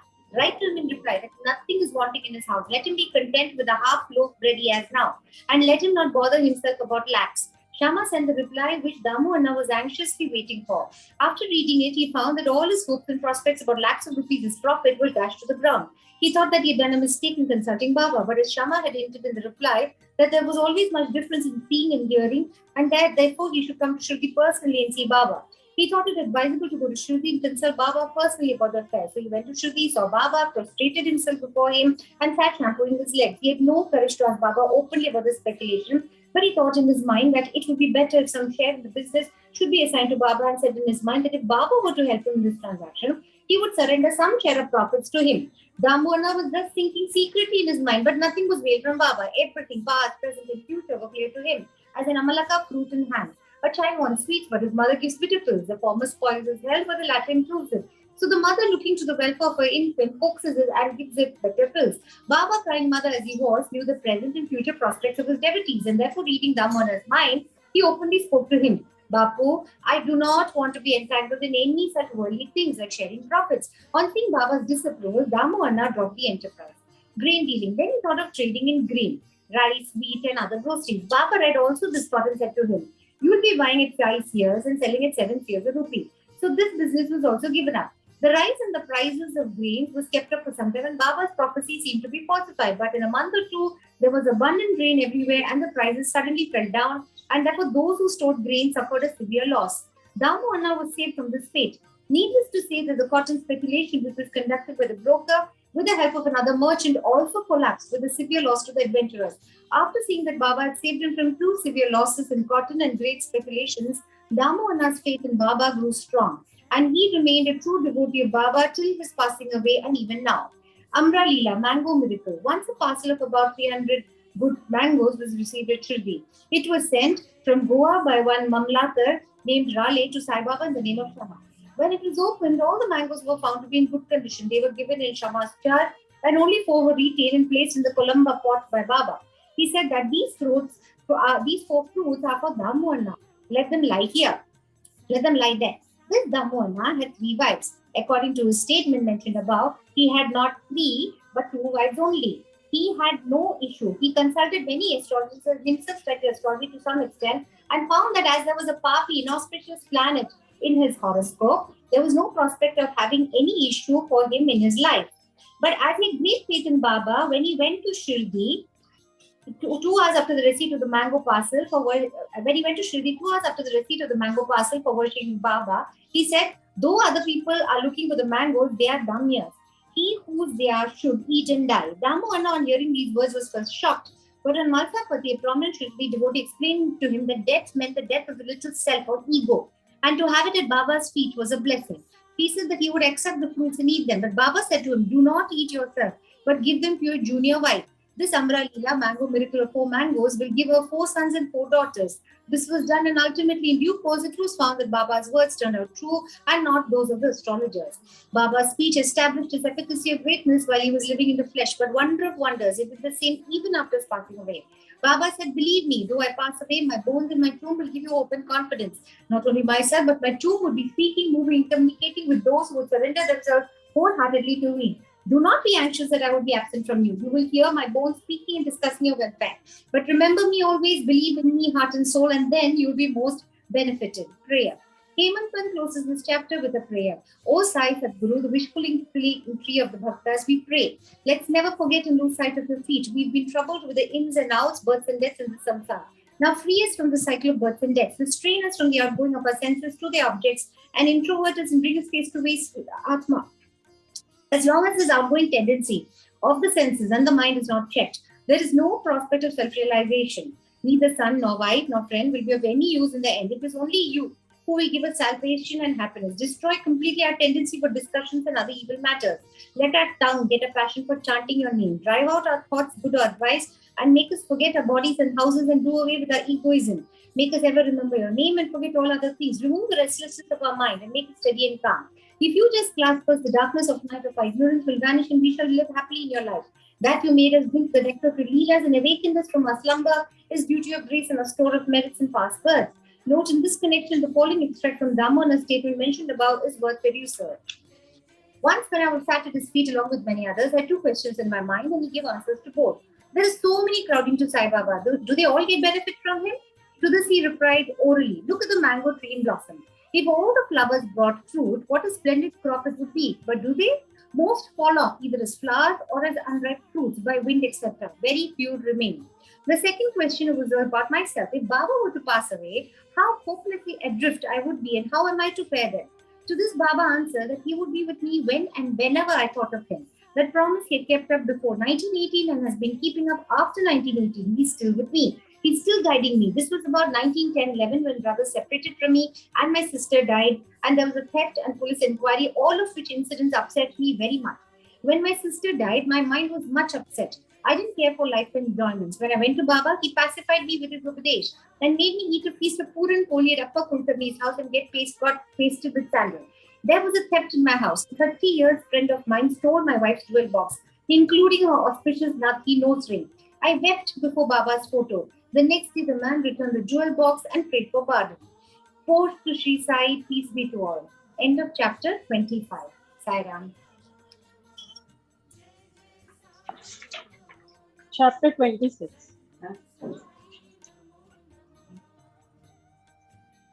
Chapter 26. ఈ విశ్వమందు కనిపించు ప్రతి వస్తువు కేవలము భగవంతుని మాయచే సృష్టించబడినది. ఈ వస్తువులు నిజముగా నుండి ఉండలేదు. నిజముగా నుండున్నది ఒక్కటే, అదే భగవంతుడు. చీకటిలో తాడును గాని దండమును గాని చూచి పాము అనుకున్నట్లు ప్రపంచంలో కనిపించే వస్తువు బాహ్యమునకు అడుగు పడినట్లు గాన్పించును, కానీ అంతర్గతముగానున్న సత్యము తెలిసి కొనలేము. సద్గురువే మన బుద్ధి అను అక్షులను తెరిపించు వస్తువులను సరిగా చూచినట్లా చేయును. మన కగుపడినది నిజ స్వరూపము కాదని గ్రహించదము. కాబట్టి సద్గురువుని అసలైన దృష్టిని కలుగజేయమని ప్రార్థించుముగాక. అదే సత్య దృష్టి. ఆంతరిక పూజ. హేమట్ పంతు మనకొక కొత్త రకపు పూజా విధానమును బోధించుచున్నారు. సద్గురువుని పాదములు కడుగుట ఆనంద బాష్పములనే వేడి నీళ్లు ఉపయోగించదుముగాక. స్వచ్ఛమైన ప్రేమయను చందనము వారి శరీరమునకు పూసదముగాక. దృఢ విశ్వాసమును వస్త్రముతో వారి శరీరమును కొప్పెదముగాక. అష్ట సాత్విక భావములనెడు 8 తామర పుష్పములు సమర్పించదముగాక. ఏకాగ్రత చిత్తమును ఫలమును సమర్పించదముగాక. భావమును బుక్కావారి శిరముపై జల్లి భక్తి అనే ములత్రాడును కట్టెదముగాక. మన శిరస్సును వారి బొట్న వ్రేళ్లపై ఉంచదముగాక. సద్గురువుని ఈ ప్రకారముగా నగలతో నలంకరించి మన సర్వస్వమును వారికి సమర్పించముగాక. అట్టి ఆనందకరమైన పూజ చేసిన పిమ్మట ఇట్లా ప్రార్థించదముగాక. మా మనస్సును అంతర్ముఖము చేయుము, దానిని లోపలి వైపు పోవునట్లు చేయుము. నిత్యములకు గల తారతమ్యము తెలుసుకొను శక్తి దయచేయుము. ప్రపంచ వస్తువులందు మాకు గల ఆసక్తిని పోగొట్టి మాకు ఆత్మ సాక్షాత్కారమును కలుగునట్లు చేయుము. మేము మా శరీరమును ప్రాణమును సర్వమును నీకు సమర్పించదము. సుఖ దుఃఖానుభవములు కలుగునట్లు మా నేత్రమును నీవిగా చేయుము. మా శరీరమును మనస్సును నీ స్వాధీనమునందుంచుకొని నీ ఇష్టము వచ్చినట్లు చేయుము. స్వాధీనమునందుంచుకొని మీ ఇష్టం వచ్చినట్లు చేయుము. మా చంచల మనస్సు నీ పాదముల చెంత విశ్రాంతి పొందుగాక. ఇక నీ ధ్యానములోని కథల వైపు మరలుదము. భక్త పంతు. ఒకనాడు పంతు అను భక్తుడు మరొక సద్గురువుని శిష్యుడు అదృష్టవశమున షిరిడీకి వచ్చెను. అతనికి తిరిగి షిరిడీకి పోవు ఇచ్చ లేకుండెను, కానీ తానొకటి తలచి దైవం ఇంకొకటి తలచినందుకు అతడు BB&CI రైల్వేలో పోవుచుండెను. అందులో అనేకులు స్నేహితులు బంధువులు కలిసిరి. వారందరూ షిరిడీకి పోవుచుండి వారందరూ తమ వెంట రమ్మని కోరగా అతడు వారిని కాదన లేకుండెను. వారు బొంబాయిలో దిగిరి. పంతు విరార్లో దిగెను. అచట తన గురువును దర్శించి షిరిడీకి పోవుటకు అనుమతి పొంది ఖర్చుల నిమిత్తమును డబ్బును కూర్చుకొని అందరితో కలిసి షిరిడీకి వచ్చెను. అందరూ ఉదయమే షిరిడీ చేరి 11 గంటలకు మసీదుకు పోయిరి. బాబా పూజ కొరకు చేరిన భక్తుల గుంపును చూచి అందరూ అందరూ సంతసించిరి. కానీ పంతుకు మూర్ఛ వచ్చి హఠాత్తుగా కింద పడింది. వారందరూ వారందరూ వారందరూ భయపడి అతనికి చైతన్యము కలిగించుటకు ప్రయత్నించిరి. అతని ముఖముపై నీళ్లు చల్లగా బాబా కటాక్షించే తెలివి తెచ్చుకొని తెలివి వచ్చిన నిద్ర నుంచి లేచిన వాని వలె లేచి కూర్చుండను. సర్వజ్ఞుడగో బాబా అతడు ఇంకొక గురువు తాలూకు శిష్యుడిని గ్రహించి నిర్భయముగా నుండుమని ధైర్యము చెప్పుచు తన గురువు నందే భక్తి నిలిచినట్లు నీ కింద విధముగా బలికెను. ఏమైనను కానిండు పట్టు విడువరాదు. నీ గురువు యందే ఆశ్రయమును నిలుపుము. ఎల్లప్పుడూ నిలకడగా నుండుము. ఎప్పుడు వారి ధ్యానము నందే మునిగి ఉండుము. పంతు ఈ మాటల యొక్క ప్రాముఖ్యమును గ్రహించను. ఈ విధముగా తన సద్గురువుని జ్ఞప్తికి తెచ్చుకొని అతడు తన జీవితంలో బాబా చేసిన ఈ మేలును మరవలేదు. హరిశ్చంద్ర పాటిల్ బొంబాయిలో హరిశ్చంద్ర పితలే అను నా అత్త ఉండెను. అతనికి మూర్ఛ రోగముతో బాధపడుచు ఉన్న కొడుకొకడు కలడు. ఇంగ్లీషు మందులను ఆయుర్వేదం మందులను కూడా వాడాను. కానీ జబ్బు కుదరలేదు. కావున యోగుల పాదముల పై పడుటచే సాధన యొక్కటే మిగిలిను. 15వ అధ్యాయము యందు చక్కని కీర్తనలచే దాసగను బాబా కీర్తిని బొంబాయి ప్రెసిడెన్సీలో వెల్లడి చేసినని తెలుసుకొంటి. 1910లో పితలే అట్టి కథలు కొన్నిటిని వినెను. వాని నుండి ఇతరులు చెప్పిన దాని నుండి బాబా తన దృష్టి చేతను స్పర్శ చేతను బాగు కానట్టి జబ్బులను బాగు చేయునని గ్రహించను. సాయిబాబాను చూచుటకు మనస్సులో కోరిక పుట్టని. సర్వ విధముల సన్నాహమై బహు మానవులను వెంట తీసుకొని మీ పండ్ల బుట్టలను పట్టుకొని భార్య బిడ్డలతో షిరిడీకి వచ్చాను. అతడు మసీదుకు పోయెను. బాబాకు సాష్టాంగ నమస్కారం చేసును. తన రోగి కొడుకును బాబా పాదములపై వేసును. బాబా ఆ బిడ్డ వైపు చూడగానే ఒక వింత జరిగిన. పిల్లవాడు వెంటనే కండ్లు గిరున తిప్పి చైతన్యము తప్పి నేలపై పడెను. అతని నోట చొంగ కారెను. అతని శరీరమున చెమట పట్టని. అతడు చచ్చిన వాని వల్లే పడెను. దీనిని చూచి తల్లిదండ్రులు మిక్కిలి భయపడేది. అటువంటి మూర్ఖులు వచ్చి చుండెను గాని ఈ మూర్ఛ చాలా సేపటి వరకు ఉండెను. తల్లి కంటనీరు వరుదల కారుచుండెను. ఆమె ఏడ్చుటకు మొదలిడెను. ఆమె స్థితి దొంగల నుండి తప్పించుకొన్న వలనని ఈ యొక్క గృహములోనికి పరిగెత్తగా అది తన నెత్తిపై పడినట్లు పులికి భయపడి పారిపోయి కసాయి వాని చేతిలో పడిన ఆవు వలె ఎండచే బాధపడి చెట్టు నీడకు పోయి నది బాటసారిపై ఒడినట్లు లేదా భక్తుడు దేవాలయమునకు పోగా అది వానిపై కూలినట్లుండెను. ఆమె ఇటు లేర్చుచుండగా బాబా ఆమె నిటుల ఓదార్చును. ఇటు ఏడవలదు, కొంత సేపు ఆగుము, ఓపికతో నుండుము, కుర్రవాణిని బసకు తీసుకొని పొమ్ము, అరగంటలో వానికి చైతన్యము వచ్చును. బాబా చెప్పిన ప్రకారం వారు నెరవేర్చిరి. బాబా మాటలు యథార్థములయ్యని.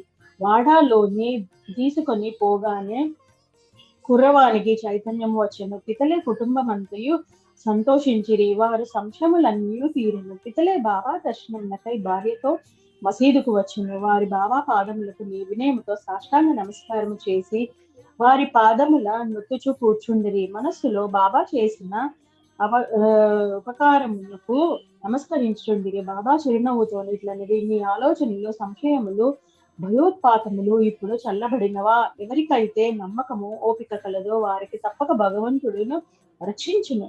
పితలే ధనికుడు, మర్యాద గలవాడు. అతడందరికీ అపరిమితంగా మిఠాయి పంచిపెట్టెను. బాబాకు చక్కని పండ్లను, తాంబూలములను ఇచ్చెను.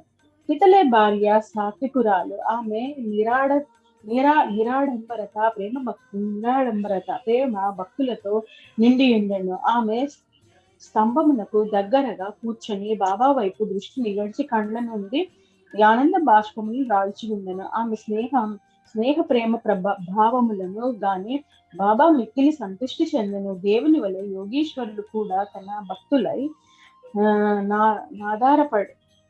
పడెదరు. ఏ భక్తుడు హృదయపూర్వకముగాను మనఃపూర్వకముగాను పూజించి శరణు వేడునో వానికే భగవంతుడు తోడ్పడును. వారు కొద్ది రోజులు బాబా వద్ద సుఖముగానున్న పిమ్మట ఇంటికి పోవ నిశ్చయించి బాబా దర్శనమునకైనను మసీదుకు వచ్చిరి. బాబా వారికి ఊది ప్రసాదం ఇచ్చి ఆశీర్వదించెను. పితలేను దగ్గరికి పిలిచి ఇట్లనను, బాపు అనంతకు ముందు 2 రూపాయలు ఇచ్చి ఉంటివి, ఇప్పుడు 3 రూపాయలు ఇచ్చి చున్నావు. వీనిని పూజా మందిరంలో పెట్టుకొని పూజింపుము, నీవు మేలు పొందదవు. పితలే వీనిని ప్రసాదముగా అంగీకరించెను. బాబాకు సాష్టాంగ నమస్కారము చేసి ఆశీర్వచనములకై ప్రార్థించెను. ఇదే తాను షిరిడి పోవుటకు మొదటిసారి కనుక అంతకు ముందు 2 రూపాయలనిచ్చెను. బాబా మాటలు అర్థమును గ్రహింపలేకుండెను. దీన్ని తెలిసి కొనవలనని కుతూహల పడినగానే బాబా యూరకొనెను. స్వగృహమునకు పోయి తన ముదుసలి తల్లికి ఈ వృత్తాంతమును చెప్పి, బాబా అంతకు ముందు 2 రూపాయలనిచ్చేదనను, అదేమి అని అడిగాను. ఆమె తన పుత్రులతో ఇట్లనను, నీ కొడుకుతో నీవిప్పుడు షిరిడీకి పోయినట్లు మీ తండ్రి నిన్ను తీసుకొని అకల్కోట్కర్ మహారాజు గారి వద్దకు పోయెను. ఆ మహారాజు కూడా సిద్ధ పురుషుడు, పూర్ణయోగి, సర్వజ్ఞుడు, దయాళువు. మీ తండ్రి నిర్మలమైన భక్తుడు కనుక ఆయన పూజను స్వామి ఆమోదించిరి. వారు మీ తండ్రికి 2 రూపాయలు ఇచ్చి మందిరములో పెట్టి పూజించమన్నది. మీ తండ్రి గారు చనిపోయే వరకు వారిని పూజించుచుండిరి. అటు పిమ్మట పూజ ఆగిపోయినది. రూపాయలు పోయినవి. కొన్ని సంవత్సరముల పిమ్మట రూపాయల సంగతి పూర్తిగా మరచితిమి. నీ అదృష్టవంతుడవగుటచే అక్కల్ కోటకర్ మహారాజు శ్రీ సాయి రూపములో కనిపించి నీ కర్తవ్యమును జ్ఞప్తికి తెచ్చి నీ కష్టములను తప్పించి చూచుచున్నారు. కాబట్టి ఇక మీదట జాగ్రత్తగా నుండుము, సంశయములను దూరాలోచనలను విడుము, మీ తాత ముత్తాతల ఆచారం ప్రకారము నడువుము, సత్ప్రవర్తనమును అవలంబింపుము, కుటుంబ దైవములను పూజింపుము, రూపాయలను పూజింపుము, వారి విలువలను గ్రహించి వాటిని శ్రద్ధగా పూజించి మహాత్ముల ఆశీర్వచనములను దొరికినందుకు గర్వించుము. శ్రీ సాయి నీలోనున్న భక్తిని మేలు కొల్పినారు. నీ మేలు కొరకు దాన్ని అభివృద్ధి చేసుకొను. తల్లి మాటలు విని పితలే మిక్కిలి సంతోషించును. శ్రీ సాయి యొక్క సర్వాంతర్యామి తత్వమును వారి శక్తి అందు అతనికి నమ్మకము కలిగెను. వారి దర్శన ప్రాముఖ్యతను గ్రహించెను. అప్పటి నుండి తన నడవడి గూర్చి చాలా జాగ్రత్తగా నుండెను. అంబాడేకర్ గారు పూనా నివాసి గోపాల నారాయణ అంబాడేకర్ బాబా భక్తుడు. అతడు ఆబ్కారీ డిపార్ట్మెంట్ లో 10 సంవత్సరములు నౌకరీ చేసెను. ఠాణా జిల్లాలోను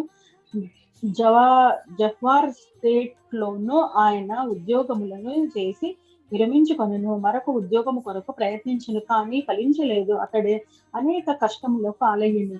అతని స్థితి రాను రాను అసంతృప్తికరముగా నుండెను. ఈ ప్రకారము 7 ఏండ్లు గడిచెను. అతను ప్రతి సంవత్సరము 7 ఏండ్లు గడిచెను. అతడు అసంతృప్తిగా నుండెను. ప్రతి సంవత్సరము షిరిడీకి పోవచ్చు బాబాకు తన కష్టములు చెప్పుచుండేవాడు. 1916లో అతని స్థితి చాలా హీనముగా నుండుటచే షిరిడీలో ప్రాణత్యాగము నిశ్చయించుకొనెను. అతడు భార్యతో షిరిడీకి వచ్చి 2 మాసములుండెను. దీక్షిత్ వాడకు ముందున్న ఎడ్ల బండి మీద కూర్చొని ఒకనాడు రాత్రి దగ్గరనున్న నూతిలో బడి చావవలెనని నిశ్చయించుకొనెను. అతడు ప్రకారము నిశ్చయించుకొనగానే బాబా మరి ఒకటి నిశ్చయించెను. కొన్ని అడుగుల దూరమైన ఒక హోటల్ నుండి దాని యజమాని సగుణమేర్ నాయక్, అతడు బాబా భక్తుడు. అతడు అంబాడేకర్ పిలిచి అక్కల్ కోట్కరు మహారాజు గారి చరిత్రను చదివితివా అని అడుగుచు పుస్తకము నీచెను. అంబాడేకర్ దాన్ని తీసుకొని చదువనించెను. పుస్తకము తెరిచేసరికి ఈ కథ వచ్చెను. అక్కల్ కోట్కర్ మహారాజు గారి కాలములో ఒక భక్తుడు బావుగా నెట్టి దీర్ఘ రోగముచే బాధపడుచుండెను. బాధను సహించలేక నిరాశ చెంది బావిలో దుమికెను. వెంటనే మహారాజు వచ్చి వానిని బావిలో నుంచి బయటకు తీసి ఇట్లనెను, గత జన్మ పాప పుణ్యములను నీవు అనుభవించక తప్పదు. కర్మానుభవము పూర్తి కాకున్నచో పుణ్య ప్రాణత్యాగము నీవు తోడ్పడదవు. నీవింకొక జన్మ ఎత్తి బాధ అనుభవించవలను. చచ్చుటకు ముందు కొంతకాలం మేళ నీ కర్మం అనుభవించరాదు. గత జన్మల పాపముల నేల తుడిచి వేయరాదు. దాన్ని శాశ్వతంగా పోవునట్లు చేయుము. సమయోచితమైన ఈ కథను చదివి అంబాడేకర్ మిగుల ఆశ్చర్యపడిన. వాని మనస్సు కరిగిన. బాబా సలహా ఈ ప్రకారముగా లభించినచో వాడు చచ్చియే ఉండును. బాబా సర్వజ్ఞత్వము దయాళత్వమును చూచి అంబాడేకర్కు బాబా యందు నమ్మకములు బలపడి అతని భక్తి దృఢమయ్యేను. అతని తండ్రి అక్కల్కోట్కర్ మహారాజు భక్తుడు కాన కొడుకు కూడా తండ్రి వలె భక్తుడు కావాలనని బాబా కోరిక. అతడు బాబా ఆశీర్వచనము పొందెను.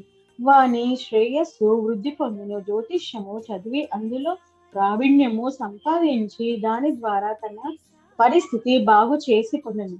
కావలసినంత ధనమును సంపాదించుకొనగలిగిన. మిగతా జీవితం అంతయు సుఖముగా గడిపెను. శ్రీ సద్గురు సాయినాథ్ మహారాజ్ కి జై. 27th chapter now. బాబా మత గ్రంథములను తమ స్వహస్తములతో స్పృశించి పవిత్రము చేసి వారిని తమ భక్తులకు పారాయణము కొరకు ప్రసాదించుట మొదలగున్నవి ఈ అధ్యాయంలో చెప్పుకొందురు. మానవుడు సముద్రములో మునుగగనే అన్ని తీర్థములలోనూ పుణ్య నదులలోనూ స్నానము చేసిన పుణ్యము లభించును. అటులనే మానవుడు సద్గురువుని పాదార విందములను ఆశ్రయింపగనే త్రిమూర్తులకు బ్రహ్మ విష్ణు మహేశ్వరులకు త్రిమూర్తులకు నమస్కరించిన ఫలముతో పాటు పరబ్రహ్మమునకు నమస్కరించిన ఫలితము కూడా లభించును.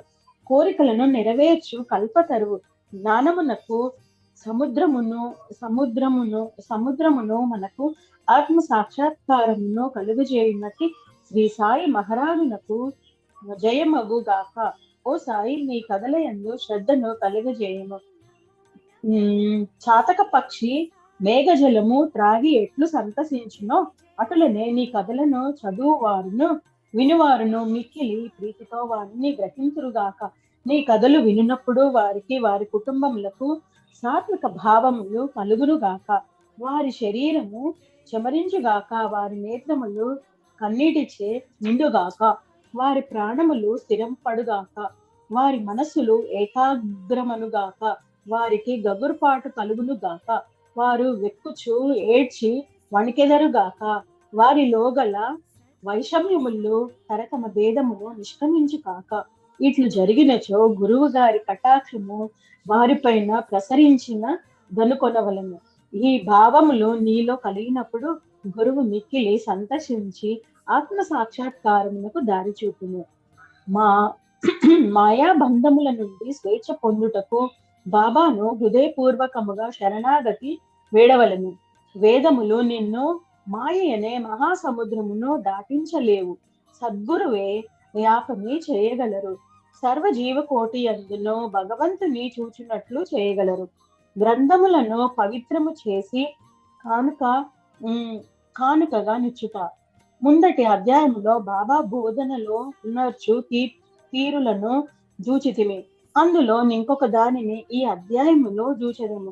కొందరు భక్తులు మత గ్రంథములను పారాయణం చేయుటకు బాబా చేతికిచ్చి బాబా పవిత్రము చేసిన పిమ్మట వానిని పుచ్చుకొనిడివారు.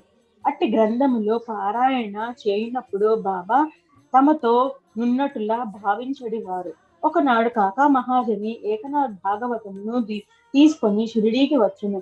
శ్యామ పుస్తకమును చదువుటకై తీసుకుని మసీదుకు పోయెను.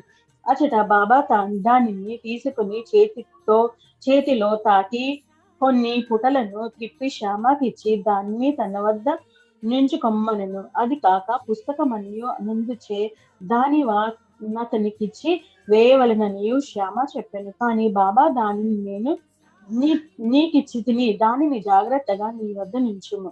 అది నీకు పనికి వచ్చు ననిరి ప్రకారముగా బాబా అనేక పుస్తకములు శ్యామ వద్ద నుంచెను. కొన్ని దినముల పిమ్మట కాకా మహాజని తిరిగి భాగవతమును తెచ్చి బాబాకి ఇచ్చాను. బాబా దాన్ని తాకి ప్రసాదముగా మహాజనికి ఇచ్చి దాన్ని భద్రపరచమనను.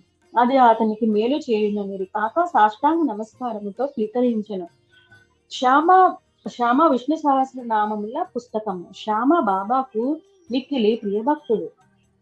బాబా అతనికి మేలు చేయు నిశ్చయించి విష్ణు సహస్రనామమును ప్రసాదముగా నిచ్చాను. దానిని ఈ క్రింద విధముగా జరిపాను. ఒకప్పుడు ఒక రామదాసి సమర్థ రామదాసు భక్తుడు షిరిడీకి వచ్చను. కొన్నాళ్ళు అక్కడ నేను ప్రతిరోజు ఉదయమే లేచి ముఖము కడుక్కొని స్నానము చేసి పట్టుబట్టలు ధరించి విభూది పూసుకొని విష్ణు సహస్రనామమును ఆధ్యాత్మిక పారాయణము శ్రద్ధతో పారాయణ చేయుచుండను. అతడి గ్రంథములో అనేక సార్లు పారాయణ చేసను. కొన్ని దినముల పిమ్మట బాబా శ్యామకు మేలు నిశ్చయించి విష్ణు సహస్రనామ పారాయణము చేయింపదలిచెను.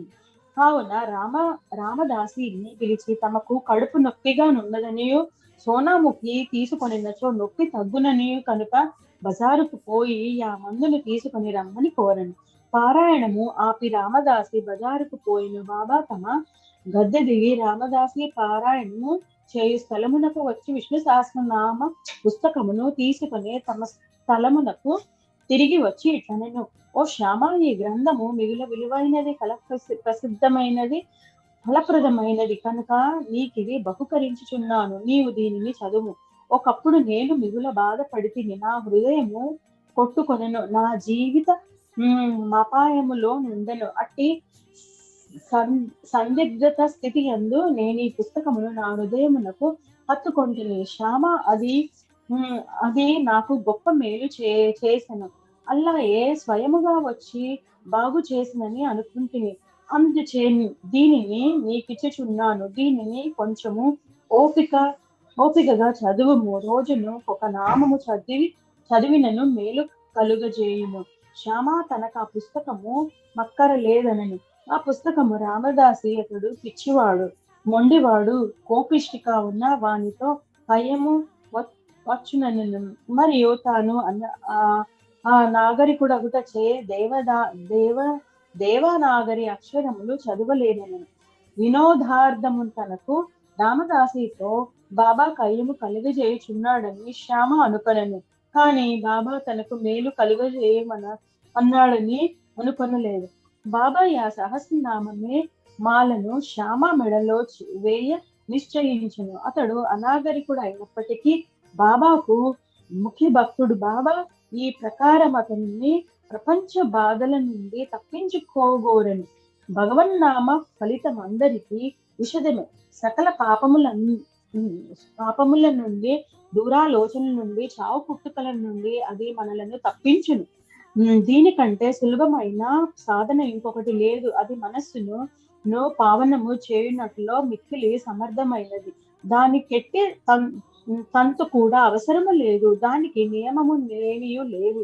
అది మిగుల సులభమైనది, ఫలప్రదమైనది. శ్యామకు ఇష్టము లేనప్పటికీ వానిచే దాన్ని అభ్యసించవలెనని బాబాకు దయ కలిగింది కనుక దానిని బాబా వానిపై బలవంతముగా రుద్దును. ఈ ప్రకారముగానే చాలా కాలము క్రిందటి ఏకనాథ్ మహారాజు బలవంతముగా విష్ణు సహస్రనామమునొక బీద బ్రాహ్మణునిచే పారాయణ చేయించి వారిని రక్షించిన.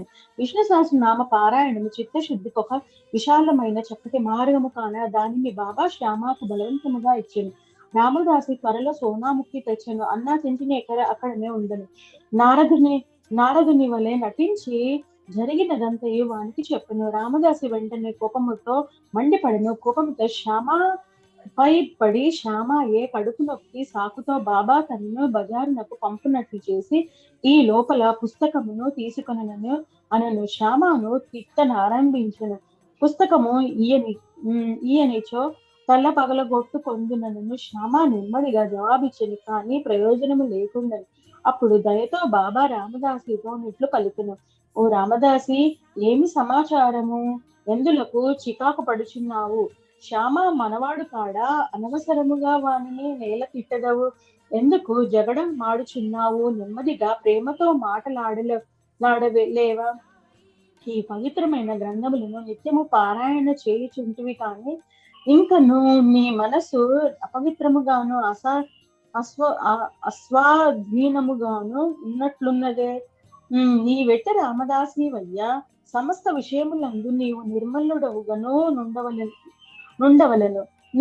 నీవా పుస్తకమునకు అంతగా నవలంబించుట వింతగా ఉన్నది. నిజమైన రామదాసికి మమత కాక సమత ఉండవలను. ఒక పుస్తకము కొరకు శ్యామతో పోరాడుచున్నావా? వెళ్ళు, నీ స్థలములో కూర్చుని ధనమిచ్చిన పుస్తకము అనేకములు వచ్చును, కానీ మనుష్యులు రారు.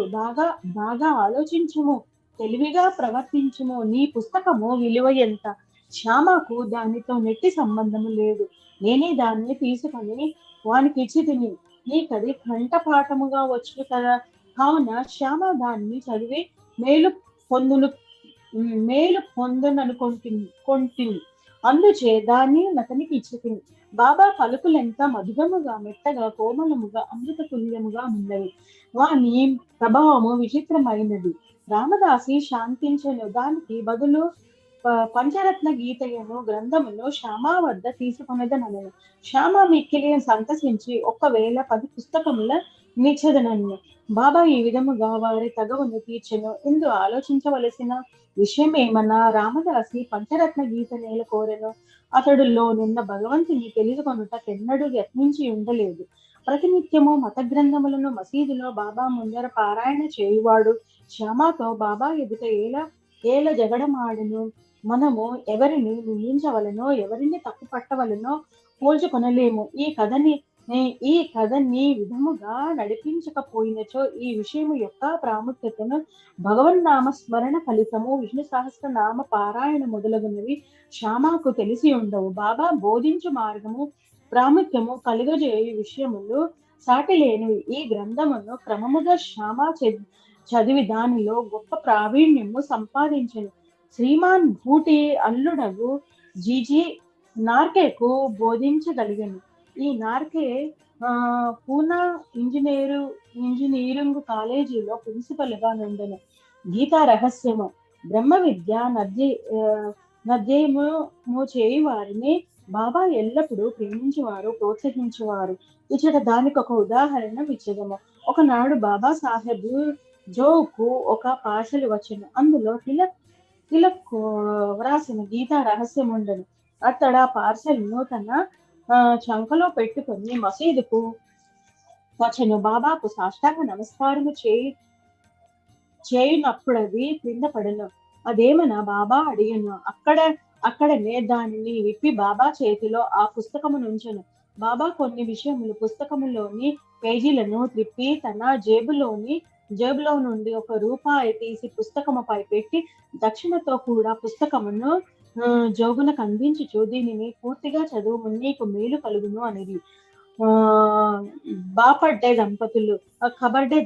కబడ్డే వృత్తాంతములో నీ అధ్యాయమును ముగించదము. ఒకప్పుడు కబడ్డే తన భార్యతో షిరిడీకి వచ్చి కొన్ని నెలలుండెను. దాదాసాహెబ్ కబడ్డే సామాన్యుడు కాడు.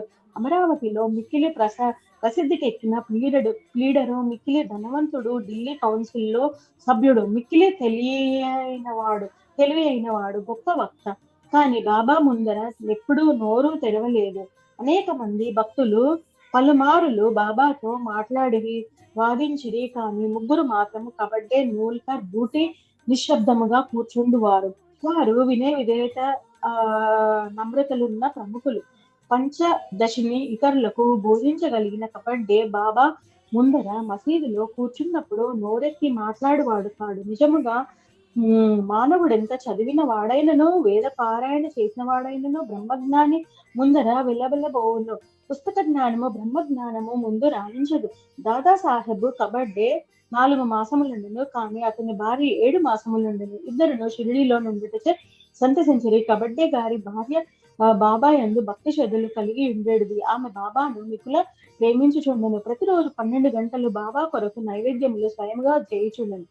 దానిని బాబా ఆమోదించిన తరువాత తాను భోజనము చేయుచుండెను. ఆమె యొక్క నిలకడను, నిశ్చల భక్తిని బాబా ఇతరులకు బోధించుచుండెను. ఆమె ఒకనాడు మధ్యాహ్న భోజనమైన ఒక పళ్ళెములో సాంజా, పూరి, అన్నము, పులుసు పరమాన్నం మొదలగున మసీదునకు తెచ్చెను. గంటలో కొలది యూరకనే ఉండు బాబా ఆనాడు వెంటనే లేచి భోజన స్థలములో కూర్చుండి ఆమె తెచ్చిన పళ్ళెమును పై యాకు తీసి త్వరగా తిని ప్రారంభించును. శ్యామ ఇట్లా అడిగాను, ఎందుకు ఈ పక్షపాతము? ఇతరుల పళ్ళెములా నెట్టివేసెదవు, వాని వైపు చూడనైనా చూడవు, కానీ దీనిని నీ దగ్గర కీడ్చుకొని తినుచున్నావు. ఈయన తెచ్చిన భోజనం ఎందుకు ఇంత రుచికరమా? ఇది మాకు సమస్యగా నున్నది. బాబా ఇట్లు బోధించను, ఈ భోజనము యథార్థముగా మిక్కిలి అమూల్యమైనది. గత జన్మలో నీవే ఒక వర్తకుని యావు, అది బాగా పాలించుచుండెను. అచ్చటి నుండి నిష్క్రమించి ఒక తోటమాలి ఇంటిలోకి జన్మించెను. తదుపరి ఒక క్షత్రియుని ఇంటిలో జన్మించెను. ఒక వర్తకుని వివాహం ఆడెను. తరువాత ఒక బ్రాహ్మణుని కుటుంబంలో జన్మించెను. చాలా కాలం పిమ్మట ఆమెను నేను చూచితిని. కావున ఆమె కళ్ళము నుండి ఇంకను కొన్ని ప్రేమయుతమగు ముద్దలను తీసుకొని నిండు. ఇట్లనుచు బాబా ఆమె పళ్ళెము ఖాళీ చేసిన నోరు చేతులు కడుక్కొని క్రేన్పులు తీయుచు తిరిగి తన గద్దపై కూర్చుండెను. అప్పుడు ఆమె బాబాకు నమస్కరించెను. బాబా కాళ్లను పిసుకుచుండెను. బాబా ఆమెతో మాట్లాడదొడంగెను. బాబా కాళ్లను తోముచున్న ఆమె చేతులను బాగా తోముటకు ప్రారంభించెను. గురు శిష్యులు ఒండోరులు సేవ చేసుకొనుట చూచి శ్యామ ఇటులనెను, చాలా బాగా జరుగుచున్నది. భగవంతుడు భక్తురాలు ఒకరికొకరు సేవ చేసుకొనుట మిగులు వింతగానున్నది. ఆమె యథార్థమును ప్రేమకు సంతసించి బాబా మెల్లగా మృదువైన ఆకర్షించు కంఠముతో రాజారామును మంత్రమును ఎల్లప్పుడూ జపించుమనుచు ఇట్లనను, నీ వీట్లు చేసినచో నీ జీవితాశయమును పొందెదవు, నీ మనసు శాంతించును, నీకు మెలగును.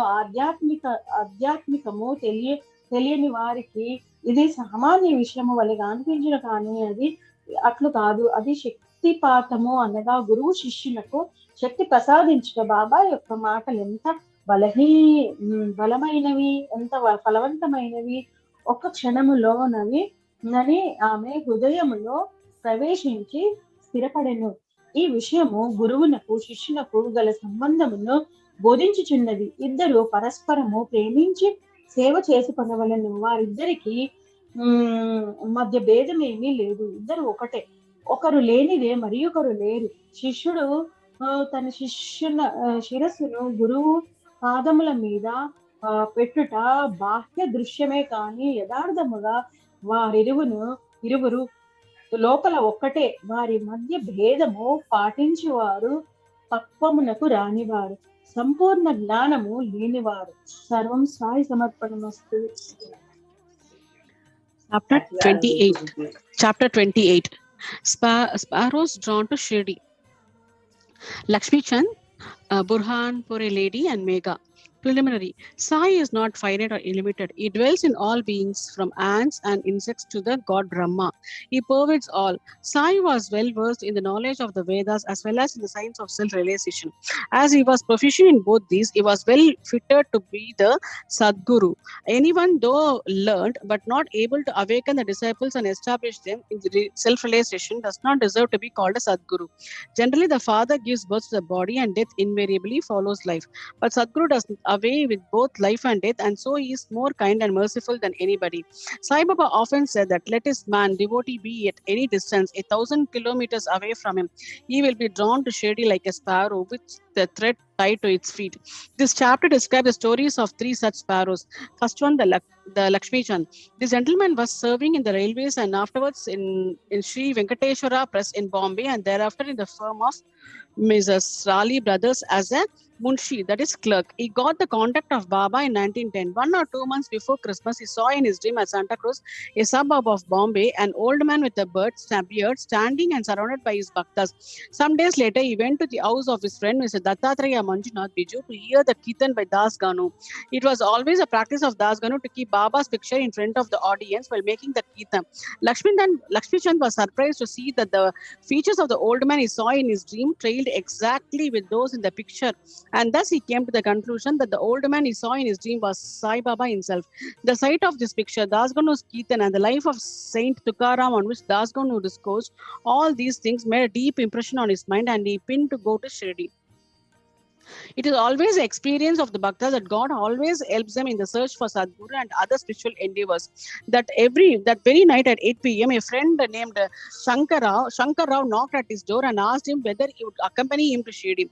His joy knew no bounds, and he had once decided to go to Shirdi. He borrowed rupees 15 from his cousin, and after making due preparations, left for Shirdi. In the train, he and his friend Shankar Rao did some bhajan, sang religious songs, and inquired about Sai Baba with some fellow passengers from Mohammedans who were returning to their place near Shirdi.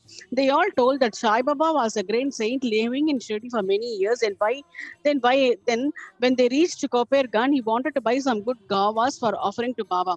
But he was so much enwrapped with the scenery and sights there that he forgot to purchase them. When they were nearing Shirdi, he was reminded of the gavas. Just then he saw an old woman with a gava basket on her head running after the tanga. The tanga was stopped, and he gladly purchased some select fruits. When the woman said, "Take all the rest and offer them on my behalf to Baba." The facts that is that he had indeed to purchase gavas, but that he had forgotten to do so. The old woman's encounter and the devotion to Baba, all these were a surprise to both the friends. And Lakshmi Chand thought in his mind that old woman might be some relation to the old man he saw in his dream. Then they drove on and came near Shirdi, and on seeing flags on the masjid, they saluted them. With puja materials in hand, they then went to the masjid and worshipped Baba with due formality. Lakshmi Chand was much moved and was extremely happy to see Baba. He was enwrapped with Baba's feet as a bee with a sweet-smelling lotus. Then Baba spoke as always. "Cunning fellow, he does bhajan on the way and inquires from others. Why ask others? Everything we should see with our own eyes. Where is the necessity to question others? Just think for yourself whether your dream is true or not. Whether was the necessity of the darshan by taking a loan from a Marwari? Is the art's desire now satisfied?"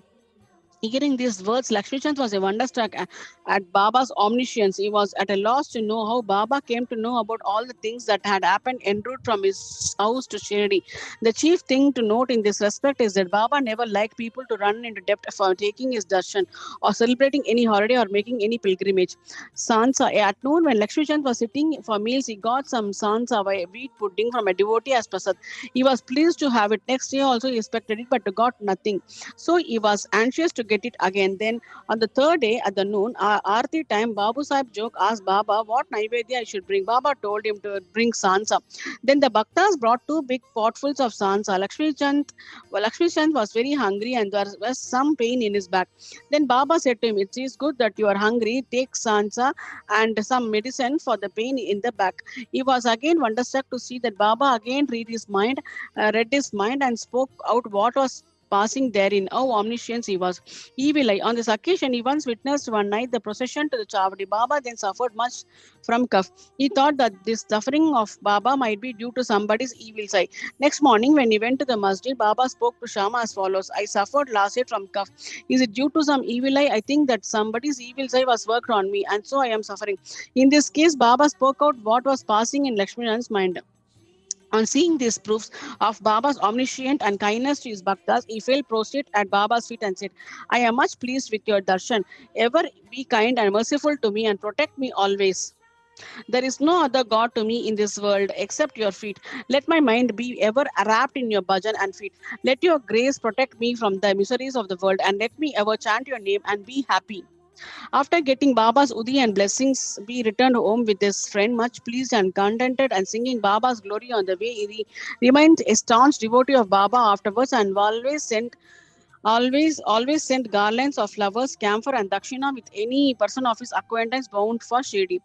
Burhanpore lady. Now let us turn to another sparrow, Baba's word meaning devotee. One lady in Burhanpore saw in a dream Sai Baba coming to her door and begging khichdi, rice cooked with dal and salt, for his meals. On awakening, she saw nobody at her door. However, she was pleased with this vision and told it to all, including her husband.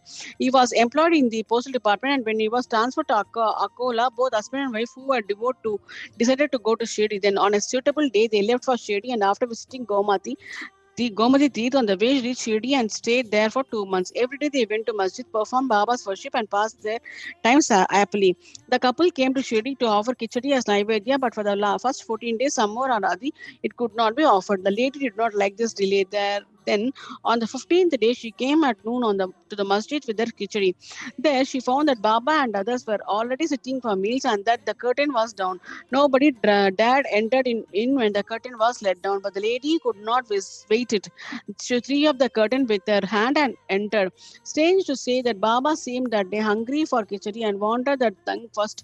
And when the lady came in with the dish, Baba was delighted and began to eat morsel after morsel of khichdi. On seeing the earnestness of Baba in this respect, everybody was wonderstruck, and those who heard the story of khichdi were convinced about his extraordinary love for his devotees. Megha. Now let us go to the third and bigger sparrow. Megha of Meeram Gwan was a simple and illiterate Brahmin cook of Rao Bahadur H.V. Sate. He was devotee of Shiva and always chanted the 5-syllable mantra Namah Shivaya. He did not know the Sandhya nor its chief mantra, the Gayatri. Rao Bahadur Sate was interested in him and got him taught the Sandhya and the Gayatri. Sate told him that Sai Baba of Shirdi was the embodiment form of the god Shiva and made him start for the Shirdi. At the Broach railway station, he learned that Sai Baba was a Muslim and his simple and orthodox mind was much perturbed at the prospect of going to Muslim. And he prayed to his master not to send him there. His master, however, insisted on his going there and gave him a letter of introduction to his Sate's father-in-law, Ganesh Damodar, alias Dada Kilkar at Shirdi, to introduce him to Sai Baba. When he reached Shirdi and went to the masjid, Baba was very indignant and would not allow him to enter. "You kick out the rascal," roared Baba, and then said to Megha, "You are a high caste Brahmin and I am a low Muslim. You will lose your caste by coming here, so get away." Hearing these words, Megha began to terrible. He was wondering as to how Baba had come to know about what was passing in his mind. He stayed there for some days, serving Baba in his own way, but was not convinced. Then he went home. After that, he went to Triampaka, that is Nasik district, and stayed there for a year and a half. Then again he returned to Shirdi. This time at the intercession of Dada Kelkar, he was allowed to enter the masjid and stay in Shirdi. Sai Baba's help to Megha was not though any oral instruction. He worked upon Megha internally with the result that he was considerably changed and benefited. Then Megha began to look upon Sai Baba as incarnation of Shiva. In order to worship Shiva, Bela leaves are required, and Megha used to go miles and miles every day to bring them and worship Shiva. His practice was to worship all the gods in the village and then come to the masjid, and after saluting Baba's gadi, he worshipped Baba, and after doing some service, he drank the washings of Baba's feet. Once it also so happened that he came to the masjid without worshipping of God Kandoba, as the door of the temple was closed. But Baba did not accept this worship and sent him again, saying that the door was open. There Megha went, found the door open, worshipped the deity, and then returned to Baba as usual. Ganges Bath. On one Makara Sankranti day, Megha wanted to besmear the body of Baba with sandal paste and bath him with Ganges water. Baba was first unwilling to undergo this operation, but at its repeated request, it consented. Megha had to traverse a distance of 8 kilometers going and returning to bring out the sacred water from the Gomati river. He brought the water, made all the preparations for the bath, and at noon and asked Baba to get ready for the same.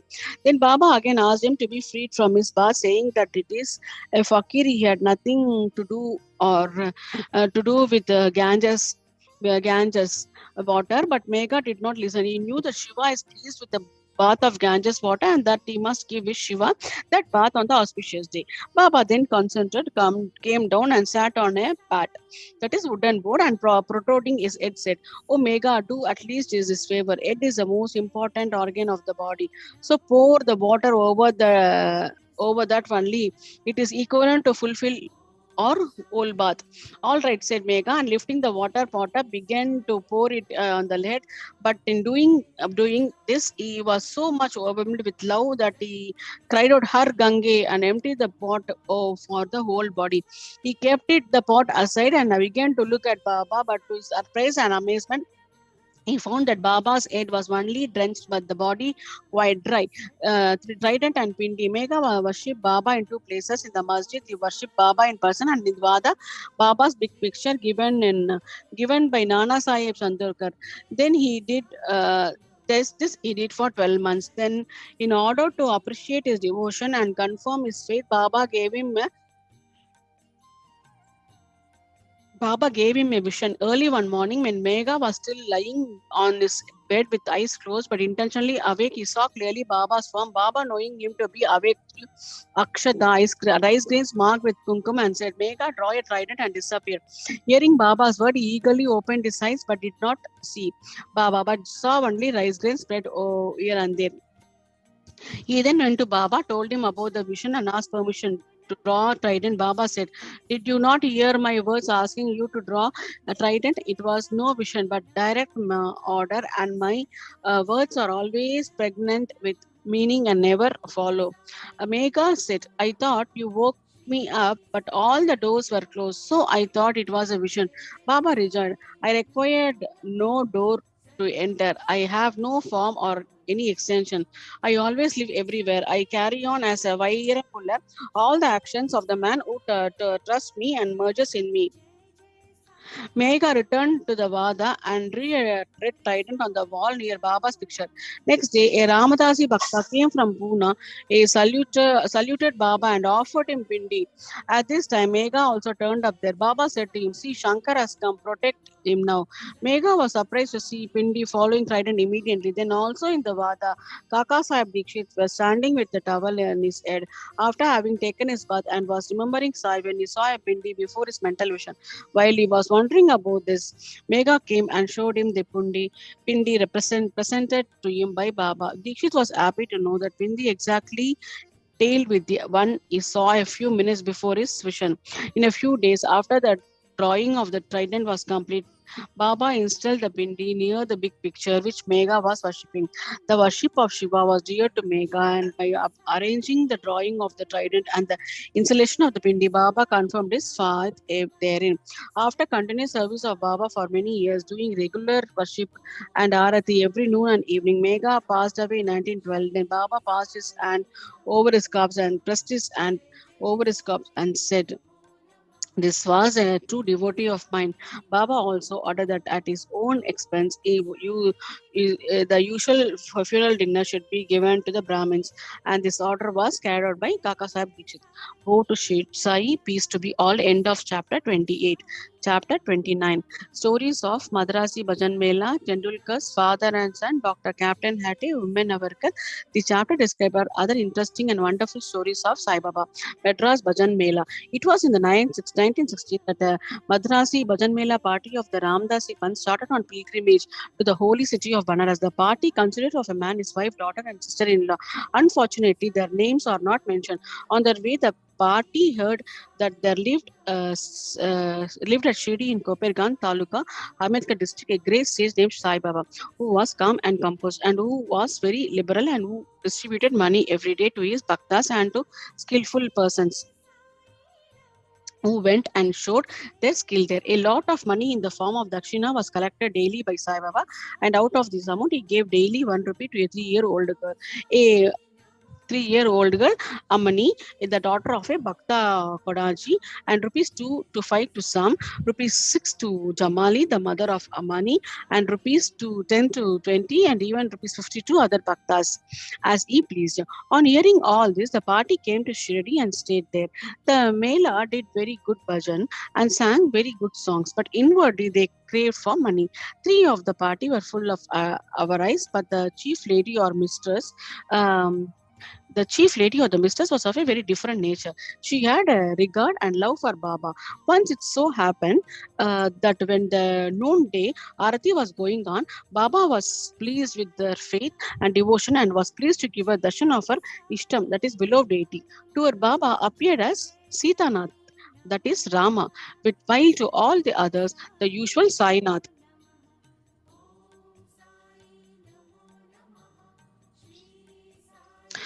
On seeing her beloved deity, she was very much moved. Tears began to flow from her eyes, and she clapped her hands in joy. The people began to wonder at her joyful mood, but were not able to guess its cause. Late in the afternoon, she disclosed everything to her husband. She told him how she was Sri Rama in Sai Baba. He thought that she was very simple and devout, and her seeing Rama might be a hallucination of her mind. He poofed her, saying that it was not possible that she alone should see Rama while they all saw Sai Baba. She did not resent this remark, as she was fortunate enough to get Ram Darshan now and then. Wonderful vision. Things were going on like this when the husband got a wonderful vision in his dream one night as follows. He was in a big city. The police there had arrested him, tied his hands with a rope, and put him up in a cage, that is lock up. As the police were tightening the grip, he saw Sai Baba standing quite outside near the cage. On seeing Baba so near, he said in a plaintive tone, "Hearing your fame, I came to your feet. And why should a calamity befall me when you are standing here in person?" Baba said, "You must suffer the consequences of your action." He said, "I have not done anything in this life which would bring such a misfortune on me." Baba said, "If not in this life, you must have committed some sins in your past life." He replied, "I do not know anything of my past life, but assuming that I did commit some sins, then why should it not be burnt and destroyed in your presence as dry grass before fire?" Baba, have you got such faith? Baba asked, "Have you got such faith?" He said, "Yes." Baba then asked him to close his eyes. No sooner did he shut them than he heard a thumping sound of something falling down. And opening his eyes, he saw that he was free and the police had fallen down, bleeding. Being much frightened, he began to look at Baba, who said, "Now you are well caught. Officers will now come and arrest you." Then he begged, "There is no other savior except you. Save me, anyhow." Then Baba again asked him to close his eyes. He did so, and when he opened them, he saw that he was very free out of the cage, and that Baba was by his side. He then fell at Baba's feet. Baba then asked him, "Is there any difference between this namaskar and your previous ones?" Think well and reply. He said, "There is a lot of difference. My former namaskars were offered with the object of getting money from you, but the present namaskar is one offered to you as God. Besides, formerly I thought resentfully that you, being a Mohammedan, were spoiling us, the Hindus. Baba, do you not believe in your mind in Mohammedan gods?" He said, "No." Then Baba said, "Have you not got a panja, emblem of ant, in your house? And do you not worship the same in Dabut by name Kadbibi, whom you propitiate and appease on marriage occasion and other festivals? Is it not so?" He admitted all this. Then Baba said, "What more do you want?" Then a desire arose in his mind to get the darshan of his Guru Ramdas. When Baba asked him to turn back and see, and when he turned, lo, Ramdas was in front of him. No sooner did he begin to fall at his feet, Ramdas vanished. Then he inquisitively asked Baba, "You look old. Do you know your age?" Baba, "What? Do you say I am old? Just run a race with me and see." On seeing this, Baba began to run and he too followed. Baba disappeared in the dust raised by his footsteps while running, and the man was awakened. After awakening, he began to think seriously about the dream vision. His mental attitude was completely changed and he realized the greatness of Baba. After this, his grabbing and doubting tendencies disappeared and true devotion of Baba's which sprang in his mind. The vision was a mere dream, but the question and answers therein were most significant and interesting. Next morning, when all the persons assembled in the masjid for the arati, Baba gave him a prasad of 2 rupees worth sweetmeats and also 2 rupees from his pocket and blessed him. He made him stay there for a few more days and gave him his blessings and saying, "Allah, God, will give you plenty and he will do you all good." He did not get more money there, but he get far better things like Baba's blessings, which stood him in good stead all along. The party got plenty of money afterwards, and that pilgrimage was successful as they had not to suffer any trouble or inconvenience during the journey. They all returned home safe and sound, thinking of Baba's words and blessings and the anand, the bliss they experienced by his grace. This story illustrates one of the methods which Baba followed in some cases to improve and reform his devotee. Second one is Tendulkar family. There lived in Bandra, a suburb of Bombay, Tendulkar family, all the members of which were devoted to Baba. Mrs. Savitribai Tendulkar has published a Marathi book named Shri Sainath Bhajanmala containing 800 abhangs and padas describing the Leelas of Baba. It is a book worth reading by those who are interested in Baba. The son, Babu Tendulkar, was studying hard day and night and wanted to appear for the medical examination. He consulted some astrologers, examined his horoscope. They told him that the stars were not favorable that year, and he should appear for the examination next year, when he would be certainly successful. This cast a gloom over him and made him restless. A few days afterwards, his mother went to Shirdi and saw Baba.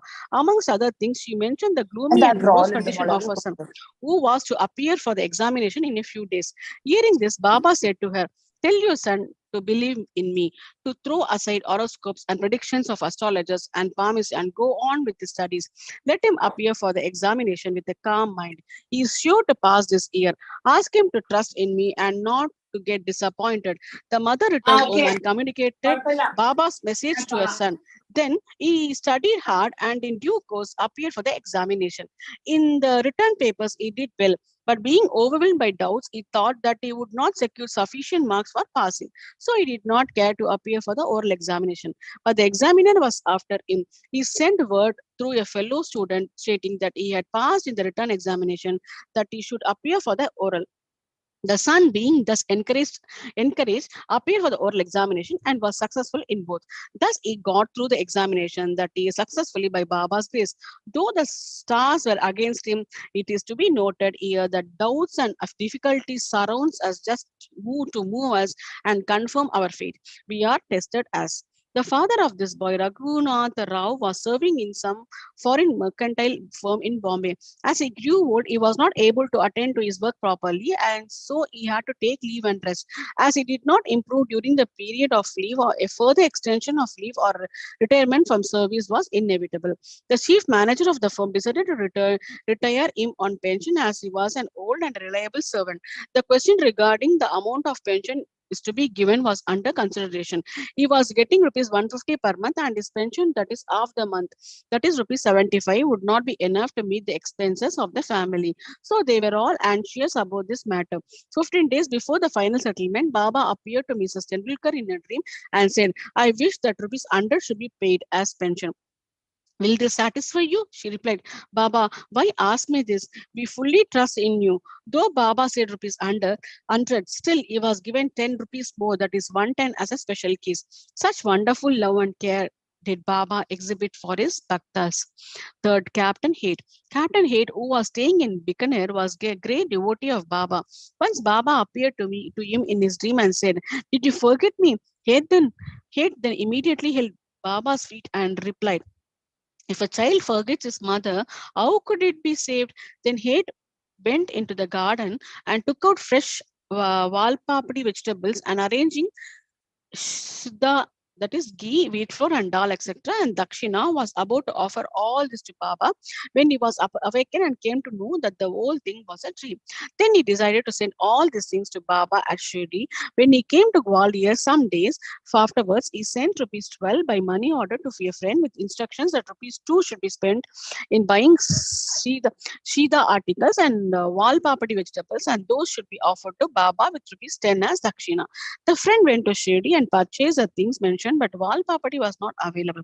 In a short time, a woman turned up with a basket on her head, which curiously enough contained the vegetables. It was purchased, and then all the things were offered to Baba on behalf of Captain Heat. Mr. Nimonkat prepared the Naivedya next day and offered the same to Baba. All the people were surprised to see that Baba, while dining, took and ate walpapadi and did not touch rice and other things. Ate's joy knew no bounds when he heard of this from his friend. Consecrated rupee. At another time, Captain Hate was wished that he should have in his house a coin of rupee consecrated by Baba with his touch. He came across a friend who was bound for Shirdi. With him, Hate sent his rupee. The friend went to Shirdi and after the usual salutations gave first his Dakshina, which Baba pocketed. Then he gave his 8 rupee, which Baba took in his hand and began to stare at it. He held it in friend, tossed it up with his right thumb and played with it. Then he said to the friend, "Return this to its owner with the prasad of Udi. Tell him that I want nothing from him. Ask him to live in peace and contentment." The friend returned to Gwalior handed over the consecrated rupee to 8 and told him all the happened at Shirdi. This time 8 was much pleased and realized that Baba always encouraged good thoughts and he wished intently. Baba fulfilled the same accordingly. Fourth one, Vaman Navekar. Now let the readers hear a different story. A gentleman named Vaman Navekar loved Baba very much. He once bought a rupee. On one side, observe of it were engraved the figures of Rama, Lakshman, and Sita, and on the other side, that is reverse side, was engraved the figure of Maruti with folded hands. He offered it to Baba with a hope that he should consecrate it with his touch and return into him with Udi. But Baba immediately pocketed it. Then Shama spoke to Baba regarding Vaman Rav's intention and requested him to return it. Then Baba spoke it in the presence of Vaman Ram as follows. Why should it be? Why should it to be returned to him? We should keep it ourselves. If we give rupees 25 for it, it will be returned. Then, for the sake of that rupee, Vaman Rao collected rupees 25 and placed them before Baba. Then Baba said, the value of the rupee far exceeds 25 rupees. Shama, take this rupee. Let us have it in our store. Keep this in your shrine and worship it. No one had the courage to ask Baba why he followed this particular action.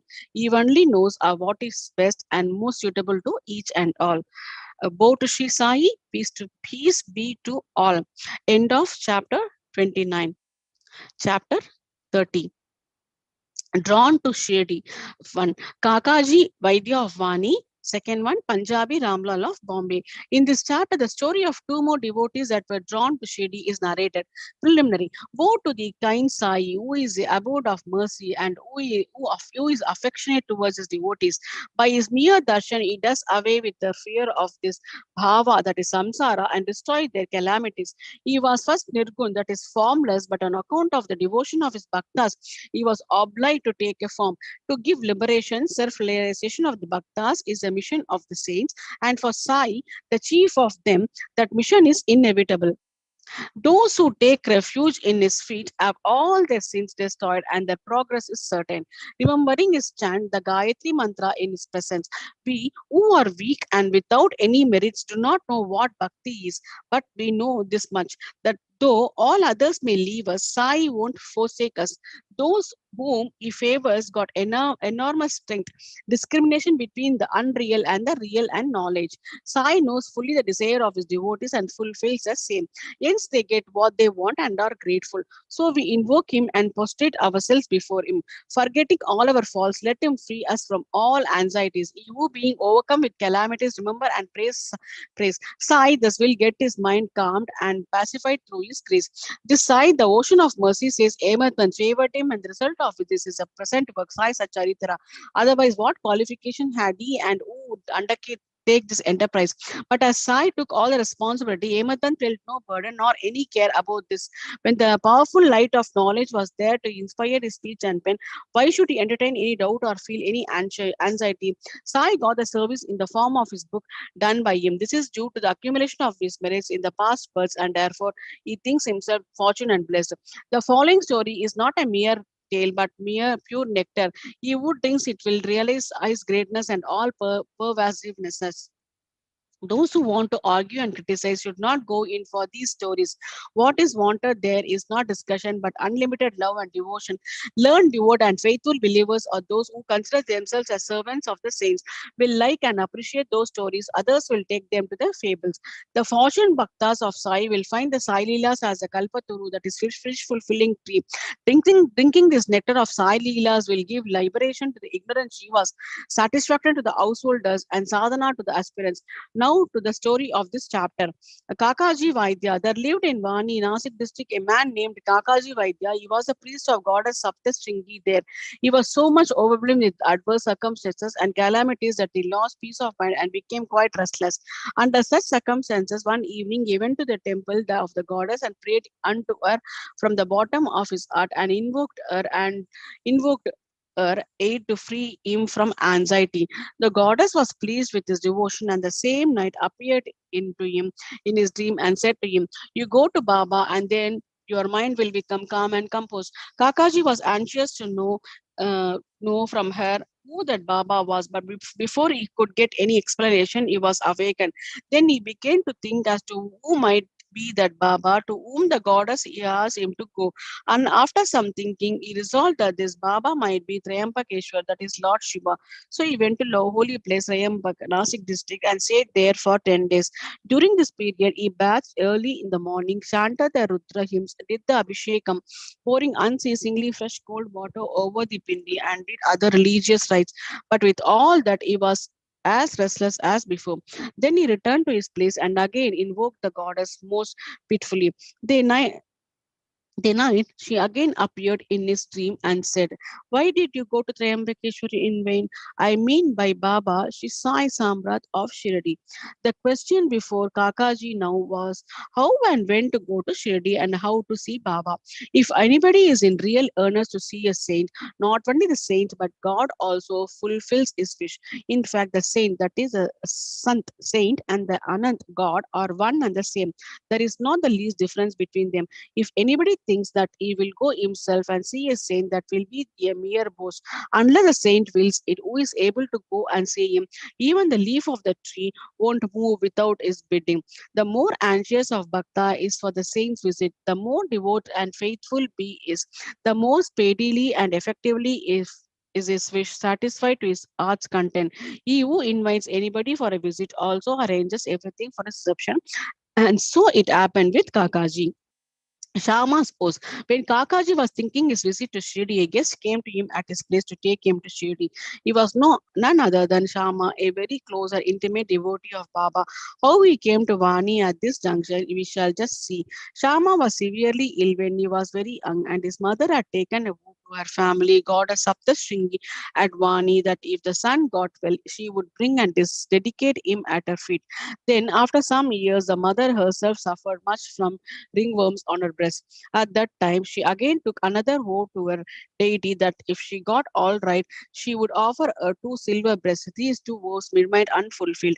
At her deathbed, she called her son Shama to her and drew his attention to the vows. And after taking a promise from him that he would fulfill them, she breathed their last. After some time, Shama quite forgot about those vows, and thus 30 years elapsed. About this time, a famous astrologer had come to Shirdi and stayed there for a month. His prediction in the case of Shriman Booty and others came true, and everybody was satisfied. Shama's younger brother Babaji consulted him and was told that his mother's vows, which his elder brother promised to fulfill at her deathbed, were not yet fulfilled. Hence, the goddess was displeased with them and bringing troubles to them. Babaji told this to his brother Shama, who was then reminded of the unfulfilled vows. Thinking that any further delay would be dangerous, he called a goldsmith and got a pair of silver breasts prepared. Then he went to the masjid, prostrated himself before Baba, and placing before him with the two silver breasts, requested him to accept them and free him from the oaths as he was to him as Saptashringi goddess. Then Baba insisted upon him to go himself to the temple of Saptashringi and offer them in person at the feet of the goddess. Then after taking Baba's permission and Udi, then he left for Vani and searching for the priest came to Kakaji's house. Kakaji was then very anxious to visit Baba, and Shama went there to see him. At the very same time, what a wonderful coincidence is this! Kakaji asked him who he was and whence he had come. And on learning that he came from Shirdi, he had once embraced him, so overpowered was he with love. Then they talked about Sai Leelas, and after finishing the rites of Shama's oath, they both started for Shirdi. On reaching the place, Kakaji went to the masjid and fell at Baba's feet. His eyes were soon bedewed with tears, and his mind attained calmness. According to the vision of the goddess, no sooner did he see Baba that his mind lost all its restlessness and became calm and composed. Kakaji began to think in his mind, "What a wonderful power is this!" Baba spoke nothing. There was no question and answer, no benediction pronounced. The mere darshana itself was so conducive to happiness. The The restlessness of my mind disappeared by his mere darshan. Consciousness of joy came upon me. This is what is called the greatness of darshan.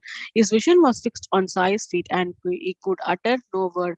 Hearing Baba's leelas, his joy knew no bounds. He surrounded himself completely to Baba, forgot his anxiety and cares, and got undiluted happiness. He lived happily there for 12 days, and after taking Baba's leave, Udi and blessings returned home. Kushal sense of Rahata. It is said that a dream which we get in the small hours of the morning generally comes out true in the waking state. This may be so, but regarding Baba's dreams, there is no restriction of time. To quote an instance, Baba told Kaka Sahib Dikshit one afternoon to go to Rahata and fetch Kushal Chand to Shirdi, as he had not seen him since long. Kaka Sahib accordingly took a tanga and went to Rahata. He saw Kushal Chand and gave him Sai Baba's message. Hearing it, Kushal Chand was surprised and said that he was taking a noon nap after meals when Baba appeared in his dream and asked him to come to Shirdi immediately, and that he was anxious to go. As he had no horse of his own nearby, he had sent his son to inform Baba. When his son was just out of the village border, Dishit Tanga turned up. Dishit then said that he was sent specially to bring him. Then they both went in the Tanga back to Shirdi. Kushal Chand saw Baba and all were pleased. Seeing this Leela of Baba, Kushal Chand was much moved. Punjabi Ramlal of Bombay. Once, a Punjabi Brahmin of Bombay named Ramlal got a dream in which Baba appeared and asked him to come to Shirdi. Baba appeared him as a Mahat saint, but he did not know his whereabouts. He thought that he should go and see him, but as he knew not his address, he did not know what to do. But he who calls anybody for an interview make the necessary arrangements for the same. The same happened in this case. The same afternoon, when he was strolling in the streets, he saw a picture of Baba in a shop.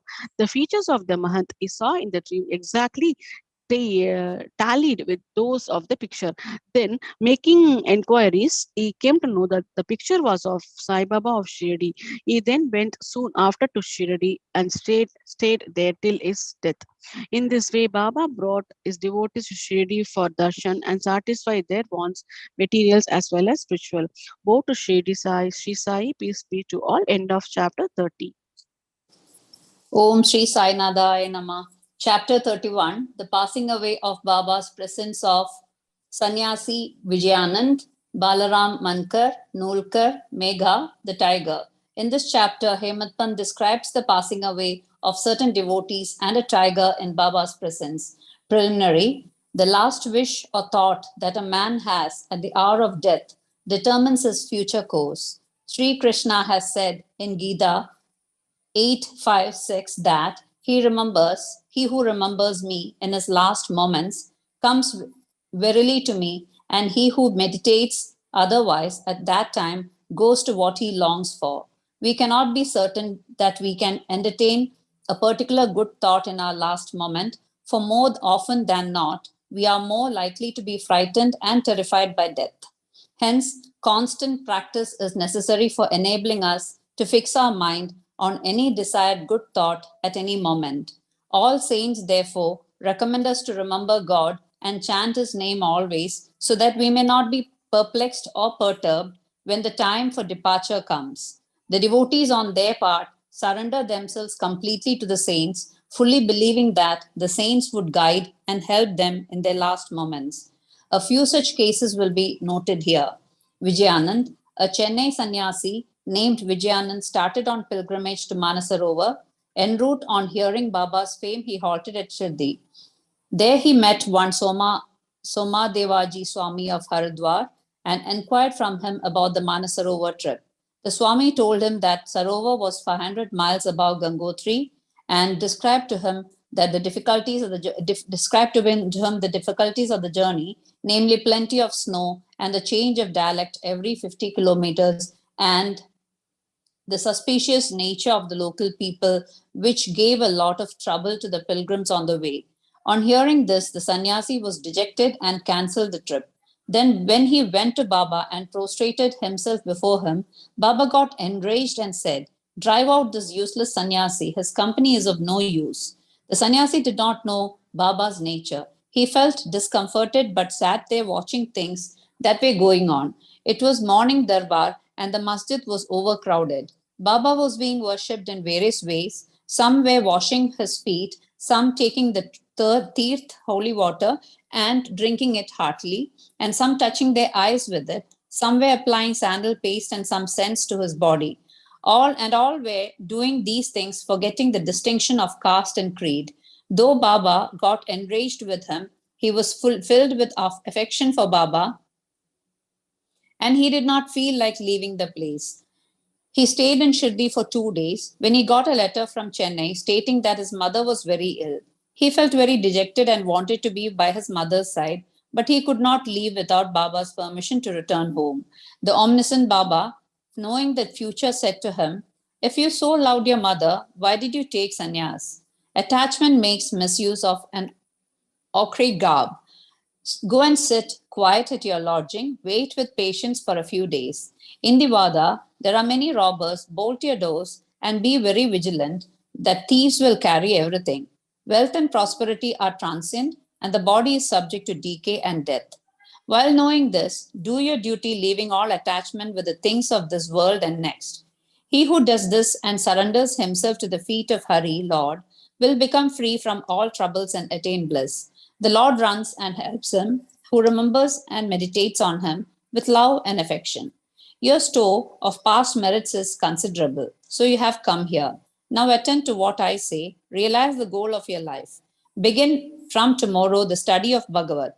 Do 3 saptahs, that is 3 readings during 3 weeks conscientiously. The Lord will be pleased with you and will destroy your sorrows. Your illusions will vanish and you will get eternal peace. On seeing that his end was approaching, Baba prescribed his remedy and made him read Rama Vijaya, which pleases the god of death. Next morning, after bathing and other purifying rites, he commenced to read Bhagavat at a secluded spot in the Lendi garden. He completed 2 readings and thereafter felt much exhausted. He returned to the Vada and stayed in his lodging for 2 days, and on the 3rd day he breathed his last in Fakir Bade Baba's lap. Baba asked the people to preserve the body for a day for a reason. The police afterwards came and, on making proper inquiries, gave permission for the disposal of the body. It was buried in a proper place with due rites. In this way, Baba helped the sannyasi and ensured him Sadgadi. Balram Mankar. There was householder devotee of Baba by name Balram Mankar. When his wife passed away, he got dejected and, entrusting his household to his son, left home and came to Shirdi and lived with Baba. Being pleased with his devotion, Baba wanted to give a good turn to his life, and he did it in this way. He gave him ₹12 and asked him to go and live in Machandragarh district, Satara. Mankar was first unwilling to go and stay away from Baba, but Baba convinced him that he was giving the best course for him and asked him to practice meditation thrice a day in the Ghat. On believing in Baba's words, Mankar went to the Ghat. He was much pleased with the serenity, pure water, healthy air, and the surroundings of the place, and began to practice assiduously the meditations as recommended by Baba. After some days, he got a revelation. Generally, bhaktas get revelation in their samadhi or trance states, but in Mankar's case, he got it when he came down to his ordinary consciousness from his trance. Baba appeared to him in person. Not only that Mankar saw him, but he also asked him why he was sent there. Baba replied, "In Shirdi, many thoughts and ideas began to rise in your mind, and I sent you here to bring your unsteady mind to rest. You thought that I was in Shirdi with a body composed of 5 elements and 3.5 cubits in length. Now you see and determine yourself whether the person you see here now is the same you saw in Shirdi. It is for this reason that I sent you here." Then, after the period was over, Mankar left the Ghat and proceeded to his native place, Bandra. He wanted to travel by rail from Pune to Dadar, but when he went to booking office to get a ticket, he found it very much crowded. He could not get his ticket soon when a villager with a langoti, piece of cloth, on his waist and kambali on his shoulder turned up and said, Where are you going? To Dadar, replied Manka. Then he said, please take this Dadar ticket of mine. As I have some urgent work here, I have cancelled my Dadar trip. Manka was very glad to receive the ticket and was taking out money from his pocket when the rustic disappeared in the crowd. Manka tried to find him out in the crowd, but in vain. He waited for him till the train left the station, but found no trace of him. This was the second revelation Manka got in a strange form. Then Manka, after visiting his home, again returned to Shirdi, remained there at Baba's feet, following his bidding and advice. In the end, he was very fortunate to leave this world in the presence of Baba. Tatya Sahib Nulka, Hematpant gives no particulars regarding Tatya Sahib Nulka except the bare mention of the fact that he gave up his ghost in Shirdi. A brief summary of his account that appeared in the Sai Leela magazine is given here. Tatya Sahib was a subject at Pandarpur in 1909 when Nana Sahib Chandrukar was Mamalta there. Both met often and exchanged words. Tatya Sahib did not believe in saints, while Nana Sahib respected them. Nana Sahib often told him the Leelas of Sai Baba and pressed him to go to Shirdi and see Baba. Nulka finally agreed to go to Shirdi on two conditions. He must get a Brahmin cook and he must get good Nagpur oranges for presentation. Both these conditions were providentially fulfilled. A Brahmin came to Nana Sahib for service and he was sent to Tatya Sahib, and a fruit parcel containing 100 beautiful oranges was received by Tatya Sahib, the consignor being unknown. As the conditions were fulfilled, Tatya Sahib had to go to Shirdi. At first, Baba was much enraged with him, but by and by, Tatya Sahib got such experiences that he was convinced that Baba was God incarnate. So he was enamored of Baba and stayed there till his death. As his end was approaching, sacred literature was read out to him, and at the last hour, Baba's Padatirth was brought and given to him for drinking. Baba, on hearing of his death, said, Tatya went ahead of us, he won't be reborn. Megha, the story of Megha has been already described in chapter 28. When Megha died, all the villagers followed the funeral procession. Baba also accompanied them and showered flowers on Megha's body. After the obsequies were performed, tears flowed from Baba's eyes, and like an ordinary mortal, Baba showed himself overcome with grief and sorrow. Then, covering the body with flowers and crying like a near relation, Baba returned to the masjid. Many saints have been seen giving sadgadi to men, but Baba's greatness is unique. When even an animal like a tiger came to Baba's feet for being delivered from demerits. It is this story which will be narrated now. Tiger, 7 days before Baba passed away, a wonderful incident occurred at Shirdi. There came a country cart and stopped in front of the masjid. A tiger was on the cart fastened with iron chains, with its agonized face turned to the rear.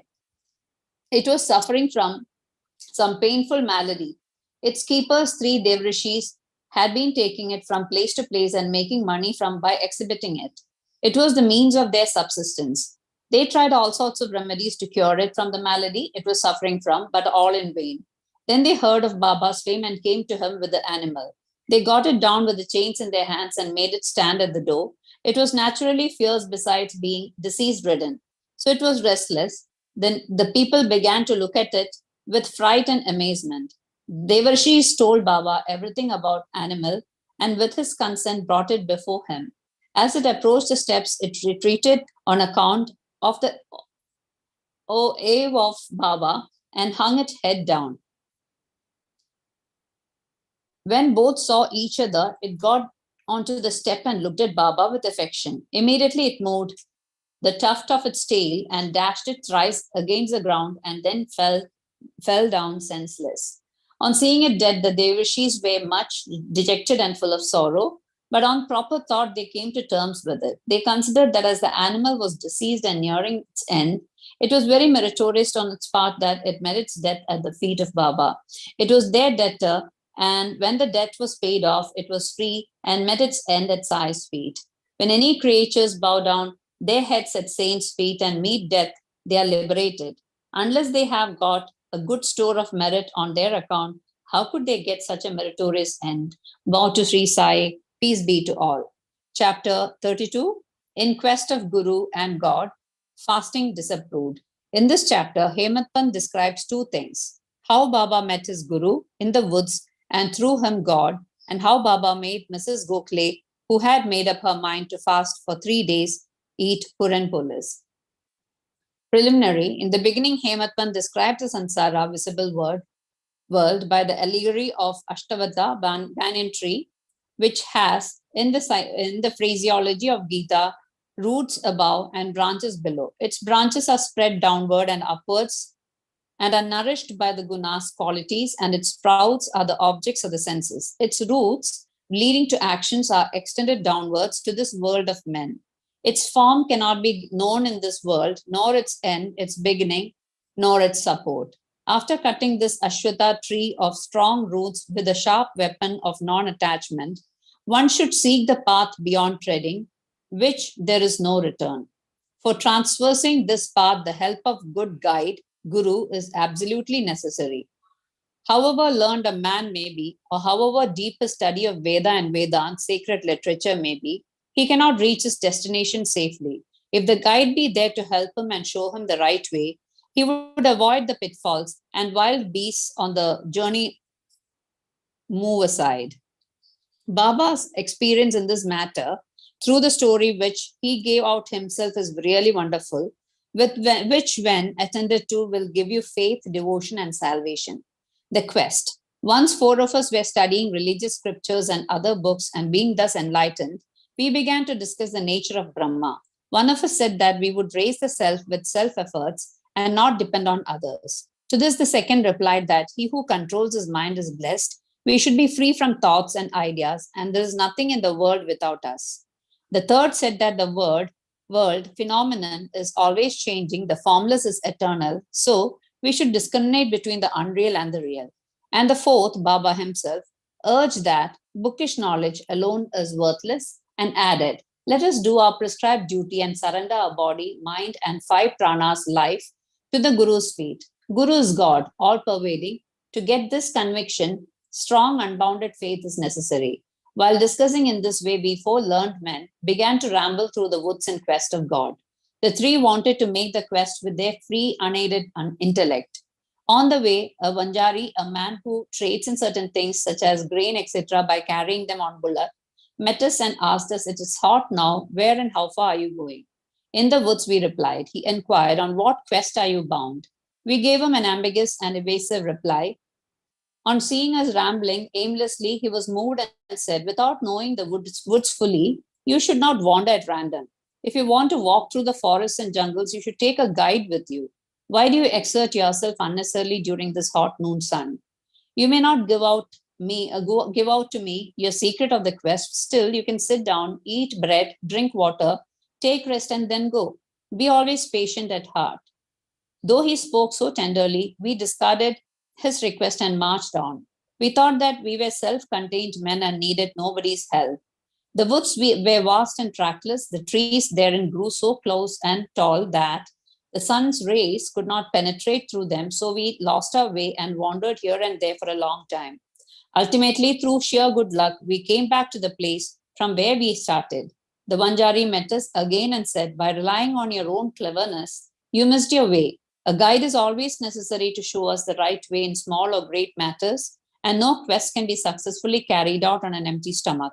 Unless God wills it, no one meets us on the way. Do not discard offers of food served dish should not be thrust away. Offers of food should be regarded as auspicious signs of success.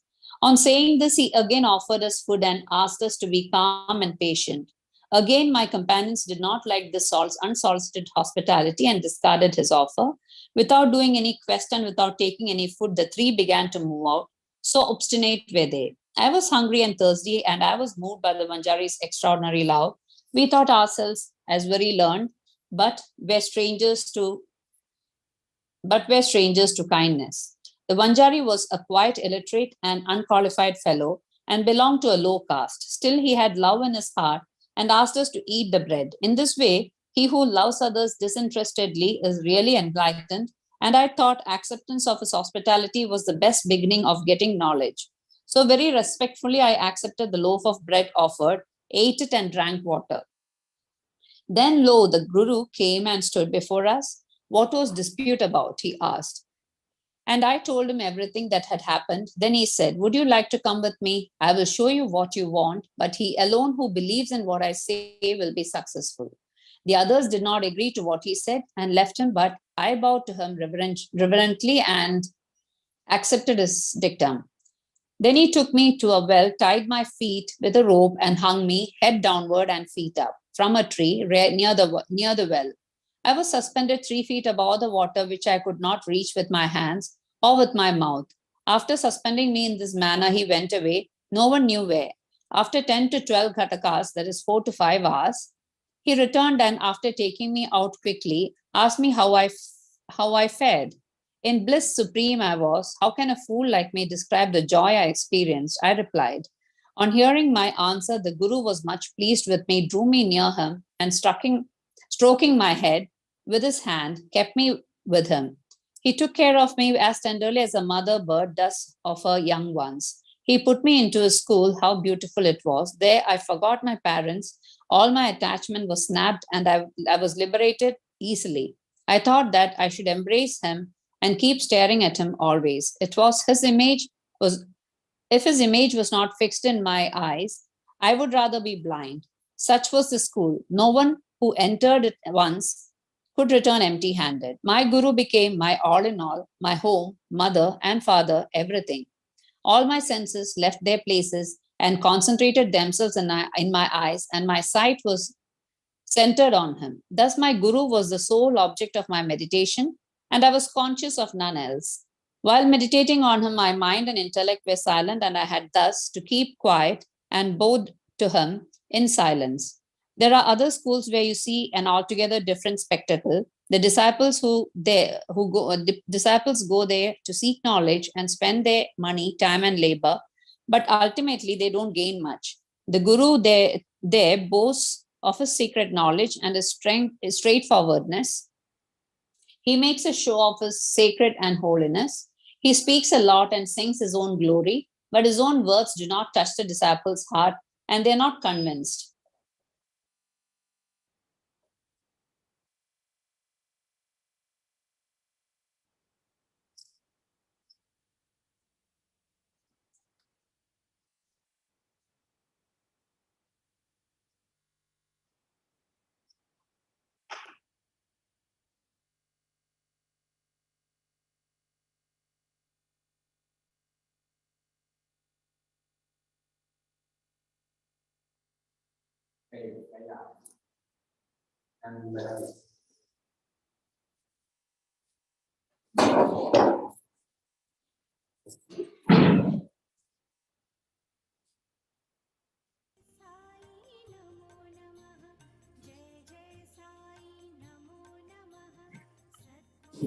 So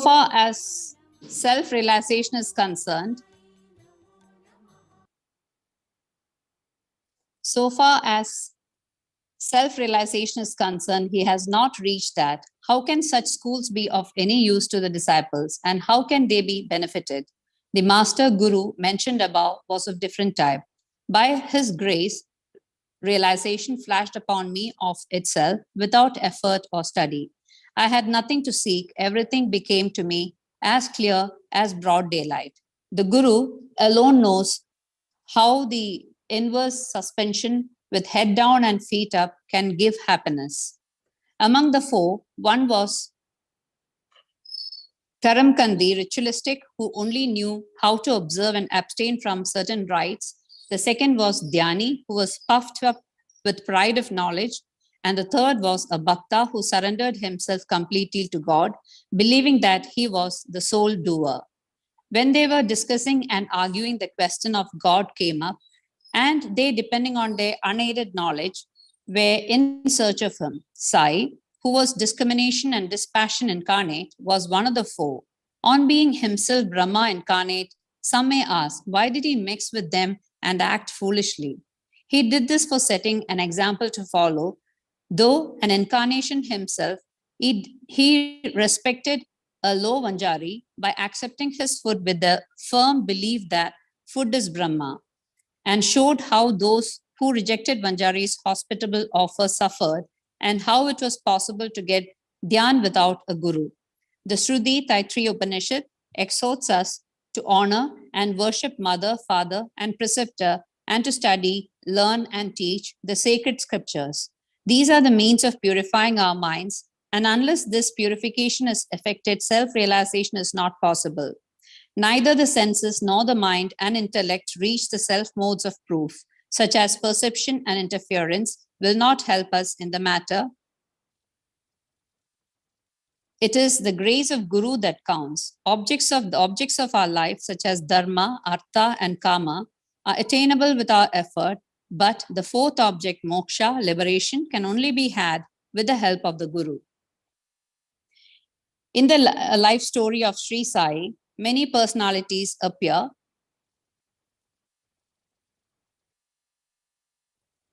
and play their part. Astrologers come and give out their predictions.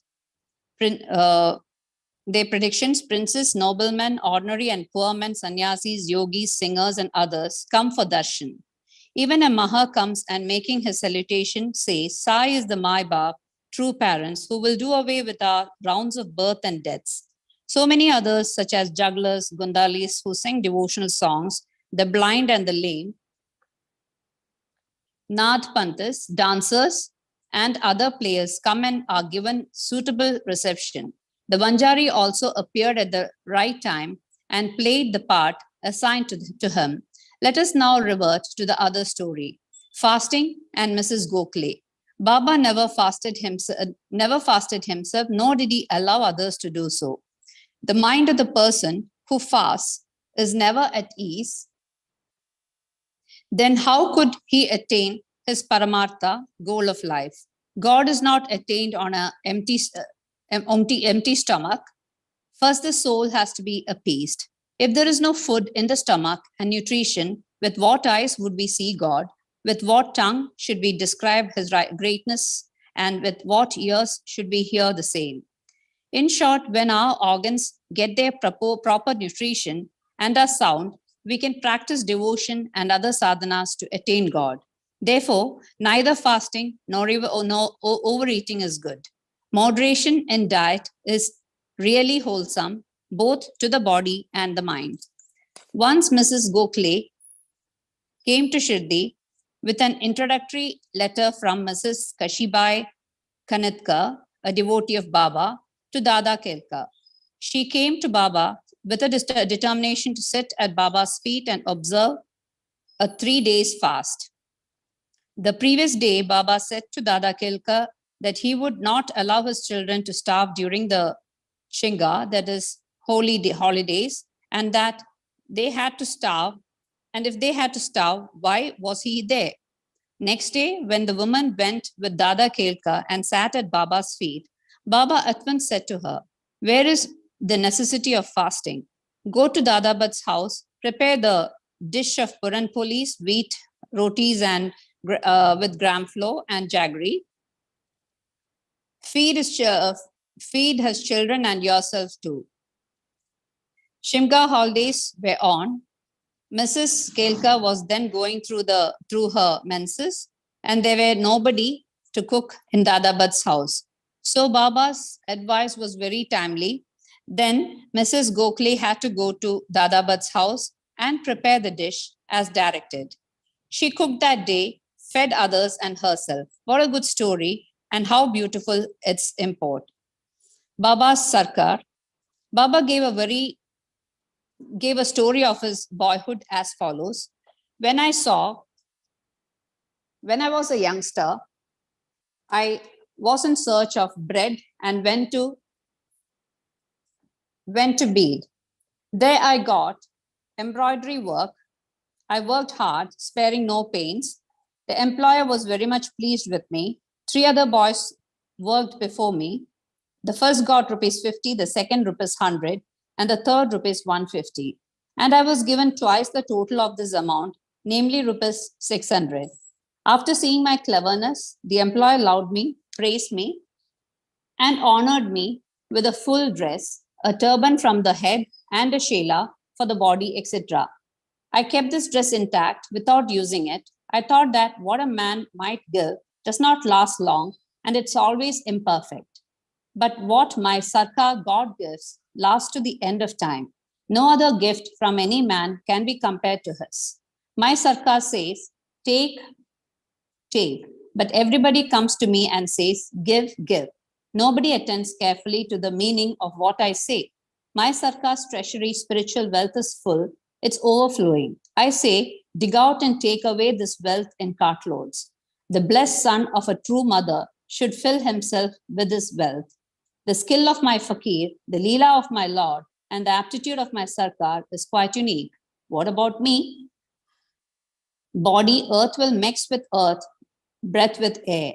This time won't come again. No matter where I go or where I sit, Maya always troubles me much. Still, I am always anxious for my men. He who does anything spiritual endeavor will reap its fruit, and he who remembers these words of mine will get invaluable happiness. Bow to Sri Sai, peace be to all. Chapter 33, Greatness of Udi. Scorpio sting and plague cases cured, Jamna miracle, Narayan Rao's sickness, Balboa Sutar, Appa Sahib Kulkarni, Haribao Karnik. In the last chapter, we described the greatness of the Guru. Now in this, we will describe the greatness of Udi. However, both are interlinked. The greatness of Udi is due to the spiritual grandeur of Baba. Preliminary, let us now bow before the greatness of saints. Their merciful glances will destroy mountains of sins and do away with all the blemishes of our character. Their talk gives us food of good teachings and confers on us invaluable happiness. Their minds do not know any difference, such as this is ours and that is yours. Such differentiation never arises in their minds. Their debts, obligations will never be repaid by us in this birth, as well as in many future births. Udi. It is well known that Baba took dakshina from all, and out of the amount thus collected, he spent on charity and purchased fuel. This fuel he put in the duni, the sacred fire, which he kept ever burning. The ash from this fire was called Udi, and it was freely distributed to the devotees at the time of the departure from Shirdi. What did Baba teach by this Udi? Baba taught by this Udi that all the visible phenomena in the universe are as transient as the ash. Our bodies, composed of matter of the 5 elements, will fall down after all their enjoyments are over and be reduced to ashes. In order to remind the devotees of the fact that their bodies will be reduced to ashes, Baba distributed Udi to them. Baba also taught by Udi that Brahma is the only reality and the universe is ephemeral, and that no one in this world, be a son, father, or wife, is really ours.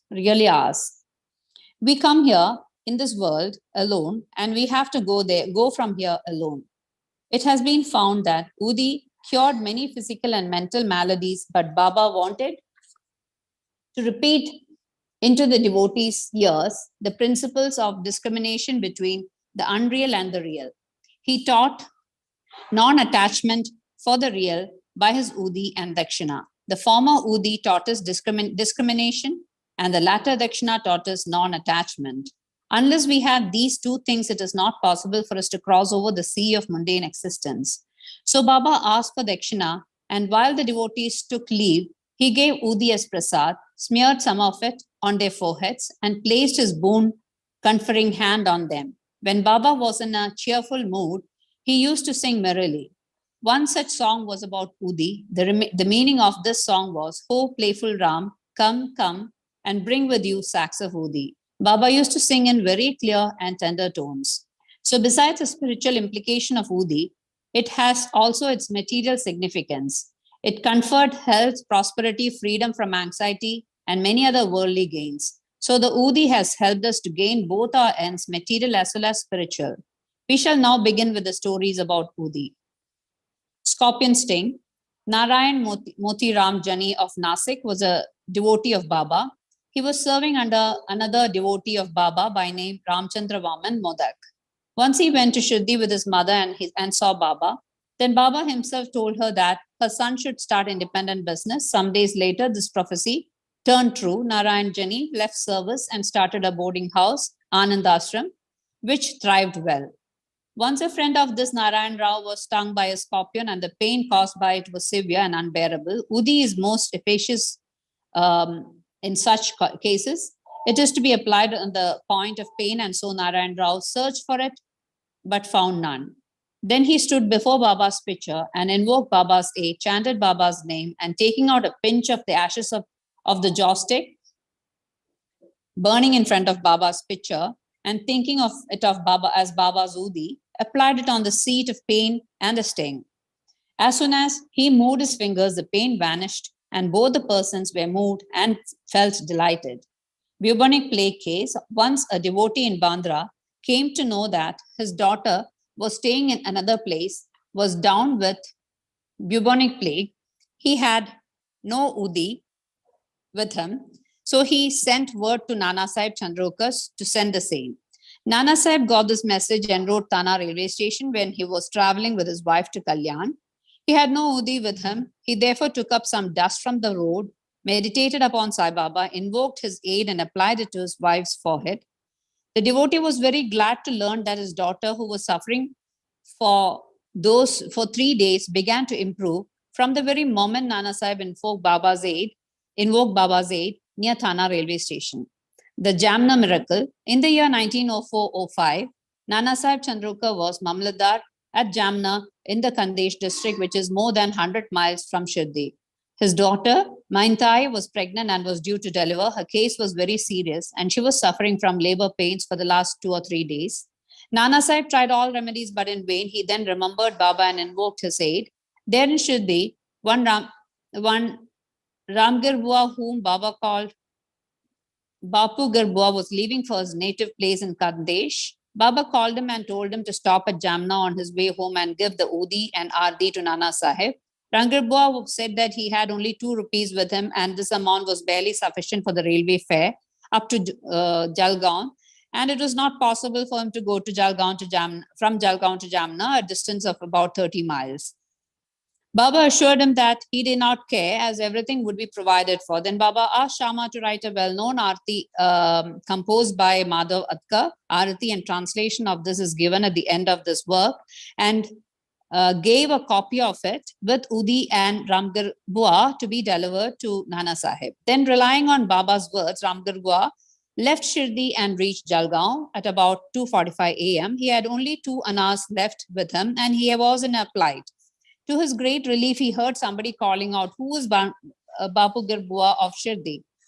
He went to him and told him that he was Bapu Girbua. Then the person professing to be sent by Nana Sahib took him to an excellent tonga with a good pillar of horses. They both drove in it. The tonga ran fast and early in the morning they came to a brooklet. The man took the horse for watering them and he came to Rambagua and to partake of some eatables. On seeing the beard, the moustache and the livery of that person, Ramgirgua suspected him to be a Muslim and was unwilling to take any refreshments from him. But he satisfied Ramgirgua by saying that he was a Hindu, a Kshatriya of Garhwal, and that Nana Sahib had sent those refreshments and there should be no difficulty in its acceptance. Then both of them took the refreshments and started again. They reached Jamna at dawn. Ramgirgua alighted to attend a call of nature and returned with a few minutes, but found that there was no tonga and no driver. He was dumbfounded. Then he went to the neighboring kacheri and on making inquiries learned that Mamlata was at home. He went to Nana Sahib's house and gave to Nana Sahib Baba Zudi and Arati. At this time, Maintai's case was in the most serious condition and all were in deep anxiety about her. Nana Sahib called out his wife and asked her to give the udi mixed with water to their daughter to drink. He thought that Baba's help was most opportune. In a few minutes came the news that delivery was safe and that the crisis had passed away. When Ramgirgua thanked Nana Sahib for the pune tonga and refreshments, etc., the latter was greatly surprised as he had sent none to the station and was not aware of any person coming from Shirdi. Mr. B.V. Dev of Thana, retired Mamlata, made inquiries about the matter with Babu Rao Chandrokar, son of Nana Sahib, and Rangal Bua of Shirdi, and after satisfying himself, wrote an elaborate article, part prose and part poetry, in Shri Sai Leela magazine, volume 13, number 11, 12, and 13. B.V. Narasimha Swami was also taken down, the statements of 1 Mantai, number 5, page 14, and 2 Babu Sahib Chandrokar, number 20, page 50. And 3 Ramgarh Bua, number 27, page 83, dated 1st June 1936, 16th September 1936, and 1st December 1936, respectively, and published them in his Devotees' Experiences, Part 3. The following is quoted from Ramgarh Bua's statement. One day, Baba called me to him and gave me a packet of udi and copy of Baba's Arti.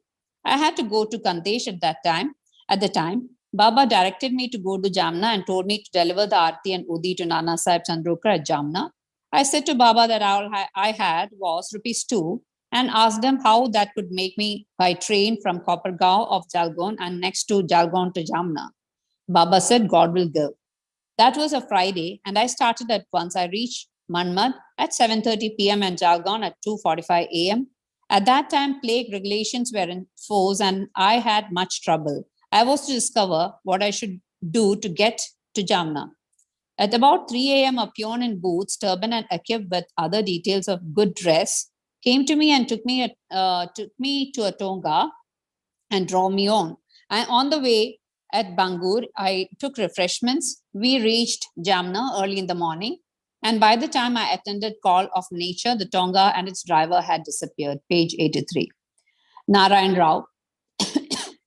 Bhakta Narayan Rao, father's name and surname are not given, had the good fortune to see Baba twice during the latter's lifetime. 3 years after passing away of Baba in 1918, he wanted to come to Shirdi but could not. Within a year of Baba's Mahasamadhi, he fell sick and suffered much. All possible remedies gave him no relief, so he meditated on Baba day and night. One night, he had a vision. Baba came through a cellar, comforted him, saying, don't be anxious, you will improve from tomorrow, and within a week, you will be on your legs. Narayan Rao got perfectly well within the time indicated in the vision. Now, the point for consideration is this: was Baba living because he had the body, or he was dead because he left it? Or was he dead because he left it? No, Baba is ever alive, for he transcends both life and death. He who loved him wholeheartedly gets response from him at any time and at any place. He is always by our side and will take any form, appear before the devout Bhakta and satisfy him. Appa Sahib Kulkarni. In 1970, Appa Sahib Kulkarni was transferred to Thana and began to worship Baba's picture presented to him by Bala Sahib Bate. In real earnest, he did the worship.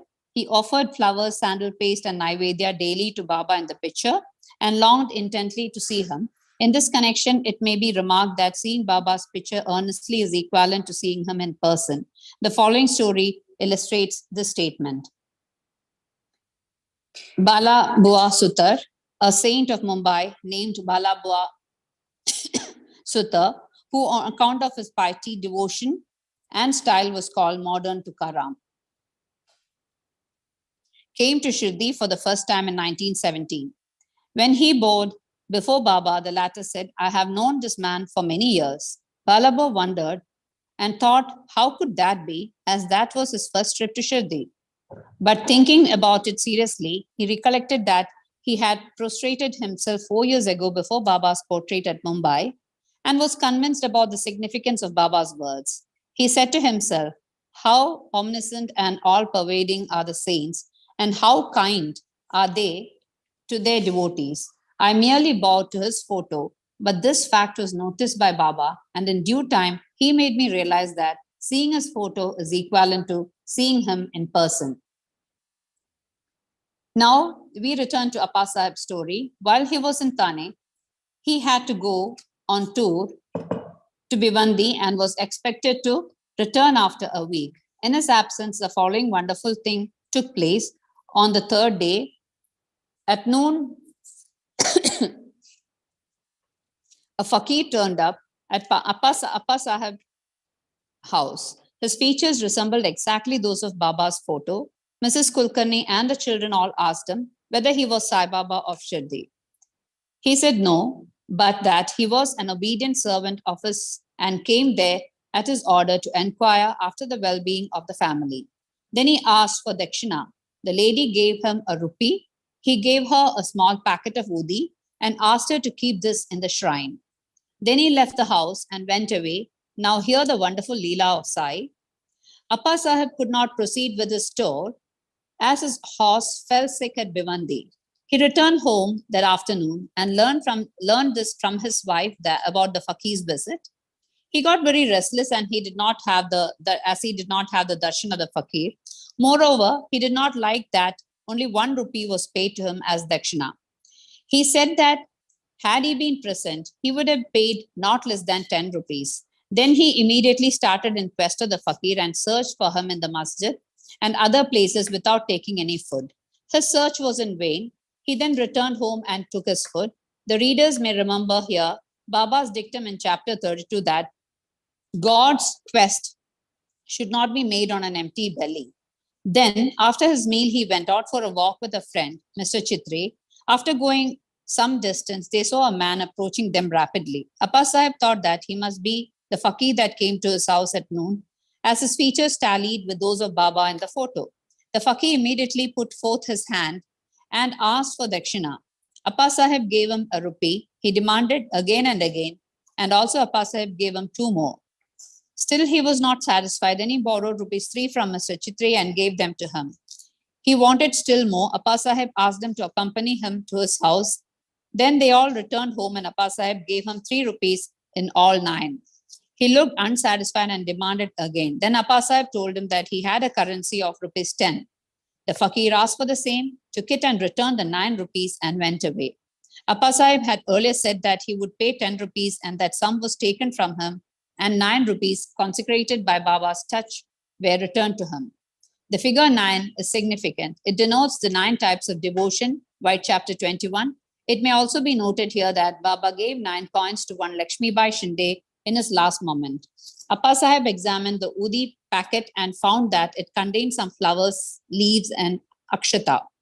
Then sometime afterwards, he got a hair from Baba when he saw him at Shirdi. He put the Udi packet and the hair in the tabiz and wore it always on his arm. Appa Sahib realized the power of Udi. Though he was very efficient, he got rupees 40 as pay in the beginning.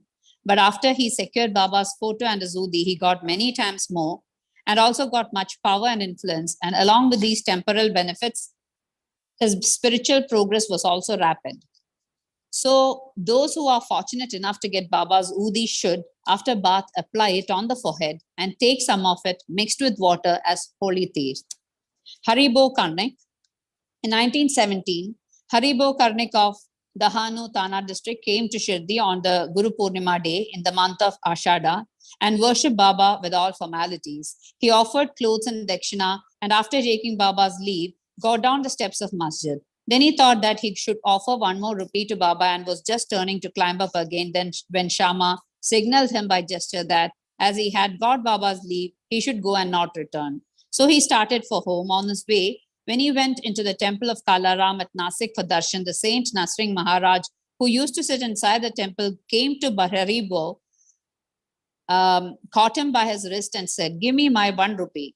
Karnik was surprised. He paid the rupee most willingly and thought that Sai Baba recovered the rupee, which he intended in his mind to give through Saint Narsingh Maharaj. This story illustrates the fact that all saints are one and illustrates how they work in unison. Bow to Shri Sai, peace be to all. Shri Sachidananda Sadguru Sainath Maharaj ki jai. அத்தியாயம் 34 புதியின் பெருமை தொடர்ச்சி. டாக்டரின் சகோதரியின் மகன் doctor பிள்ளை, சாமாவின் மைத்துனி, ஈரானிய பெண், ஹர்தா கணவான், பம்பாய் பெண்மணி. உதியின் பெருமை என்னும் பொருளை பற்றி இந்த அத்தியாயம் தொடர்கிறது. உதியை இட்டுக் கொள்வதால் மிகுந்த பலனளித்த விஷயங்களை பற்றி கூறுகிறது. டாக்டர் சகோதரியின் மகன். மாலாங்காவின் நாசிக் ஜில்லா ஒரு டாக்டர் இருந்தார். படித்து பட்டம் பெற்றவர். அவரின் சகோதரியின் மகன் குணமாக இயலாத ஒரு வியாதியால் எலும்பிருக்கி நோய் கட்டி துன்பப்பட்டான். டாக்டர் தாமும் அவரின் சகோதரர்களும் மற்றும் மருத்துவ நிபுணர்களும் எல்லா விதமான சிகிச்சைகளையும் அறுவை சிகிச்சையும் கூட முயன்று பார்த்தனர். குணம் என்பதே இல்லை. அச்சிறுவனின் துன்பத்துக்கும் ஒரு முடிவில்லை. நண்பர்களும் உறவினர்களும் அந்த சிறுவனின் பெற்றோர்களிடம் தெய்வீக உதவியை கோரும்படியும் குணமாக்க இயலாத வியாதிகளை எல்லாம் தமது வெறும் கடைக்கண் பார்வையினால் மட்டுமே குணமாக்கிவிடும் சாய் பாபாவிடம் முயற்சிக்கும்படியும் அறிவுறுத்தினர். எனவே பெற்றோர்கள் சீரடிக்கு வந்தனர். பாபாவின் முன்னர் வைத்து பணிவுடனும் மரியாதையுடனும் வேண்டினர்.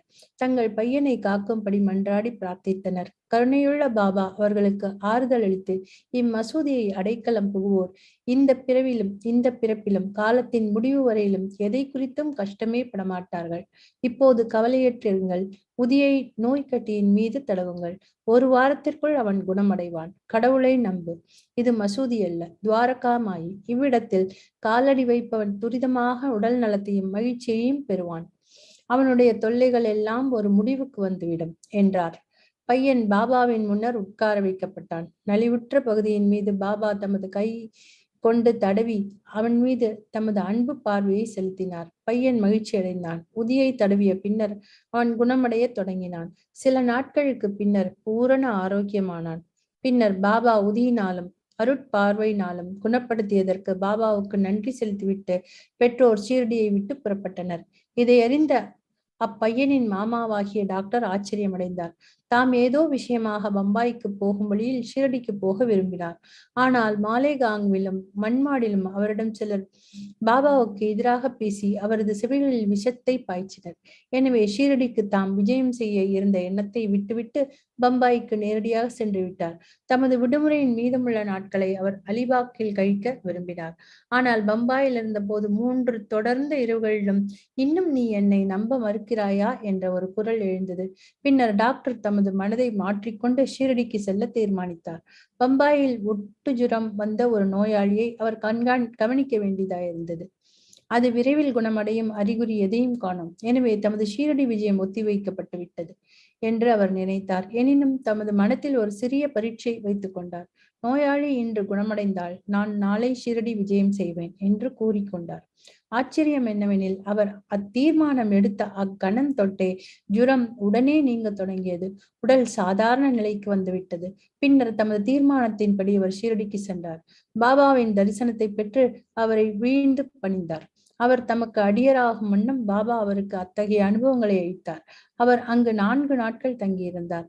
பாபாவின் உதி ஆசீர்வாதங்களுடன் வீட்டுக்கு திரும்பினார். 15 நாட்களுக்குள் பீஜாப்பூருக்கு உத்தியோக உயர்வில் அவர் மாற்றப்பட்டார். அவருடைய சகோதரி மகன் விஷயம் பாபாவை பார்ப்பதற்கு அவருக்கு ஒரு சந்தர்ப்பம் அளித்தது. இந்த விஜயம் ஞானியின் பாத கமலங்களின் மீது அசைக்க இயலாத பக்தியை அவரிடம் தோற்றுவிப்பதற்கு காரணமாயிருந்தது. டாக்டர் பிள்ளை என்பவர் பாபாவின் மிக நெருங்கிய பக்தர். பாபா அவரை மிகவும் விரும்பினார். எப்போதும் அவரை பாவ், சகோதரன் என்று அழைத்தார். பாபா அவருடன் அடிக்கடி பேசினார். எல்லா விஷயங்களிலும் அவரை கலந்து ஆலோசித்தார். அவரை எப்போதும் தமது அருகில் இருக்கவும் விரும்பினார். இந்த பிள்ளை ஒருமுறை நரம்பு சிலந்தி நோய் வந்து மிகவும் அவதியுற்றார். அவர் காக்கா சாஹிப் தீட்சித்திடம் இந்த வலி உயிர் வதையாகவும் தாங்க முடியாததாகவும் இருக்கிறது. அதை விட சாவையே விரும்புகிறேன். முன் ஊழ்வினையால் இவ்வழி நேர்ந்தது என்பது எனக்கு தெரியும். ஆனால் பாபாவிடம் சென்று வழியை நிறுத்தும்படியும் எனது முன் ஊழ்வினையை வரப்போகும் 10 பிறப்புகளுக்கு மாற்றும்படியும் கூறுங்கள் என்றார். தீக்ஷித் பாபாவிடம் சென்று அவரின் வேண்டுகோளை தெரிவித்தார். பாபா அவரது வேண்டுகோளை கேட்டு மனம் இறங்கினார். தீக்ஷித்திடம் பயப்படாதிருக்கும்படியும் அவரிடம் கூறுங்கள். ஏன் அவர் 10 ஜென்மங்கள் கஷ்டப்பட வேண்டும்? 10 நாட்களில் அவர் தொல்லைகளையும் முன்னைய ஊழ்வினைகளையும் உழைத்து நிறைவேற்ற முடியும். அவருக்கு இக பர நலன்களை அழிக்க நான் இவ்விடத்தில் இருக்கும்போது அவர் ஏன் சாவதற்கு வேண்டிக் கொள்ள வேண்டும்? யார் முதுகிலாவது அவரை இவ்விடம் கொண்டு வாருங்கள். நாம் வேலை செய்து அவர் தம் தொல்லைகளை அடியோடு கலைத்து விடலாம் என்றார். டாக்டர் அந்நிலையில் கொண்டு வரப்பட்டார். பாபாவின் வலப்புறத்தில் பக்கீர் பாபா எப்போதும் அமரும் இடத்தில் அமர செய்விக்கப்பட்டார். பாபா தமது திண்டையே அவருக்கு அழித்து, இங்கேயே அமைதியாக படுத்து ஆசுவாசப்படுத்திக் கொள். உண்மையான சிகிச்சை யாதனில் முன்வினைகளின் பலனை அனுபவித்து தீர்ப்பதே ஆகும். இன்ப துன்பங்களின் விளைவே நமது கர்மா. எனவே உனது நேரிடும் அனைத்தும் பொறுத்துக்கொள். அல்லாவே தீர்ப்பவர், காப்பவர். அவரையே எப்போதும் நினை. அவர் உன்னை கவனித்துக் கொள்வார். உனது உடலால், உள்ளத்தால், செல்வத்தால், வாக்கால் அவரை சரணடை, அதாவது முழுவதுமாக. பின்னர் கவனி அவர் என்ன செய்கிறார் என்பதை என்றார். நானா சாஹேப் ஒரு பேண்டேஜ் போட்டிருப்பதாகவும் ஆயினும் அவர் எவ்வித நிவாரணத்தையும் உணரவில்லை என்றும் டாக்டர் பிள்ளை பதில் கூறினார். நானா ஒரு மடையன் என்றார் பாபா. பேண்டேஜை எடுத்துவிடு, இல்லாவிடில் செத்து விடுவாய். இப்போது ஒரு காக்கை வந்து உன்னை கொத்தும். அதன் பின் நீ குணமடைவாய் என்றார். உரையாடல் நிகழ்ந்து கொண்டிருக்கும் போது எப்போதும் விளக்குகளை ஒழுங்குபடுத்தி மசூதியை சுத்தப்படுத்தும் அப்துல் என்பவர் வந்தார். அவர் தனது சீர்ச்செய்யும் வேலையை கவனித்துக் கொண்டிருக்கையில் தற்செயலாக அவரது பாதம் டாக்டர் பிள்ளையின் நீட்டப்பட்ட கால்களின் மீது பட்டுவிட்டது. அதாவது மிதித்து விட்டார். கால் ஏற்கனவே வீங்கி இருந்தது. அப்துலின் கால் வேறு அழுத்தி விட்டதால் உடனேயே 7 சிலந்தி புழுக்கள் அனைத்தும் வெளியே தள்ளப்பட்டன. வலி தாங்க முடியாமல் டாக்டர் பிள்ளை பெருங்கூச்சலில் அலறினார். சில சமயத்தில் அவர் அமைதியடைந்து மாறி மாறி பாடவும் அழவும் தொடங்கினார்.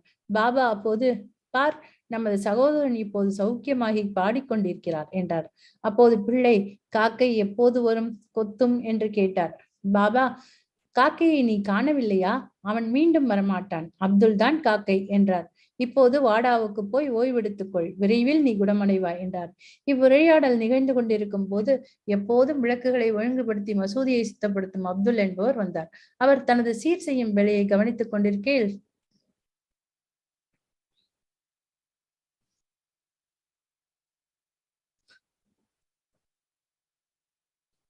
உதியை தடவியும் அதை தண்ணீருடன் உட்கொண்டும் வேறு எவ்வித சிகிச்சையும் மருந்தையும் உட்கொள்ளாமலேயே பாபா முன்னரே கூறியபடி 10 நாட்களில் வியாதி பூரணமாக குணமாக்கப்பட்டது.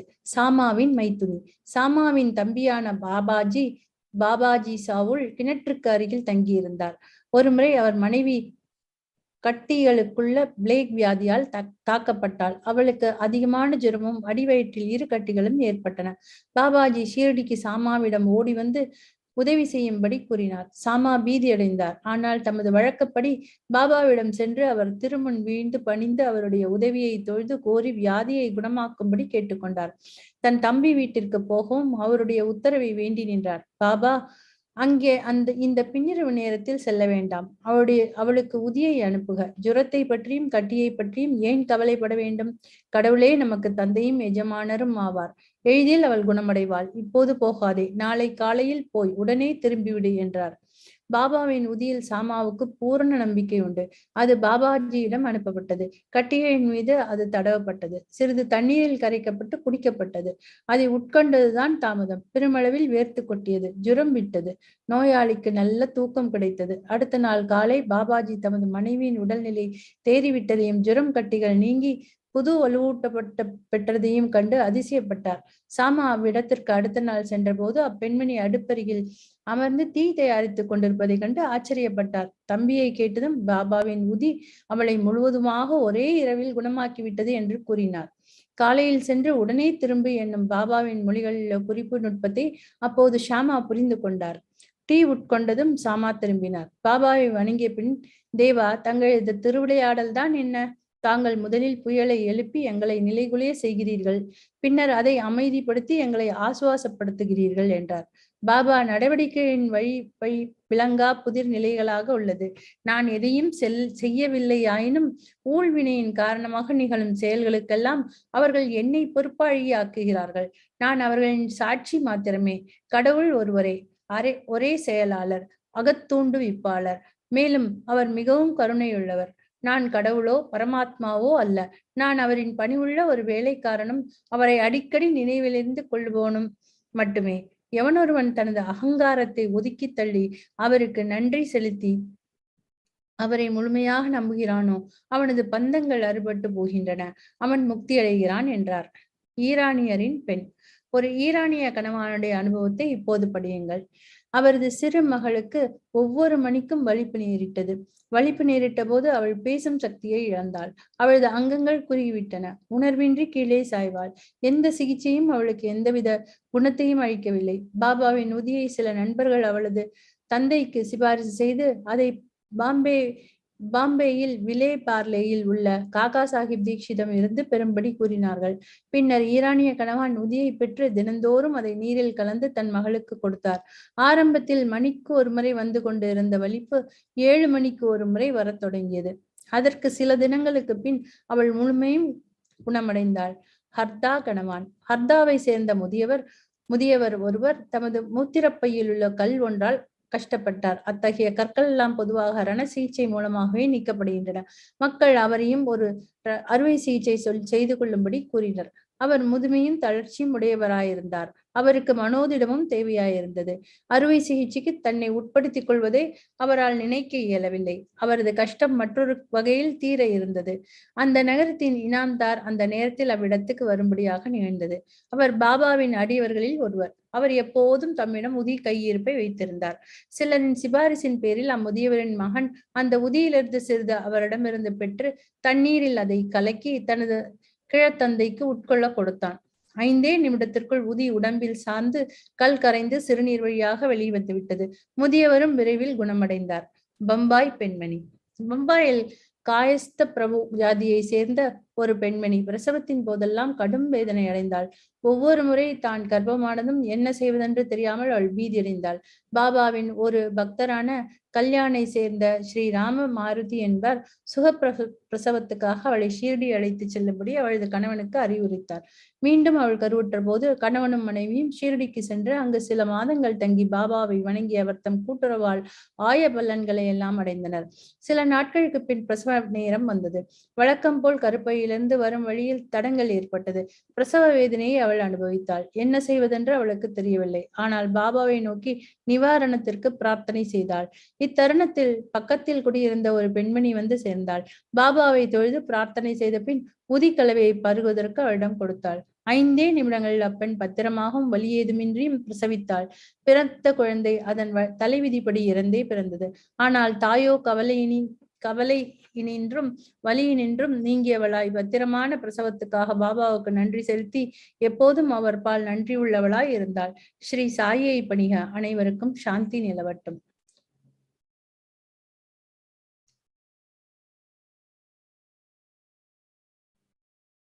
அத்தியாயம் 35. சோதிக்கப்பட்டு போதாக்குறை ஏதுமில்லை என கண்டுணர்தல். காக்கா மகாஜனியின் நண்பரும் எஜமானரும் பாந்திராக்காரரின் தூக்கமின்மை வியாதி. பாலாஜி பாட்டில் நெவாஸ்கர். இந்த அத்தியாயமும் உதியின் முக்கியத்துவத்தை குறிக்கும் செய்திகளை தொடர்கிறது. பாபா சோதிக்கப்பட்டு போதாக்குறை ஏதுமில்லை என கண்டுணரப்பட்டு 2 நிகழ்ச்சிகளையும் அது உரைக்கிறது. இந்நிகழ்ச்சிகளை முதலில் காண்போம். முன்னுரை. ஆன்மீக விஷயங்களில் அல்லது முயற்சிகளில் சமயப்பிரிவு உணர்ச்சி நமது முன்னேற்றத்திற்கு மிக பெருந்தடையாக இருக்கிறது. கடவுள் உருவர் மற்றவர் என நம்புவோர்கள் கடவுள் உருவமுள்ளவர் என நம்புவது மாயத் தோற்றமே, ஞானிகளும் மனிதர்களே என்று கூறுவது நமது காதில் விழுகிறது. பின்னர் ஏன் அவர்கள் ஞானிகளின் முன் தலை வணங்கி தட்சணைகளும் கொடுக்கிறார்கள்?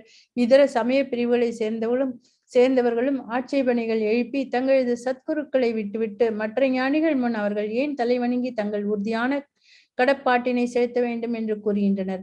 முன்னால் இதை பற்றி ஆட்சேபனைகள் சாய்பாபாவை பற்றியும் சொல்லப்பட்டன.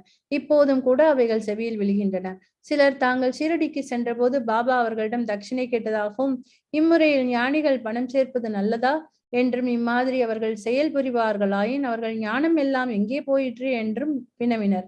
ஆனால் இம்மாதிரி ஏழனம் முறைக்கு ஷீரடிக்கு சென்றவர்களெல்லாம் அங்கு பிரார்த்தனைக்கு தங்கிவிட்டனர். அத்தகைய 2 விஷயங்கள் கீழே தரப்பட்டுள்ளன. காக்கா மகாஜனியின் நண்பர். காக்கா மகாஜனியின் நண்பர் ஒருவர் கடவுளை உருவமற்ற நிலையில் வழிபடுபவர். உருவ ஆராதனைக்கு அவர் எதிர்ப்பாளர். வேடிக்கையான அவர் ஷீரடிக்கு காக்கா மகாஜனிடம் 2 நிபந்தனைகளின் பேரில் வந்தார். அவையாவன: தாம் பாபாவின் முன் பணியவோ தட்சிணை கேட்டால் கொடுக்கவோ இயலாது.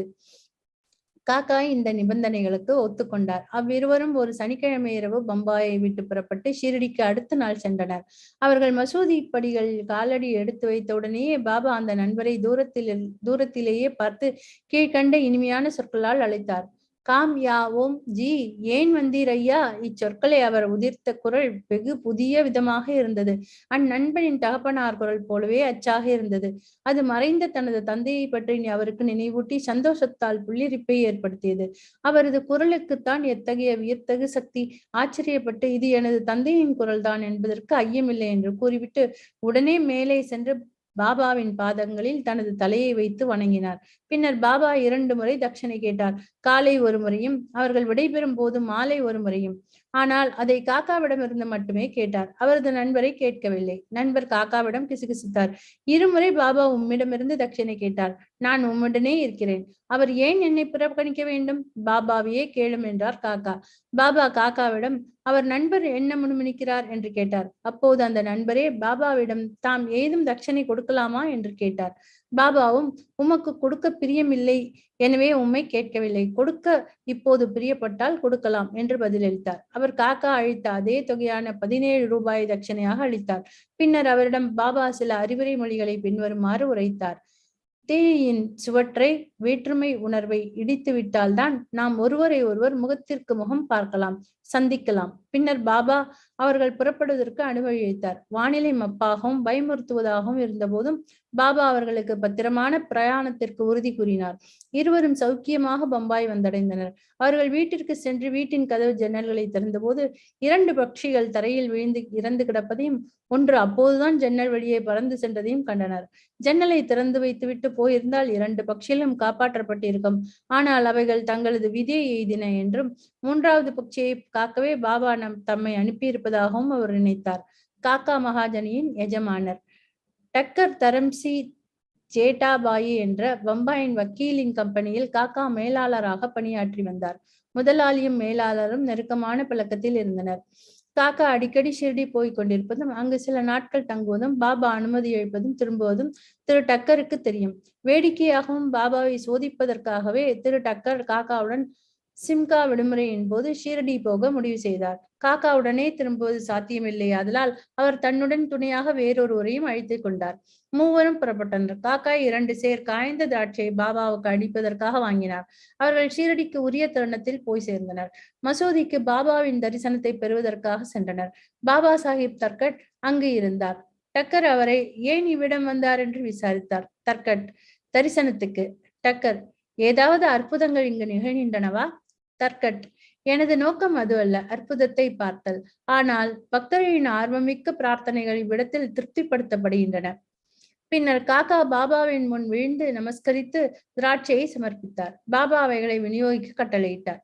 திரு டக்கருக்கும் சில கிடைத்தது. அவருக்கு திராட்சை பிடிக்கவில்லை. மேலும் நன்றாக கழுவி சுத்தப்படுத்தப்படாமல் அவைகளை சாப்பிட வேண்டாம் என்று டாக்டர்கள் அவருக்கு கூறியிருந்தனர். எனவே அவர் திகைத்தார். அதை அவர் விரும்பவில்லை. ஒதுக்கி தள்ளவும் முடியவில்லை. சம்பிரதாயத்துக்காக அவைகளை அவர் வாயிலிட்டு கொண்டார். ஆனால் விதைகளை என்ன செய்வதென்று தெரியவில்லை. மசூதி தரையில் அவைகளை துப்ப அவரால் இயலவில்லை. எனவே அவரது விருப்பத்திற்கு மாறாக அவைகளை தனது சட்டை பையில் போட்டுக்கொண்டார். பாபா ஒரு ஞானியாய் இருந்ததால் திராட்சையின் மீது தமக்குள்ள வெறுப்பை அவர் எங்கனம் அறியாமல் இருந்து அதை உண்ணச் சொல்லி அவரை வற்புறுத்த முடியும் என்று அவர் தன் மனதுக்குள் சொல்லிக் கொண்டார். இவ்வெண்ணம் அவர் மனதில் எழும்பியதும் பாபா அவருக்கு மீண்டும் சில திராட்சைகளை கொடுத்தார். அதை அவரால் உண்ண இயலவில்லை. ஆனால் கைகளில் வைத்துக் கொண்டிருந்தார். அப்போது பாபா அதை உண்ணும்படி அவரை கேட்டார். அவரும் கீழ்ப்படிந்தார். அவரது ஆச்சரியத்திற்கேற்ப அவைகள் எல்லாம் விதையற்ற திராட்சைகளாக இருந்தன. அற்புதங்களை அவர் காண விரும்பினார். இதோ ஒன்று. பாபா தனது எண்ணத்தை அறிந்து அவரது விருப்பத்திற்கேற்ப விதையுள்ள திராட்சைகளை விதையற்றவைகளாக மாற்றிவிட்டார் என்பதை அவர் அறிவார். எத்தகைய வியத்தகு சக்தி! மேலும் சோதிக்க விரும்பி பக்கத்தில் இருந்து தர்கட்டை அவர் எவ்வகை திராட்சை வைத்திருக்கிறார் என கேட்டார். அவர் விதையுள்ள திராட்சை என்றார். டக்கருக்கு இதை கேட்க இன்னும் அதிக வியப்பாயிற்று. தமது வளர்ந்து வரும் நம்பிக்கையை உறுதிப்படுத்த பாபா ஒரு உண்மையான ஞானியானால் திராட்சை காக்காவுக்கு முதலில் கொடுக்கப்பட வேண்டும் என நினைத்தார். இவ்வெண்ணத்தையும் படித்திருந்த பாபா காக்காவிலிருந்து தொடங்கி விநியோகம் செய்யப்பட வேண்டும் என ஆணையிட்டார். இந்த நிரூபணங்கள் எல்லாம் டக்கருக்கு போதுமானவையாக இருந்தன. பின்னர் சாமா திரு டக்கரை பாபாவிடம் காக்காவின் எஜமானர் என்று அறிமுகப்படுத்தினார். அவரது எஜமானராக இவர் எங்கனும் இருக்க முடியும்? அவருக்கு முழுமையும் வேறொரு எஜமானர் இருக்கிறார். காக்கா இப்பதிலை பாராட்டினார். தனது தீர்மானத்தை மறந்துவிட்டு டக்கர் பாபாவை வணங்கிய பின்னர் வாதாவுக்கு திரும்பினார். மத்தியான ஆரத்தி முடிந்ததும் அவர்கள் எல்லாம் புறப்படுவதற்கு பாபாவின் அனுமதி பெறுவதற்காக மசூதிக்கு சென்றனர். சாமா அவர்களுக்காக பேசினார். பின்னர் பாபா விதமாக உரைத்தார். நிலையற்ற புத்தியுள்ள ஒரு மனிதன் இருந்தான். அவன் செல்வம், ஆரோக்கியம் முதலியவை வாய்க்கப்பட்டிருந்தான். மனோவேதனைகளிலிருந்து அவன் விடுபட்டவனாக இருந்தான். எனினும் தேவையற்ற கவலைகளையும் பாரங்களையும் தன் மீது போட்டுக்கொண்டு மன அமைதியை இழந்து இங்கும் அங்கும் அவன் சுற்றித் திரிந்தான். சில சமயம் பாரத்தை எல்லாம் இறக்கிவிட்டும் சில சமயம் அவற்றை மீண்டும் சுமந்தவனாயும் இருந்தான். அவனது மனம் ஒரு உறுதிப்பாட்டையே அறிந்ததில்லை. அவனது நிலை கண்டு அவனிடம் நான் இரக்கம் கொண்டேன். அவனிடம், இப்போது நீ விரும்பும் ஏதாவது ஒரு இடத்தின் குறிக்கோள் மீது உனது நம்பிக்கையை தயவு செய்து வைப்பாயாக. ஏன் இவ்வாறு சுற்ற வேண்டும்? அமைதியாக ஏதாவது ஒரு இடத்தை பற்றிக்கொள் என்று கூறினேன். உடனே டக்கர் அப்பொருத்தமான வர்ணனை தமக்குரியதே என அறிந்தார். காக்காவும் தம்முடன் திரும்ப வேண்டுமென அவர் நினைத்தார். காக்கா அவ்வளவு சீக்கிரம் அனுமதிக்கப்படுவார் என்று ஒருவரும் நினைக்கவில்லை. பாபா அவரின் எண்ணத்தையும் படித்தறிந்து காக்காவை அவரது எஜமானர் உடனேயே திரும்ப அனுமதித்தார். மற்றொருவரின் மனதில் இருக்கும் எண்ணத்தை பற்றியும் பாபாவின் திறமைக்கு மேலும் ஒரு நிரூபணம் அவருக்கு கிடைத்துவிட்டது. பின்னர் பாபா காக்காவிடமிருந்து 15 ரூபாய் தட்சணையாக பெற்றுக்கொண்டார்.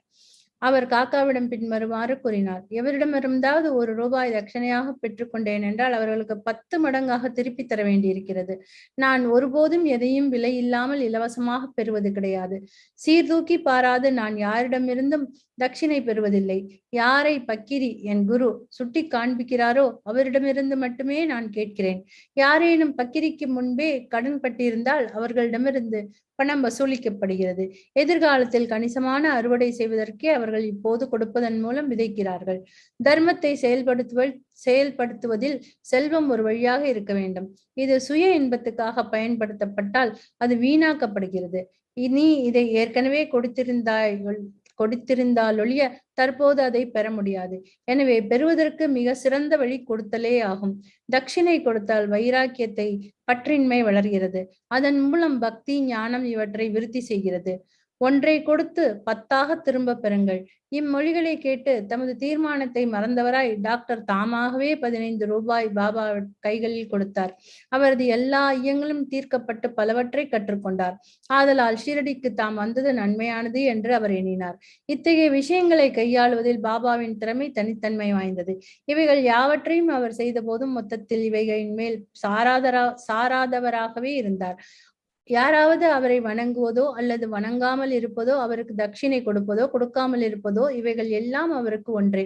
அவர் ஒருவரையும் அவமதிப்பதில்லை. தாம் வணங்கப்படுவதால் அவர் மகிழ்ச்சி அடைந்ததில்லை. அன்றி தாம் மதிக்கப்படாததால் அவர் துன்புற்றது இல்லை. மாறுபட்ட இருமைகளை, சுகம், துக்கம் போன்றவை அவர் கடந்து நின்றார். தூக்கமின்மை வியாதி. பாந்திராவில் காயஸ்த பிரபு ஜாதியை சேர்ந்த ஒருவர் நெடுநாள் தூக்கமின்மை நோயால் அல்லலுற்றார். அவர் படுக்கையில் படுத்தவுடனே அவரது இறந்து போன தந்தையார் அவரது கனவில் தோன்றி அவரை கடுமையாக திட்டினார். இது அவரது தூக்கத்தை கலைத்து இரவு முழுவதும் அவரை ஈர்ப்பு கொள்ளாமல் செய்தது. ஒவ்வொரு நாள் இரவும் இது நடந்தது. அம்மனிதருக்கு என்ன செய்வதென்றே புரியவில்லை. ஒரு நாள் பாபாவின் பக்தர் ஒருவரை அவர் இவ்விஷயத்தில் கலந்து ஆலோசித்தார். பிழையாத நிவாரண சஞ்சீவியாக பாபாவின் உதி ஒன்றையே அவர் அறிவார். அவருக்கு சிறிது உதி கொடுத்து அவர் படுக்கைக்கு போகும் முன்னர் அதை சிறிது நெற்றியில் இட்டுக் கொள்ளும்படியும் அவ்வுதி பொட்டலத்தை தலையணை கடியில் வைத்துக் கொள்ளும்படியும் கூறினார். இந்த சிகிச்சையை அவர் முயன்று பார்த்தார். அவரது பெரும் வியப்புக்கும் மகிழ்வுக்கும் ஏற்ப அவருக்கு நல்ல உறக்கம் ஏற்பட்டது. எவ்வித தொந்தரவும் இல்லை. இந்த சிகிச்சையே அவர் தொடர்ந்து பின்பற்றிய போதும் சாயையே நினைவு கூர்ந்தார். பின்னர் சாய்பாபாவின் படம் ஒன்றை அவர் பெற்று தனது தலையணை அருகில் அதை தொங்கவிட்டு அதனை தினந்தோறும் வழிபடத் தொடங்கி வியாழக்கிழமைகளில் பூமாலை, நெய்வேத்தியம் முதலியன சமர்ப்பித்தார். பின்னர் அவர் சௌக்கியமாகி முந்தைய தொந்தரவையே முழுவதையும் மறந்துவிட்டார். பாலாஜி பாட்டில் நெவாஸ்கர். இம்மனிதர் பாபாவின் ஒரு பெரும் பக்தர். மிக மிக சிறப்பான பற்றற்ற பணியை பாபாவுக்கு அவர் செய்தார். ஒவ்வொரு நாளும் ஷிரடியில் பாபா தனது தினசரி நியமமாக நடந்து வரும் தெருக்கள், பாதைகள் எல்லாவற்றையும் அவர் பெருக்கி சுத்தமாக்கினார். அவருக்கு பின்னர் இப்பணியானது ராதா கிருஷ்ணமாயி என்ற பக்த மாதுவாலும் அதற்கு பின் அப்துல்லாலும் அதே அளவு சிறப்புடன் செய்யப்பட்டது. ஒவ்வொரு ஆண்டும் பாலாஜி கோதுமையை அறுவடை செய்த போது அவ்வளவையும் அவர் பாபாவுக்கு கொண்டு வந்து சமர்ப்பித்து விடுவார். மீதமாக பாபா எதை கொடுத்தாரோ அதை பெற்றுக்கொண்டு தனது குடும்ப சம்ரட்சணத்தை அதை கொண்டு செய்தார். நடைமுறையானது அவரால் பல ஆண்டுகள் செய்யப்பட்ட அவருக்கு பின் அவரது மகனாலும் செய்யப்பட்டது. உதியின் சக்தியும் செயல் திறமையும். ஒருமுறை பாலாஜியின் திவசத்தின் போது சில விருந்தினர் அழைக்கப்பட்டு அவர்களுக்கு உணவு சமைக்கப்பட்டது. ஆனால் சாப்பாட்டு நேரத்தில் அழைக்கப்பட்டதை போல் 3 மடங்கு பேர் வந்துவிட்டனர். பாலாஜியின் மனைவி திகைத்து போய்விட்டாள்.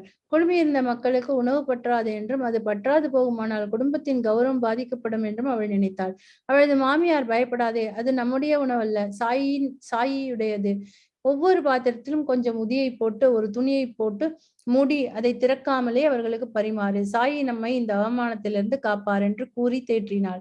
அவள் கூறியபடியே செய்தாள். தங்களது வியப்புக்கும் மகிழ்வுக்கும் ஏற்ப பரிமாறப்பட்ட உணவு எல்லோருக்கும் போதுமானதாக இருந்ததோடு மட்டுமல்லாமல் ஏராளமாக மீதமும் இருந்ததை கண்டார்கள். ஒருவன் எவ்வளவு அதிகம் மனமார்ந்த அக்கறையுடன் உணர்கிறானோ அவ்வளவு அதிகமாக அவன் செயலுருவாக்கி காண்கிறான் என்னும் மொழி விஷயத்தில் நிரூபணமாக்கப்பட்டது. என்னுடைய நண்பரும் பாபாவின் ஒரு பெரிய பக்தருமான B.A. சோக்கியூஸ் என்பவர் இதை போன்ற ஒரு விஷயத்தை என்னிடம் அறிவித்தார். 1943 பிப்ரவரி மாதம் அகமது நகர் ஜில்லாவில் உள்ள கர்ஜத்தில் பூஜை திருவிழாவும் பொதுஜன விருந்தும் நடந்தது. பின்னைய நிகழ்ச்சிக்கு விருந்துக்கு அழிக்கப்பட்டதை போல் 5 மடங்கு பேர் வந்துவிட்டனர்.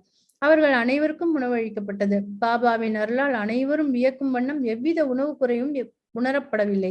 சாய்பாபா நாகமாக தோன்றுதல். ஒருமுறை ஷிரடியை சேர்ந்த ரகு பாட்டில் என்பவர் நவாஸை சேர்ந்த பாலாஜி பாட்டில் என்பாரிடம் சென்றார். அன்று மாலை மாட்டுத் தொழுவத்தில் ஒரு பாம்பு சீறிக்கொண்டு உள் நுழைவதை கண்டார். எல்லா மாடுகளும் பீதியடைந்து நகரத் தொடங்கின. வீட்டினரும் திகிலடைந்தனர். ஆனால் பாலாஜி தனது வீட்டில் சாயியே பாம்பாய் தோன்றியிருக்கிறார் என எண்ணினார். துளி கூட பயப்படாமல் ஒரு கிண்ணத்தில் பாலை வைத்து கொண்டு வந்து பாம்பின் முன் வைத்து, பாபா, ஏன் சீறி சப்தப்படுத்துகிறீர்கள்? ஏன் எங்களை பயமுறுத்த விரும்புகிறீர்கள்? இந்த கிண்ணத்தில் உள்ள பாலை அமைதியான மனதுடன் அருந்துகள் என்று கூறிக்கொண்டே அதன் அருகில் குழப்பமுறாமல் அமர்ந்தார். மற்றவர்கள் பீதியடைந்தனர். என்ன செய்வது என்று அவர்களுக்கு தெரியவில்லை. சிறிது நேரத்தில் பாம்பு தானாகவே மறைந்து விட்டது. யாருக்கும் அது எங்கு சென்றதென தெரியாது. மாட்டுத் தொழுவத்தில் தேடியும் அது காணப்படவில்லை. பாலாஜிக்கு 2 மனைவிகளும் சில குழந்தைகளும் இருந்தனர். அவர்கள் சில சமயம் நெவாஸிலிருந்து பாபாவின் தரிசனத்துக்காக ஷீரடிக்கு வருவர். அப்போது பாபா சேலையும் மற்ற உடைகளையும் வாங்கி அவைகளை தமது ஆசியுடன் அவர்களுக்கு அளிப்பார். ஸ்ரீ சாயியை பணிக. அனைவருக்கும் சாந்தி நிலவட்டும். கோயம்புத்தூரில் இதே மாதிரியாக 1943 ஜனவரி 7ஆம் தேதி வியாழன் மாலை 3:30 மணிக்கு பாபா பாம்பாக தோன்றிய விவரம் சாய் சுதா வால்யூம் 3 நம்பர் 7-8 ஜனவரி 1943 பக்கம் 26 பதிக்கப்பட்டிருக்கிறது. அங்கு அப்பாம்பு பஜனையை கேட்டது. மலரையும் பாலையும் ஏற்றுக்கொண்டது. ஆயிரக்கணக்கான மக்கள் தன்னை காணவும் புகைப்படம் எடுக்கவும் அனுமதித்தது. போட்டோ எடுப்பதற்காக பாபாவின் படம் அதில் அருகில் வைக்கப்பட்டது. படமும் பாம்பும் போட்டோவில் மிக சிறப்பாக விழுந்திருந்தது. விவரங்களுக்கு போட்டோவுக்காகவும் வாசகர்கள் மேற்குறித்த சாய் சுதாவை காண்க.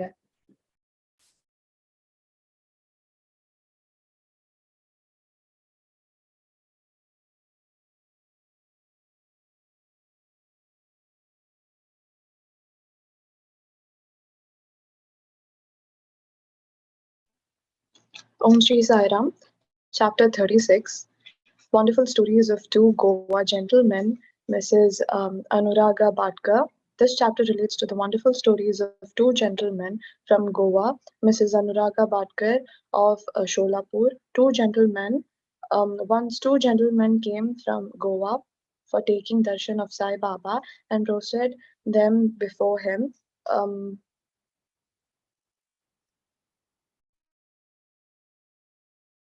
Though both came together, Baba asked only one of them to give him rupees 15 as dakshina, from which was paid willingly.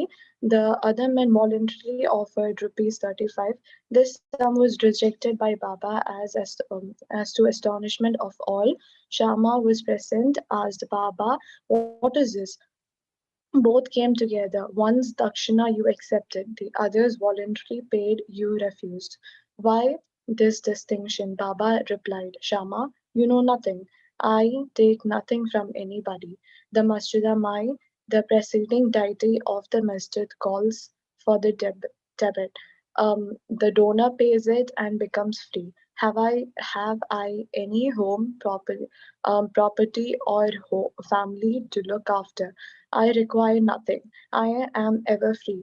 Debit, enmity, and the murder have to be atoned for. There is to no escape." Baba then continued his characteristic ways as follows. As first, he was poor and took a vow to his God, and he would pay him the first month's salary. If he got an appointment, he got one on rupees 15.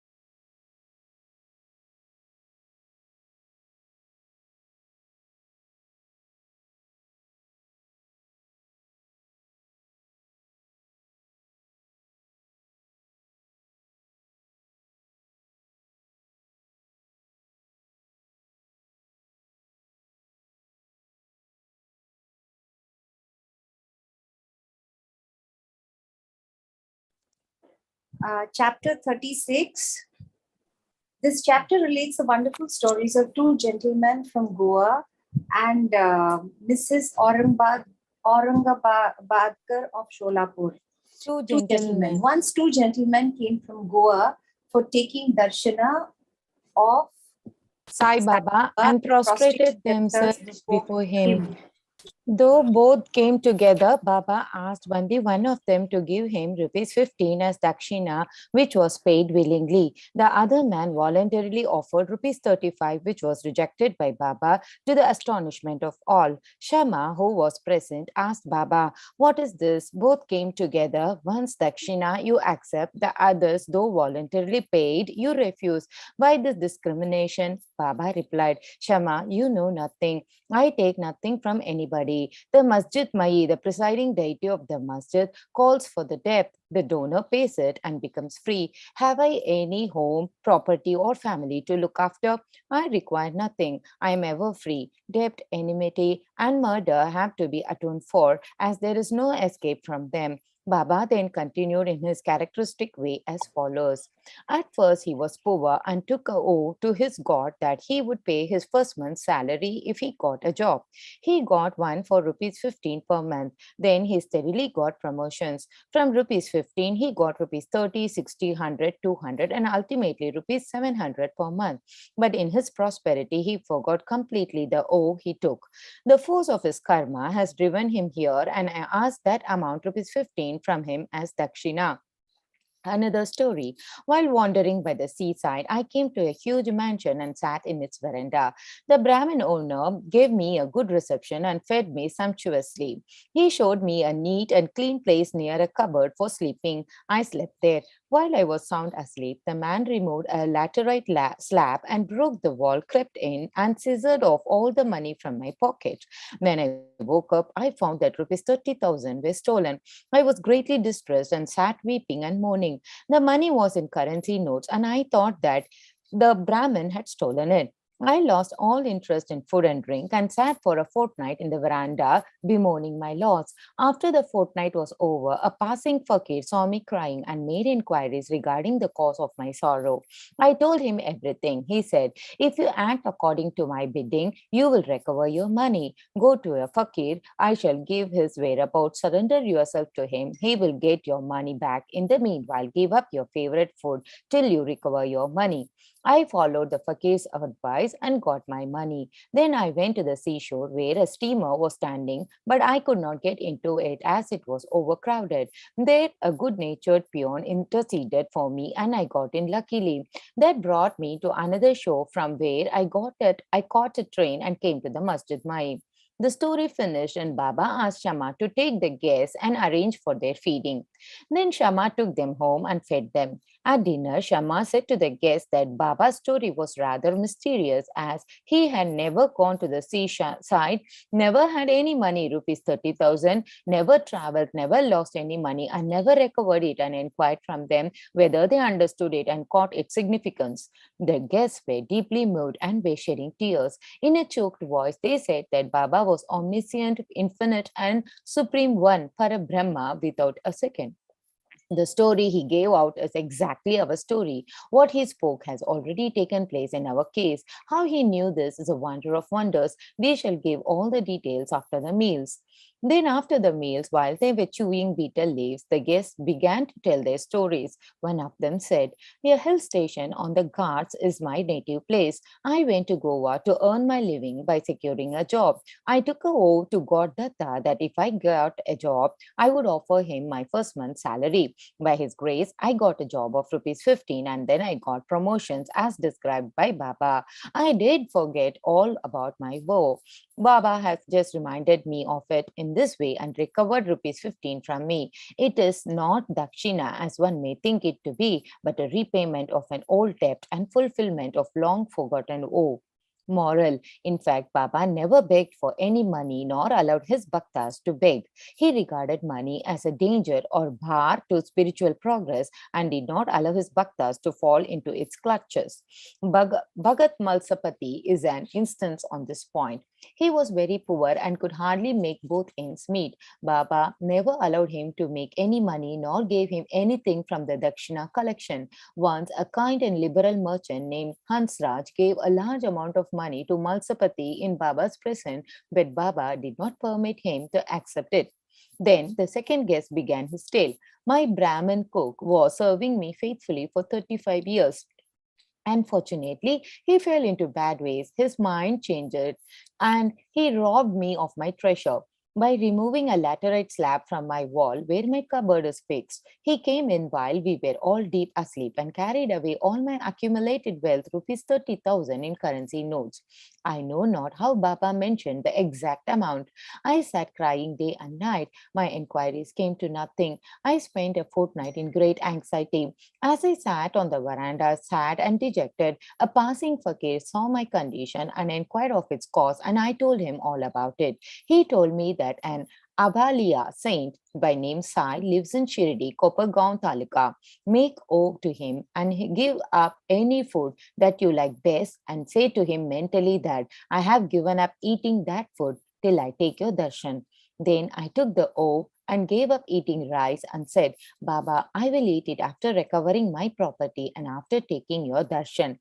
15 days passed after this. The Brahmin of his own accord came to me, returned my money and apologized, saying, I went mad and acted thus. I now place my head on your feet. Please forgive me. Thus everything ended well. The fakir that met me and helped me was not seen again. An intense desire to see Sai Baba, whom the fakir pointed out to me, arose in my mind. I thought that the fakir who came all the way to my house was no other than Sai Baba. Would he, who saw me and helped me to get my lost money, ever covet rupees 35? On the contrary, without expecting anything from us, he always leads us on the path of spiritual progress. I was overjoyed when I recovered my stolen property, and being ignorant, I forgot all about my woe. Then, when I was at Kolaba one night, I saw Sai Baba in my dream. This reminded me of my promised visit to Shirdi. I went to Goa and from there wanted to start for Shirdi by taking a steamer to Mumbai en route. But when I came to the harbor, I found that the steamer was crowded and there was no place. The captain did not allow me, but on the intercession of a peon who was a stranger to me, I was allowed to get into the steamer which brought me to Mumbai. From there, I came by train. Surely, I think that Baba is all pervading and all knowing. What are we and where is our home? How fortunate we are that Baba got our money back and drew us here to himself. Shirdi folks must be infinitely superior and more fortunate than we, for Baba has played, laughed, talked, and lived with you for so many years. I think that your store of good merits must be infinite. Sai is our Datta, Lord Dattatreya. He gave me a seat in the steamer and brought me here and thus gave proof of his omniscience and omnipotence. Mrs. Aurangabadkar. A lady from Sholapur, the wife of Sakaram Aurangabadkar, had no issues during the long period of 27 years. She had made a number of oaths to gods and goddesses for an issue but was not successful. She then became almost hopeless. To make a last attempt in this matter, she came to Shirdi with her stepson Vishwanath and stayed there for 2 months serving Baba. Whenever she went to the masjid, she found Baba surrounded by devotees. She wanted to see Baba alone, fall at his feet, and open her heart and pray for an issue, but she did not get any suitable opportunity. Ultimately, she requested Shama to intercede with Baba for her when he was alone. Shama said to her that Baba's darbar was open, still he would try for her and that the Lord might bless her. He asked her to sit ready with a coconut and joss sticks in the open courtyard at the time of Baba's meals, and that when he beckoned to her, she should come up. One day after dinner, when Shama was wiping Baba's wet hands with a towel, the latter pinched Shama's cheek. Shama, feigning anger, said, Deva, is it proper for you to pinch me like this? We don't want such a mischievous God who pinches us thus. Are we your dependents? Is this the fruit of your intimacy? Baba replied, Oh Shama, during the 72 generations that you were with me, I never pinched you till now, and now you resent my touching you. Shama replied, I want a God who will always love us and gives us new dishes to eat. We do not want any reward from you or heaven, etc. Let our faith unto your feet be ever awake. Baba, yes, I have indeed come for that. I have been feeding and nursing you and have got love and affection for you. Then Baba went up and took his seat. Shama beckoned to the lady. She came up, bowed down, and presented the coconut and joss sticks. Baba shook the coconut, which was dry. The kernel within rolled and made a noise. Baba said, Shama, this is rolling. See what it says. Shama, the woman prays that a child should similarly roll in her womb. So please give her the coconut with your blessing. Baba, will the coconut give her any issue? How foolish people are to fancy such things. Shama, I know the power of your words and blessing. Your word will give her a series of children. You are wrangling and not giving real blessing. The parley went on for a while. Baba repeatedly ordered to break the coconut and Shama pleaded for the gift of the entire fruit to the lady.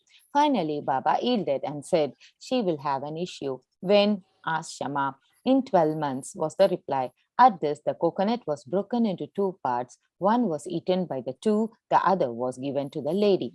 Then Shama turned up to the lady and said, Dear lady, you are a witness to my words. If within 12 months you do not get any issue, I will break a coconut against this Deva's head and drive him out of this masjid. If I fail in this, I will not call myself Madhav.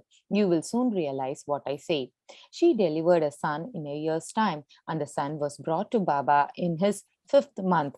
The couple, both husband and wife, prostrated themselves before Baba, and the grateful father, Mr. Aurangabadkar, paid a sum of rupees 500, which was spent in constructing a shed for Baba's horse, Shyam Karna. Bow to Shri Sai. Peace be to all.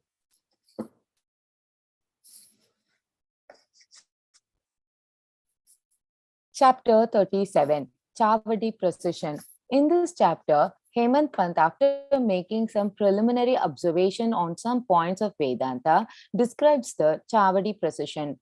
Preliminary. Blessed is Sai's life for his devotees. Blessed is his daily routine. His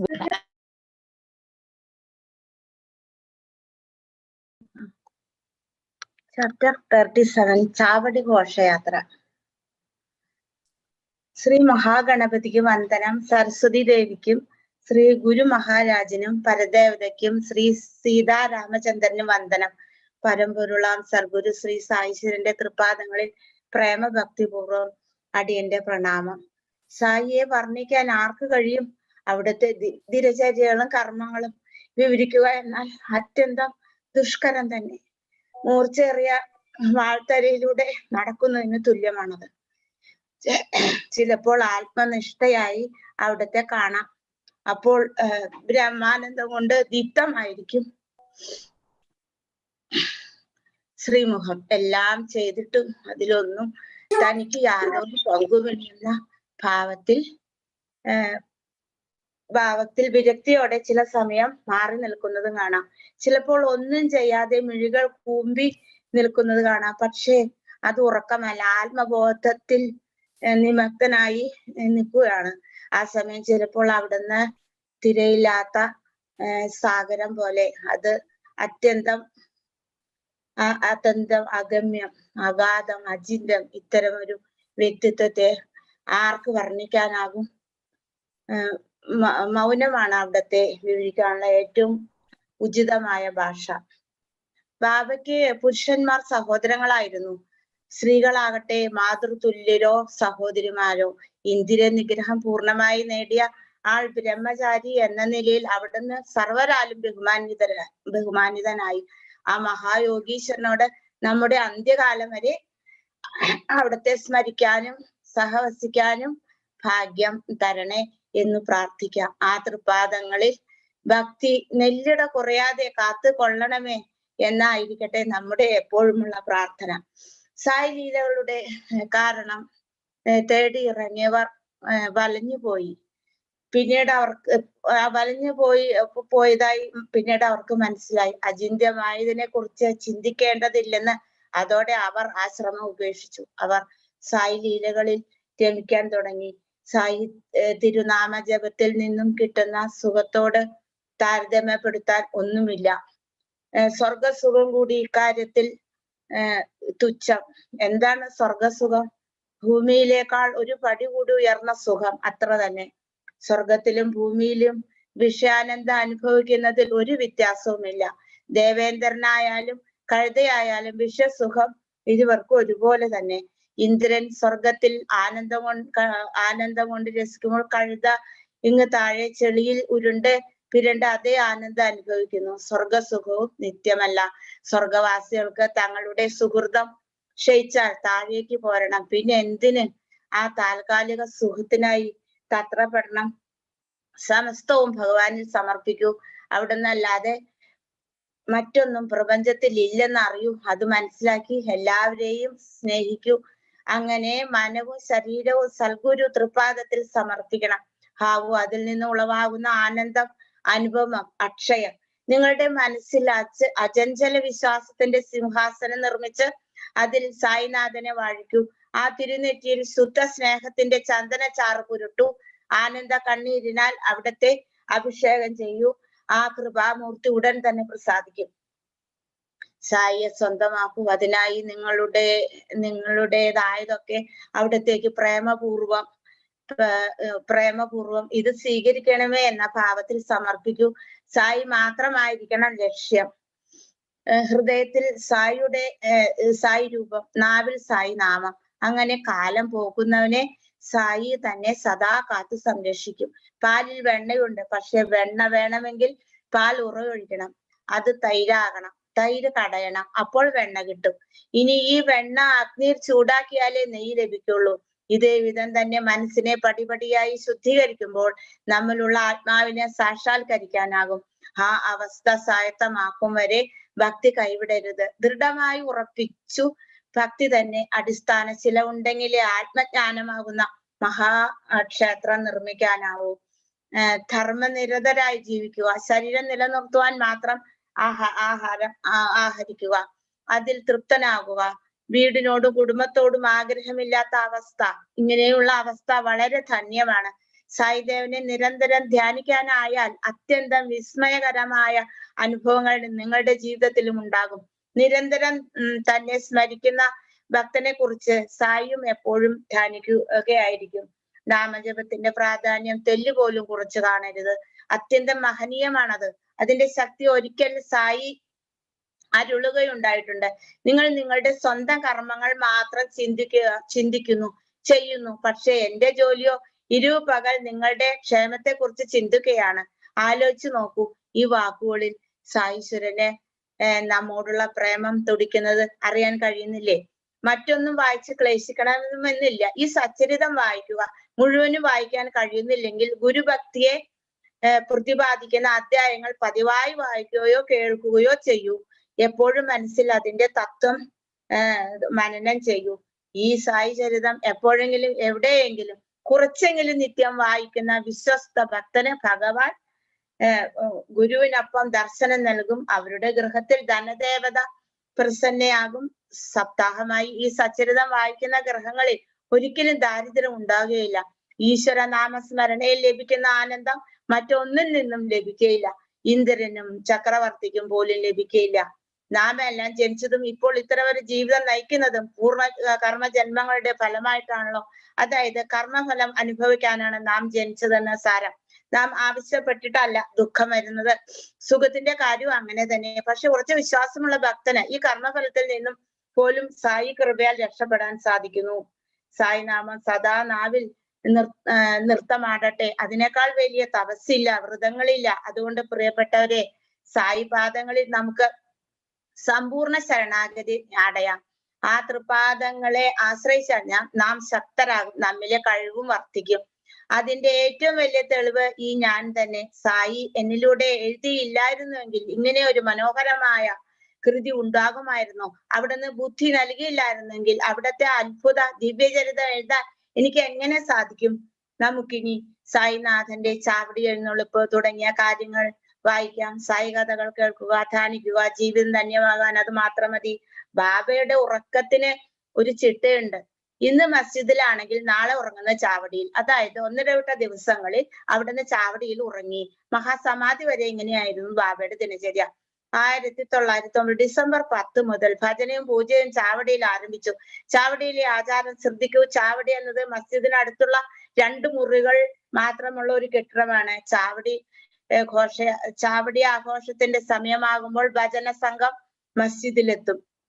ഭക്തജനങ്ങളോടൊപ്പം അവർ മസ്ജിദിന്റെ മുറ്റത്തിരുന്ന് ഭജന തുടങ്ങും. അവരുടെ പുറകിൽ അലങ്കരിക്കപ്പെട്ട മനോഹരമായ രഥം കിടക്കുന്നുണ്ടാകും. അതിന്റെ വലതുവശത്ത് തുളസി വൃന്ദാവനം. ഭജന തുടങ്ങുമ്പോൾ സായിശ്വരൻ മുന്നിൽ വന്നിരിക്കും. വാദ്യോപകരണങ്ങളോടെ അകമ്പടിയോടെ സ്ത്രീകളും പുരുഷന്മാരും ആ ദിവ്യസന്നിധിയിൽ ഭജനയിൽ മുഴുകയായി. ശക്തിയേറിയ വലിയ കാന്തം പോലെയാണ് സായിശ്വരൻ. അവിടുന്ന് ഭക്തജനങ്ങളാകുന്ന ഇരുമ്പിൻ കഷ്ണങ്ങളെ അവർ പോലും അറിയാതെ അവർ തന്നെ അരികിലേക്ക് വലിച്ചടുപ്പിക്കുകയാണ്. ഭക്തന്മാരിൽ ചിലർ തീവെട്ടി എന്തുന്നു. ആ സമയം ചിലർ പല്ലക്ക് മോടി പിടിപ്പിക്കാനുള്ള ശ്രമത്തിലായിരിക്കും. ഓരോരുത്തരും ഓരോ തരം സേവയിൽ. അപ്പോഴേക്കും മസ്ജിദിന് ചുറ്റും വിളക്ക് കൊളുത്തും. അത്യാകർഷമായ കാഴ്ചയാണത്. ഈ സമയം ബാബയുടെ പ്രിയപ്പെട്ട കുതിര ശ്യാമകർണൻ സർവാലങ്കൃത വിഭൂഷിതനായി വാതിലിനടുത്ത് അരികിൽ നിൽക്കുന്നുണ്ടാകും. മസ്ജിദിന് ചുറ്റും ദീപങ്ങൾ ജ്വലിക്കുന്നുണ്ടാകും. ഇങ്ങനെ എല്ലാം മനോഹരമായി ഒരുങ്ങി നിൽക്കുമ്പോഴാണ് താത്ത പാട്ടിൽ മറ്റു ഭക്തന്മാരോടൊപ്പം വരുന്നത്. താത്ത കൈ പിടിച്ച് എഴുന്നേൽപ്പിക്കും. വരെ സായിശ്വരൻ ശാന്തനായി അവിടെ തന്നെ ഇരിക്കും. താത്ത ബാബയെ മാമൻ എന്നാണ് വിളിക്കുക. അത്രയേറെ അടുപ്പമായിരുന്നു അവർ തമ്മിൽ. കഫനിയും ധരിച്ച് ദണ്ടും പുകയിലോടുകൂടിയ കളിമണ്ണ് കുഴലും എടുത്ത് തോളിൽ ഒരു വസ്ത്രവും ഇട്ട് ബാബ യാത്രയ്ക്ക് ഒരുങ്ങും. പോകാൻ തുടങ്ങുമ്പോൾ വലതുകാൽ വിരൽ കൊണ്ട് വിറക് കെട്ട് പിന്നിലേക്ക് തള്ളി മാറ്റും. വലതു തൃക്കാൽ ദീപം അണയ്ക്കും. പിന്നെ സായിനാഥൻ പുറപ്പെടുകയായി. ഈ സമയം വാദ്യോപകരണങ്ങൾ വായിക്കാൻ തുടങ്ങും. രാജാതിരാജന്റെ എഴുന്നള്ളിപ്പ്. കരിമരുന്ന് പ്രയോഗത്താൽ രാത്രിയിലെ ആകാശം വർണ്ണാഭമാകയായി. തീവട്ടികൾ ഉജ്ജ്വലമായി പ്രകാശിക്കുകയായി. കൊമ്പും കുഴൽനാദവും ഉയരും പടഹധ്വനുകൾ കേട്ടു തുടങ്ങും. ഭക്തജനങ്ങൾ ആനന്ദപൂർവ്വം ഭജന പാടുന്നു. ചിലർ ആനന്ദ നൃത്തം ചവിട്ടുന്നു. സ്ത്രീകളും കുട്ടികളും പുരുഷന്മാരും ബാബ ഭജന പാടിക്കൊണ്ട് മെല്ലെ നീങ്ങാൻ തുടങ്ങി. ഭക്തന്മാരിൽ ചിലർ കൊടികൾ ഏന്തിയിട്ടുണ്ട്. മറ്റു ചിലർ ഭഗവാന്റെ ഇരുവശത്ത് നിന്ന് ചാമരം വീശി നടക്കുന്നു. ബാബ മെല്ലെ ഒതുക്കുകല്ലിന്മേൽ തൃപ്പാദം വെച്ചതോടെ ശരണമന്ത്രം വിളി ഉയർന്നു. വിരിച്ചിട്ട പരവതാനിയിലൂടെ മഹാപ്രഭു എഴുന്നള്ളുകയാണ്. ത്വാത്ത സാഹേബ് അവിടത്തെ ഇടത് തൃക്കരത്തിൽ പിടിച്ച് മാലസപതി വലതു തൃക്കരം ഗ്രഹിച്ചു. ബാബു സാഹേബ് ജോഗ് ശിരസിന് മുകളിൽ വെൺകൊറ്റ കുട പിടിച്ചു നടന്നു. മുന്നിൽ അലങ്കരിച്ച ശ്യാമകർണൻ സായിദേവനെ എതിരേറ്റ് നടക്കുന്നു. അവന്റെ കാലിൽ കെട്ടിയിരിക്കുന്ന മണികൾ മധുരമായി ശബ്ദിച്ചു കൊണ്ടിരുന്നു. തിരുനാമ ഘോഷങ്ങളാൽ ആനന്ദം നിറഞ്ഞ അന്തരീക്ഷം. ആഹ്ലാദാദി തിരമാലകൾ ആഞ്ഞടിക്കുന്നു. ഈ മഹനീയമായ ഗംഭീരമായ ചാവടി ഘോഷയാത്രയെ ഉപമിക്കാൻ മറ്റൊന്നുമില്ല. സായിശ്വരൻ ചാവടിയുടെ മുന്നിലെത്തി നിന്നു. തിരുമുഖം തിളങ്ങി. ഉദയസൂര്യകാന്തി അതിൽ നിന്നും പ്രവഹിച്ചു കൊണ്ടിരുന്നു. ഹാവു, എന്താണ് ആ സൗമ്യത! അത് കാണാൻ കഴിഞ്ഞ കണ്ണുകൾക്ക് പിന്നെ എന്താണ് ത്രിഭുവനങ്ങളിലും കാണാനുള്ളത്? ബാബ വടക്കോട്ട് തിരിഞ്ഞു നിന്നു. ധ്യാനനിരതനാണെന്ന് തോന്നും. കണ്ടാൽ അവിടുന്ന് വലതു തൃക്കരം പ്രത്യേക രീതിയിൽ അങ്ങോട്ടും ഇങ്ങോട്ടും ചലിപ്പിക്കുന്നു. ആരോ മാടി വിളിക്കും പോലെ. മഹാഭക്തനായ ദീക്ഷിത് ഈ സമയം വെള്ളിപ്പാത്രത്തിലേന്തിയ പുഷ്പങ്ങൾ എടുത്ത് തിരുശരീരത്തിൽ പ്രേമപൂർവ്വം അർച്ചന നടത്തി. കാക്കാ സാഹബ് ആവട്ടെ കുങ്കുമത്തിൽ മുക്കിയ റോസാദളങ്ങൾ വർഷിക്കുകയാണ്. ഭക്തന്മാരുടെ പ്രേമം കണ്ട് സായിനാഥന്റെ മുഖം ഒന്നുകൂടി ദീപ്തമായി. പുഞ്ചിരി തൂകുന്ന തിരുമുഖം. ദർശനം നടത്തുന്നവന്റെ ആശ്രയിക്കുന്നവന്റെ സമസ്ത ദുഃഖങ്ങളും ചാമ്പലാക്കുന്ന ദിവ്യ ദർശനം. ആ ദർശനത്തോടെ തങ്ങൾക്ക് എല്ലാം പുനർജന്മം ലഭിച്ചതുപോലെ ഭക്തന്മാർക്ക് തോന്നി. ചില സമയങ്ങളിൽ മാനസപതി ആവേശം പൂണ്ട് നൃത്തം വെക്കാറുണ്ട്. പക്ഷെ ബാബ അചഞ്ചലനായി ഏകാഗ്ര ചിത്തനായി നിൽക്കുന്നത് കണ്ട് ആരും ആശ്ചര്യപ്പെട്ടു പോകും. വളരെ വളരെ മെല്ലെയാണ് ബാബ നടക്കുക. ഭക്ത സമൂഹം ആ പ്രേമസ്വരൂപത്തെ ഭക്തിപൂർവ്വം മെല്ലെ അനുധാവനം ചെയ്തു. ഇനി ഇങ്ങനെയൊരു രംഗം കാണാനാകുമോ? വരും ദിനങ്ങളിൽ ഇത്തരമൊരു യാത്ര കാണാനാകില്ല. ആ ആനന്ദത്തിന്റെ നാളുകൾ പോയി മറഞ്ഞു. കാലം ഓർമ്മകളിൽ സൂക്ഷിക്കാൻ ആ രംഗങ്ങൾ നമുക്ക് നൽകി. ഇനി സ്മരണ, അതിലൂടെ ആ രംഗം കണ്ട് കണ്ട് ആനന്ദിക്കുക. ബാബ ചാവടിയിലേക്ക് കയറും മുമ്പ് താത്ത അവിടേക്കുള്ള ഇരിപ്പിടം ഒന്നുകൂടി ഒരുക്കി വയ്ക്കും. ചാരി ഇരിക്കാനായി നീണ്ട തലയണ പുറകിൽ വയ്ക്കും. ചാവടി അതിമനോഹരമായി അലങ്കരിച്ചിട്ടുണ്ട്. അനേക ശാഖകളോട് കൂടിയ തൂക്കുവിളക്കുകളിൽ നിന്നും ചൊരിയുന്ന പ്രഭ അവിടെ സ്ഥാപിച്ചിട്ടുള്ള കണ്ണാടിയിൽ തട്ടി അവിടെ മുഴുവനും പ്രഭാപൂരിതമാകും. ബാബ ചാവടിയിലേക്ക് കയറി. പ്രേമഭക്തിപൂർവം ഭക്തന്മാർ തനിക്ക് വേണ്ടി ഒരുക്കിയ ആസനത്തിൽ ബാബ ഇരുന്നു. ചിലർ വിലയേറിയ വസ്ത്രങ്ങൾ അവിടുത്തെ ധരിപ്പിച്ച് ആനന്ദിച്ചു. ചിലർ പൂജ നടത്തി, പുഷ്പാർച്ചന ചെയ്തു. ചില ഭക്തന്മാർ മറ്റു ചിലർ ആരതി ഗീതം ഉറക്കെ പാടി. ചിലർ അവിടുത്തെ തിരുനെറ്റിയിൽ ചന്ദനം വൈഷ്ണവ രീതിയിൽ തൊടുവിച്ചു. സുഗന്ധ തൈലം തൃക്കൈയിൽ പുരട്ടി. ചിലർ സ്വർണ്ണ കിരീടം ശിരസിൽ ഭയഭക്തിയോടെ വച്ചു. ചിലപ്പോൾ രത്നഖചിതമായ കിരീടം ചാർത്തി അവിടുന്ന് ഇതെടുത്ത് ദൂരെ എറിയുമോ എന്ന ഭയത്താൽ ഈ കിരീടങ്ങളിൽ അവർ പുറകിൽ നിന്നും ശ്രദ്ധാപൂർവം പിടിച്ചിരുന്നു. അന്തര്യാമിയായ പ്രഭു ഭക്തഹൃദയ വികാരം അറിഞ്ഞ കരുണാമയൻ ഇതിനെല്ലാം നിന്നുകൊടുത്തു. തന്നെ ഒരുക്കുന്നതിൽ പരിചരിക്കുന്നതിൽ ഭക്തന്മാർ അനുഭവിക്കുന്ന ആനന്ദത്തിന് സായിശ്വരി തടസ്സം ഉണ്ടാക്കിയില്ല. അവിടുന്ന് മൗനം പാലിച്ചു. ബാബ ഇരുന്നു കഴിഞ്ഞാൽ താത്തയും മറ്റു ഭക്തന്മാരും നമസ്കരിക്കുകയായി. അപ്പോഴേക്കും ശ്യാമ ചിലും തയ്യാറാക്കിയിട്ടുണ്ടാകും. ബാബ അത് ആദ്യം താത്തയ്ക്ക് കൊടുക്കും. താത്തയാണ് ആദ്യം പുക വലിക്കുക. അതിനുശേഷം വേണേ ബാബ വലിക്കും. പിന്നീട് ബാബ അത് മാത്സവതിക്ക് കൈമാറും.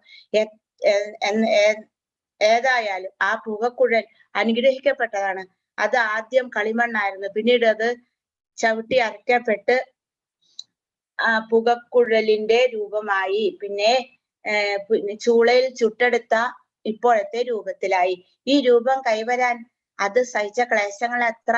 പക്ഷേ ഇപ്പോഴും ആ ക്ലേശങ്ങളെല്ലാം സഹിച്ചത് സായിശ്വരന്റെ തൃക്കര സ്പർശനത്തിനും ആദര സ്പർശനത്തിനുമായിരുന്നല്ലോ. ആ കളിമണ്ണിന് ഇത്രയേറെ എന്തു ഭാഗ്യമാണ് ലഭിക്കാനുള്ളത്. അതിനുശേഷം ഭക്തന്മാർ തുളസിമാലയും പുഷ്പമാലയും പവിഴാഭരണങ്ങളും മരതകമാലയും ബാബയെ ചാർത്തി തീർത്തും നിസ്സംഗനായി ഭക്തന്മാർക്ക് വേണ്ടി ബാബ ഇരുന്നു കൊടുത്തു. ഭക്തജന ഹൃദയം പ്രേമപ്രവാഹത്താൽ ഇളകി മറിഞ്ഞു. അവസാന രംഗമായി ബാബു സാഹിബ് ജോഗ് ബാബയ്ക്ക് ആരതി എടുക്കാൻ തുടങ്ങി. അതോടൊപ്പം വാദ്യസംഗീതവും ഉയർന്നു. ആരതി കഴിഞ്ഞു. ഭക്തന്മാർ ഓരോരുത്തരായി വന്ന് നമസ്കരിച്ച് മടങ്ങിക്കൊണ്ടിരുന്നു.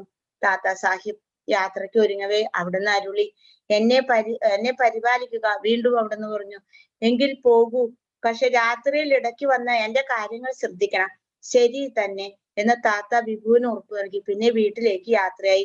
എല്ലാവരും പോയി കഴിഞ്ഞപ്പോൾ ബാബ തൃക്കയ്യാലെ ബാണ്ണം അഴിക്കും. കിടക്കാനുള്ള വിരിപ്പ് തയ്യാറാക്കും. ഒന്നിനു മുകളിൽ ഒന്നൊന്നായി 50ഓ 60ഓ വിരിപ്പുകൾ, തൂമഞ്ഞിൽ നിറമുള്ള വിരിപ്പുകൾ. പിന്നെ മെല്ലെ അവിടുന്ന് അതിൽ കിടക്കുകയായി വിശ്രമിക്കുകയായി.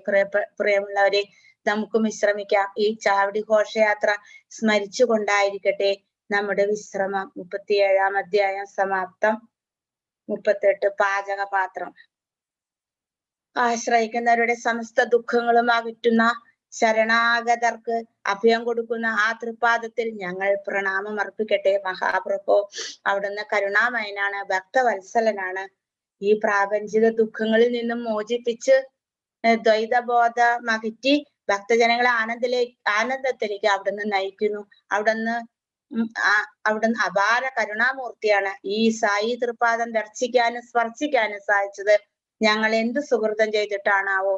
പരബ്രഹ്മത്തിന്റെ അന്തസാരം ഉരുക്കി മൂശയിലൊഴിച്ച് വാർത്തെടുത്തു. ആ രൂപമാണ് ഋഷീശ്വരനായ സായീശ്വരൻ.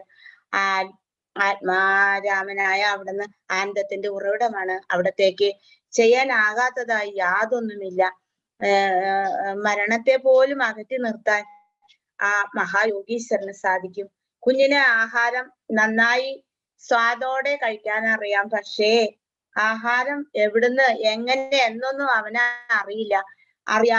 അറിയേണ്ട കാര്യവുമില്ല. അത് അമ്മയുടെ ചുമതലയാണ്. കുഞ്ഞിന്റെ സംരക്ഷണം അമ്മയുടെ ചുമതല തന്നെ. അതുപോലെ ഞാൻ ഈ തൂലികയിൽ തൊട്ടിട്ടേ ഉള്ളൂ. അനായാസം എന്നിലൂടെ എഴുതുന്നത് സായി ഈശ്വരി തന്നെ. എല്ലാത്തിനും അടിസ്ഥാനം ധർമ്മം ശാസ്ത്രമാണല്ലോ. ഓരോ യുഗത്തിലും മോക്ഷപ്രാപ്തിക്കായി എന്തൊക്കെ ചെയ്യണമെന്ന് ധർമ്മശാസ്ത്രം അരുളുന്നു. ഹൃദയത്തിൽ സത്യയുഗം തപസ്സാണ് ചെയ്യേണ്ടത്. ത്രേതായുഗത്തിൽ ജ്ഞാനസമ്പാദനം, ദ്വാപരയുഗത്തിലാവട്ടെ യജ്ഞം ചെയ്യണം, കലിയുഗത്തിൽ ദാനമാണ് വേദം വിധിച്ചിട്ടുള്ളത്. അതിനാൽ യഥാശക്തി ദാനം എപ്പോഴും ചെയ്തുകൊണ്ടിരിക്കുക. ദാനങ്ങളിൽ ഏറ്റവും ശ്രേഷ്ഠ അന്നദാനം തന്നെ. വിശപ്പുള്ളവനെ തൃപ്തിപ്പെടുത്തുന്നതിലുപരി വലിയൊരു ദാനധർമ്മമില്ല. അതുകൊണ്ട് കഴിയുമെങ്കിൽ അന്നദാനം ചെയ്യുക. ഉച്ചസമയ ആഹാരം കഴിക്കാനിരുന്നാൽ നമ്മുടെ മനസ്സ് എത്ര കഴിക്കാതെ ഇരുന്നാൽ നമ്മുടെ മനസ്സ് എത്ര ശോഭിച്ചിരിക്കും. അതുപോലെ തന്നെയാണ് മറ്റുള്ളവർക്കും ഇക്കാര്യം മനസ്സിലാക്കി ആ സമയം ആര് വന്നാലും ആദ്യം ആഹാരം കഴിക്കാനായി ഭക്തിയോടെ ക്ഷണിക്കണം. അന്നം ബ്രഹ്മമാണ് എന്ന് ഉപനിഷത്ത് ഘോഷിക്കുന്നു. അതായത് അന്നം ഈശ്വരൻ തന്നെ. ജീവൻ ഉണ്ടായത് അന്നത്തിൽ നിന്നും, ജീവൻ നിലനിൽക്കുന്നതും അന്നത്തിൽ. മരണത്തോടെ അത് അന്നത്തിൽ തന്നെ ലയിക്കുന്നു. അതിനാൽ ആഹാരം കൊടുക്കാതെ ആരെയും മടക്കരുത്, പ്രത്യേകിച്ച് വിശന്നു വലഞ്ഞു വരുന്നവരെ. അന്നദാനത്തിന് മറ്റൊരു ശ്രേഷ്ഠത കൂടിയുണ്ട്. ബാക്കി ഏത് ദാനം ചെയ്താലും ധനം, വസ്ത്രം, ആഭരണം വാങ്ങുന്നയാൾ അതിന് അർഹനാണോ എന്നുകൂടി തീരുമാനിക്കേണ്ടി വരും. പക്ഷേ അന്നദാനത്തിന് ഒരു നിയന്ത്രണവും നിബന്ധനയും വേണ്ടതില്ല. വിശപ്പ് മാത്രമാണ് അതിന്റെ മാനദണ്ഡം. അതില്ലാത്തവൻ അന്നം സ്വീകരിക്കാൻ എത്തില്ലല്ലോ. തൈത്തിരീയോപനിഷത്ത് അന്നദാനത്തെ വളരെ പ്രകീർത്തിക്കുന്നുണ്ട്. സായിശ്വരൻ ആ ഉപനിഷത്ത് മന്ത്രം ആചരിച്ചു കാണിച്ചു.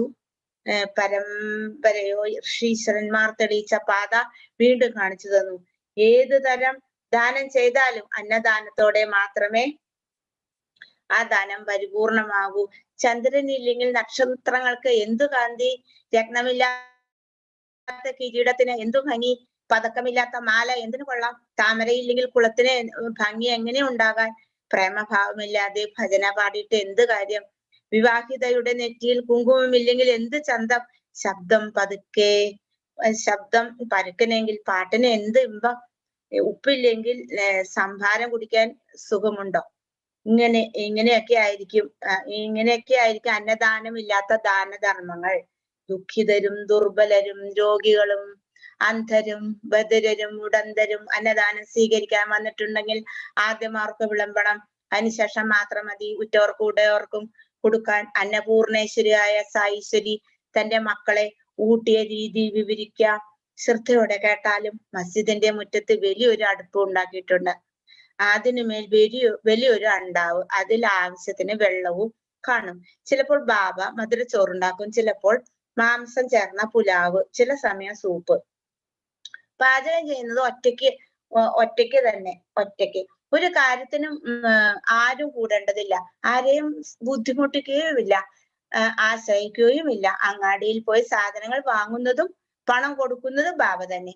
പാചകം ചെയ്യാനുള്ള സാധനങ്ങൾ ഒരുക്കുന്നതും അരയ്ക്കുന്നതും പൊടിക്കുന്നതും നുറുക്കുന്നതും അവിടുന്ന് സ്വയം ചെയ്യും. പാചകം ചെയ്യുന്നതിനായി 2 പാത്രമുണ്ട്. വലിയതിൽ 100 പേർക്കും ചെറുതിൽ 50 പേർക്കുമുള്ള ആഹാരം തയ്യാറാകും. പാത്രത്തിൽ വെള്ളം വെച്ച് അടുപ്പിൽ തീ കത്തിച്ച് വെള്ളം തിളപ്പിക്കും. പിന്നെ ഒരുക്കിയ സാധനങ്ങൾ തിളച്ച വെള്ളത്തിലിടും.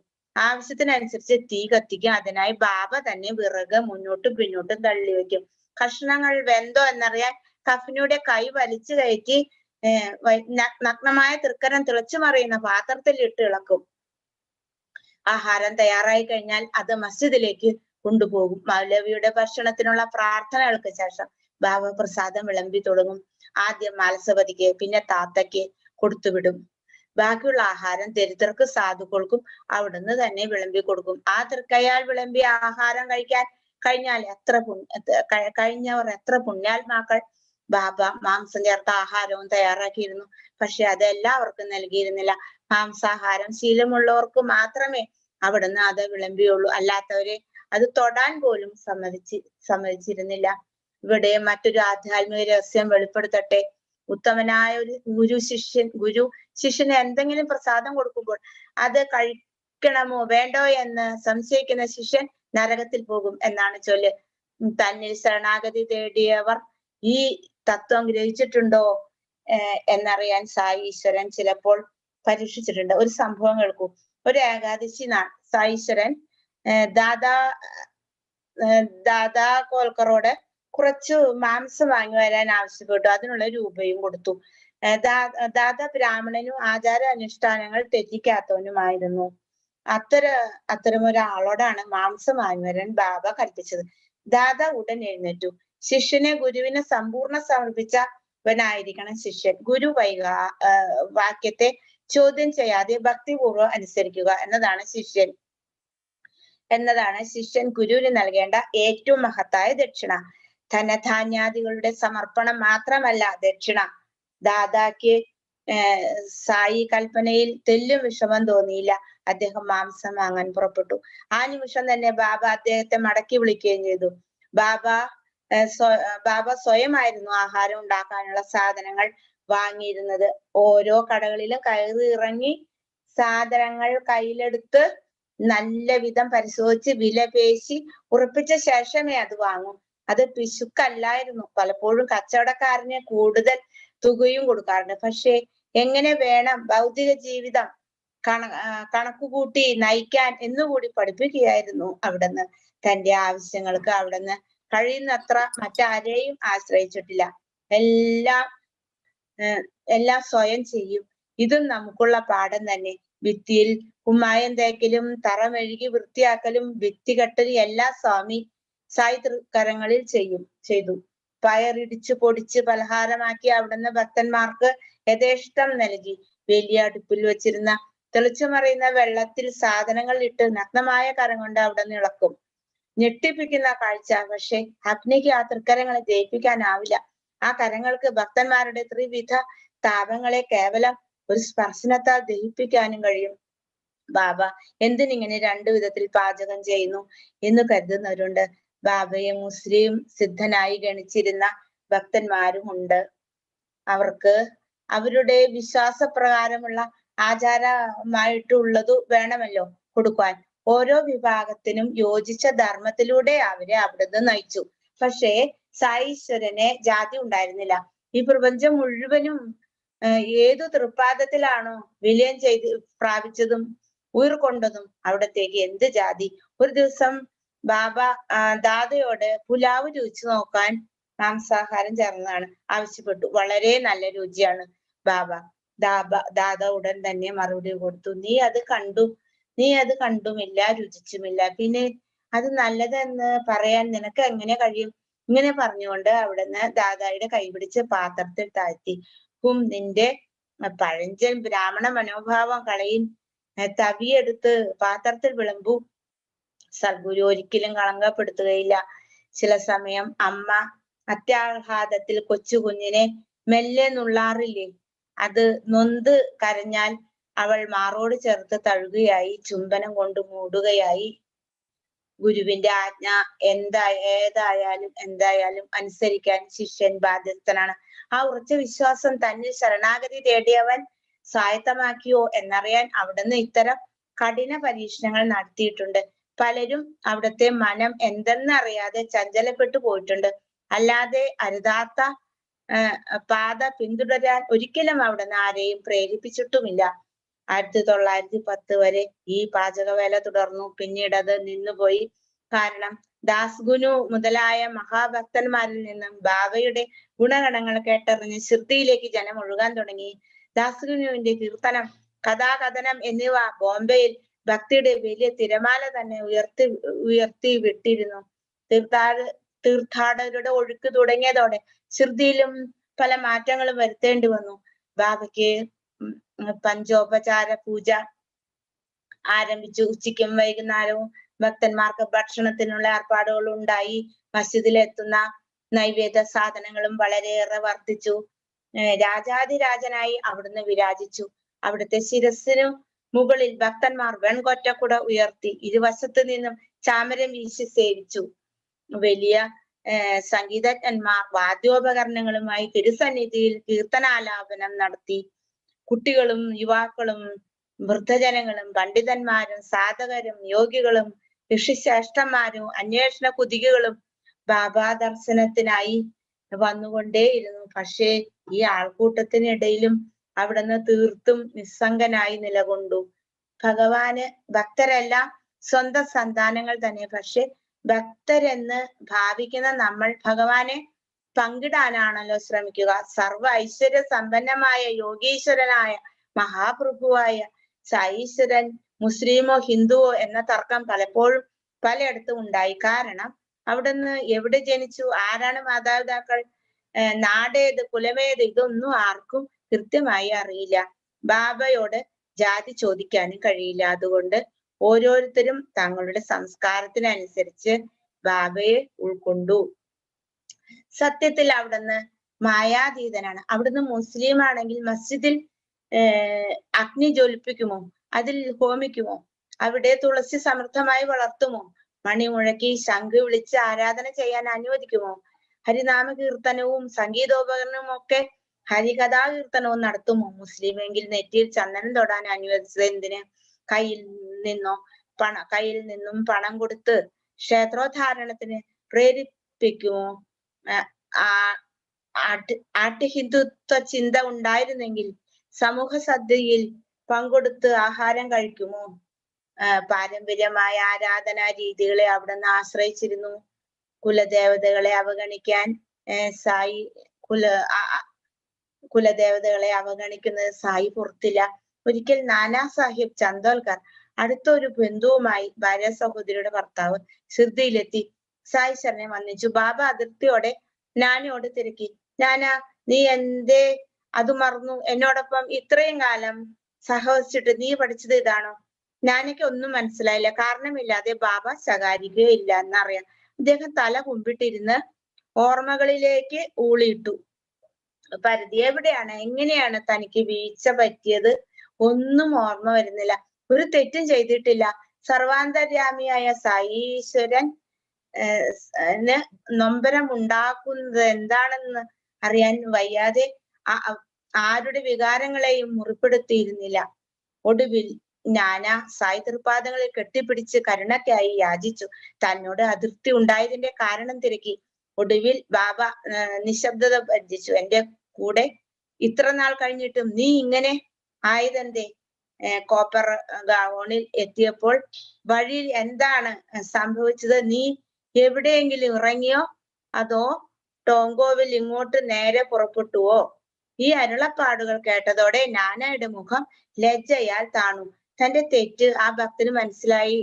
സായിൽ നിന്നും ഒന്നും ഒളിച്ചു വയ്ക്കാനാവില്ലെന്ന് നാനയ്ക്ക് അറിയാം. മാത്രമല്ല ഗുരുവഞ്ചന മഹാഭാവവും കൂടിയാണ്. അതിന് പ്രായശ്ചിത്തവുമില്ല. അതിനാൽ ആ സരള ഹൃദയൻ എല്ലാം വിവരിച്ചു. ഗോദാവരി തീരത്ത് കൂടെ പോകുമ്പോഴെല്ലാം നാന ദാതാത്രേയ ക്ഷേത്രത്തിൽ ദർശനം നടത്തിയേ എങ്ങോട്ടും പോകാറുള്ളൂ. പക്ഷെ ഇന്ന് ഷിർദിയിലെത്താൻ വൈകിയാലോ എന്ന് ഭയന്ന് ക്ഷേത്ര ദർശനം ഒഴിവാക്കി മടങ്ങുമ്പോൾ ദർശനമാകാം എന്ന് നിശ്ചയിച്ചു. ഗോദാവരിയിൽ സ്നാനം ചെയ്തപ്പോൾ കാലിൽ വലിയൊരു മുൾമുന തറക്കുകയും ചെയ്തു. വളരെ ബുദ്ധിമുട്ടിയാണ് അത് എടുത്തു കളഞ്ഞ് ഇങ്ങോട്ടേക്ക് പോകുന്നത്. ഭക്തനെ കൊണ്ട് തന്നെ കാര്യങ്ങൾ വിവരിപ്പിച്ചതിന് ശേഷം ബാബ പറഞ്ഞു, ഇങ്ങനെയുള്ള തിടുക്കം നന്നല്ല. ദർശനം ചെയ്യാത്തതിന്റെ ലഘു ശിക്ഷയായി മുന്നറിയിപ്പായി മുൾമുനയെ ഓർത്തുകൊള്ളൂ. കുലദേവതയായ ശ്രീദത്തൻ വഴിയിൽ നിന്നാൽ കൃപയേകാനായി കാത്തിരിക്കുന്നു. അത് അവഗണിച്ച് ഇവിടെ വന്നാൽ നിന്നിൽ ഞാൻ പ്രസാദിക്കുന്നു. സായിശന്റെ സ്നേഹപൂർവമായ ശാസനം നാനായിൽ ഉണ്ടാക്കിയ മാറ്റം വളരെ വലുതായിരുന്നു. എത്ര പ്രേമപൂർവം സായി സ്വഭക്തനെ സംരക്ഷിക്കുന്നു. ഇത്തരം ചിന്തകളാൽ നാനയുടെ മിഴികളിൽ നിന്നും നീർപൊടിഞ്ഞു. നൈവേദ്യത്തെ കുറിച്ചായിരുന്നുവല്ലോ നാം പറഞ്ഞുകൊണ്ടിരുന്നത്. അതിനിടയിൽ മറ്റൊരു സായിലീല സ്മരിച്ചു, അത്രമാത്രം. ഉച്ചപൂജയും ആരതിയും കഴിഞ്ഞ് ഭക്തന്മാർ മടങ്ങാൻ ഒരുങ്ങുമ്പോൾ വിഭു അവർക്കെല്ലാം ഉതി നൽകുമായിരുന്നു. അതിനാൽ അവിടുന്ന് പുറത്തേക്ക് വരും. മസ്ജിദിന് വരാന്തയുടെ ഒരറ്റത്ത് നിൽക്കും. ഭക്തന്മാർ ഓരോരുത്തരായി വന്ന് തൃപ്പാദത്തിൽ വന്ദിക്കും. അപ്പോൾ തൃക്കയ്യാലെ അവിടുന്ന് ഭക്തന്റെ നെറ്റിയിൽ ഉതി തൊടുവിക്കും. എല്ലാവരോടും പോയി ആഹാരം കഴിക്കാനും പറയും. പിന്നീട് അവിടുന്ന് പിന്തിരിഞ്ഞ് ആഹാരം കഴിക്കാനായി പോകും. അപ്പോൾ തിരശ്ശീലയിടും. ഭക്തന്മാർ നിരവധി താഴെ കാത്തു നിൽക്കുന്നുണ്ടാകും. തൃക്കരസ്പർശത്താൽ പവിത്രമാക്കപ്പെട്ട പ്രസാദം എന്തെങ്കിലും ലഭിക്കാൻ ഇതിനിടയിൽ പലരും തങ്ങൾ കൊണ്ടുവന്ന നൈവേദ്യം ബാബയുടെ മുന്നിൽ വയ്ക്കും. അവിടുന്ന് കൃപയോടെ അത് വലിയൊരു പാത്രത്തിൽ ഇട്ട് കൂട്ടിക്കലർത്തും. അതിനുശേഷം ബ്രഹ്മാർപ്പണം നടത്തി അതിലൊരു ഭാഗം എടുത്ത് പുറത്തു നിൽക്കുന്ന ഭക്തന്മാർക്ക് വിതരണത്തിനായി കൊടുത്തുവിടും. ആ പ്രസാദം കഴിക്കുന്നവൻ ആന്തരികമായും ബാഹ്യമായും പരിശുദ്ധരാകും. അതിനുശേഷം അകത്തിരിക്കുന്നവർക്ക് എല്ലാം ആഹാരം നൽകി ആവോളം കഴിക്കാൻ പ്രേരിപ്പിച്ചു. ജഗദീശ്വരിയുടെ തൃക്കയ്യാലെ ലഭിക്കുന്ന പ്രസാദം അമൃതിന് തുല്യം. അത് സുഖവും ഉന്മേഷവും സംതൃപ്തിയും പ്രദാനം ചെയ്യും. മനം പവിത്രമാക്കും. ഒരുവനിൽ അത് സമസ്ത ഐശ്വര്യങ്ങളും ശാന്തിയും പ്രദാനം ചെയ്യും. ഒരിക്കൽ എനിക്ക് ഈ ഭക്തസംഘത്തിൽ ഇരിക്കാനും ആഹാരം കഴിക്കാനും അസുലഭമായ ഒരു അവസരം ഉണ്ടായി. സായിശ്വരി വാത്സല്യപൂർവ്വം എനിക്കൊരു കപ്പ് മോര് തന്നു. അത് നല്ലതായിരുന്നുവെങ്കിലും എനിക്ക് തീർത്തും വേണ്ടാത്ത അവസ്ഥയായിരുന്നു. കാരണം വയറ് അത്രമാത്രം നിറഞ്ഞിരിക്കുകയാണ്.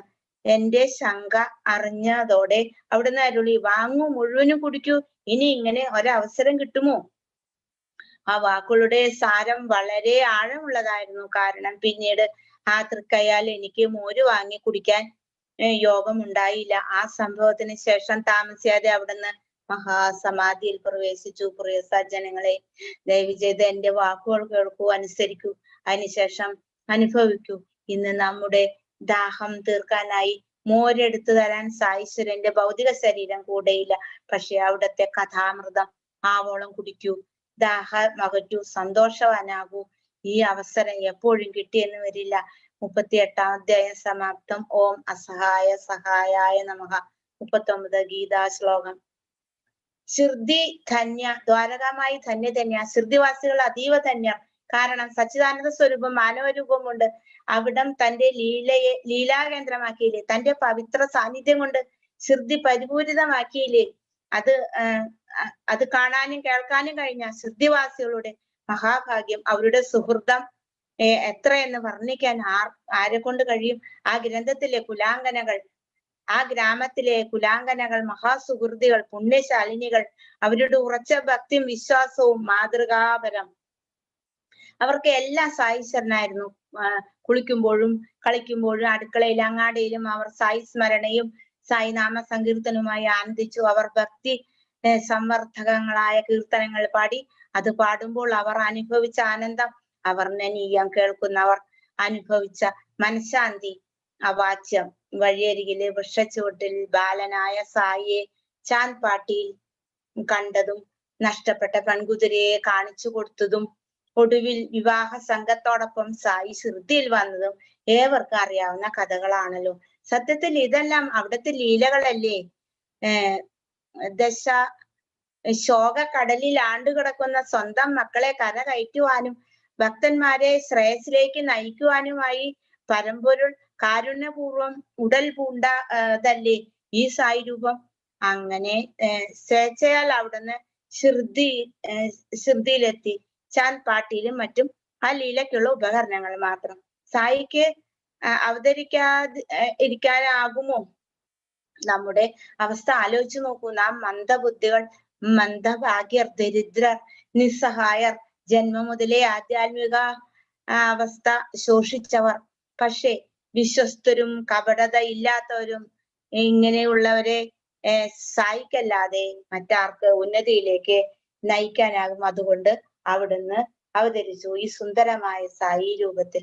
അവിടത്തേക്ക് ആദ്യം മുതലേ ഒന്നും വേണ്ടായിരുന്നു. ഷിർദിയിൽ കാണപ്പെട്ട കാലം മുതൽ അവിടുന്ന് പകൽ സമയം മൗനിയായി അലഞ്ഞു നടക്കുന്നത് കാണാം. ഭയം എന്തെന്നറിയാത്തത് കൊണ്ട് രാത്രി എവിടെയും കിടക്കും. ആദ്യകാലം തല ചായ്ച്ചിരുന്നത് ഗ്രാമീണർ ചവറുകൂനയായി ഉപയോഗിച്ച ഓടയിൽ. ആ ദിവ്യസ്പർശനത്താൽ ഓട പവിത്രമായി.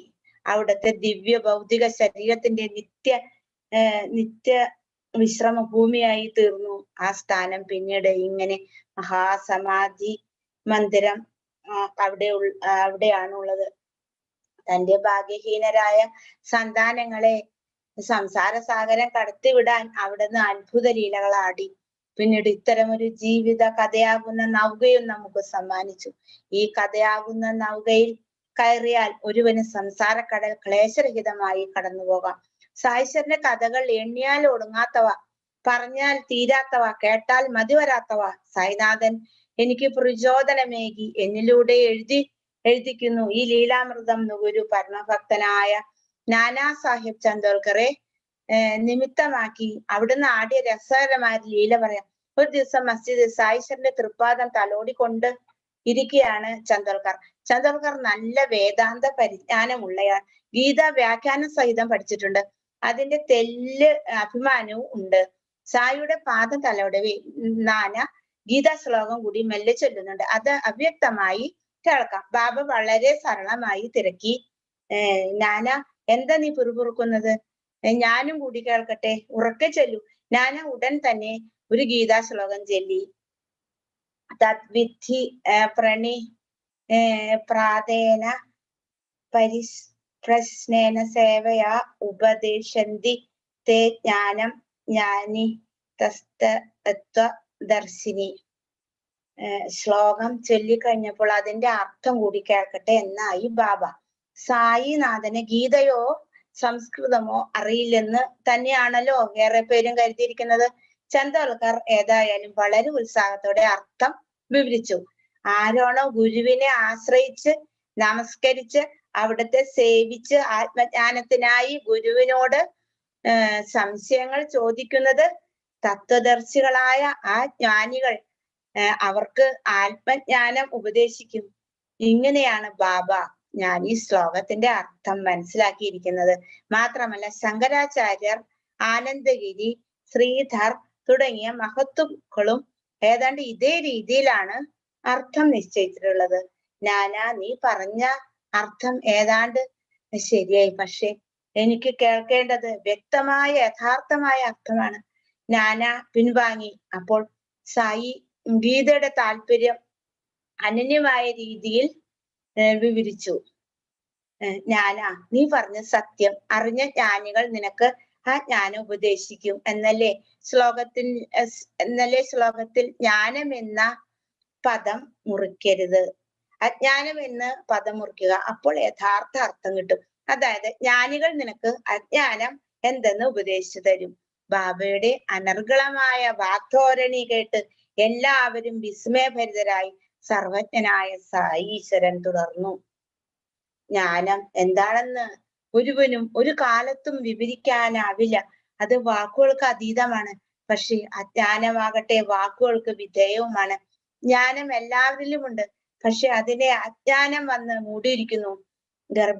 ഗർഭസ്ഥ ശിശുവിനെ മറുപിള്ള വലയം ചെയ്തു കിടക്കുന്നത് പോലെ, കണ്ണാടിയിൽ അഴുക്ക് പുരണ്ട് അതിന്റെ തിളക്കം നഷ്ടപ്പെട്ട പോലെ, ചാരം പൊതിഞ്ഞ് കനൽ മറഞ്ഞു കിടക്കും പോലെ അജ്ഞാനം കൊണ്ട് ജ്ഞാനം മൂടപ്പെട്ട് കിടക്കുന്നു. മറ്റൊരു ഉദാഹരണം പറയാം. വെള്ളത്തിൽ പായൽ മൂടി കിടക്കുന്നത് കണ്ടിട്ടില്ലേ?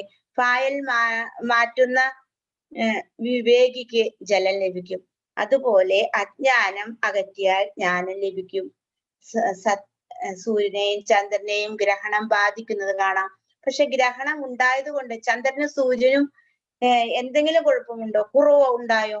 അത് പണ്ടേ പോലെ തന്നെ ഇപ്പോഴും അതുപോലെ അജ്ഞാനം വന്നു കൂടിയാലും ജ്ഞാനത്തിന് ഒന്നും സംഭവിക്കുകയില്ല. ജീവിതത്തിലെ സമസ്ത ദുഃഖങ്ങൾക്കും കാരണം അജ്ഞാനമാണ്. ഗുരുകൃപയാൽ ജ്ഞാനം വെളിപ്പെടുമ്പോൾ എല്ലാ ക്ലേശങ്ങളും അകലും. ഈശ്വരനും ഭക്തനും രണ്ടെന്ന് നനയ്ക്കുന്നതും അജ്ഞാനം കൊണ്ട് തന്നെ. ഇരുളിൽ കയറ് കണ്ടാൽ പാമ്പെന്ന് തോന്നും. വെളിച്ചം വരുമ്പോൾ അത് കയറ് തന്നെയെന്ന് അറിയുന്നു. അതുവരെ ഉണ്ടായിരുന്ന പാമ്പ് മറുകയും ചെയ്യും. ഇല്ലാത്ത ഉണ്ടെന്ന് തോന്നിപ്പിച്ചതാണ് അജ്ഞാനം അല്ലെങ്കിൽ മായ. ഈ മായയെ അകറ്റാൻ വേണ്ടത് ഈശ്വര ഭക്തിയാണ്. കാരണം ബ്രഹ്മദേവൻ കൂടി മായയിൽപ്പെട്ടു കൊള്ളുന്നു. മായ ഭയങ്കരിയാണെന്ന് എല്ലാവരും പറയുന്നു. പക്ഷേ ഉത്തമ ഭക്തനെ മായ സ്പർശിക്കുക പോലുമില്ല.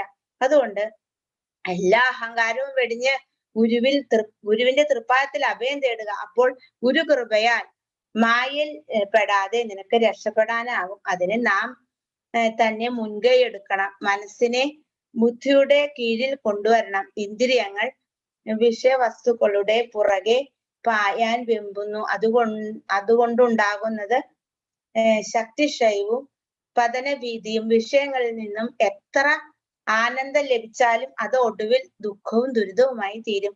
വേടന്റെ പാട്ടിൽ മയങ്ങി നിന്നത് കൊണ്ടാണ് മാൻ അസ്ത്രത്തിന് ലക്ഷ്യമായത്. പിടിയാനയുടെ സ്പർശന സുഖം കൊതിച്ച് മുന്നോട്ട് പോയതുകൊണ്ടാണ് കാട്ടിലെ കൊമ്പൻ വാരിക്കുഴിയിൽ വീണത്.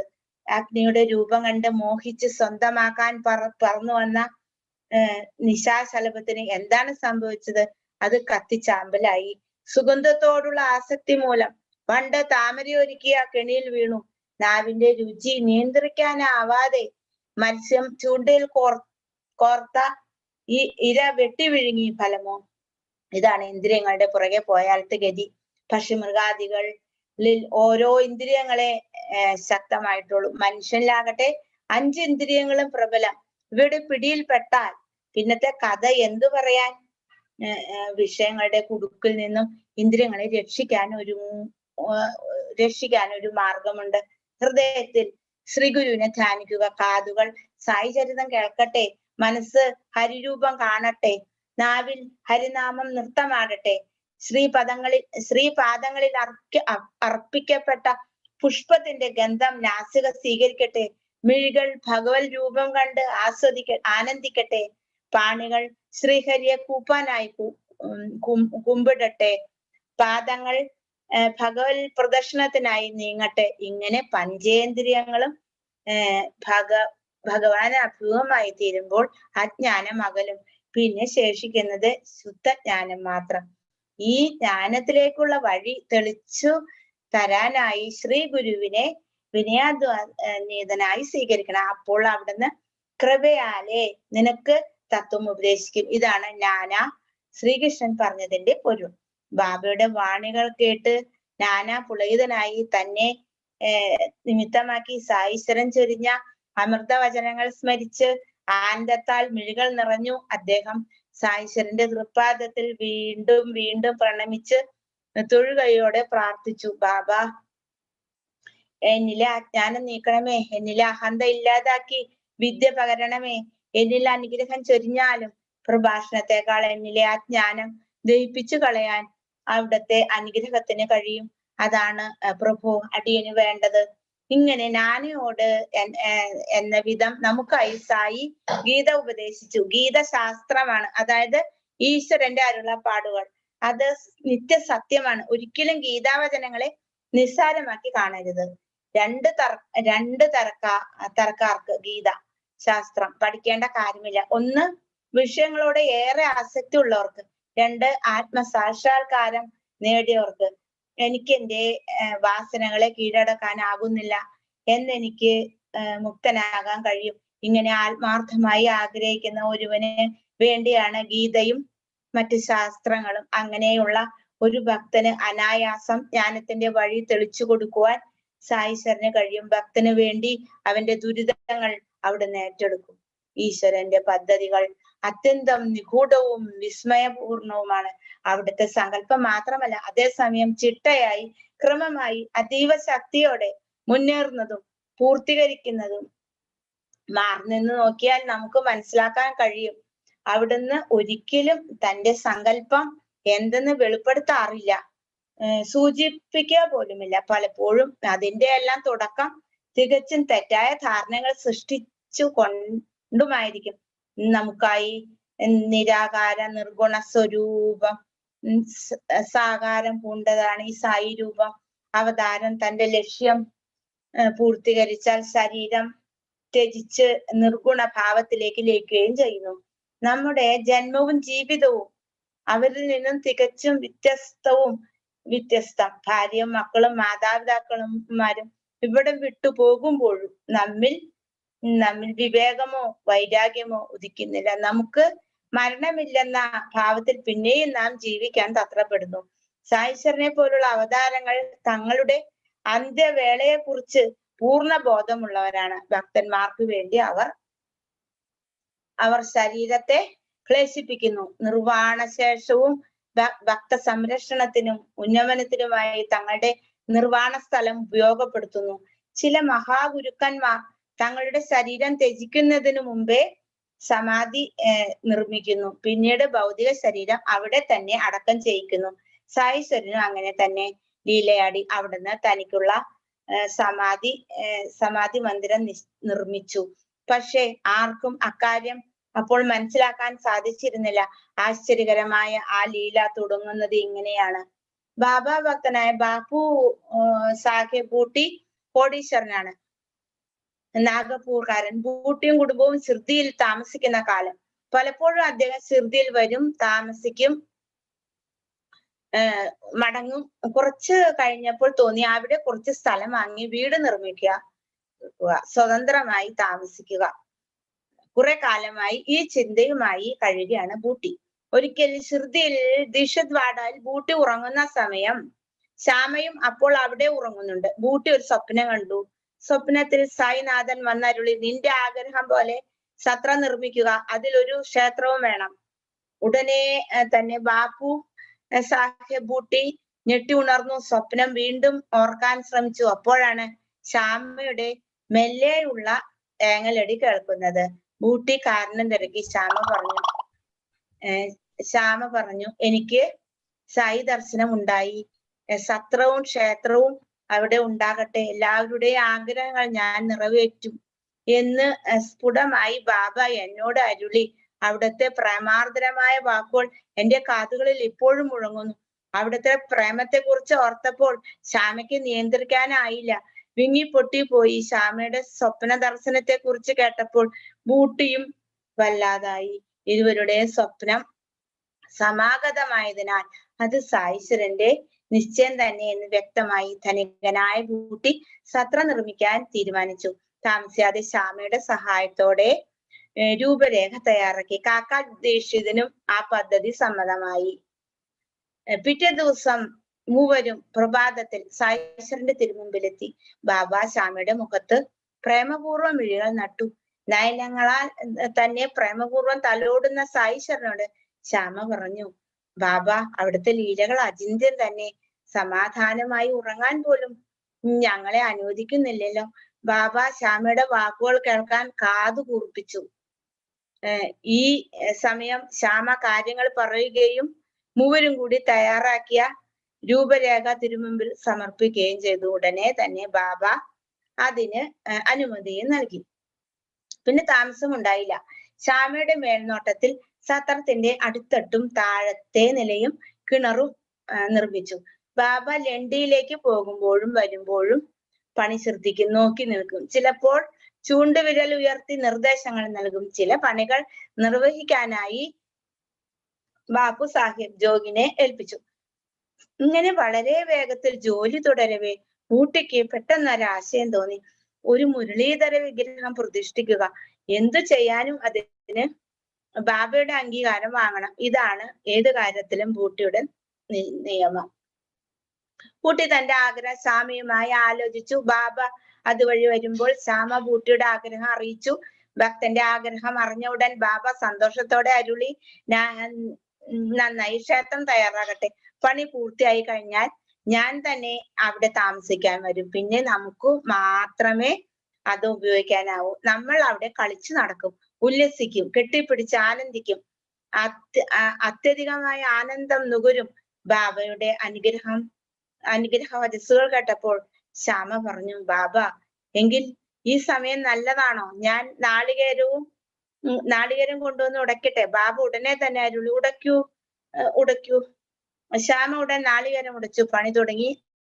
ആഗ്രഹിച്ചതുപോലെ തന്നെ നിർമ്മാണം പൂർത്തീകരിച്ചു. മുരളീധര വിഗ്രഹം നിർമ്മിക്കാനായിട്ട് ശില്പിയെ ഏർപ്പാടാക്കുകയും ചെയ്തു.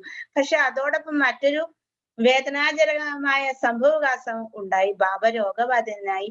ഭക്തന്മാർ വല്ലാതെ വ്യാകുലരായി.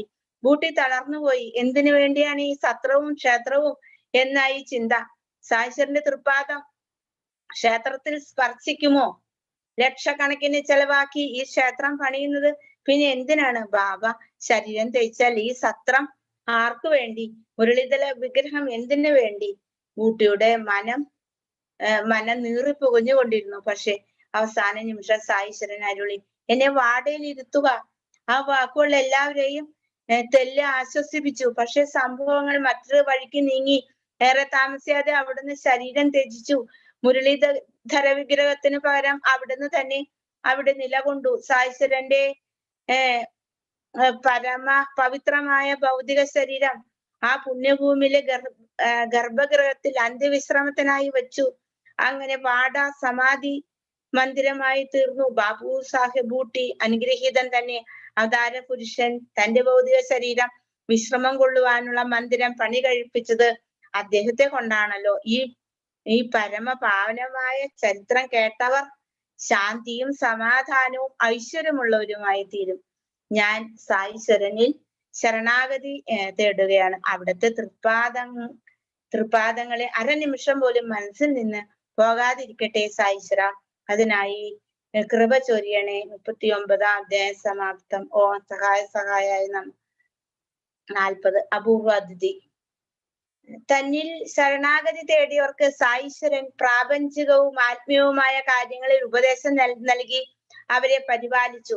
അവിടുത്തെ മഹിമ, അനുപമം, കൃപ അപാരം. ഭക്തന്റെ ശിരസിൽ തൃക്കരം വെച്ച് അവിടുന്ന് അവരിലേക്ക് സ്വശക്തി പകർന്നു.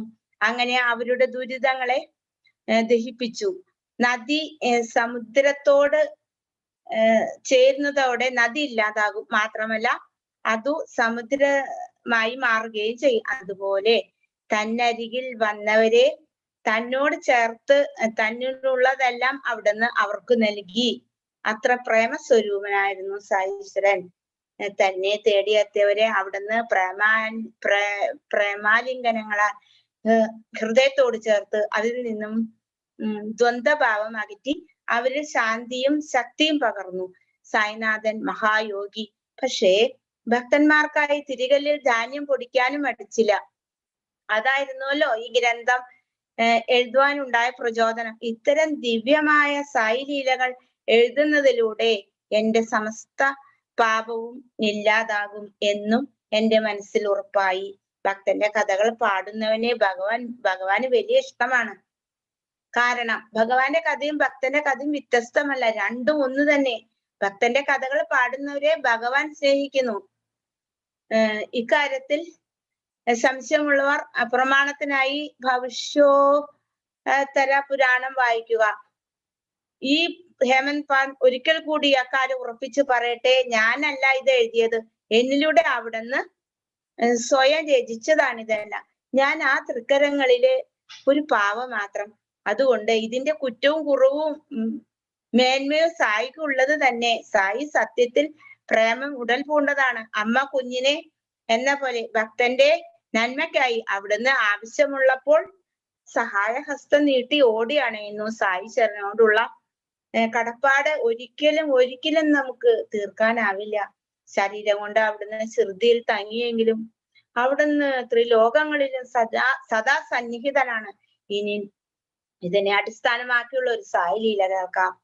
ബാലാ സാഹിബ് ദേവ് സായിശ്വരന്റെ പരമഭക്തന്മാരിൽ ഒരാൾ, ദൃഢവിശ്വാസി. അദ്ദേഹത്തിന്റെ അമ്മയും മഹാഭക്തിയായിരുന്നു. മതപരമായ വ്രതങ്ങളും ആരാധനയും അവർ ചിട്ടയായി അനുഷ്ഠിക്കും. ഒരിക്കൽ ഈ അമ്മ 26ലേറെ വ്രതങ്ങൾ എല്ലാവരുടെയും നന്മയ്ക്കായി അനുഷ്ഠിച്ചു. ഈ വ്രതങ്ങളെല്ലാം പരിപൂർത്തി വരണമെങ്കിൽ പ്രസാദമൂട്ട് നടത്തണം. 100 or 200 ബ്രാഹ്മണർക്ക് പ്രസാദമൂട്ട് നടത്താനായി അവർ ദിവസം നിശ്ചയിച്ചു. അത്രയും പേരെ ക്ഷണിക്കുകയും ചെയ്തു. ദേവ് അതിനുശേഷം ബാബയ്ക്ക് കൊടുക്കാനായി സുഹൃത്തായ ജോഗിന് ഇങ്ങനെ ഒരു കത്തെഴുതി. ബാബ, എന്റെ അപേക്ഷ സ്വീകരിക്കണമേ. അവിടുന്ന് ഈ ചടങ്ങിൽ പങ്കെടുക്കണമേ. അല്ലെങ്കിൽ ഇത് പരിപൂർണമാകില്ല. എന്നെ കൈവിടരുതേ. ഞാനൊരു പാവം സർക്കാർ ജീവനക്കാരൻ. എനിക്ക് അങ്ങോട്ടും ഇങ്ങോട്ടും ഇതൊന്നും ചെയ്യാനാകില്ലെന്നും അവിടത്തേക്ക് അറിയാമല്ലോ. അവിടുന്ന് അടിയന്റെ അപേക്ഷ സ്വീകരിക്കണമേ. സ്വീകരിക്കുമെന്ന് തന്നെ ഉറച്ചു വിശ്വസിക്കുന്നു. അവിടത്തെ പ്രതീക്ഷിക്കുന്നു. കത്ത് വായിച്ച് കേൾപ്പിച്ച ബാബ അരുളി, പാവം ശുദ്ധ ഹൃദയത്തോടെ എഴുതിയ വാക്കുകൾ. എന്നെ സ്മരിക്കുന്നവനെ ഞാനും സദാ സ്മരിച്ചുകൊണ്ടിരിക്കും. എനിക്ക് എവിടെയെങ്കിലും പോകാൻ ആരും തുണ വേണ്ട. കുതിരയോ തീവണ്ടിയോ വിമാനമോ ഒന്നും ആവശ്യമില്ല. ആരാണോ ഹൃദയത്തിന്റെ അഗാധതയിൽ നിന്ന് എന്നെ പ്രേമപൂർവ്വം വിളിക്കുന്നത്, അവരുടെ മുന്നിൽ ആ നിമിഷം ഞാൻ പ്രത്യക്ഷപ്പെടും. വേഗം മറുപടി അയക്കുക. നമ്മൾ 3 പേരും പങ്കുകൊള്ളുമെന്ന് എഴുതൂ. അവൻ സന്തുഷ്ടനാകട്ടെ.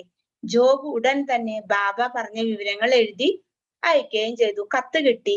ദേവിന് ബഹു സന്തോഷമായി. ബാബയുടെ വാക്കുകൾ പാഴാവില്ലെന്നും വരുമെന്നും ആ വാക്ക് സത്യമായി തീരുമെന്നും ദേവിന് ഉറപ്പായിരുന്നു. പക്ഷെ ശ്രുതി കൂടാതെ 3 മാത്രമേ സാധാരണ അവിടുന്ന് പോയിട്ടുള്ളൂ. അതും വളരെ അത്യപൂർവം മാത്രം. രഹഡ, റൂയി, നുമാഗോൺ ഇവിടെയൊക്കെ 6 മാസം കൂടുമ്പോൾ ഒരിക്കലെങ്കിലും പോയി അത്ര മാത്രം.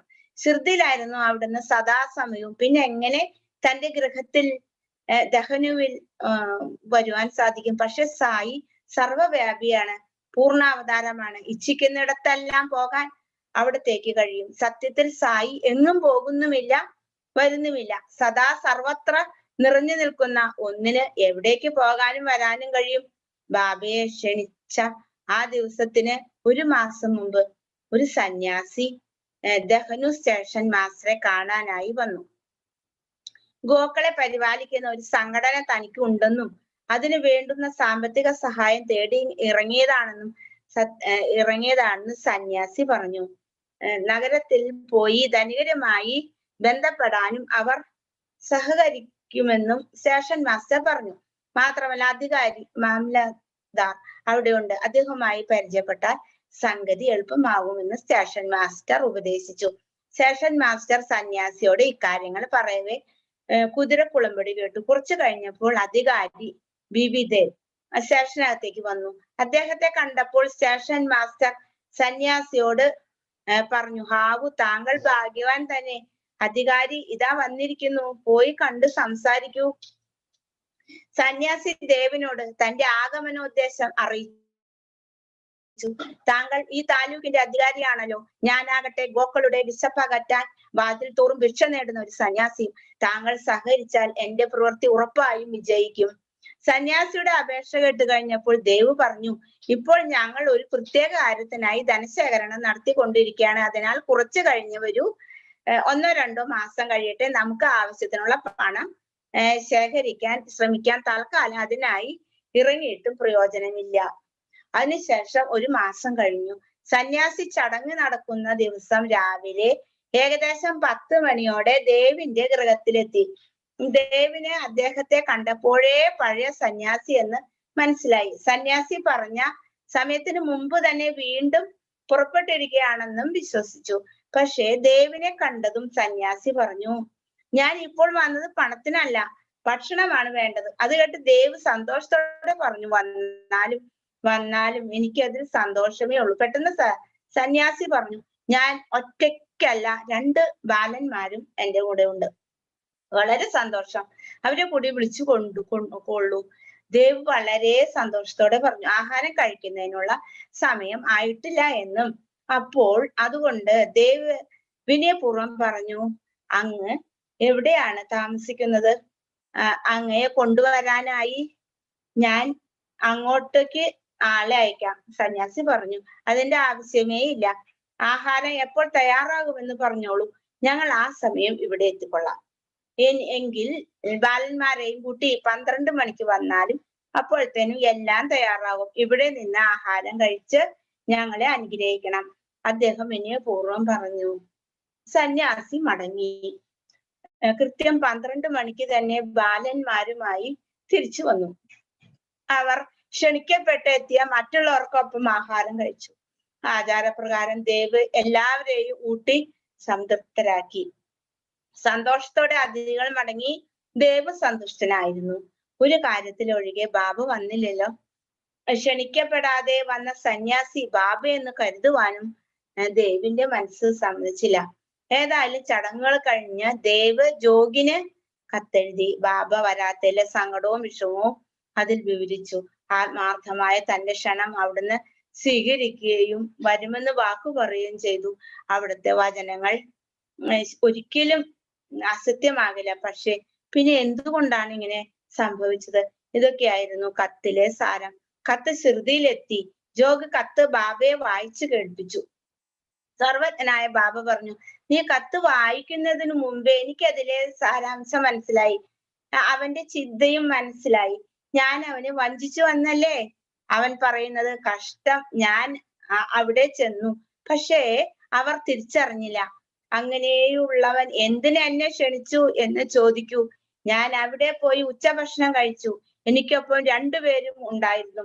ആദ്യം ഞാൻ ഒറ്റയ്ക്ക് പോയി രാവിലെ വന്ന സന്യാസിയെ ഓർക്കുന്നുണ്ടോ എന്ന് അവരോട് ചോദിച്ചു. പിന്നീട് അന്ന് പറഞ്ഞ പോലെ രണ്ടുപേരോടും കൂടി ചെന്നില്ലേ എന്നും അന്വേഷിക്കൂ.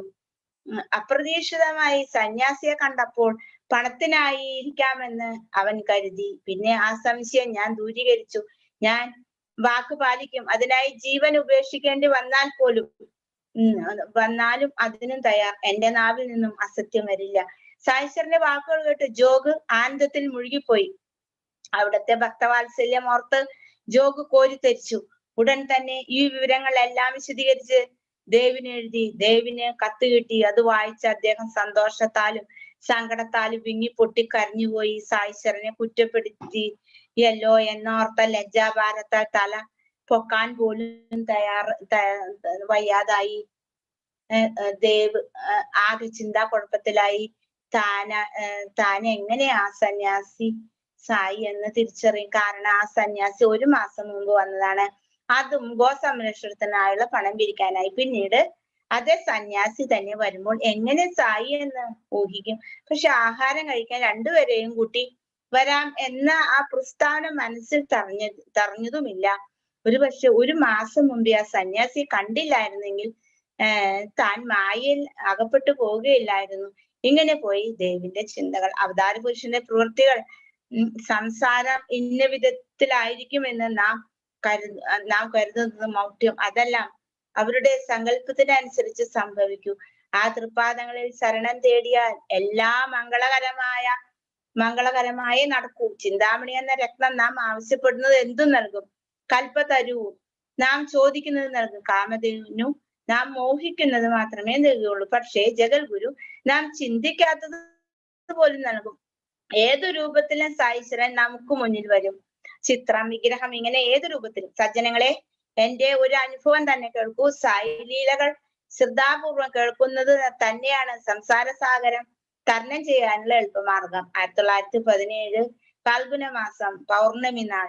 അന്ന് ഞാൻ ഉറങ്ങുകയായിരുന്നു. പുലർകാല വേളയിൽ എനിക്കൊരു സുന്ദര സ്വപ്നം ഉണ്ടായി. സായിശ്വരൻ സ്വപ്നത്തിൽ ദർശനം നൽകി. സന്യാസി വേഷം. അവിടുന്ന് അരുളി, ഇന്ന് ഞാൻ ഭക്ഷണത്തിന് നിന്റെ അടുക്കൽ വരും. അതോടെ സ്വപ്നം തീർന്നു. ഞാൻ ഉണർന്നു. ചുറ്റും നോക്കി, ആരെയും കാണാനില്ല. കണ്ടത് സ്വപ്നം തന്നെ എന്ന് അപ്പോൾ ഉറപ്പായി. അത്ര വ്യക്തവും സ്പഷ്ടവുമായിരുന്നു ദർശനവും സംഭാഷണവും. ഉത്സവകാലമായിരുന്നതിനാൽ ഹോളി. കുറച്ച് ആഹാരം കൂടുതൽ കരുതണമെന്ന് ഞാൻ ഭാര്യയോട് പറഞ്ഞു. ഏതെങ്കിലും അതിഥികൾ ഉച്ചനേരത്ത് വന്നാലും എന്റെ വാക്കുകൾ അവരിൽ ആകാംക്ഷ ജനിപ്പിച്ചു. അസത്യം എങ്ങനെ പറയും? സത്യം പറഞ്ഞാൽ പരിഹസിക്കപ്പെടാം. ഏതായാലും ഞാൻ സ്വപ്നം വിവരിച്ചു. ഭാര്യയ്ക്ക് അതൊട്ടും ബോധ്യമായില്ല. സായിശ്വരൻ ഷിർദിയിലെ സ്വാദിഷ്ടമായ ആഹാരം ഉപേക്ഷിച്ച് ഇത്ര ദൂരെ നമ്മുടെ രുചികരമല്ലാത്ത ഭക്ഷണം കഴിക്കാൻ വരുമെന്നോ? സായി നേരിട്ടായിരിക്കയില്ല, ഒരുപക്ഷെ മറ്റേതെങ്കിലും രൂപത്തിലാകും. നമുക്ക് ഏതായാലും ആഹാരം കരുതാം. വരുന്നത് ആരാണെങ്കിലും ആ വ്യക്തിയെ സായിയായി കരുതുക. അപ്പോൾ എന്റെ സ്വപ്നവും സത്യമായി ഭവിക്കും. ഞാൻ വിശദീകരിച്ചു. ഉച്ചയായി ഇലയിട്ടു. എല്ലാവരും ഇരിക്കുന്നതിന്റെ മധ്യത്തിൽ ഒരു പീഠം സായിശ്വരനായി വെച്ചു. ചുറ്റിനും ഭംഗിയായി അലങ്കരിച്ചു. പിന്നെ ഇലയിട്ട ആഹാരം എല്ലാം വിളമ്പി. എല്ലാവരും കാത്തിരുന്നു. അതിഥി വന്നില്ല. എന്റെ മനസ്സിലും സംശയം ജനിച്ചു. സ്വപ്നം വെറുതെയാകുമോ? കാത്തിരുന്നും മടുത്തു തുടങ്ങി. ഒടുവിൽ ആഹാരം കഴിക്കാനായി തുടങ്ങി. ആ നിമിഷം കോവണിപ്പടിയിൽ കാലടി ഒച്ചകൾ ഉയർന്നു. എല്ലാവരും ഒരു നിമിഷം സ്തബ്ധരായി. ഞാൻ വാതിൽ തുറന്നു. 2 പേർ കോവണിപ്പടിയിൽ. ഒരാൾ അലി മുഹമ്മദും മറ്റേത് മൗലാന ഇസ്മു ജാബറും. ഞങ്ങൾ ആഹാരം കഴിക്കാൻ ഇരിക്കുകയായിരുന്നുവെന്ന് അവർക്ക് മനസ്സിലായി. ഊണ് കഴിക്കുകയായിരുന്നുവോ? ക്ഷമിക്കണമേ, ഇത് താങ്കൾക്കുള്ളതാണ്. ഇത് സ്വീകരിച്ച് ഊണ് കഴിച്ചോളൂ. അവർ ദിനപത്രത്തിൽ പൊതിഞ്ഞ ഒരു പൊതി എടുത്ത് അഴിച്ചു. അതൊരു വലിയ ചിത്രമായിരുന്നു. ഞാൻ അത് നോക്കി. വളരെ ഭംഗിയേറിയ ബാബയുടെ വലിയൊരു ചിത്രം. അതു കണ്ട് എന്റെ ശരീരം കുളിരു കോരിയിട്ടു. കണ്ണുകൾ നിറഞ്ഞു. ഞാനുടൻ ആ തൃപ്പാദത്തിൽ ശിരസ് ചേർത്തു. ഇത് എങ്ങനെ കിട്ടി? ഞാൻ തിരക്കി. അതൊക്കെ പിന്നെ പറയാ. ഇതിന്റെ പുറകിലുള്ള അത്ഭുത സംഭവം പിന്നീട് ഞങ്ങൾ വന്ന് വിശദീകരിക്കാൻ. പോയി ശാന്തമായി ആഹാരം കഴിക്കൂ. ഇത്രയും പറഞ്ഞ് ചിത്രം നൽകിയ ശേഷം അവർ പോയി. ഞാൻ ആ ചിത്രം സായീശ്വരന് ഒരുക്കിയ പീഠത്തിൽ വെച്ചു. അങ്ങനെ ചിത്രരൂപത്തിൽ സായീശ്വരൻ എത്തിയത് കണ്ട് സ്വപ്നം സത്യമായതറിഞ്ഞ് എല്ലാവരും ആനന്ദ തുന്തിരലായി. ആഹ്ലാദ തിരമാല ഹൃദയത്തെ മതിച്ചു. പിന്നീട് ആ ചിത്രം പൂജാമുറിയിൽ ആരാധനയ്ക്കായി വെച്ചു. അതിനുശേഷം എല്ലാ ഹോളി ഉത്സവത്തിനും അതിൽ വിധിപ്രകാരം പൂജയും ചെയ്തു. ചിത്രം വന്നതിന്റെ പിന്നാലെ കഥ വിശദീകരിക്കാമെന്നേറ്റവർ അവരുടെ സന്ദർശനം ഓരോ കാരണം പറഞ്ഞ് മാറ്റിവെച്ചു. 9 വർഷം അങ്ങനെ കടന്നുപോയി. പിന്നീട് ഒരിക്കൽ അലി മുഹമ്മദിനെ വഴിയിൽ കണ്ടുമുട്ടി. ഞാൻ അദ്ദേഹത്തോട് ആ ചിത്രത്തെ കുറിച്ചുള്ള വിവരം തിരക്കി. അന്ന് ആ ദിവസം വരാനുണ്ടായ കാര്യവും ചോദിച്ചു. ബാബ ഭക്തനായ അലി അത്ഭുതകരമായ സംഭവം വിവരിച്ചു. അത് കേട്ട് ഞാൻ സായി മഹിമയെ ഓർത്ത് അവിടുത്തെ അചിന്ത്യമായ വൈഭവ ഓർത്ത് സപ്തനായി. എനിക്ക് ലഭിച്ച മഹാഭാഗ്യം ഓർത്ത് മിഴികൾ നനഞ്ഞു. ആ കഥ അവിടുന്ന് കൽപ്പിക്കും പോലെ അടുത്ത അധ്യായത്തിൽ വിവരിക്കാം. സായിശ്വരന്റെ തൃപ്പാദത്തിൽ കെട്ടിപ്പിടിച്ചുകൊണ്ട് ഹേമന്ത് പാന്ത് അവിടത്തെ ആശ്രയിക്കുന്നു. ആ തൃപ്പാദത്തിൽ ശരണം തേടിയവരെ സായി ഒരിക്കലും തള്ളി അകറ്റിയിട്ടില്ല. 40-ാം അധ്യായം സമാപ്തം. ഓം അസഹായ സഹായായ നമഃ. Chapter 41. Story of the picture Stealing the Rags and Reading of Dhyaneshwari. As stated in the last chapter, we continue here the story of the picture. 9 years after the incident described in the last chapter, Ali Muhammad met Hemant Pant again and related to him the following story. One day while wandering in the streets of Mumbai, he bought the picture from a street hawker. Then he got it framed and set it on a wall in his house at Bandra suburb of Mumbai. As he loved Baba daily, he took darshan of it. 3 months before he gave the picture to Hemant Pant, he was suffering from an abscess or swelling on his leg, for which an operation was performed, and he was convalescing in the house of his brother-in-law, Mr. Noor Muhammad Peerboy in Mumbai.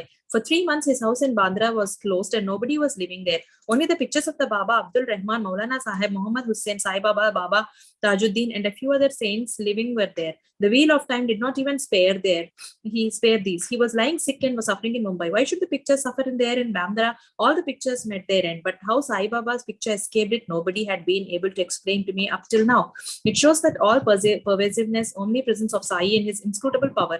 The story goes like this. He had a small picture of Saint Baba Abdul Rahman from Muhammad Hussain Tariotopan many years ago. He gave it to his brother-in-law Noor Muhammad Peerboy, and it was lying on his table for 8 years. Once Peerboy took it to a photographer and got it enlarged to life size and distributed copies of the same amongst his relations and friends, including Ali Muhammad, who fixed it up in his Bandra house. Noor Muhammad was a disciple of Saint Abdul Rahman, and when he went to present the picture of his guru in an open darbar held by him, the guru got wild and ran to beat him and drove him out. He felt sorry and dejected. He also thought that he spent so much of money and incurred his guru's displeasure and wrath, as his guru, Baba Abdul Rahman, did not like image worship. He took the enlarged picture of Baba Rahman with him to Apollo Bandar, and after hiring a boat, took it and immersed it in the sea. He requested the friends and relations to return their copies, and after getting them 6 in all back, and had them immersed in Bandra Sea. At this time, Ali Muhammad was in brother-in-law's house. He was told by him that his suffering would come to an end if he would soon immerse the pictures of the other saints also in the sea. On hearing this, Ali Muhammad sent Mehta, his manager, to his Bandra house and bought all the pictures of the saints in the house to be thrown into the sea. When Ali Muhammad returned home after 2 months, he was surprised to find Sai Baba's picture on the wall as before. He did not understand how Mehta took away all the pictures except this. He immediately took it out and kept it in his cupboard, feeling that if the brother-in-law saw it, he would do away with it. While he was thinking how it should be disposed of and would keep it with care, Sai Baba himself, as it were, suggested to him that he should see and consult Maulana Ismu Mujawar and abide by his opinion. He met the Maulana and told him everything. After much consultation, they both decided that the picture should be presented to Anna Sahib Hemant Pant and that he would protect it well. Then they both went to Hemant Pant and presented him the picture in the nick of time. This story shows how Baba knew all past, present, and future, and how skillfully he pulled the wires and fulfilled desires of his devotees. The following story shows that Baba liked very much those who took real interest in spiritual matters, and that he removed all their difficulties and made them happy. Stealing the Rags and Reading of Dhyaneshwari. Mr. B.V. Dev, who was Mamaladdar of Dano, Thana district, wished for a long time to read Dhyaneshwari, the well-known Marathi commentary on the Bhagavad Gita by Dhyaneshwar.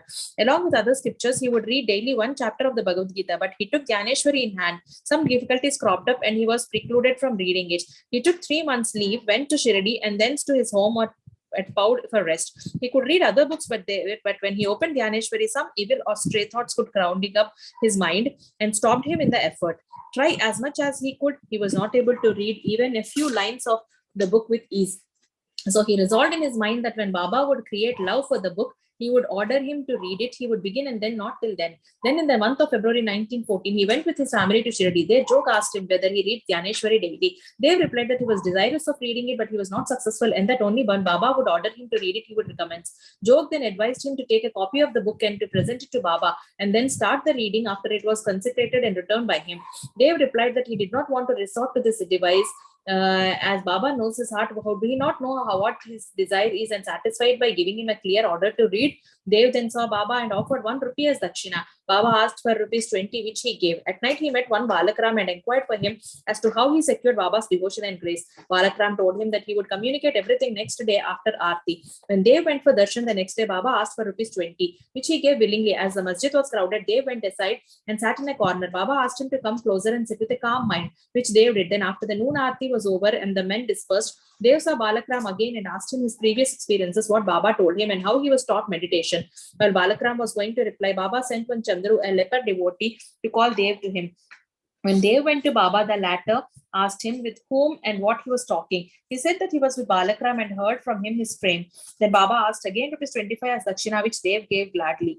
Then Baba took him inside and sitting near the post charged him and saying, you stole away my rags without my knowledge. Dev denied any knowledge of the rags, but Baba asked him to make a search.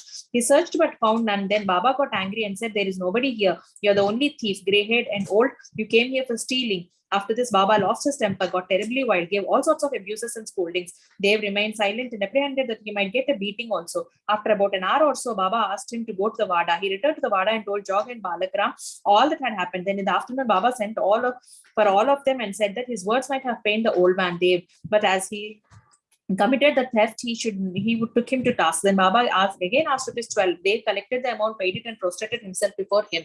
Then Baba said to him, go on reading the Poti Dhyaneshwari daily. Go and sit in the Vada. Read regularly every day, and while reading, explain the portion read to all with love and devotion. I'm sitting here ready to give you the whole gold embroidered Srila, valuable shawl. Then why go to others to steal rags? And why should you get into the habit of stealing? Dev was much pleased to hear the words of Baba. He directly asked him to start reading Poti Dhyaneshwari. He thought that he got what he wanted and that he could read the book with ease thenceforth. He again prostrated himself before Baba and said that he surrendered himself to him and that he should be treated as a child and be helped in his reading. He realized then what Baba meant by stealing the rags when he asked Balakram constituted the rags, and Baba did not like his behavior in this respect.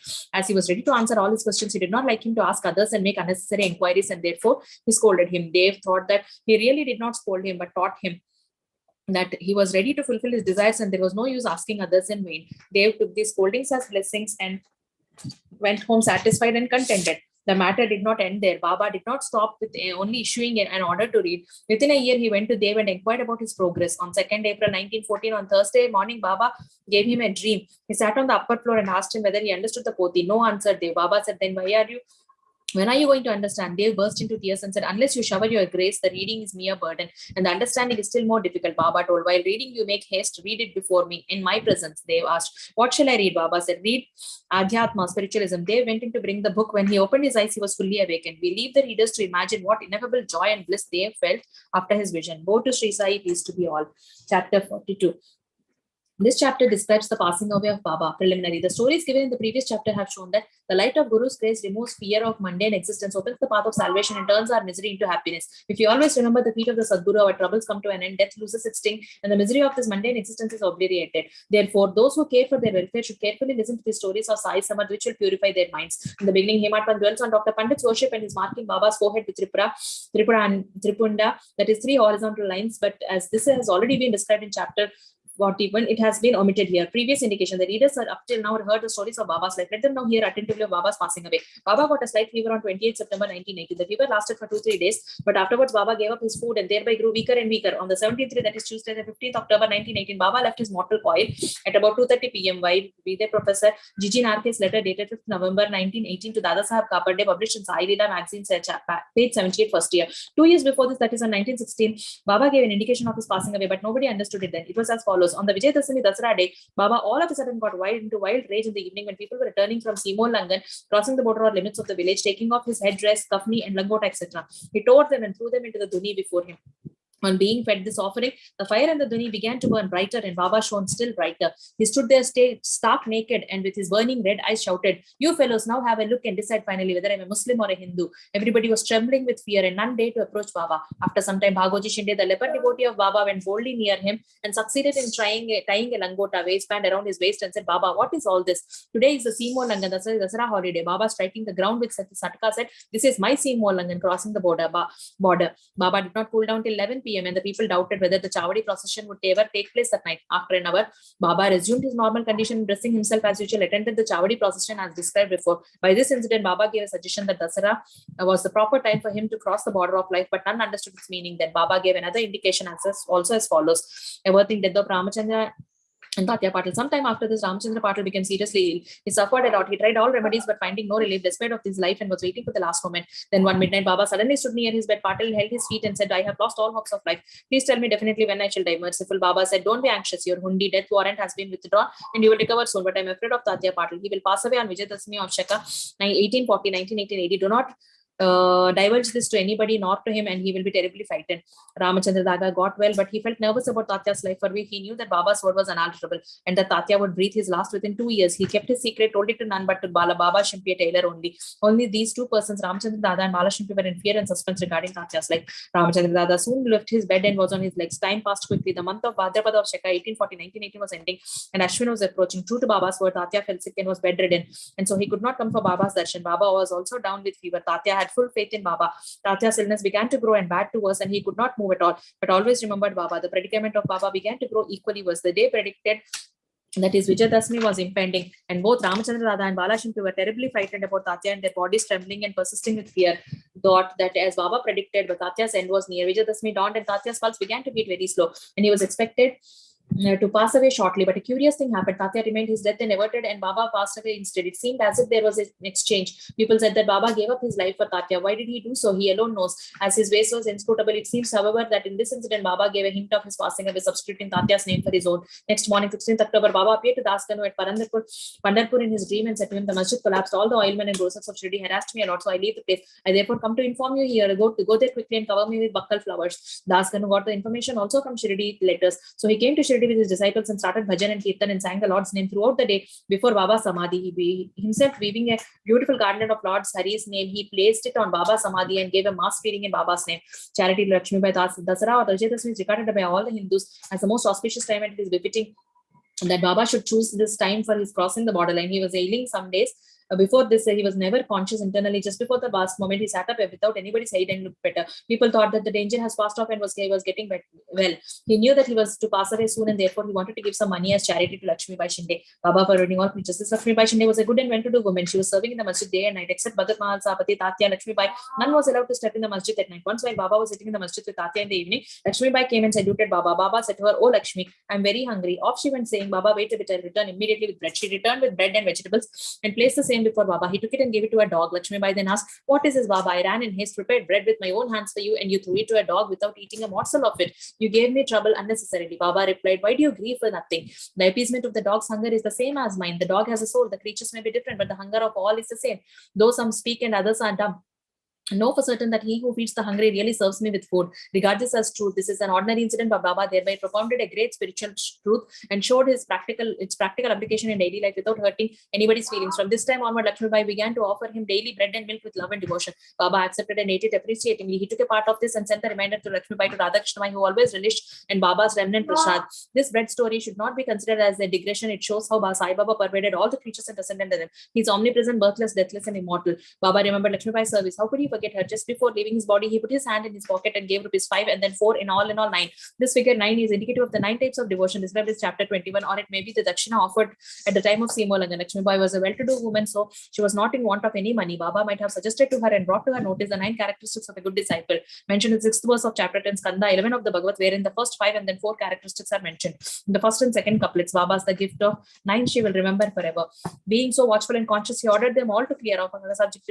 Sahib Bhuti and others were in the masjid anxiously waiting upon Baba, but he asked them to go to the wada and return after meals. They could not leave Baba's presence, nor could they disobey him. So with heavy hearts and heavy feet, they went to the wada. They knew that Baba's condition was very serious and that they could not leave him. They sat for meals, but their mind was elsewhere. It was with Baba. Before they finished, news came to him of Baba shedding the mortal coil. Leaving their dishes, they ran to the masjid and found that Baba rested finally on Bayaji's lap. He did not collapse on the ground, nor did he lie in his bed, but sitting quietly on his seat and doing charity with his own hand, left the mortal coil. Saints embody themselves and come into this world with a definite mission, and after this is fulfilled, they pass away as quietly, as easily as they come. Hope to Sri Sai, peace to be all.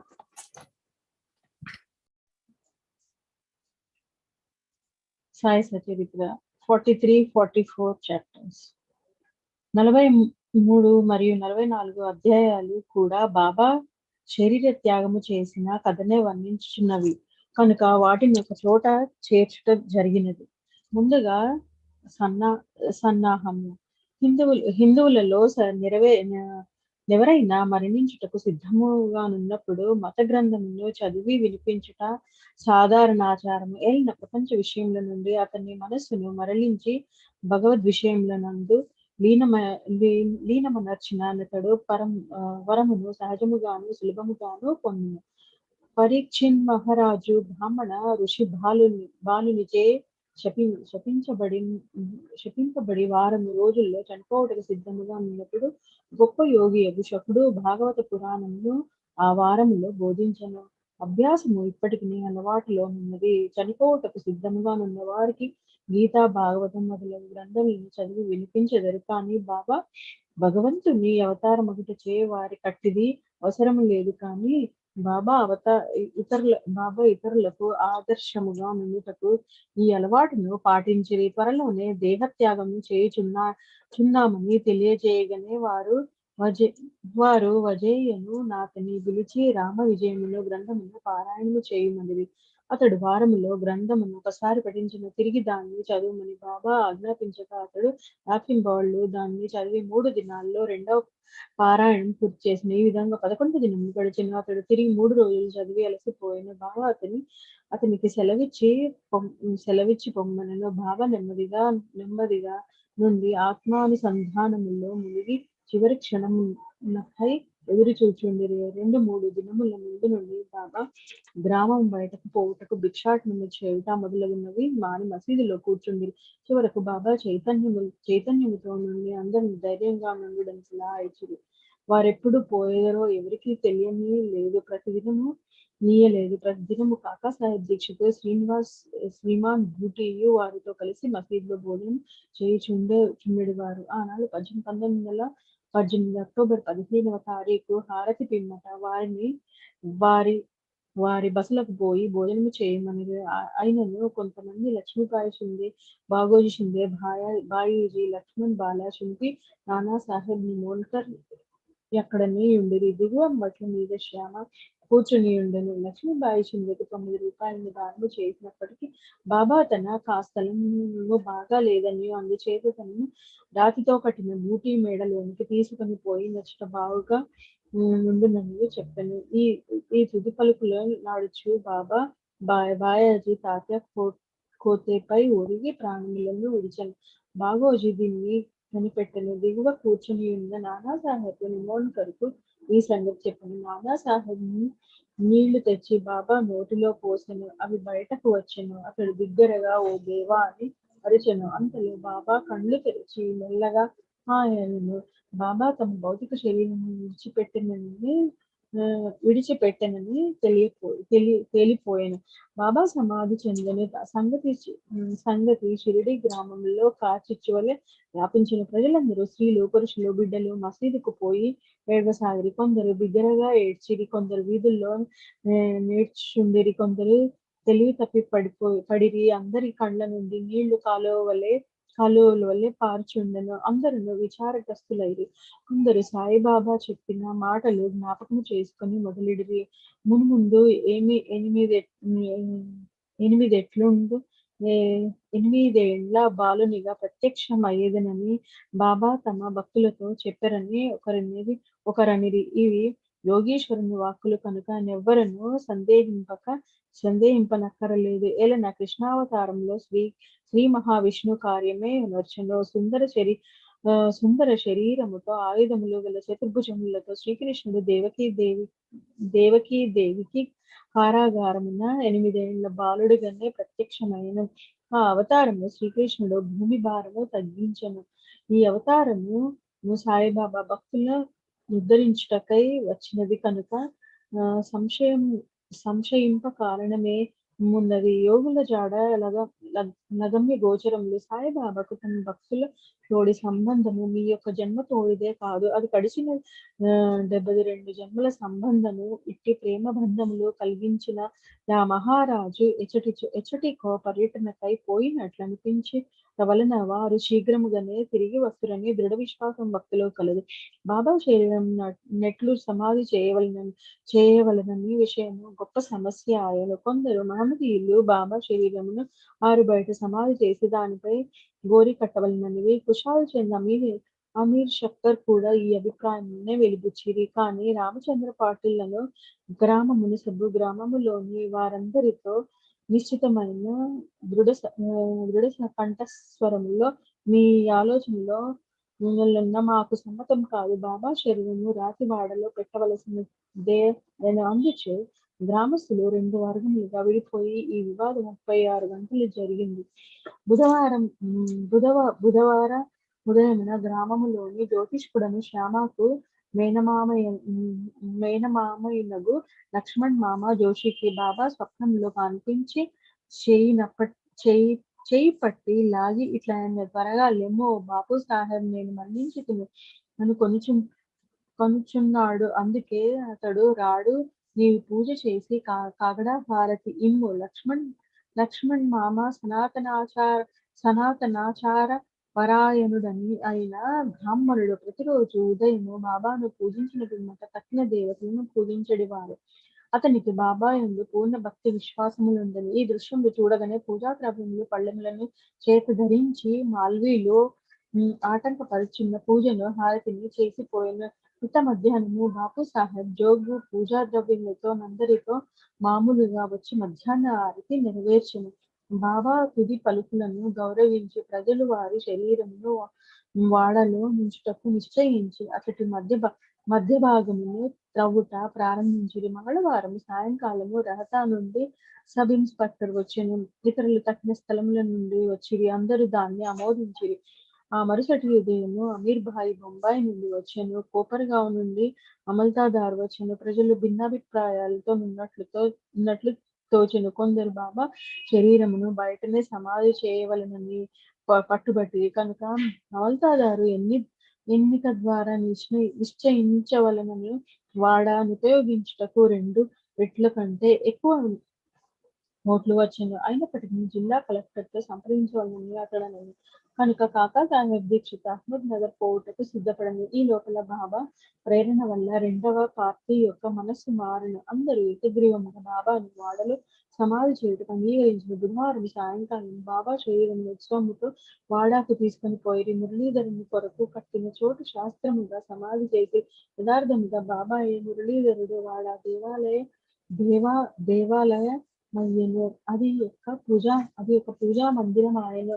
అనేక మంది భక్తులు వచ్చుటకు పోయి శాంతి సౌఖ్యములను పొందుచున్నారు. ఉత్తర క్రియలు బాలా సాహెబు ఘాటి ఉపాసనీ బాబా నెరవేర్చిరి. ఉపాసనీ బాబాకు గొప్ప భక్తుడు. ఈ సందర్భంలో ఒక విషయము గమనించవలను. ప్రొఫెసర్ నార్కే కథనం ప్రకారం బాబా శరీరము 36 గంటలు గాలి పట్టినప్పటికీ అది బిగిసిపోలేదు. అవయములందు సాగుచుండను. వారి కఫిని చింపకుండా సులభముగా తీయగలిగిరి. ఇటుక రాయి విరుగుట. బాబా భౌతిక శరీరమును విడుచుటకు కొన్ని దినముల ముందు ఒక దుశ్శకునము అయ్యను. మసీదులో ఒక పాత ఇటుకను ఉండను. బాబా దానిపై చేయి వేసి ఆనుకొని కూర్చుండేవారు. రాత్రులందు దానిపై ఆనుకొని ఆసనస్థులగుచుండిరి. అనేక సంవత్సరములు ఇట్లు గడిచెను. ఒకనాడు బాబా మసీదులో లేనప్పుడు ఒక బాలుడు మసీదును శుభ్రపరచు దానితో చేతితో పట్టుకొని ఉండగా అది చేతి నుండి జారి క్రింద పడి 2 ముక్కలైపోయెను. ఆ సంగతి బాబాకు తెలియగానే వారు మిగుల చింతించి ఇట్లని ఏడ్చిరి. ఇటుక కాదు, నా హృదయమే ముక్కలు ముక్కలుగా విరిగిపోయినది. అది నా జీవితము తోడు నీడ, దాని సహాయము వలననే నేను ఆత్మానుసంధానము చేయుచుండుడు వాడను. నా జీవితము నందు నాకెంత ప్రేమయో దాని యందు నాకింత ప్రేమ. ఈ రోజు అది నన్ను విడిచినది. ఎవరైనా ఒక ప్రశ్న అడగవచ్చును, బాబా నిర్జీవియగు ఇటుక కోసమింత విచారం పడనేలా? అందులకు హేమత్ పంతు ఇట్లు సమాధానం ఇచ్చింది, యోగులు బీదవారికి నిస్సహాయులకు సహాయం చేయుటకై అవతరించెదరు. వారు ప్రజల్లో కలిసి మసలున్నప్పుడు ప్రజల వలె నటింతురు. వారు మనవలే బాహ్యములకు నవ్వెదరు, ఆడెదరు, ఏడ్చెదరు. కానీ లోపల వారు శుద్ధ చైతన్యులు. వారి కర్తవ్యం విధుల నెరగుదురు. 72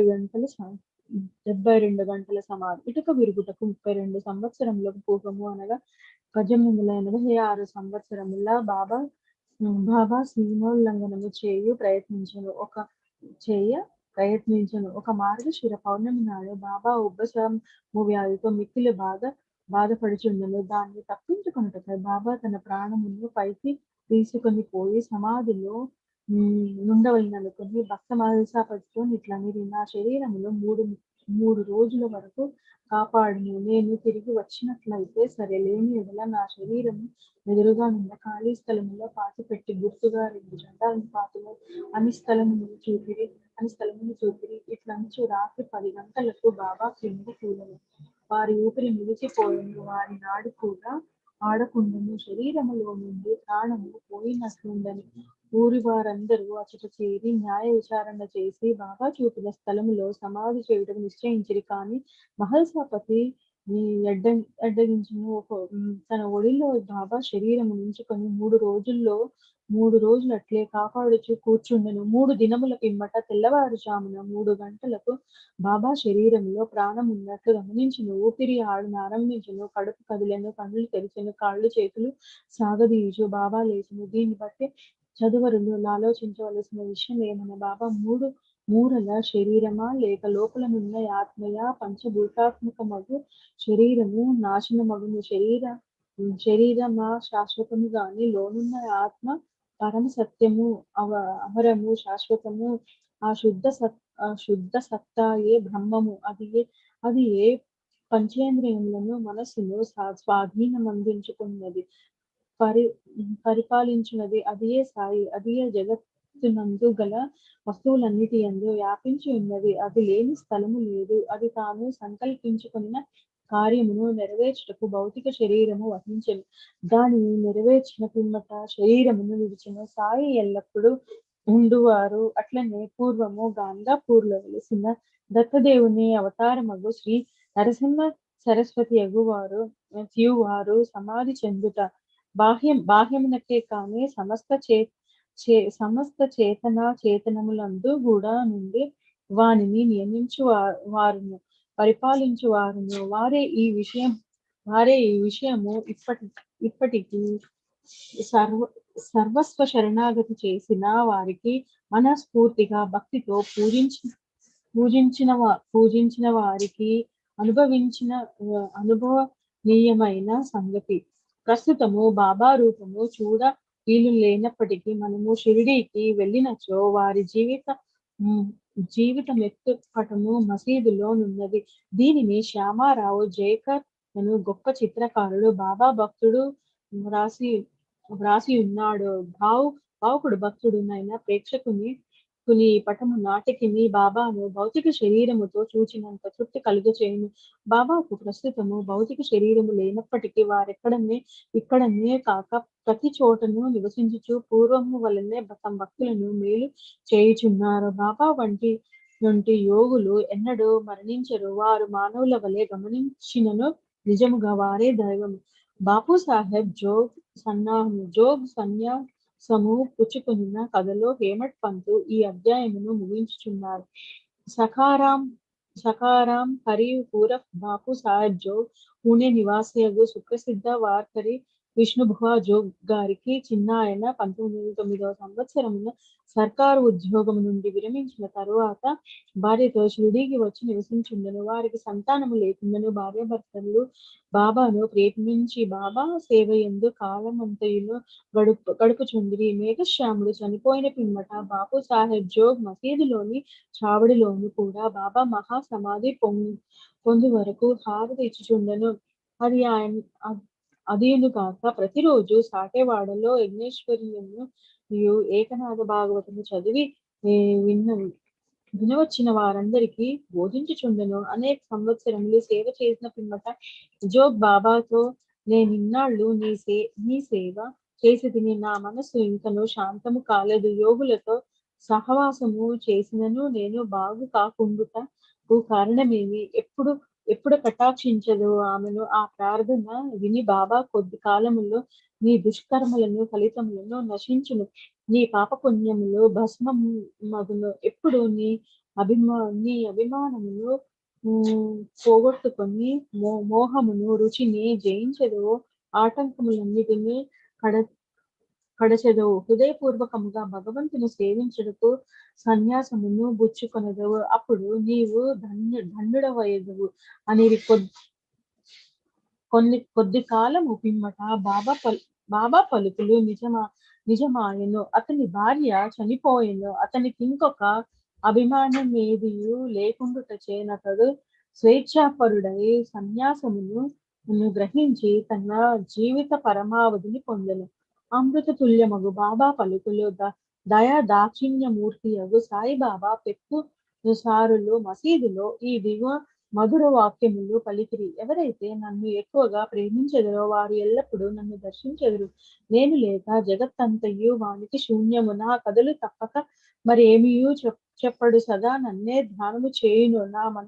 నా నామమునే ఎల్లప్పుడూ జపించుచుండును. ఎవరైతే సర్వస్వ శరణాగతి చేసి నన్నే ధ్యానింతురో వారికి నేను రుణస్థుడను. వారికి మోక్షమునిచ్చి వారి రుణము తీర్చుకొనెదను. ఎవరైతే నన్నే చింతించుచు నా గూర్చి దీక్షతో నుందురు, ఎవరైతే నాకు కర్పించనిదేమేమియో తినరో అట్టి వారిపై నేను ఆధారపడి ఉండును. ఎవరైతే నా సన్నిధానమునకు వచ్చెదరో వారు నది సముద్రములో కలిసిపోయినట్లు నాలో కలిసిపోవుదురు. కనుక నీవు గర్వము అహంకారము లేశమైన లేకుండా నీ హృదయములో నన్ను సర్వస్వ శరణాగతి వీడవలెను. నేను అనగా నెవ్వరో సాయిబాబా ఎన్నోసార్లు బోధించిరి. వారు ఇట్లనిరి, నన్ను వెదుకుటకు నీవు దూరము గాని మరెచ్చటికి గాని పోనక్కరలేదు. నీ నామము నీ ఆకారము విడిచినచో నీలోనే గాక అన్ని జీవులలోనూ చైతన్యము లేదా ఎంతరాత్మయని ఒకటి ఉండును. అదే నేను. దీనిని నీవు గ్రహించి నీలోనే గాక అన్నిటిలోనూ నన్ను చూడము. దీనిని నీవు అభ్యసించినచో సర్వవ్యాపకత్వం అనుభవించి నాలో ఐక్యము పొందెదవు.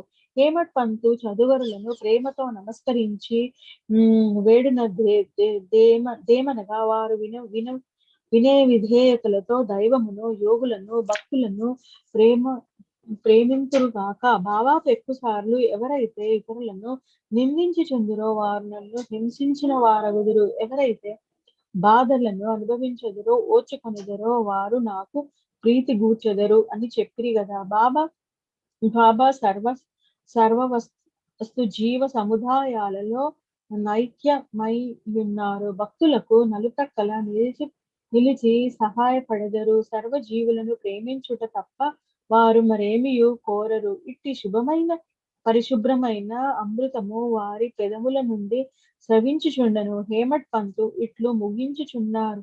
ఎవరు బాబా కీర్తిని ప్రేమతో పాడెదరో, ఎవరు దానిని భక్తితో వినెదరో, ఉభయులను సాయితో నైక్యమగుదురు. ఓం సాయి సమర్పణమస్తు. చాప్టర్ 45. గత 3 అధ్యాయములలో బాబా దివంగతులగుట గూర్చి చెప్పితిమి. వారి భౌతిక శరీరం మన దృష్టి నుండి నిష్క్రమించను గాని వారి అనంత స్వరూపము లేదా సాయి శక్తి ఎల్లప్పుడూ నిలిచిపోయి ఉండను. ఇప్పటి వరకు వారి జీవిత కాలంలో జరిగిన లీలలను చెప్పుకుని వారు సమాధి చెందిన పిమ్మట క్రొత్త లీలలు జరుగుచున్నవి. దీన్ని బట్టి బాబా శాశ్వతముగా ఉన్నారని తమ భక్తులకు పూర్వము వలె తోడ్పడుచున్నారని తెలియచున్నది. ఎవరైతే బాబా సమాధి చెందక ముందు వారిని చూచిరో వారు నిజముగా అదృష్టవంతులు. అట్టి వారిలో ఎవరైనా ప్రపంచ సుఖములందు వస్తువులందు మమకారములు కొనినచో వారి మనస్సులు భగవత్ అర్పణము కానిచో అది వారి దురదృష్టము చెప్పవచ్చును. అప్పుడే కాదు, ఇప్పుడు కూడా కావలసినది బాబా యందు హృదయపూర్వకమైన భక్తి. మన బుద్ధి, ఇంద్రియములు, మనస్సు బాబా సేవలో నైక్యము కావలను. కొన్నిటిని మాత్రమే సేవలో లయము చేసి తక్కిన వానిని వేరే సంచరించినట్లు చేసినచో ప్రయోజనము లేదు. పూజ గాని ధ్యానము గాని చేయు పూనుకొన్నచో దాన్ని మనపూర్వకముగాను ఆత్మశుద్ధి తోడను చేయవలను. పతివ్రతకు తన భర్త యందు గల ప్రేమను భక్తుడు గురువునందు చూపవలసిన ప్రేమతో పోల్చెదరు. అయినప్పటికీ మొదటి రెండవ దానితో పోల్చుటకే వీలు లేదు. జీవిత పరమావధిని పొందుటకు తండ్రి గాని, తల్లి గాని, సోదరుడు గాని, ఇంకా తదితర బంధువులెవ్వరును గాని తోడ్పడదురు. ఆత్మ సాక్షాత్కారమునకు దారిని మనమే వేడుకొని ప్రయాణమును సాగించవలను. నిత్యములకు భేదము తెలుసుకొని ఇహలోక పరలోకములలో విషయ సంఖములను త్యజించి మన బుద్ధిని, మనస్సును స్వాధీనం నందుంచుకొని మోక్షములపై కాంక్షించవలను. ఇతరులపై ఆధారపడుట కంటే మన స్వశక్తి యందే మనకు పూర్తి నమ్మకం ఉండవలను. ఎప్పుడైతే మనము నిత్యములకు గల భేదములు పాటించదమో ప్రపంచము అబద్ధమని తెలుసుకునదము.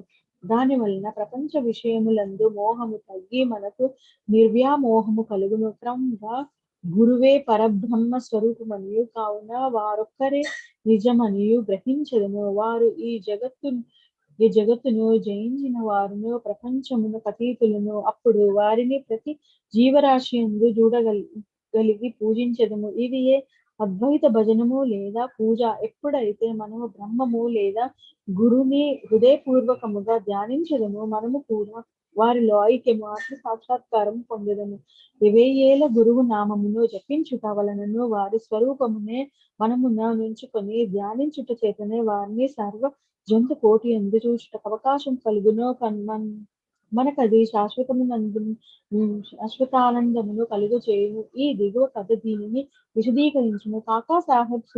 కాకాసాహెబ్ సుషేయము ఆనందరావు అనుభవం. కాకాసాహెబ్ దీక్షిత్ ప్రతిరోజు శ్రీ ఏకనాథుడు వ్రాసిన గ్రంథములను అనగా భాగవతమును, భావార్థ రామాయణము చదువుటకు బాబా ఆదేశించను.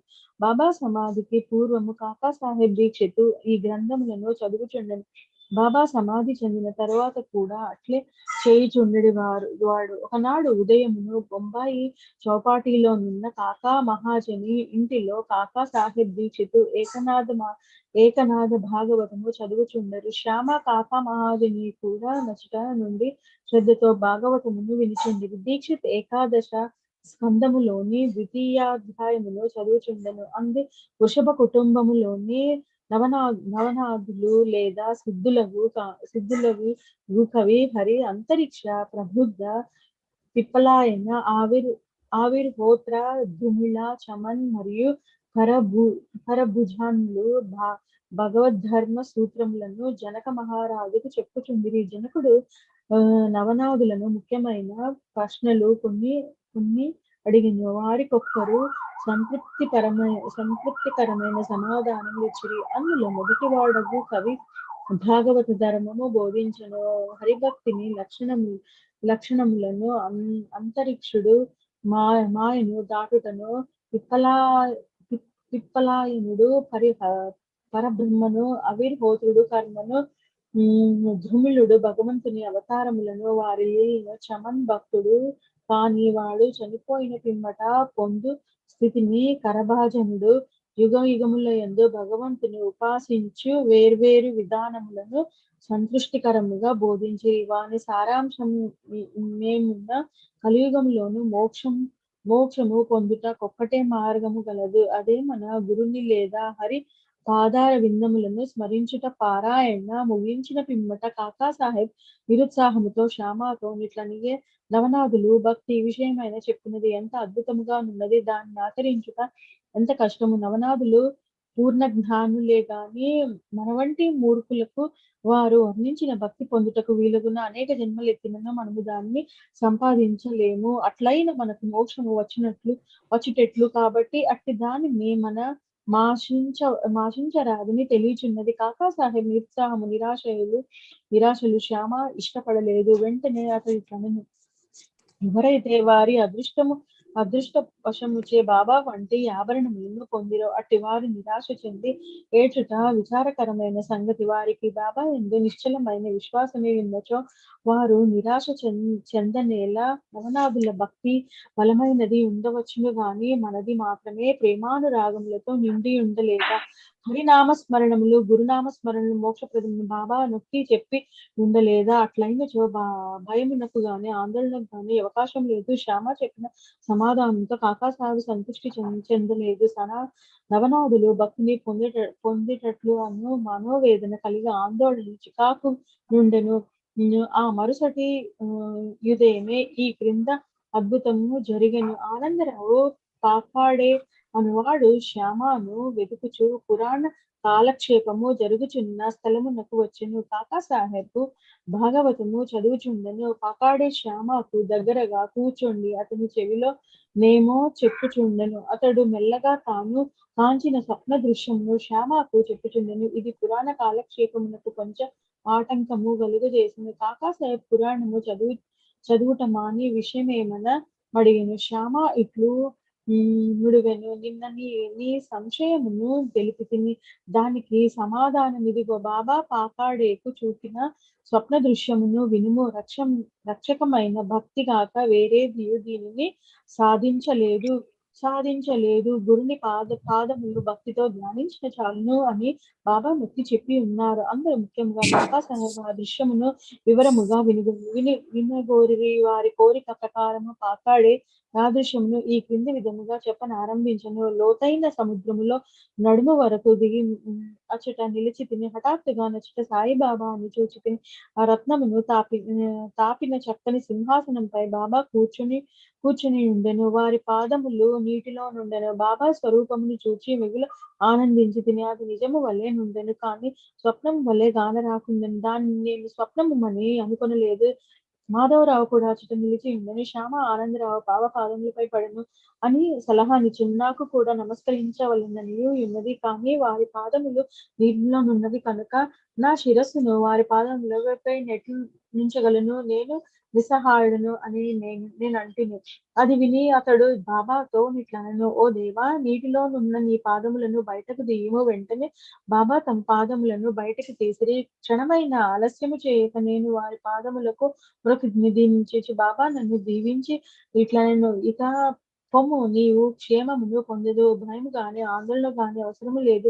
శ్యామకు పట్టు పంచే ఒకటి దానము చేయించు, దానివల్ల మేలు పొందుదాం.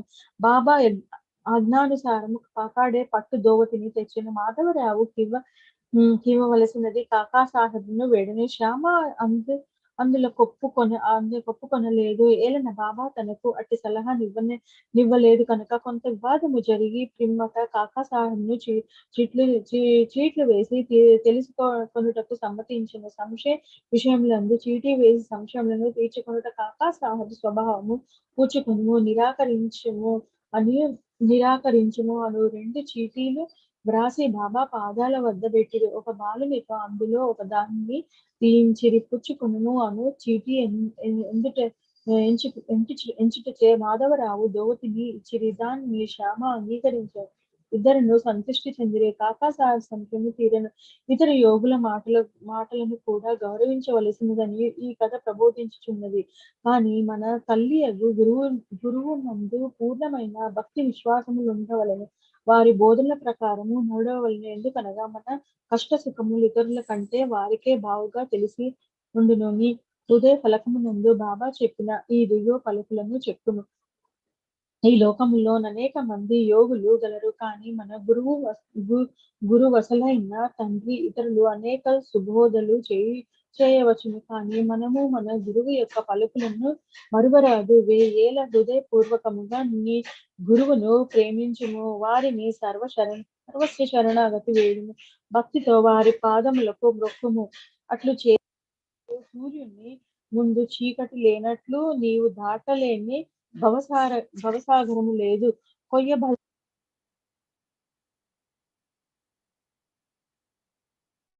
కాదు.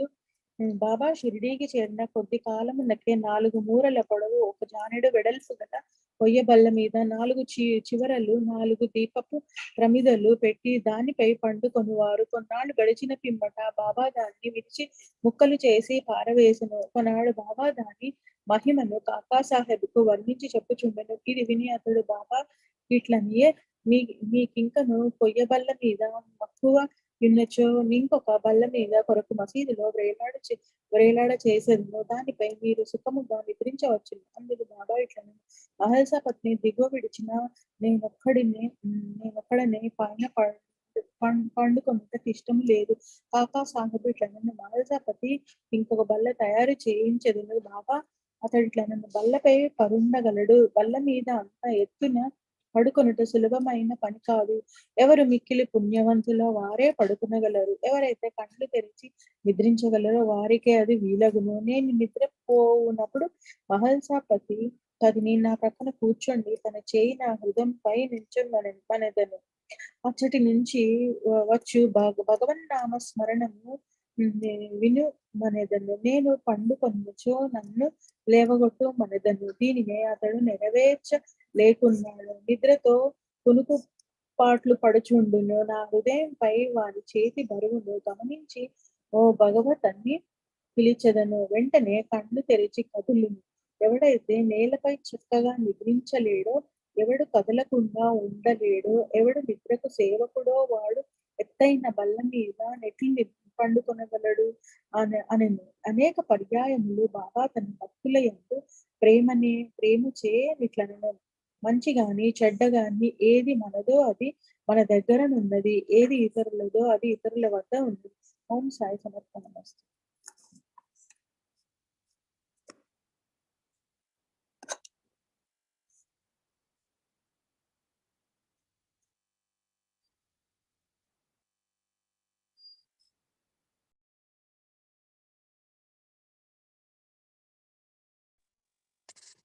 Chapter 46, Baba's Gaya trip, story of goats. This chapter describes Shama's trip to Kashi, Prayag and Gaya, and how Baba, in the form of his portrait, was there ahead of him. It also describes Baba's reminiscences of the past birth of 2 goats. Preliminary. Blessed, O Sai, are your feet, blessed is your remembrance, and blessed is your darshan, which liberates us from the bond of karma. Though your form is invisible to us now, still, if the devotees believe in you, they get living experiences from you. By an invisible and subtle thread, you draw your devotees from far and near to your feet and embrace them like a kind of loving mother. The devotees do not know where you are, but you so skillfully pull the wires that they ultimately realize that you are behind them to help and support them. The intelligent, wise, and learned folk fall into the pit of the sansar on account of their egoism. But you save, by your power, the poor, simple, and devout persons. Inwardly and invisibly, you play all the game, but show that you're not concerned with it.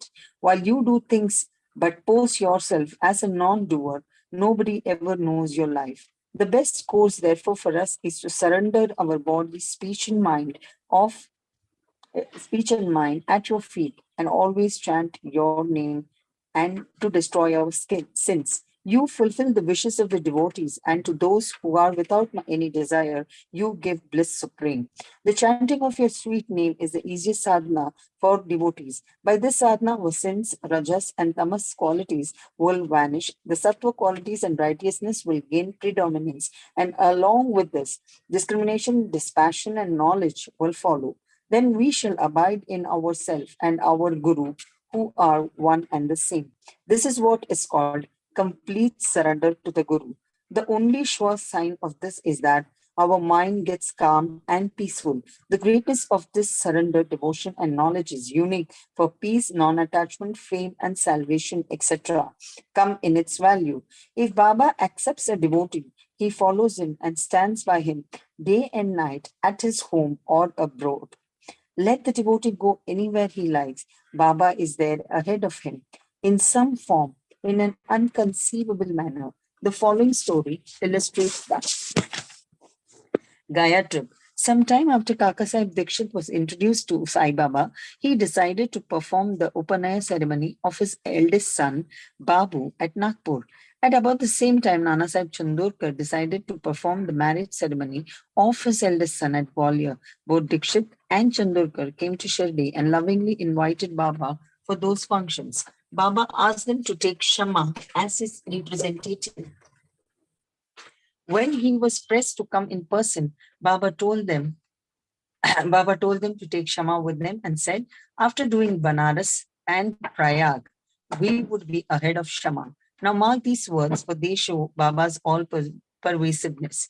After taking the permission of Baba, Shama decided to go to Nagpur and Gwalior for these functions and ceremonies, and then to Kashi, Prayag, and Gaya. Appakote made up his mind to accompany him. They both first went to Nagpur for the thread ceremony. Kaka Sahib Dikshit gave Shama 200 rupees for his expense. Then they went to Gwalior for the marriage ceremony.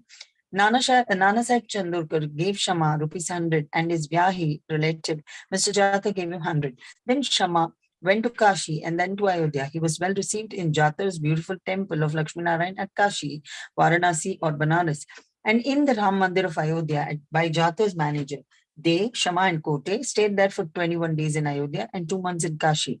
Then they left for Gaya. In the train, they felt a little uneasy on hearing that plague was prevailing in Gaya. At night, they alighted at Gaya station and stayed in a dharmashala. In the morning, the Gayawala, the priest who arranges for the lodging and boarding of the pilgrims, came there and said, the pilgrims have already started. You better make haste. Shama casually asked him whether there was a plague in Gaya. No, said the Gayawala.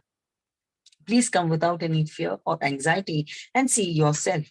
Then they went with him and stayed in his house, which is big and precious Vada. Shama was pleased with the accommodation provided to him, but what pleased him the most was a beautiful big portrait of Baba fixed in the central and front portion of the building. On seeing this portrait, Shama was overwhelmed with emotion. He remembered Baba's words, that is, after doing Kashi and Prayag, we would be ahead of Shama. And he burst into tears. His hair stood on end, his throat was choked, and he began to sob. The Gayawala thought that he was afraid of plague prevailing there, and therefore he was crying. But Shama inquired from him how he got Baba's portrait there. He replied that he had 200 or 300 agents working at Manmad and Puntambe for looking after the convenience of the pilgrims to Gaya, and from them he heard about Baba's fame. Then, about 12 years ago, he went to Shirdi and took Baba's darshan. There, he was attracted by Baba's portrait, hung in Shama's house, and with Baba's permission, Shama gave it to him. This was the same portrait that Shama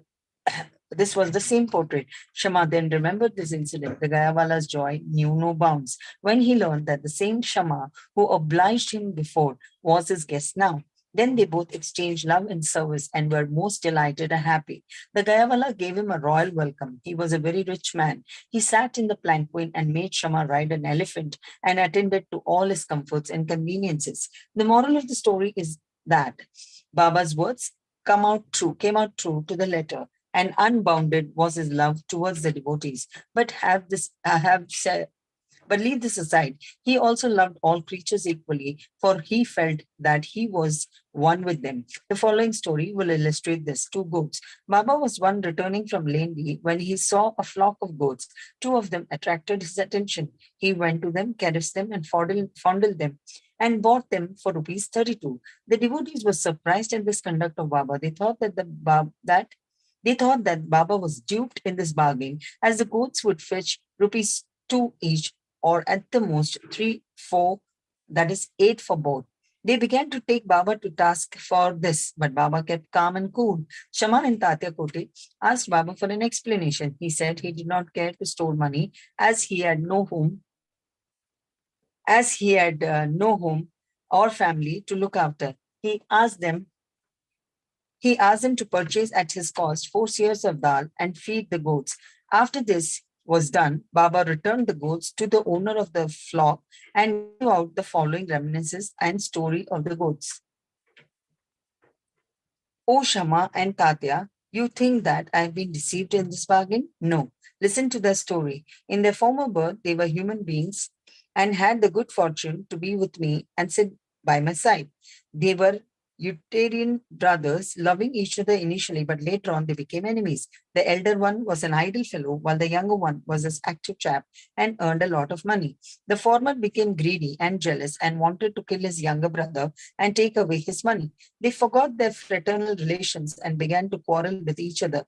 The elder brother resorted to many devices to kill his younger brother, but all his attempts failed.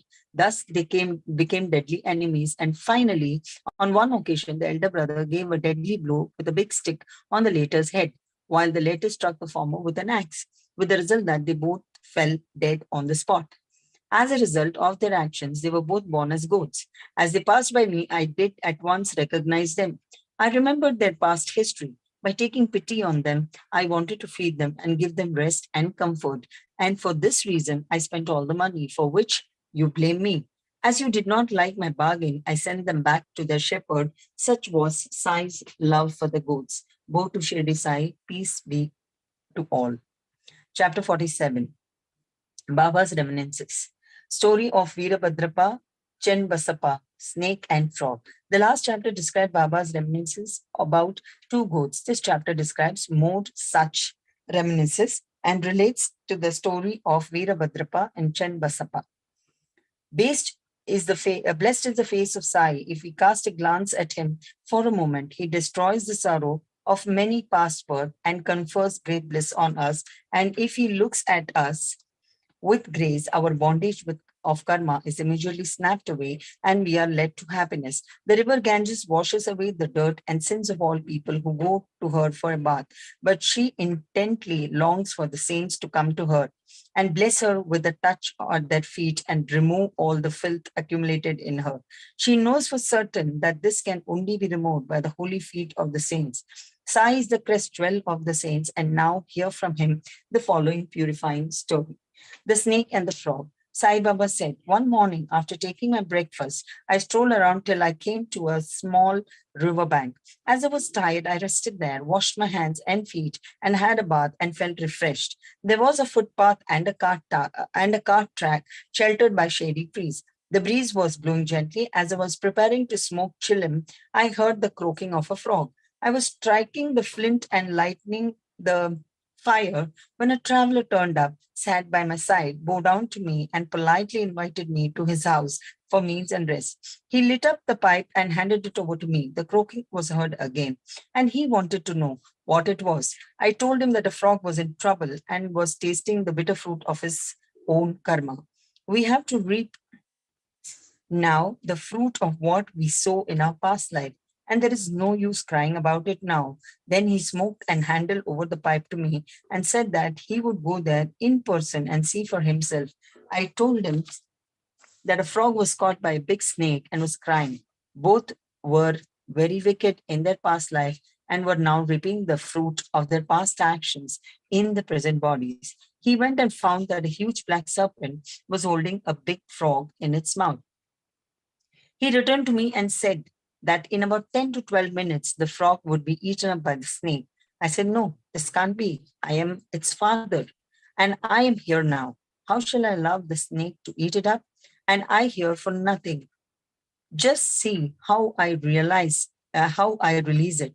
After smoking again, we walked up to the place. He was afraid and asked me not to proceed further as the snake might attack us. Not minding him, I went ahead and addressed the creatures thus. O Veerabhadrapa, has not your enemy Basappa yet repented, though he has been born as a frog?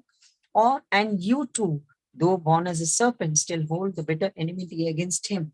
Be ashamed of yourself. Give up your hatred now and rest in peace. On hearing the words, the snake left the frog quickly and dived into the river and disappeared. The frog jumped away and hid itself in the bushes.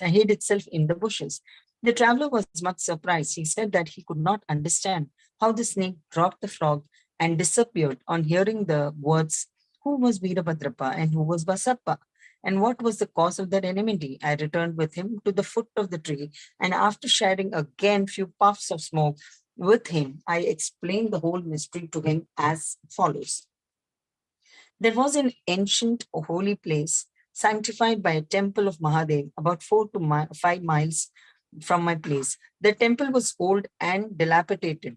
The residents of the place collected funds for the repairs. After a large amount was collected, arrangement for worship was made and plans with estimate for repairs were prepared. A rich local man was appointed as the treasurer and the whole work was entrusted to him.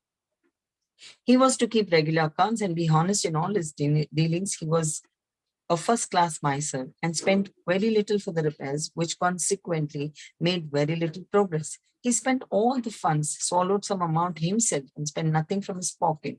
He had a sweet tongue and was very clever in offering plausible explanations regarding the poor and tardy progress of the work.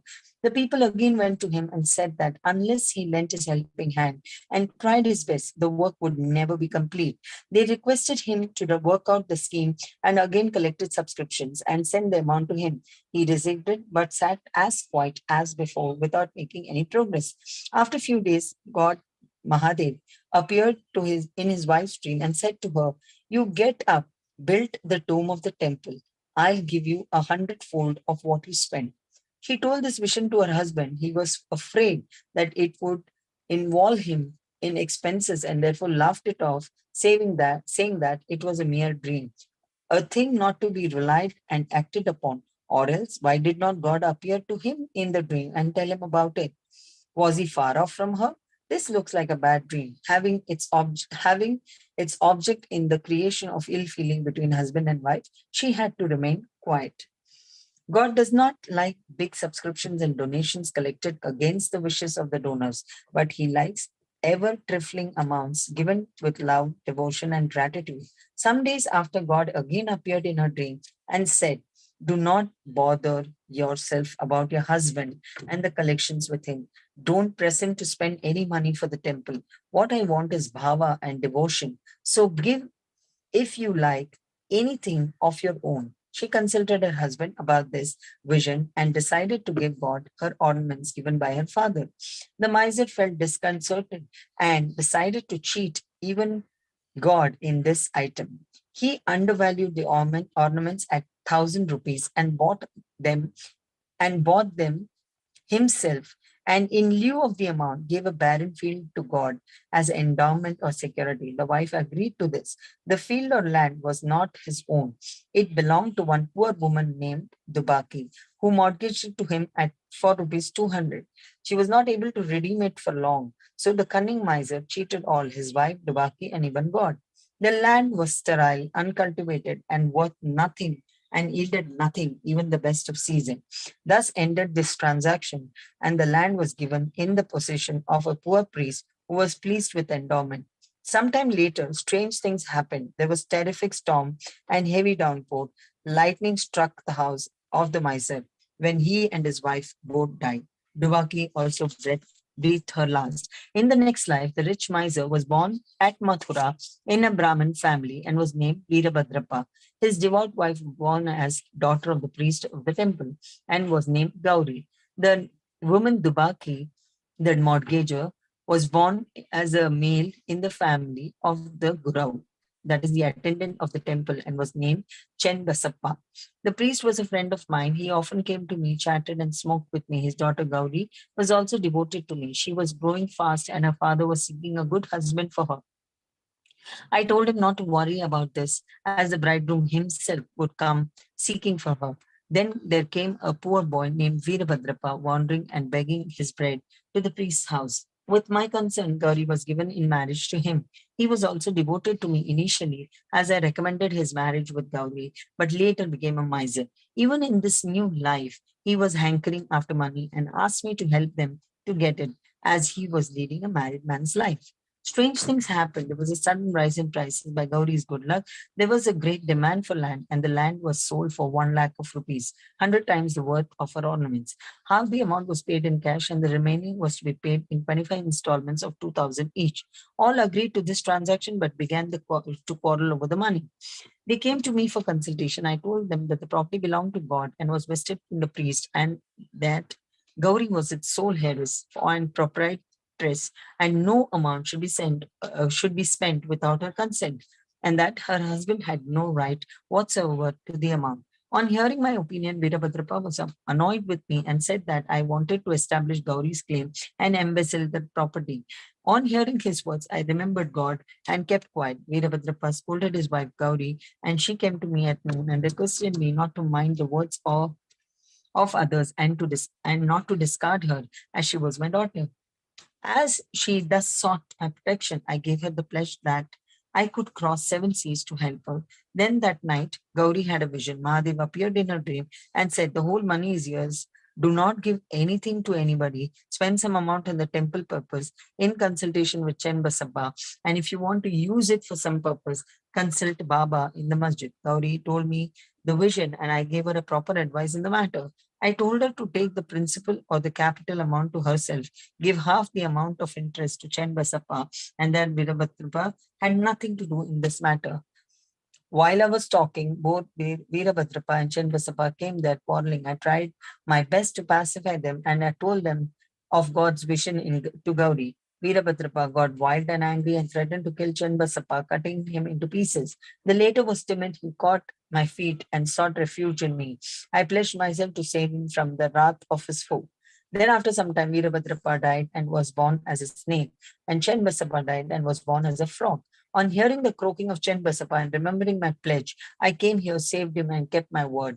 God runs to his devotees for help, to help in times of danger. He saved Chen Basappa, the frog, by sending me here. All this is God's Leela or sport.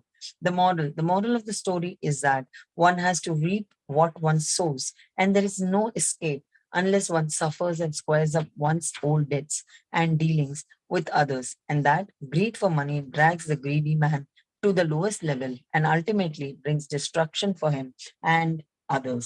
Go to Shirdi Sai, peace to be all. Sai Satcharita 48th chapter. ఈ అధ్యాయంలో ప్రారంభించినప్పుడు ఎవరు హేమట్ పంతును బాబా గురువా లేక సద్గురువా అని ప్రశ్నించిరి. ఆ ప్రశ్నకు సమాధానం ఇచ్చుటకై సద్గురువు లక్షణములను హేమట్ పంతు ఇట్లు వర్ణించున్నారు. సద్గురువుని లక్షణములు ఎవరు మనకు వేదాంతములను షట్శాస్త్రములను బోధించెదరో, ఎవరు చక్రాంకితం చేసెదరో, ఎవరు ఉచ్ఛ్వాస నిశ్వాసములను బంధించెదరో, ఎవరు బ్రహ్మమును గూర్చి అందముగా ఉపన్యసించెదరో, ఎవరు భక్తులకు మంత్రోపదేశము చేసి దానిని పునశ్చరణము చేయుమందురో, ఎవరు తమ వాక్శక్తితో జీవిత పరమావధిని బోధించగలరో, కానీ ఎవరు స్వయముగా ఆత్మ సాక్షాత్కారము పొందలేరో అట్టివారు సద్గురువులు కారు. ఎవరైతే చక్కని సంభాషణల వల్ల మనకు ఈ ఇహపర సుఖములందు విరక్తి కలుగజేసెదరో, ఎవరు ఆత్మ సాక్షాత్కారమందు మనకు అభిరుచి కలుగునట్లు చేసెదరో, ఎవరైతే ఆత్మ సాక్షాత్కారము విషయమున పుస్తక జ్ఞానమే దాకా అనుభవము కూడా పొంది ఉన్నారో అట్టివారు సద్గురువులు. ఆత్మ సాక్షాత్కారమును స్వయముగా పొందని గురువు దానిని శిష్యులకిట్లు ప్రసాదించగలరు. సద్గురువు స్వప్నమందైనను శిష్యుల నుండి సేవను గాని ప్రతిఫలమును గాని ఆశించడు. దానికి బదులుగా శిష్యులకు సేవ చేయి తలచును. తాను గొప్పవాడనియు తన శిష్యుడు తక్కువవాడనియు భావించడు. సద్గురువు తన శిష్యుని కొడుకు వలె ప్రేమించుటయే కాక తనతో సరి సమానముగా చూచును లేదా పరబ్రహ్మ స్వరూపముగా చూచును. సద్గురువుని ముఖ్య లక్షణమేమన వారు శాంతమున కునికి పట్టు వారెన్నడు చాపల్యమును గాని చికాకును గాని చెందరు. తమ పాండిత్యమును వారు గర్వించరు. ధనవంతులు పేదలు ఘనులు నీచులు వారికి సమానమే. హేమట్ పంతు తన పూర్వజన్మ సుకృతముచే సాయిబాబా వంటి సద్గురు ఆశీర్వాదమును సహవాసమును పొందుదునని తలంచెను. బాబా యవనమందు కూడా ధనము కూడబెట్టలేదు. వారి కుటుంబమును గాని స్నేహితులు గాని ఇల్లు గాని ఇటు ఆధారము గాని లేకుండాను. 18 ఏండ్ల వయస్సు నుండి వారు మనసును స్వాధీనమునందుంచుకున్నది. వారొంటరిగా నిర్భయముగా ఉండేవారు. వారెల్లప్పుడూ ఆత్మానుసంధానమందు మునిగి పోయి ఉండేవారు. భక్తులకు స్వచ్ఛమైన అభిమానము చూచి వారి మేలు కొరకు ఏవైనా చేయుచుండేవారు. ఈ విధముగా వారు తమ భక్తులపై ఆధారపడి ఉండేవారు. వారి భౌతిక శరీరంతో ఉన్నప్పుడు తమ భక్తులకు ఏ అనుభవములను ఇచ్చుచుండిరో అట్టివి వారు మహాసమాధి చెందిన పిమ్మట కూడా వారిపైన ఆధారపడిన భక్తులకిప్పటికీ నొసగుచున్నారు. అందుచే భక్తులు చేయవలసినదేమన భక్తి విశ్వాసములను హృదయ దీపమును సరిచేయవలను. ప్రేమయను వత్తిని వెలిగించవలను. ఎప్పుడిట్లు చేసెదరో అప్పుడు జ్ఞానమనే జ్యోతి వెలిగి ఎక్కువ తేజస్సును ప్రకాశించును. ప్రేమ లేని జ్ఞానము ఉత్తది. అట్టి జ్ఞానము ఎవరికి అక్కరలేదు. ప్రేమ లేనిచో సంతృప్తి ఉండదు. కనుక మనకు అవిచ్ఛిన్నమైనవి అపరిమిత ప్రేమ ఉండవలెను. ప్రేమనే మనం ఎట్లు పోగొడగలము? ప్రతి వస్తువును దాని ఎదుట ప్రాముఖ్యము లేనిదగును. ప్రేమయనుననేది లేని ఎడల చదువుట గాని వినుట గాని నేర్చుకునుట గాని విషయంలో ప్రేమ అన్నది వికసించినచో భక్తి నిర్వ్యామోహము శాంతి స్వేచ్ఛలు పూర్తిగా ఒకటి తర్వాత ఇంకొకటి వచ్చును. దేనిని గూర్చి మిక్కిలి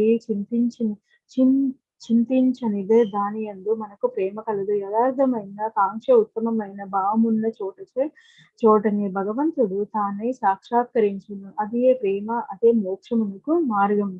ఈ అధ్యాయములో చెప్పవలసిన ముఖ్య కథను పరిశీలించదము. స్వచ్ఛమైన మనస్సుతో ఎవరైనాను నిజమైన యోగీశ్వరుని వద్దకు పోయి వారి పాదములపై పడినచో అతడు రక్షింపబడును. ఈ విషయమును దిగువ కథల వలన విషదపడును. శివుడే సోలాపూర్ జిల్లా అక్కల్కోట నివాసి సపత్నేకర్ న్యాయ పరీక్షకు చదువుచుండెను. తోటి విద్యార్థి శివుడే అతనితో చేరెను. ఇతర విద్యార్థులు కూడా గుమికూడి తమ పాఠములను జ్ఞానము సరిగా నున్నది లేనిది చూచుకొనుచుండిరి. ప్రశ్నోత్తరముల వలన శివుడేకు ఏమియు రానట్లు తోచెను. తక్కిన విద్యార్థులు అతనిని వెక్కిరించిరి. అతడు పరీక్షకు సరిగా చదవకపోయినను తన ముందు సాయిబాబా కృపయుండుటచే ఉత్తీర్ణుడగునని చెప్పెను. అందుకు సపత్నేకర్ ఆశ్చర్యపడెను. సాయిబాబా ఎవరు? వారి నేల అంత పొగడుచున్నావు అని అడిగాను. అందువలన శివుడే ఇట్లనెను. షిరిడి మసీదులో ఒక ఫకీరు కలరు. వారు గొప్ప సత్పురుషులు యోగులిద్దరు నున్నను. వారు మోఘమైన వారు. పూర్వజన్మ సుకృతమున్న గాని మనము వారిని దర్శించలేము. నేను పూర్తిగా వారిని నమ్మి తప్పక ఉత్తీర్ణుడా నగుదునని వారు నన్ను ఆశీర్వదించి ఉన్నారు. కనుక వారు కృపచే తప్పక చివరి పరీక్ష యందు తీర్ణుడైనను. సపత్నేకర్ తన స్నేహితుని ధైర్యమునకు నవ్వెను. వానిని బాబాను కూడా వెక్కిరించెను. సపత్నేకర్ న్యాయ పరీక్షలో ఉత్తీర్ణుడయ్యను. అక్కల్కోటలో వృత్తిని ప్రారంభించి అచట న్యాయవాది ఆయన 10 సంవత్సరముల పిమ్మట అనగా 1913లో వానికి గల యొక్క కుమారుడు గొంతు వ్యాధితో చనిపోయాను. అందువలన అతని మనస్సు వికలమయ్యను. పండరీపురం, గంగాపూర్ మొదలగు పుణ్యక్షేత్రములకు యాత్రార్థము పోయి శాంతి పొందవలననుకొనెను. కానీ అతనికి శాంతి లభించలేదు. వేదాంతము చదివెను గాని అది కూడా సహాయపడలేదు. అంతలో శివుడే మాటలు అతనికి బాబా యందు ఉన్న భక్తియు జ్ఞప్తికి వచ్చెను. కాబట్టి తాను కూడా షిరిడీకి పోయి శ్రీ సాయిని చూడవలెననుకొనెను. అతడు తన సోదరుడగు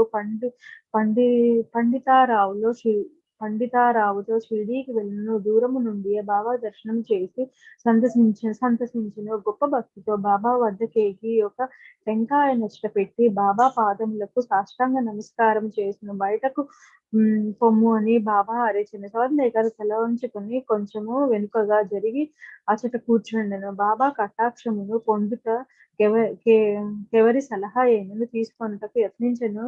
కొందరు బాలాశింపి పేరు చెప్పిరి. అతని వద్దకు పోయి సహాయమును కోరెను. వారి బాబా ఫోటోలను కొని బాబా వద్దకు మసీదు వెళ్ళిరి.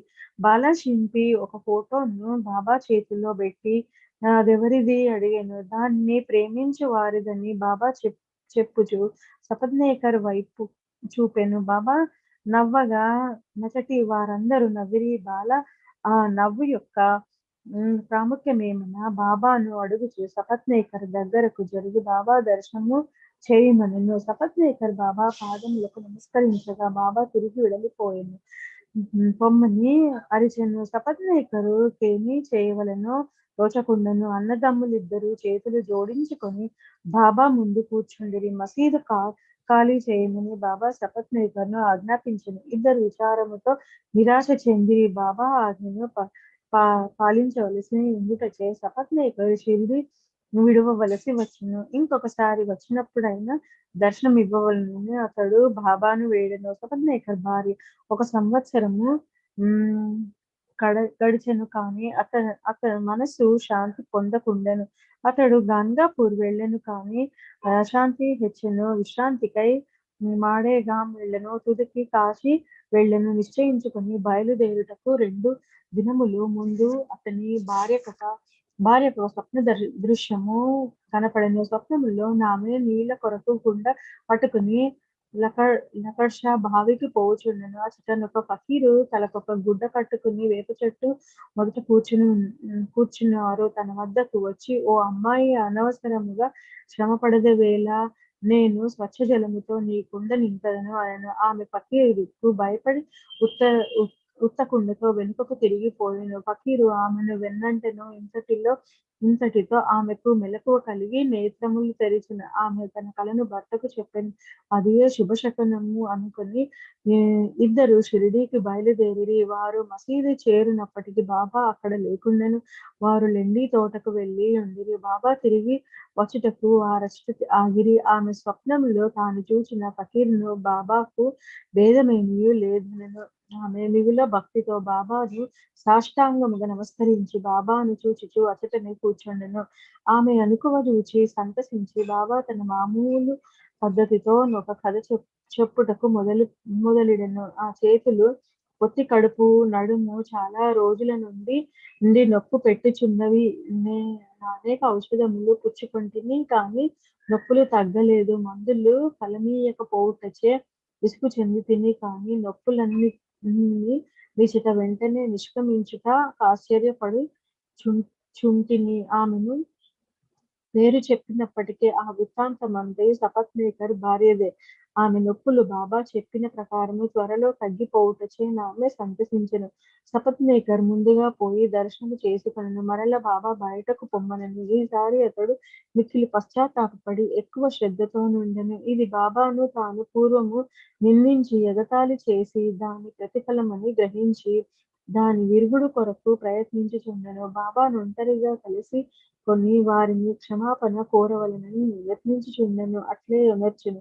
అతడు తన శిరస్సును బాబా పాదములపై పెట్టెను. బాబా తన వరద హస్తమును సపత్నేకర్ తలపున పెట్టెను. బాబా కాళ్ళ ఒత్తుచు సపత్నేకర్ అక్కడనే కూర్చుండెను. అంతలో ఒక గొల్ల స్త్రీ వచ్చి బాబా నడుమును బట్టుచుండెను. బాబా యొక్క కోమటి గూర్చి కథ చెప్పతొడగెను. వాని జీవితంలోని కష్టములన్నీ వర్ణించెను. అందులో వాని యొక్క కొడుకు మరణించిన సంగతి కూడా చెప్పెను. బాబా చెప్పిన కథ తనదే అని సపత్నేకర్ మిక్కిలి ఆశ్చర్యపడెను. బాబాకు తన విషయములన్నీ తెలియుటచే విస్మయమందును. బాబా సర్వజ్ఞుడని గ్రహించెను. అతడందరి హృదయముల గ్రహించునను ఈ ఆలోచనలోను మనస్సును మొదలుచుండగా బాబా ఆ గొల్ల స్త్రీకి చెప్పుచున్నట్లే నటించి సపత్నేకర్ వైపు చూపించి ఇట్లనను, వీడు తన కొడుకును నేను చంపితిని, నన్ను నిందించుచున్నాడు. నేను లోకుల బిడ్డలను చంపదనా? ఇతడు మసీదునకు వచ్చి ఏడ్చుచున్నాడేలా? అది బిడ్డను విని భార్య గర్భములో మరల తెచ్చెదను. ఈ మాటలతో బాబా అతని తలపై హస్తం ఉంచి యోదార్చి ఇట్లనను, ఈ ముసలివి పవిత్రమైనవి. ఇక నీ కష్టములు తీరిపోయినవి. నా యందు నమ్మకముంచుము, నీ మనోభిష్టములు నెరవేరుము. సపత్నేకర్ మైమరిచెను. బాబా పాదములను కన్నీటితో తడిపెను. తరువాత తన బసకు పోయెను. సపత్నేకర్ పూజా సామాగ్రి సమర్చుకుని నైవేద్యముతో మసీదుకు భార్యతో పోయి ప్రతిరోజు బాబాకు సమర్పించి వారి వద్ద ప్రసాదం పుచ్చుకొనుచుండెడి వారు.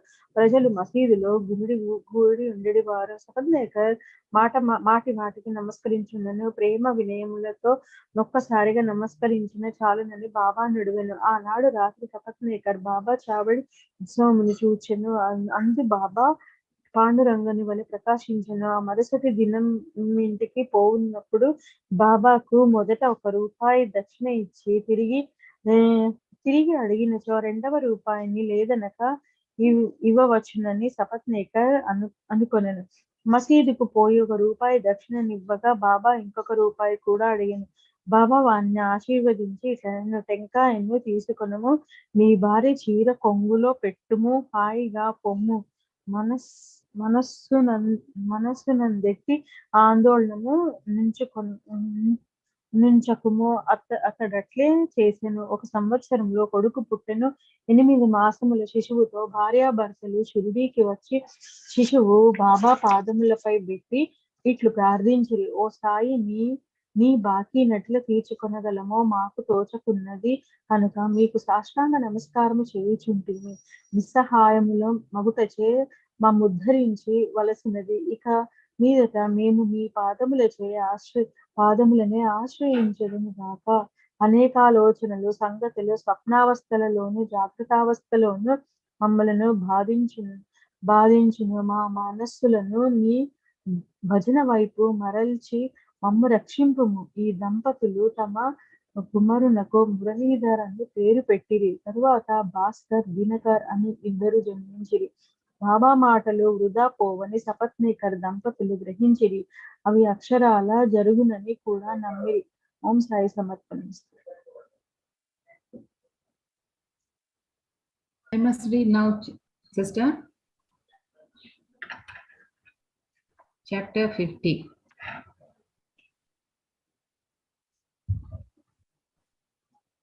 Of the original Satcharita has been incorporated in chapter 49. Sorry. No, they asked me to read the epilogue, chapter 50, you know. No, now it is 49, this one. We need to read 49. I must read 49. Yeah. Because she sent message Puja 50. So I thought, since you read in another language, I don't understand. For me, 50. Yeah, that's why I'm saying. Yeah, so I must read 49 now. Sairam, She said 50. Sister Padma, please continue 49. Sister Lakshmi, Okay, next, please. Thank you, Sairam. I will. Yeah. 49 chapter. వేదములు, పురాణములు బ్రహ్మము లేదా సద్గురువులను సరిగా పొగడలేవు. అట్లయినప్పుడు మా వంటి మూర్ఖులు సద్గురువగు సాయిబాబాను ఇట్లు వర్ణించగలరు. ఈ విషయములో మాట్లాడక ఊరకొనుటయే మేలని తోచుచున్నది. మౌన వ్రతమును పూనుటయే సద్గురువుని స్తుతించుటకు తగిన మార్గమని తోచును. కాని సాయిబాబా సుగుణములను జూచినచో మా వ్రతమును మరచి మమ్ములను మాట్లాడినట్లు ప్రేరేపించును. మన స్నేహితులు గాని బంధువులు గాని మనతో లేకున్నచో మంచి పిండి వంటలు కూడా రుచించవు, కానీ వారు మనతో నున్నచో ఆ పిండి వంటలు మరింత రుచికరములగును. సాయి లీలామృతము కూడా అట్టిదే. దీనిని మనం ఒంటరిగా తినలేము. స్నేహితులు బంధువులు కలిసినచో చాలా బావుగా నుండును. ఈ కథలను సాయిబాబా ప్రేరేపించి వారి ఇష్టానుసారము మాచే వాయించెదరు. వారికి సర్వస్వ శరణాగతి నొచ్చి వారి అందే ధ్యానము నిలుపుటకు మా కర్తవ్యము. తీర్థయాత్ర, వ్రతము, త్యాగము, ధ్యానముల కంటే తపస్సు చేయుట గొప్ప. వారిని పూజించుట తపస్సు కంటే మేలు. సద్గురువుని ధ్యానించుట అన్నిటికంటే మేలైనది. కాబట్టి మనము సాయి నామమును నోటితో పలుకుచు వారి పలుకులను మనము చేయుచు వారి ఆకారమును మనస్సున భావించుకొనుచు వారిపై హృదయపూర్వకమగు ప్రేమతో వారి కొరికే సమస్త కార్యములను చేయుచుండవలను. సంసార బంధముల నుండి తప్పించుకొనుటకు దీనికి మించిన సాధనము లేదు. పైన వివరింపబడిన ప్రకారం మన కర్తవ్యం మనము చేయగలిగినచో సాయి తప్పనిసరిగా మనకు సహాయము చేయును, తుదకు మోక్షమునిచ్చును. ఇక ఈ అధ్యాయములో కథల వైపు మరలుము. హరి కానోబా అను ఉంబాయి పెద్ద మనుష్యుడొకడు తన స్నేహితుల వల్ల, బంధువుల వల్ల బాబా లీలల అనేకములను విన్న, కానీ నమ్మలేరు. కారణమేమన్నా అతనిది సంశయ స్వభావము. బాబాను స్వయముగా పరీక్షించవలనని అతని కోరిక. కొంతమంది బొంబాయి స్నేహితులతో అతడు షిరిడీకి వచ్చెను. అతని తలపై జలతారు పాగాలుండెను, అతనికి పాదములను క్రొత్త చెప్పులుండెను. కొంత దూరం నుండి బాబాను చూచి బాబా వద్దకు పోయి సాష్టాంగ నమస్కారం చేయవలననుకొనెను. క్రొత్త చెప్పు లెచట నుంచవలను అతనికి చేయలేదు. చెప్పులు మసీదు ముందొక మూలన పెట్టి బాబా దర్శనమునకు పోయెను. బాబాకు భక్తి పూర్వకమైన నమస్కారము చేసి ఊదిని ప్రసాదమును బాబా చేతి నుండి అందుకొని తిరగవచ్చును. మూలకు పోయి చూచు వరకు చెప్పులు కనిపించలేదు. చెప్పుల కొరకు వెదకెను, కానీ నిష్ప్రయోజనమయ్యను. చాలా చికాకు పడుచు బసకు వచ్చెను. అతడు స్నానము చేసి పూజ చేసి నైవేద్యం పెట్టి భోజనమునకు కూర్చుండెను, కానీ తన చెప్పుల గూర్చియే చింతించుచుండెను. భోజనానంతరము చేతులు కడుగుకొనుటకు బయటకు వచ్చెను. ఒక మరాఠీ కుర్రవాడు తన వైపు వచ్చుట చూచెను. ఆ కుర్రవాని చేతిలో ఒక కర్రయుండెను. దాని చివరన క్రొత్త చెప్పుల జత వ్రేలాడుచుండెను. చేతులు కడుగుకొనుటకు బయటకు వచ్చి వారితో అతడు బాబా తనను పంపినని వీధిలో హరికా బేటా జరీకా బేటా అని అర్చునని చెప్పెను. ఎవరైనాను ఆ చెప్పులు తమవే అన్నచో అతని పేరు వారి అనియు అతడు కానోబా కొడుకునియు అతని తలపై జరీ పాగా కలదా అనే సంగతి పరీక్షించి తర్వాత చెప్పులనిచ్చివేయమని చెప్పాను.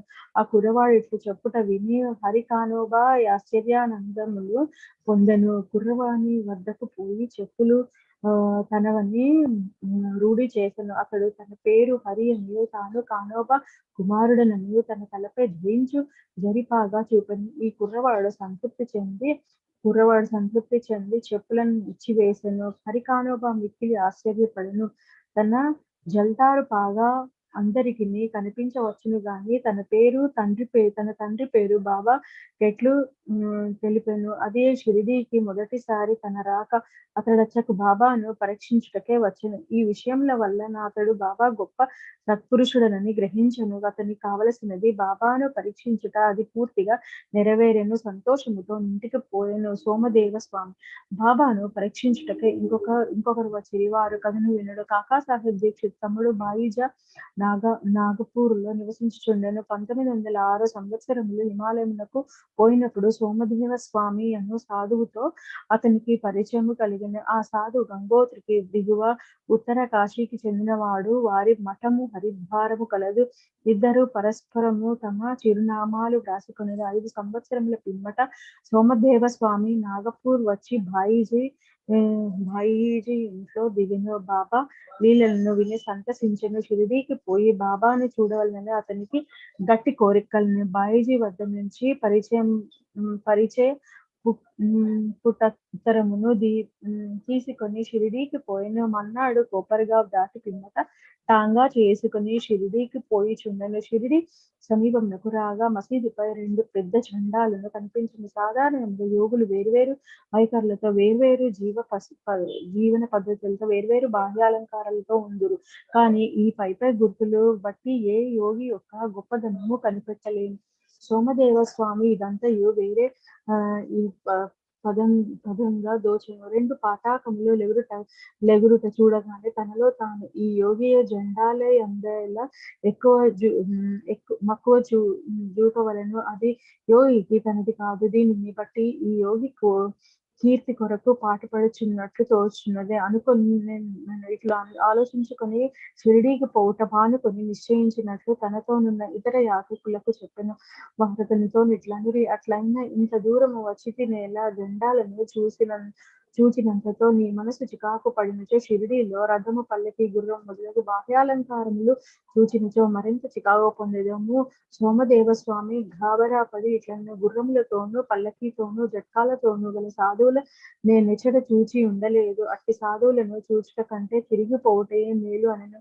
ఇట్లనుచు తిరుగు ప్రయాణమునకు సిద్ధమాయెను. తక్కిన తోటి ప్రయాణికులు అతన్ని తన ప్రయత్నమును మాని షిరిడీలోనికి బొమ్మను అట్టి వక్రాలోచనతో మానుమనిరి. బాబాయ జెండాలను కానీ, తక్కువ వస్తువులను గాని, ఆడంబరములను గాని, కీర్తిని గాని లక్ష్య పెట్టని వారని చెప్పిరి. అవన్నీ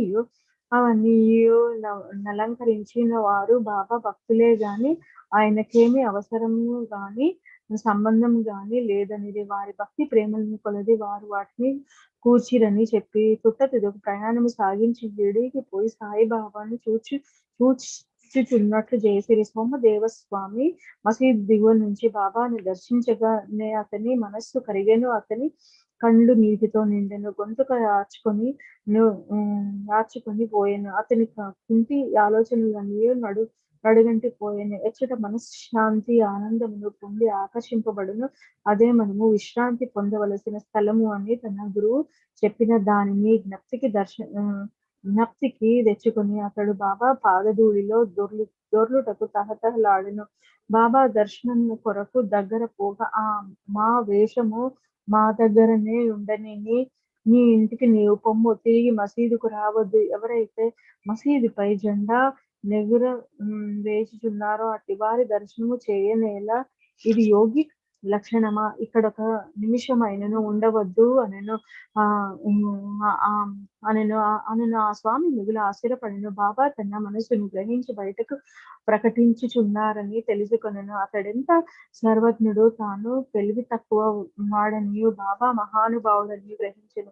బాబా కొందరిని కౌగిలించుకొనుట, కొందరిని ఆశీర్వదించుట, కొందరిని రోదాచుట, కొందరి వైపు దాక్షిణ్యముతో చూచుట, కొందరి వైపు చూచి నవ్వుట, ఉది ప్రసాదములు కొందరికిచ్చుట, ఇట్లు అందరినీ ఆనందింపచేసి సంతృష్టిపరచుట చూచి తనొక్కరి నేల ఎంత కఠినముగా చూచుచుండెనో అతనికి తెలియకుండా తీవ్రముగా ఆలోచించిన బాబా చేయనదంతయు తన అంతరంగమునున్న దానితో సరిగా నుండెనని గ్రహించను. దాని వల్ల పాఠము నేర్చుకుని వృద్ధి పొందుటకు యత్నించవలెనని గ్రహించను. బాబా కోపము మారురూపము ఉన్న ఆశీర్వాదమే అనుకొనెను. కొన్నాళ్ళ పిమ్మట బాబా యందు అతనికి నమ్మకం బలపడెను. అతడు బాబాకు గొప్ప భక్తుడయ్యెను. నానా సాహెబ్ చందోర్కర్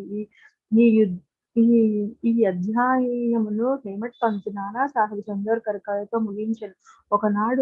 ఒకనాడు నానా సాహెబ్ మసీదు మహల్సాపతి మొదలగు వార్త కూర్చుని ఉండగా బీజాపూర్ నుండి ఒక మహమ్మదీయుడు కుటుంబముతో బాబాను చూచుటకు వచ్చెను. అతనితో గోషాస్త్రీలు తెచ్చి నానా సాహెబ్ అచటి నుంచి లేవనెంచెను. కానీ బాబా అతన్ని నివారించి స్త్రీలు వచ్చి బాబా దర్శనం చేసుకుని అందులో ఒక స్త్రీ ముసుగు తీసి బాబా పాదములకు నమస్కరించి తిరిగి ముసుగు వేసుకున్నాను. నానా సాహెబ్ ఆమె ముఖ సౌందర్యమును చూసి మరల చూడగోరెను. నానా యొక్క చాంచల్యమును చూసి స్త్రీలు వెళ్లిపోయిన పిమ్మట బాబా నానాతో ఇట్లనెను, నానా అనవసరముగా చికాకు పడుచుంటివి ఎలా? ఇంద్రియములను వాని పనులను చేయనిమ్ము. వానిలో మనము జోక్యము చేసుకొనకూడదు.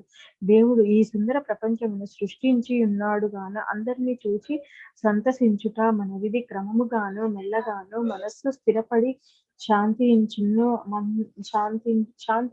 ముందు ద్వారము తెరిచి ఉండగానే వెనుక ద్వారము గుండా పోనేల మన హృదయం స్వచ్ఛముగానున్నంత వరకు నేమియూ దోషము లేదు. మనసులో చెడ్డ ఆలోచన లేనప్పుడితరులకు భయపడనేలా నేత్రములు వాని పని అవి నెరవేర్చుకొనవచ్చు. నీవు సిగ్గుపడి బెదరనేలా. శ్యామ అచ్యుతనే ఉండెను, కానీ బాబా చెప్పిన దాన్ని గ్రహించలేకపోయాను.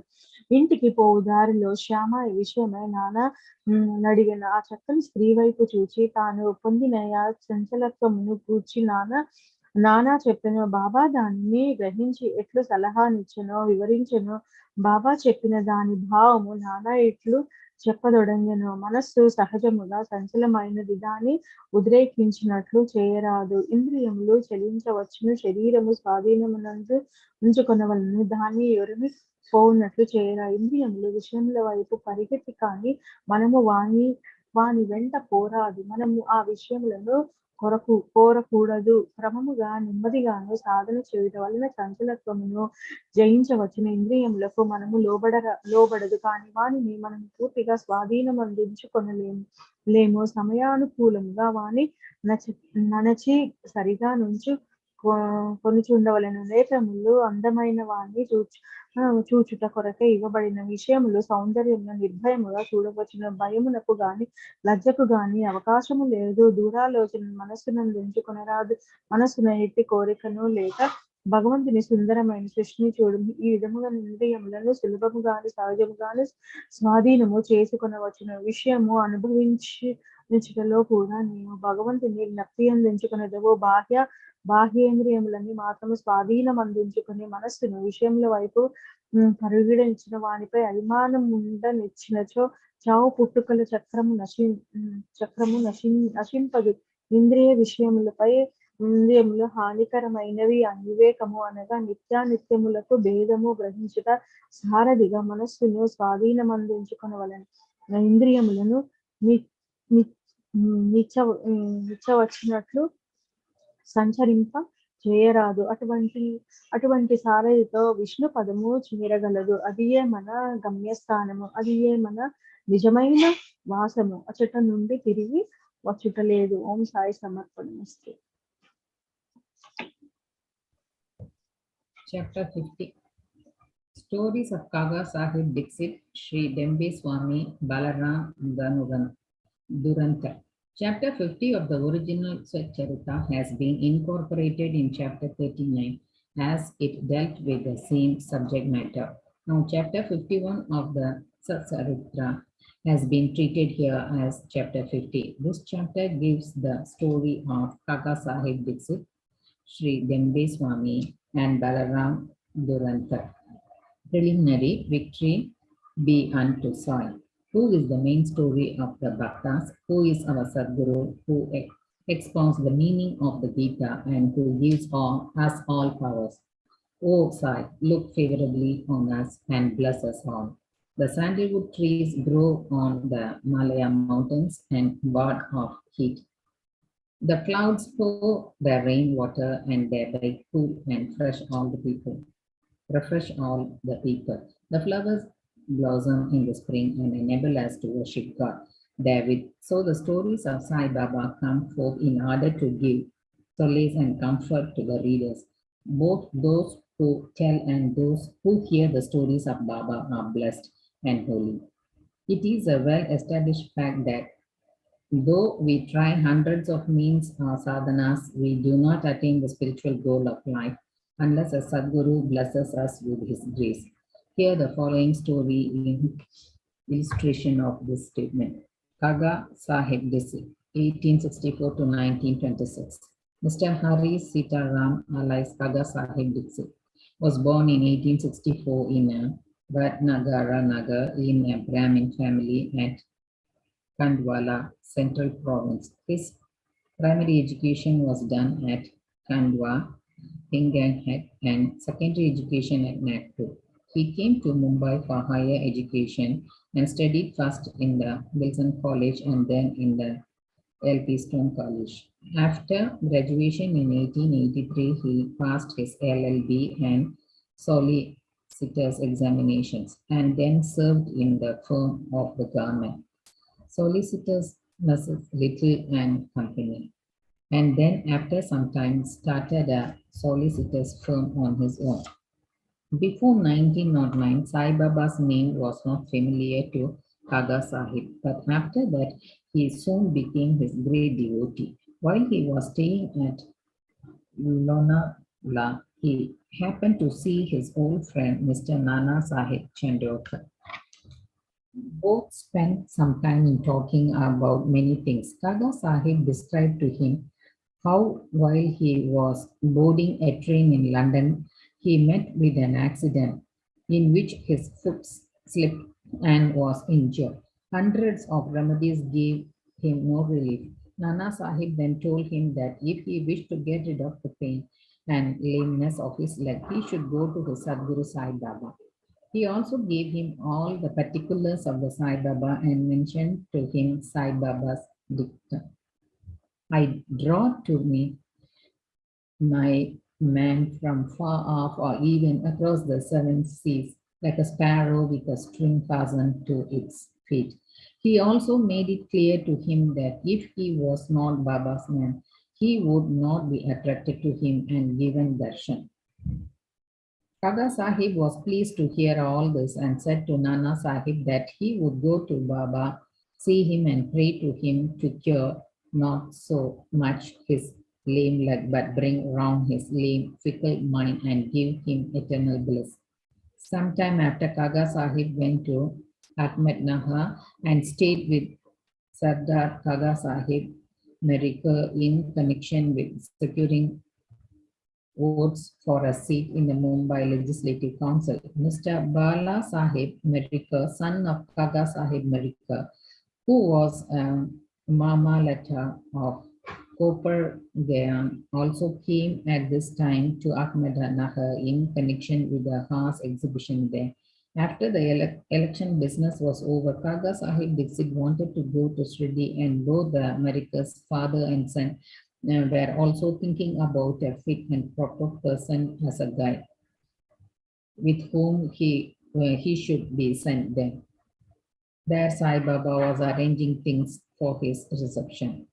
Sama got a telegram from his father-in-law at Ahmedabad stating that his wife was seriously ill and that he should come to see her with his wife.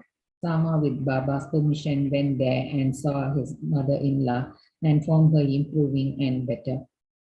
Nana Sahib Pence and Appa Sahib got happened to see Sama on their way to the exhibition, and they told him to go to Merika's house, see Kaga Sahib Dixit there and take him to Shirdi along with him.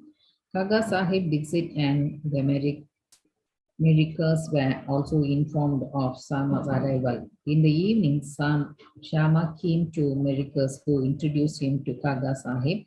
They arranged that Sama should leave for Kopargan with the Kaga Sahib by the 10 o'clock night train. After this was settled, a curious thing happened. Bala Sahib Merikar threw aside the veil or covering on Baba's big portrait and showed the same to Kaga Sahib.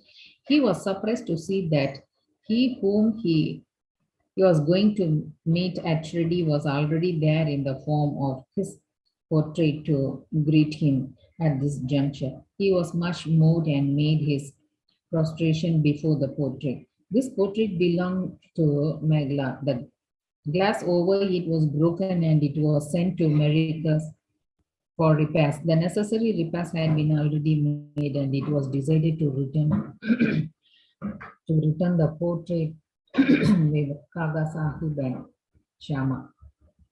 Before 10 o'clock, they went to the station and booked their passage.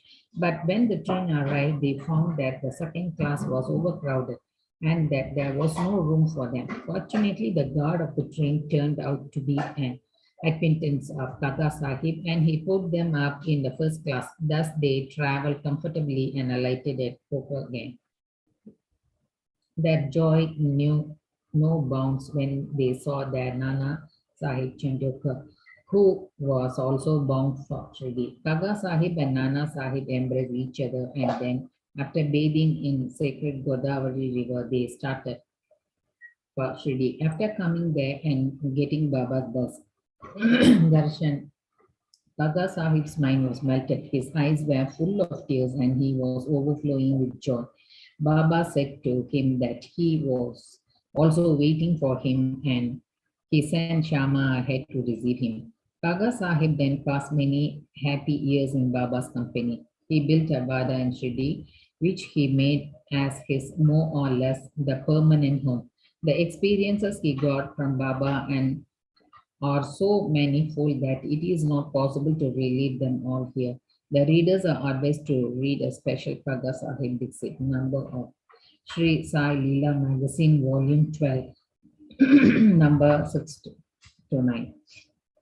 We close this account with the mention of one fact only. Baba had comforted him by saying that in the end, he will take him in a coach, secure him a happy death.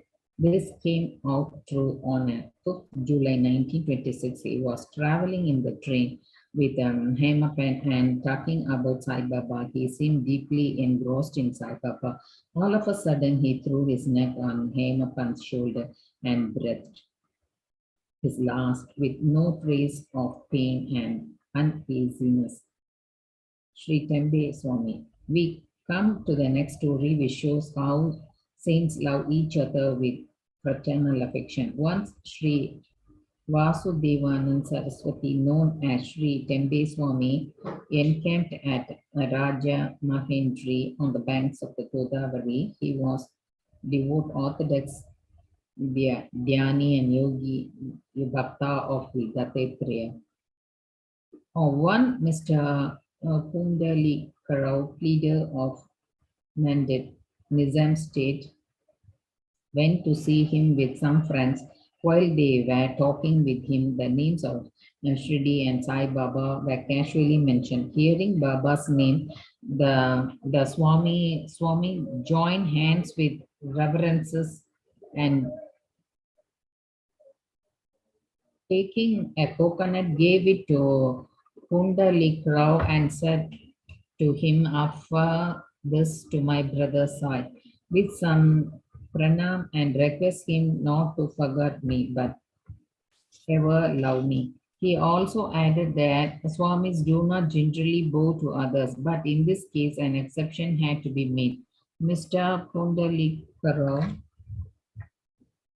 consented to take the coconut and his message to Baba. The Swami was right in calling Baba a brother, for as he maintained an Agnihotra, sacred fire, day and night in his orthodox fashion, Baba too kept his Agnihotra, Duni, ever burning in the masjid.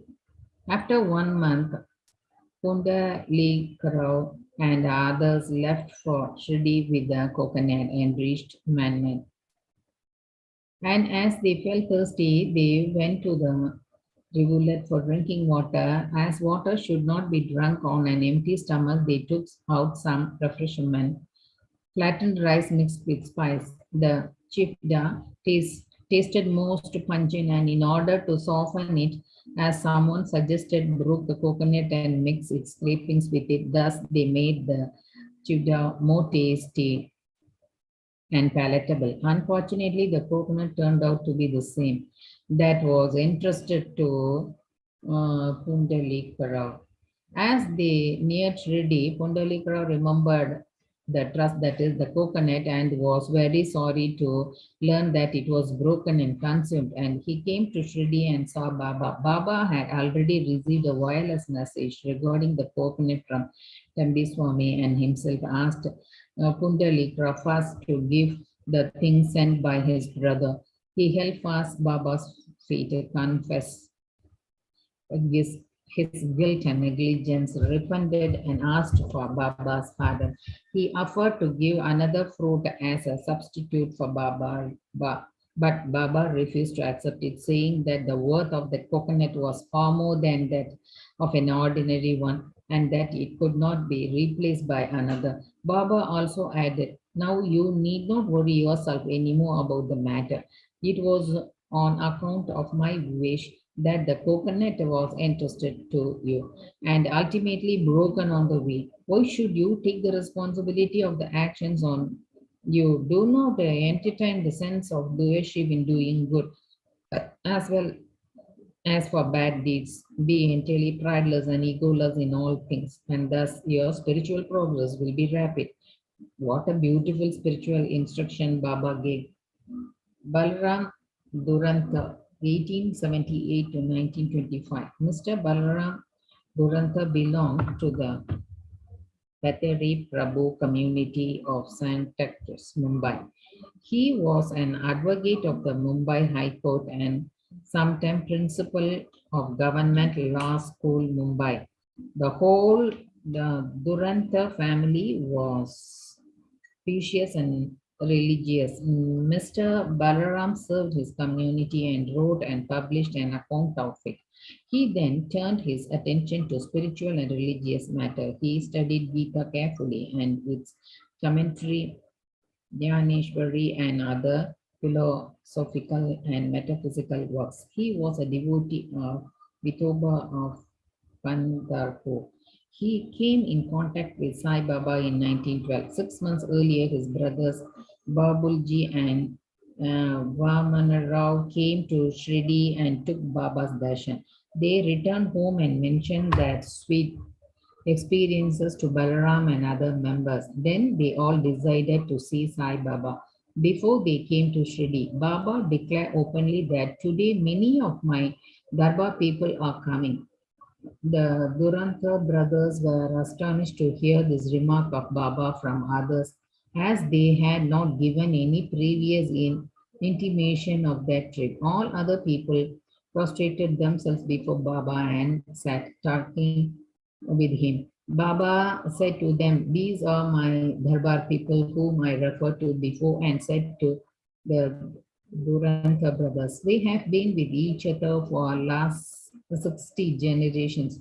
All the brothers were gentle and modest. They stood with joined hands looking at Baba's feet. All the sadhi emotions such as tears, choking, etc. moved them and they were all happy. Then they went to their lodging, took their meals, and after taking a little rest again came back to the masjid. Balram sat near Baba, massaging his legs. Baba, who was smoking the chilim, advanced it towards him and beckoned him to smoke it. Balaram was not accustomed to smoking. Still, he accepted the pipe, smoked it with great difficulty, and returned it reverentially. This was the most auspicious moment for Balaram. He was suffering from asthma for 6 years. This smoke completely cured him of the disease, which never troubled him again. Some 6 years later, on a particular day, he again got an attack of asthma. This was preciously the time the Baba took his Mahasamadhi. The day of this visit was a Thursday, and the Duranta brothers had the good fortune of witnessing the Chavadi procession that night. At the Aarti function in the Chavadi, Balram saw the glow of Pandurang on Baba's face, and next morning at Kakat Aarti time, the same phenomenon, the same lecture of the beloved deity Pandurang was visible again on Baba's face. Mr. Balaram Duranta wrote in Marti, the life of the Maharashtra saint Dukaram, but he did not survive to see its publication.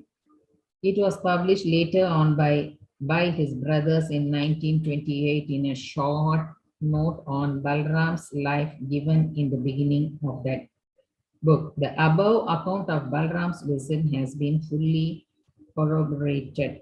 Bow to Sri Sai.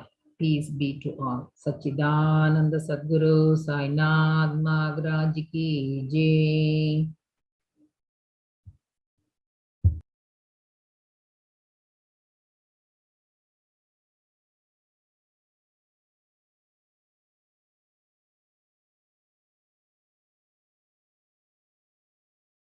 Puja.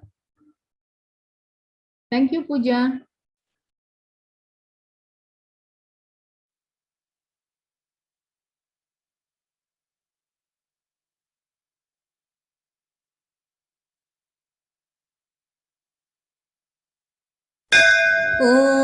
अनन्तकोटि ब्रह्माण्ड नायक राजाधिराज योगीराज श्री सच्चिदानंद सद्गुरु श्री साईनाथ महाराज की जय। आरती साई बाबा सुख्यदातार जीवा चरण रजातली द्याबा दासा बिसावा भक्ता बिसावा। आरती साई बाबा जालुनियानंग स्वस्वरूपी राहेदंग मुमुक्षु जनांगदाबी निज डोळा श्रीरंग डोळा श्रीरंग। आरती साई बाबा जयामनी जैसा भाव दया तैसा अनुभव दाविशी दया घना ऐसी तुझे ही माव तुझे ही माव। आरती साई बाबा तुमचे नाम ध्याता हरे संस्कृती व्यथा अगाध तब करणी मार्ग दाविशी अनाथा दाविशी अनाथा। आरती साई बाबा कलिजुगी अवतार सगुण पर ब्रह्म साचार अवतीर्ण झालासे स्वामी दत्त दिगंबर दत्त दिगंबर। आरती साई बाबा 8 दिवस गुरुवारी भक्त करी तिवारी प्रभुपद पाहवाया भव भय निवारी भय निवारी। आरती साई बाबा माझा निज द्रव्य ठेवा तब चरण रज सेवा मागणे हेची आता तुम्हा देवाधिदेवा देवाधिदेवा। आरती साई बाबा इच्छिता दिन चातक निर्मळ तोय निज सुख पांजवे माधवाया सांभाळ आपुळी भाक आपुळी भाक। आरती साई बाबा सुख्य दातार जीवा चरण रजातली द्याबा दासा बिसावा भक्ता बिसावा। आरती साई बाबा शिर्डी माझे पंढरपूर साई बाबा रमा बर बाबा रमा बर साई बाबा रमा बर। शुद्ध भक्ती चंद्र भागा भाव पुंडलिक जागा पुंडलिक जागा भाव पुंडलिक जागा। याहो याहो अवघे जना करू बाबांची बंधन साईंची बंधन करू बाबांची बंधन। गणू म्हणे बाबा साई धाब पाब माझे आई पाब माझे आई धाब पाब माझे आई। घालीन लोटांगण बंदीन चरण डोल्यांगी पाहीन रूप तुझे प्रेमे आलिंगन आनंदे पूजिन भावे उबाळीन म्हणे नम। त्वमेव माता पिता त्वमेव त्वमेव बंधु सखा त्वमेव त्वमेव विद्यां द्रविणं त्वमेव त्वमेव सर्वं मम देव देव। कायेन वाचा मनसेन्द्रिये वा बुद्ध्यात्मना वा प्रकृति स्वभावत् करोमि यद्यत् सकलं परस्मै नारायणायेति समर्पयामि। अच्युतं केशवं रामनारायणं कृष्णदामोदरं वासुदेवं हरिं श्रीधरं माधवं गोपिकावल्लभं जानकीनायकं रामचन्द्रं भजे। हरे राम राम राम हरे हरे हरे कृष्ण कृष्ण कृष्ण हरे हरे। हरे राम राम राम हरे हरे हरे कृष्ण कृष्ण कृष्ण हरे हरे, हरे राम राम राम हरे हरे, हरे कृष्ण कृष्ण कृष्ण हरे हरे। अनंत कोटि ब्रह्मांड नायक राजाधिराज योगिराज परब्रह्म श्री सच्चिदानंद सद्गुरु श्री साईनाथ महाराज की जय।